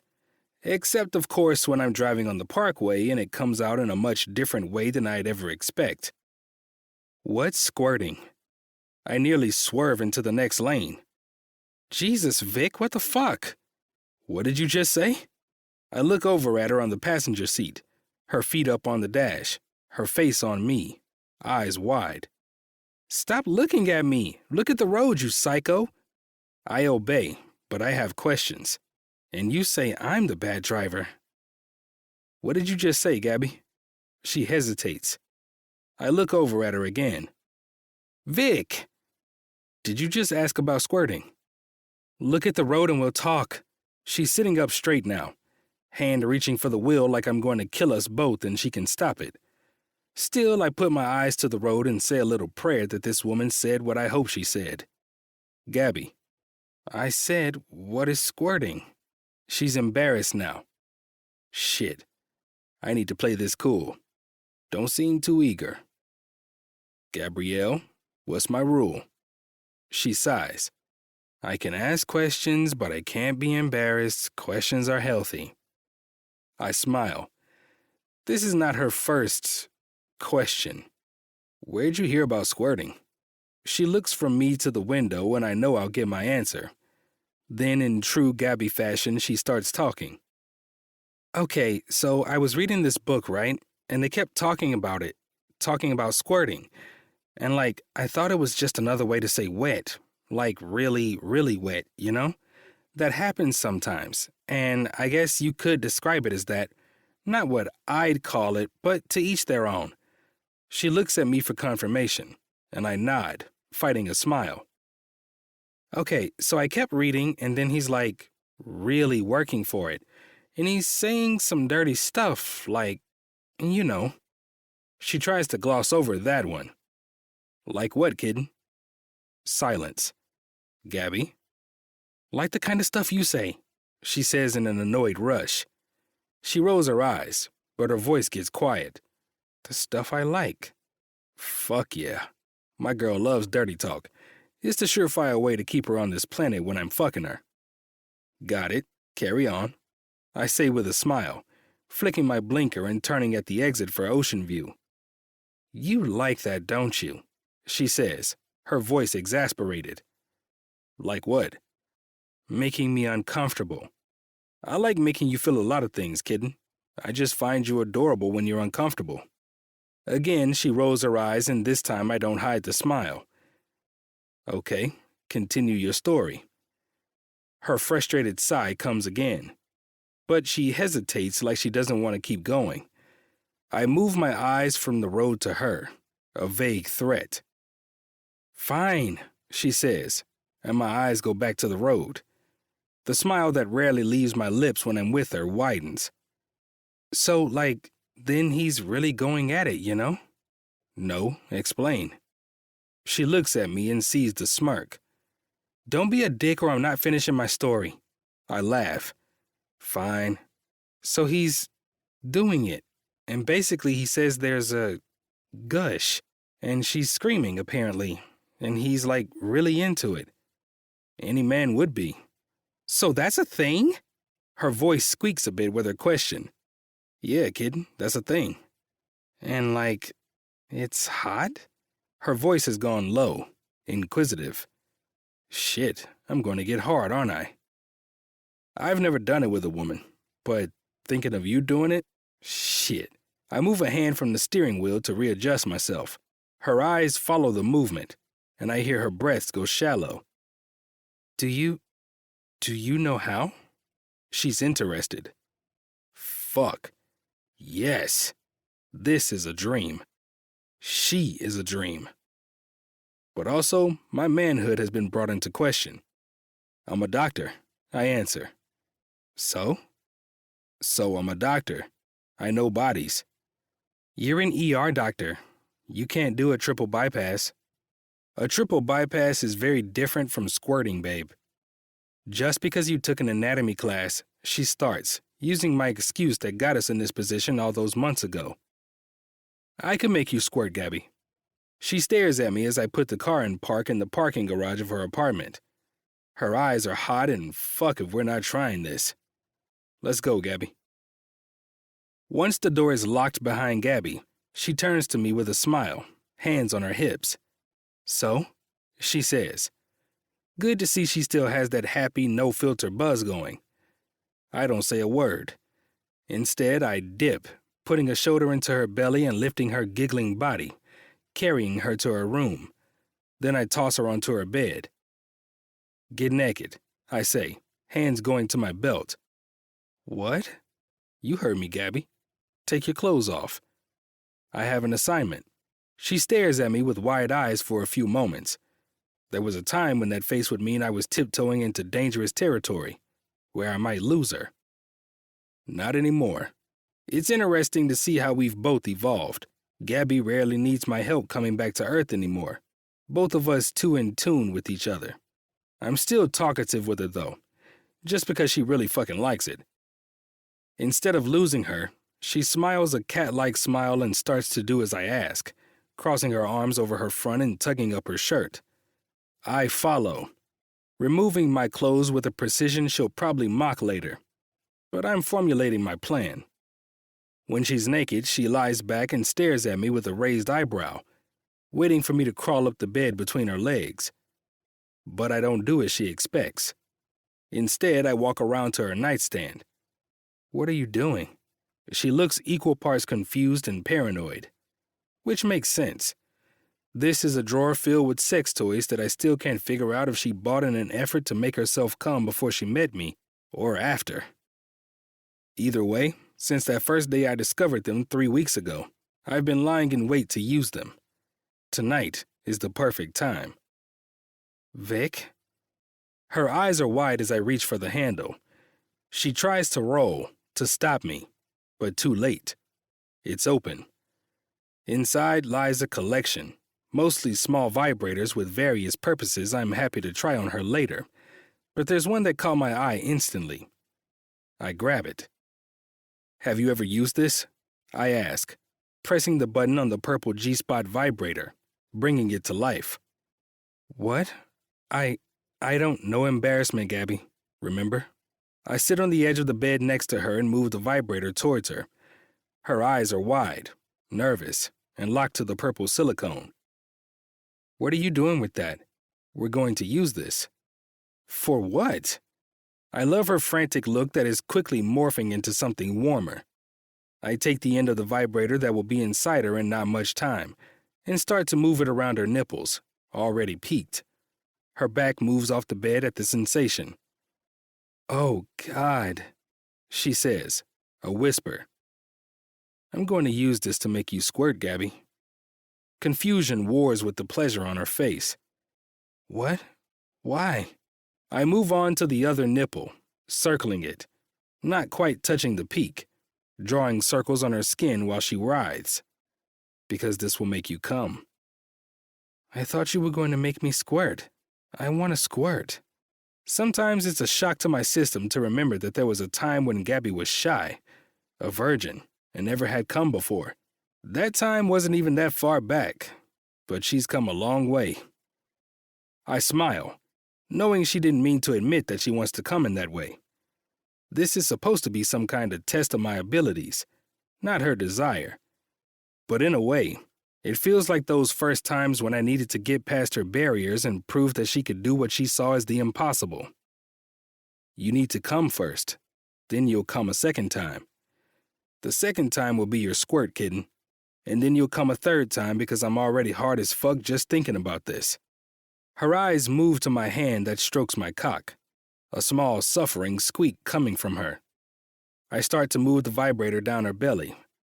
First, I'm going to put this in you, Then I'm going to suck your clit. Fuck you with it until you come that first time. Then I'm going to keep working you through that one. And baby, I'm going to make you gush for me. Her eyes go hooded and dazed. Down the vibrator goes, circling her belly button, which makes her giggle. But that sound stops when I reach right above her clit. You ready? I ask, smiling. She nods and I watch her chest rise and fall with her heavy breaths. Gorgeous. And then I do as promised. I move the head of the vibrator to her clit, and her back bows. Oh, shit. Oh, God. Vic. I love that sound. My name on her lips when she's like this. The vibrator moves from its direct assault to circle the edges of her clit, her hips moving to get me where she wants me. Instead, I dip down, running the vibrator through her wet, pressing just barely into her entrance before moving back up, circling, teasing. Oh, fuck. Oh, fuck. I move over her clit again, repeating the circuit until her back falls, her hands going to her hair as she continues her frustrated rambling. Finally, I give her what she wants. Slowly, watching it disappear inside of her in the sexiest show I'll never forget, I push the vibrator all the way in. The way it's angled means it's right against her G-spot, and I tip it down to press harder there. Holy shit, she yells, eyes snapping open and locking with mine. The prettiest pussy I've ever seen, baby. She moans, and then I move down to get face to face with my prize. My tongue dips out, tasting her clit. Vibrations from inside just a whisper on me. She groans again, a deeper sound. She's close. Fuck, this is going to be quick. Locking my eyes to hers again as I continue to move the vibrator in slow circles, her hips moving to try and fuck herself on it. I lower my head and latch on. Vic, she shouts. I keep sucking, my tongue moving to flick over her swollen clit, nipping as her hips continue to move, demanding more. I love this woman. I love the change in this woman. But possibly more, I love the sound she makes when I circle her clit completely and suck hard, moving the vibrator to press on her G-spot, and she explodes. I have to work to keep the vibrator in place, and all I can think about is her clamping on my cock the same way. She screams my name, coming hard and quick as I slowly stop licking, but don't remove the vibrator. Face wet, I sit up on my knees to watch the rest of the show as I move into phase 2. Her breathing is going, ratcheting higher and higher as I continue moving the toy in her. My eyes move from her pussy to her face and back again. When she tries to close her legs, just seconds after coming down from her first orgasm, I use my free hand to push one leg back, opening her up to me. Vic, it's too much. Oh, God, fuck, she says, hips bucking, trying to get away from the overwhelming sensation. This is the hottest thing I've ever seen, and I've witnessed Gabby make herself come on her own fingers while sucking me off. That was hot, but this? Gabby squirming, panting, squealing. Amazing. That's it, baby. You got it. You're so fucking wet for me, I say, watching her drip down the purple vibrator I keep moving in her, slow, small circles pressed against the spot. Vic, she mules, her head thrashing. Is that all for me? Are you wet for me, Gabby? I ask, my voice low. Her hand is moving up her body, frantic, unsure of what to do. She grabs her tit nearly too hard, pinching her nipple, and I groan at the sight. Answer me, I say, slapping her inner thigh. Her moan is loud, deep, and I start to hear a quiet sloshing where the vibrator is moving. Fuck yeah. Yes, it's for you, she moans through her pants, and I keep going, fucking her with the vibrator, trying to get to the promised land. I have a reputation to uphold anyway. God, your pussy is so pretty, Gabby. Is it going to gush for me? I think you're gonna, baby. You're gonna squirt for me, aren't you? Vic, Oh, God. Oh, God. Vic, you need to stop. Her voice is frantic, but I don't stop. I know what this is. Her hand is slapping the bed, the other hand trailing to her belly and pressing there, adding pressure. Instinct. Why, baby? Why should I stop? Oh my God, Vic, I'm gonna pee. I need you to. Good, baby. Do it. Fuck yeah, Gabby. Holy fuck, this is the sexiest thing. I'm gonna fuck you so hard after you're gonna be fucking sore tomorrow. Push through it, kitten. You're gonna squirt for me. I encourage her, and she keeps moaning. Those moans moving to deep, visceral grunts as the feeling builds. Vic, she moans, eyes locked to mine. Half panic, half intrigue. That's it, baby. Let go. I say. Then my eyes move to her pussy, and holy fuck, it happens. An absolutely primal sound falls from Gabby's lips as her pussy gushes liquid, more than I've ever seen from a normal orgasm, as she continues to buck her hips, riding the vibrators still deep in her cunt.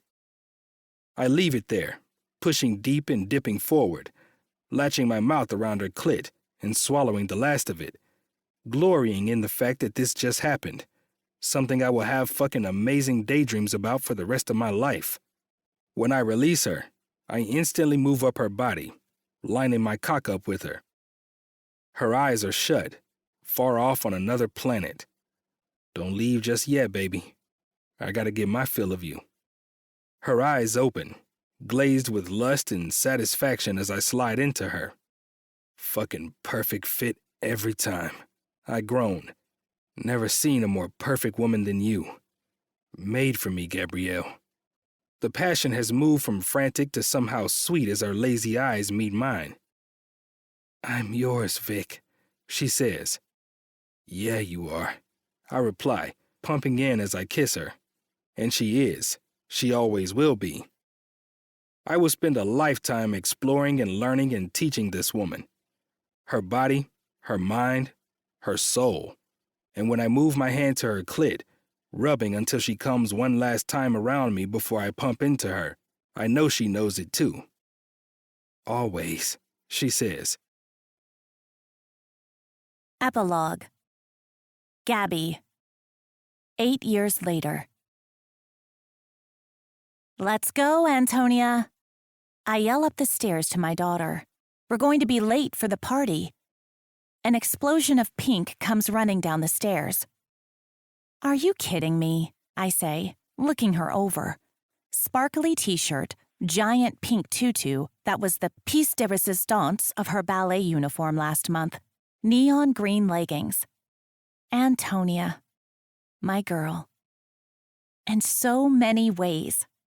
Not only does she look almost identical to me, just with gorgeous darker skin, the spitting image of what my mind created all those years ago, but her mind works the same as mine. Always working, always pondering, always getting into trouble, if I'm being honest. My mother-in-law wants me to bring her to a doctor and get her tested, but until it starts to impact her, starts to become something she isn't proud of, I want to nurture it. Make her proud of the way she's different. The way her father made me feel. I want to teach her ways to work around it, work with her mind, so she can function in a world of normal people when she is so far from that in the best way possible. It's strange how becoming a mother can help you love the parts about yourself you never liked, seeing them in a tinier version of you that you love to pieces. What? She asks, hands on her little hips. The attitude isn't me, though. No way. No matter what Vic or my brothers or my father say, that attitude did not come from me. Gia, maybe. That must be where she got it. Or maybe Vic's sister, Vivian. What? I parrot in response, the mom eyebrow raised. Are we ready to go yet? My husband says, walking in, eyes to his wrist as he adjusts the watch there. His temples are sprinkled with gray, the crinkles at his eyes more profound, but his broad shoulders haven't changed. Neither has his panty-dropping smile. the one he gives me when he catches my eyes running up and down him. Black fitted slacks, a white, crisp button-up. This man is gorgeous. You gotta wait another 6 months, kitten. That snaps me out of my haze. Absolutely fucking not. 2 years between babies. Not healthy for your body if you go any sooner. You can wait an eternity. No more children are coming out of this body. Are you having another kid? The voice is in the living room, coming closer. Cassie. Cassie with my beautiful baby boy on her hip. He's not a baby anymore, but moving into toddlerdom in a tiny boy's outfit that matches his daddy's. I put my arms out to grab him, to snuggle him, and smell his head as if he's still a newborn. God, I miss that smell. No, Gabby, no more babies. Childbirth sucks. Newborns suck. Vic's arms comes around my waist, his voice in my ear, breath on my neck.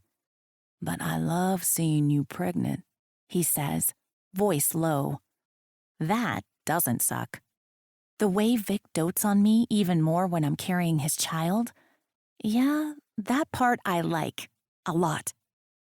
I just lost the baby weight, I complain. Every time you get pregnant, your tits are magical. I like the baby weight. More to grab when I'm... Oh my God, ew. Vivi, my sister-in-law says, wearing a pristine red dress, the perfect politician's wife. I'm gonna barf. Why are you even here? Vic asks his little sister, stepping back from me with a glare on his face. I need to borrow a pair of earrings, she says, walking up the stairs in the foyer towards her bedroom. You don't mind, right, Gab? V gets you the nicest shit. Why not have your own husband buy you jewelry? Vic yells up the stairs, but Vivi just laughs her tinkling laugh, ignoring him. Gabby, my brother shouts as he walks through my door. Can you talk to Paige? I swear to God she's losing her mind. Paige stomps in behind him, slamming the door shut, blonde hair flying behind her in a perfect sheet. Don't you run off to your little sister to try and get out of this. We need to talk about it. She stops, heels clicking on tile, and looks at me. Oh, look at you, my handsome man. Her tone changes, and she grabs Vinny from my arms, named after my father. She takes her position as godmother very seriously and doesn't even flinch when he tugs hard on her hoop earring. See? Look at this. I want one, she shouts as she walks toward the kitchen where my brother disappeared. I just roll my eyes. I have no idea why everyone is here at my house when we all are headed to our parents' anniversary party, but I love it. I love this chaos.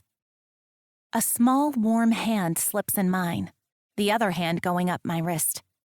Mommy, how did you get this boo-boo? Antonia asks, touching the faded scar on my wrist.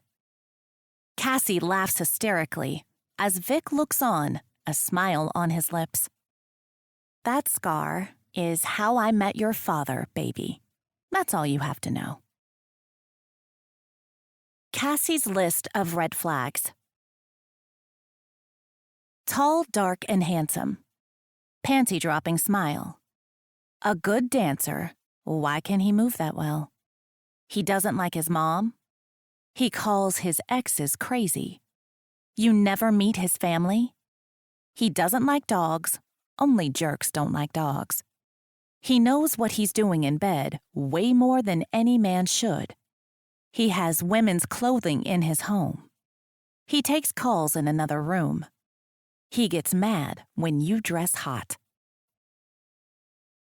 This concludes Walking Red Flag by Morgan Elizabeth. Narrated by Whitley Whitmore and Kenneth Tolles. Copyright 2022 by Morgan Elizabeth.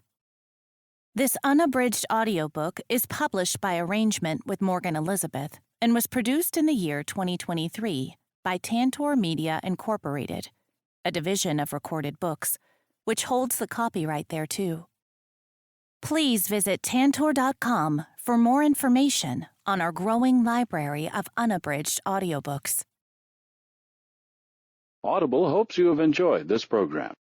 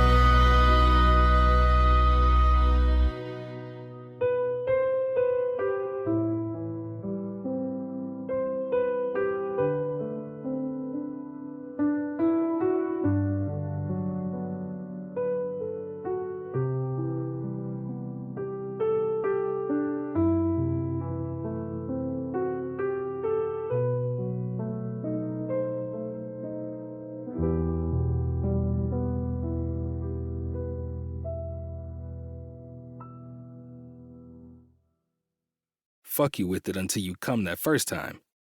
Then I'm going to keep working you through that one. And baby, I'm going to make you gush for me. Her eyes go hooded and dazed.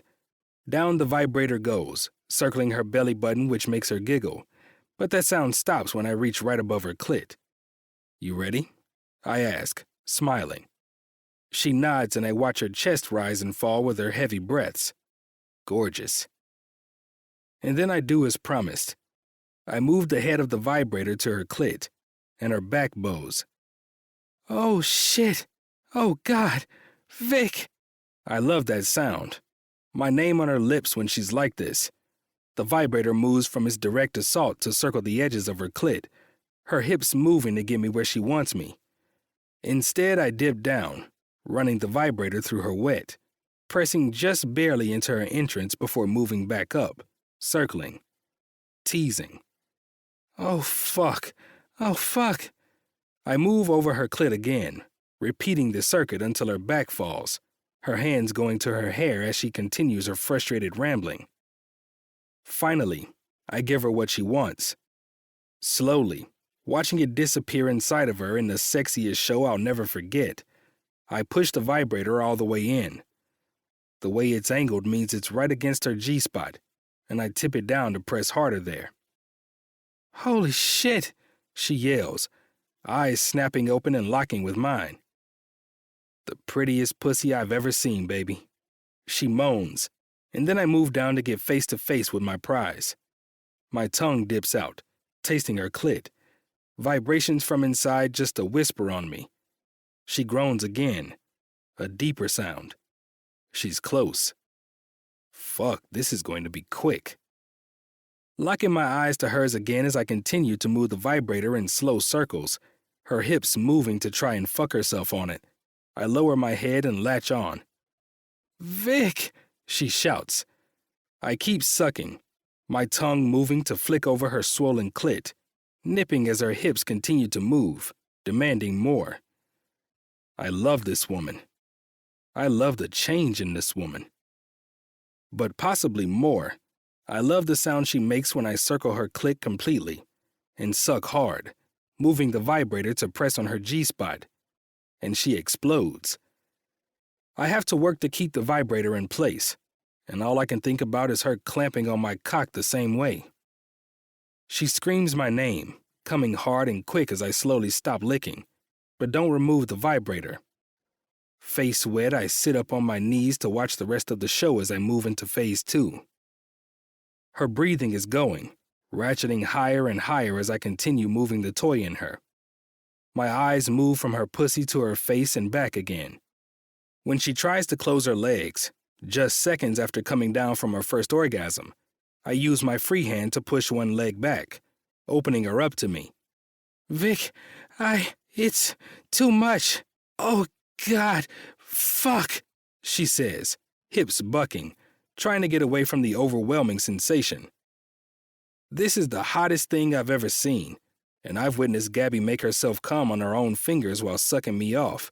That was hot, but this? Gabby squirming, panting, squealing. Amazing. That's it, baby. You got it. You're so fucking wet for me, I say, watching her drip down the purple vibrator I keep moving in her. Slow, small circles pressed against the spot. Vic, she mules, her head thrashing. Is that all for me? Are you wet for me, Gabby? I ask, my voice low. Her hand is moving up her body, frantic, unsure of what to do. She grabs her tit nearly too hard, pinching her nipple, and I groan at the sight. Answer me, I say, slapping her inner thigh. Her moan is loud, deep, and I start to hear a quiet sloshing where the vibrator is moving. Fuck yeah. Yes, it's for you, she moans through her pants, and I keep going, fucking her with the vibrator, trying to get to the promised land. I have a reputation to uphold anyway. God, your pussy is so pretty, Gabby. Is it going to gush for me? I think you're gonna, baby. You're gonna squirt for me, aren't you? Vic, oh, God. Oh, God. Vic, you need to stop. Her voice is frantic, but I don't stop. I know what this is. Her hand is slapping the bed, the other hand trailing to her belly and pressing there, adding pressure. Instinct. Why, baby? Why should I stop? Oh my God, Vic, I'm gonna pee. I need you to... Good, baby. Do it. Fuck yeah, Gabby. Holy fuck, this is the sexiest thing. I'm gonna fuck you so hard after you're gonna be fucking sore tomorrow. Push through it, kitten. You're gonna squirt for me. I encourage her, and she keeps moaning. Those moans moving to deep, visceral grunts as the feeling builds. Vic, she moans, eyes locked to mine. Half panic, half intrigue. That's it, baby. Let go. I say, then my eyes move to her pussy, and holy fuck, it happens. An absolutely primal sound falls from Gabby's lips as her pussy gushes liquid, more than I've ever seen from a normal orgasm, as she continues to buck her hips, riding the vibrator still deep in her cunt. I leave it there, pushing deep and dipping forward, latching my mouth around her clit and swallowing the last of it, glorying in the fact that this just happened, something I will have fucking amazing daydreams about for the rest of my life. When I release her, I instantly move up her body, lining my cock up with her. Her eyes are shut, far off on another planet. Don't leave just yet, baby. I gotta get my fill of you. Her eyes open, glazed with lust and satisfaction as I slide into her. Fucking perfect fit every time. I groan. Never seen a more perfect woman than you. Made for me, Gabrielle. The passion has moved from frantic to somehow sweet as our lazy eyes meet mine. I'm yours, Vic, she says. Yeah, you are, I reply, pumping in as I kiss her. And she is. She always will be. I will spend a lifetime exploring and learning and teaching this woman. Her body, her mind, her soul. And when I move my hand to her clit, rubbing until she comes one last time around me before I pump into her, I know she knows it too. Always, she says. Epilogue. Gabby. 8 years later. Let's go, Antonia. I yell up the stairs to my daughter. We're going to be late for the party. An explosion of pink comes running down the stairs. Are you kidding me? I say, looking her over. Sparkly t-shirt, giant pink tutu that was the piece de resistance of her ballet uniform last month. Neon green leggings. Antonia. My girl. In so many ways. Not only does she look almost identical to me, just with gorgeous darker skin, the spitting image of what my mind created all those years ago, but her mind works the same as mine. Always working, always pondering, always getting into trouble, if I'm being honest.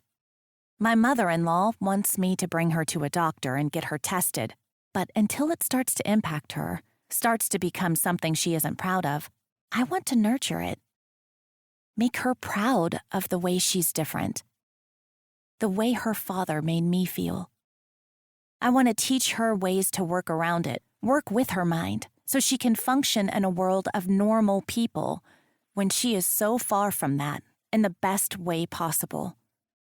It's strange how becoming a mother can help you love the parts about yourself you never liked, seeing them in a tinier version of you that you love to pieces.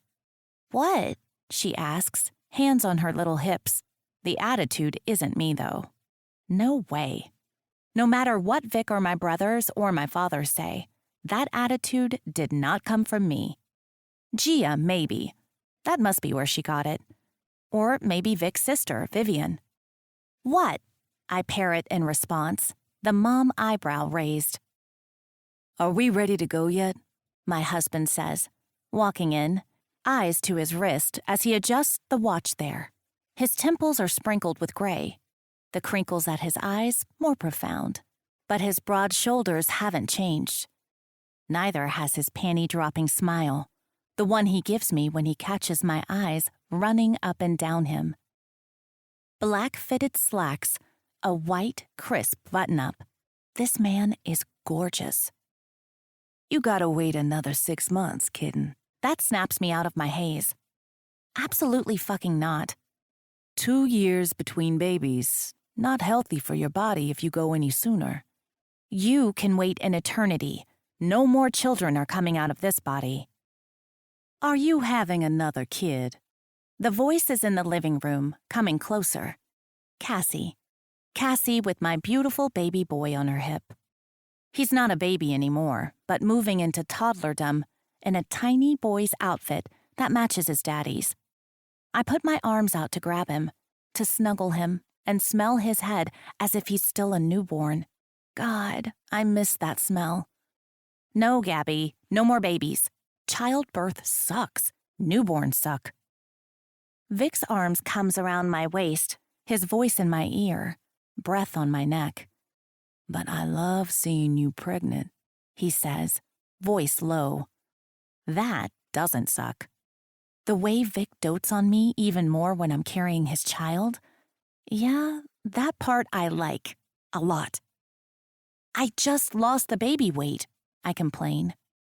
Every time you get pregnant, your tits are magical. I like the baby weight.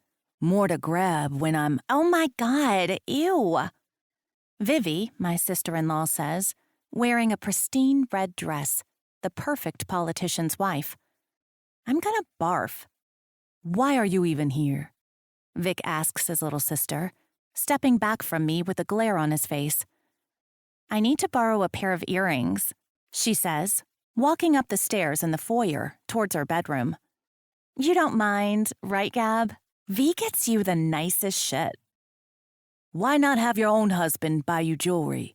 Vic yells up the stairs, but Vivi just laughs her tinkling laugh, ignoring him. Gabby, my brother shouts as he walks through my door. Can you talk to Paige? I swear to God she's losing her mind. Paige stomps in behind him, slamming the door shut, blonde hair flying behind her in a perfect sheet. Don't you run off to your little sister to try and get out of this. We need to talk about it. She stops, heels clicking on tile, and looks at me. Oh, look at you, my handsome man. Her tone changes, and she grabs Vinny from my arms, named after my father. She takes her position as godmother very seriously and doesn't even flinch when he tugs hard on her hoop earring. See? Look at this. I want one, she shouts as she walks toward the kitchen where my brother disappeared. I just roll my eyes. I have no idea why everyone is here at my house when we all are headed to our parents' anniversary party, but I love it. I love this chaos. A small, warm hand slips in mine, the other hand going up my wrist. Mommy, how did you get this boo-boo? Antonia asks, touching the faded scar on my wrist. Cassie laughs hysterically as Vic looks on, a smile on his lips. That scar is how I met your father, baby. That's all you have to know. Cassie's list of red flags. Tall, dark, and handsome. Panty-dropping smile. A good dancer. Why can he move that well? He doesn't like his mom. He calls his exes crazy. You never meet his family. He doesn't like dogs. Only jerks don't like dogs. He knows what he's doing in bed way more than any man should. He has women's clothing in his home. He takes calls in another room. He gets mad when you dress hot. This concludes Walking Red Flag by Morgan Elizabeth. Narrated by Whitley Whitmore and Kenneth Tolles. Copyright 2022 by Morgan Elizabeth. This unabridged audiobook is published by arrangement with Morgan Elizabeth and was produced in the year 2023 by Tantor Media Incorporated, a division of Recorded Books, which holds the copyright thereto. Please visit tantor.com for more information on our growing library of unabridged audiobooks. Audible hopes you have enjoyed this program.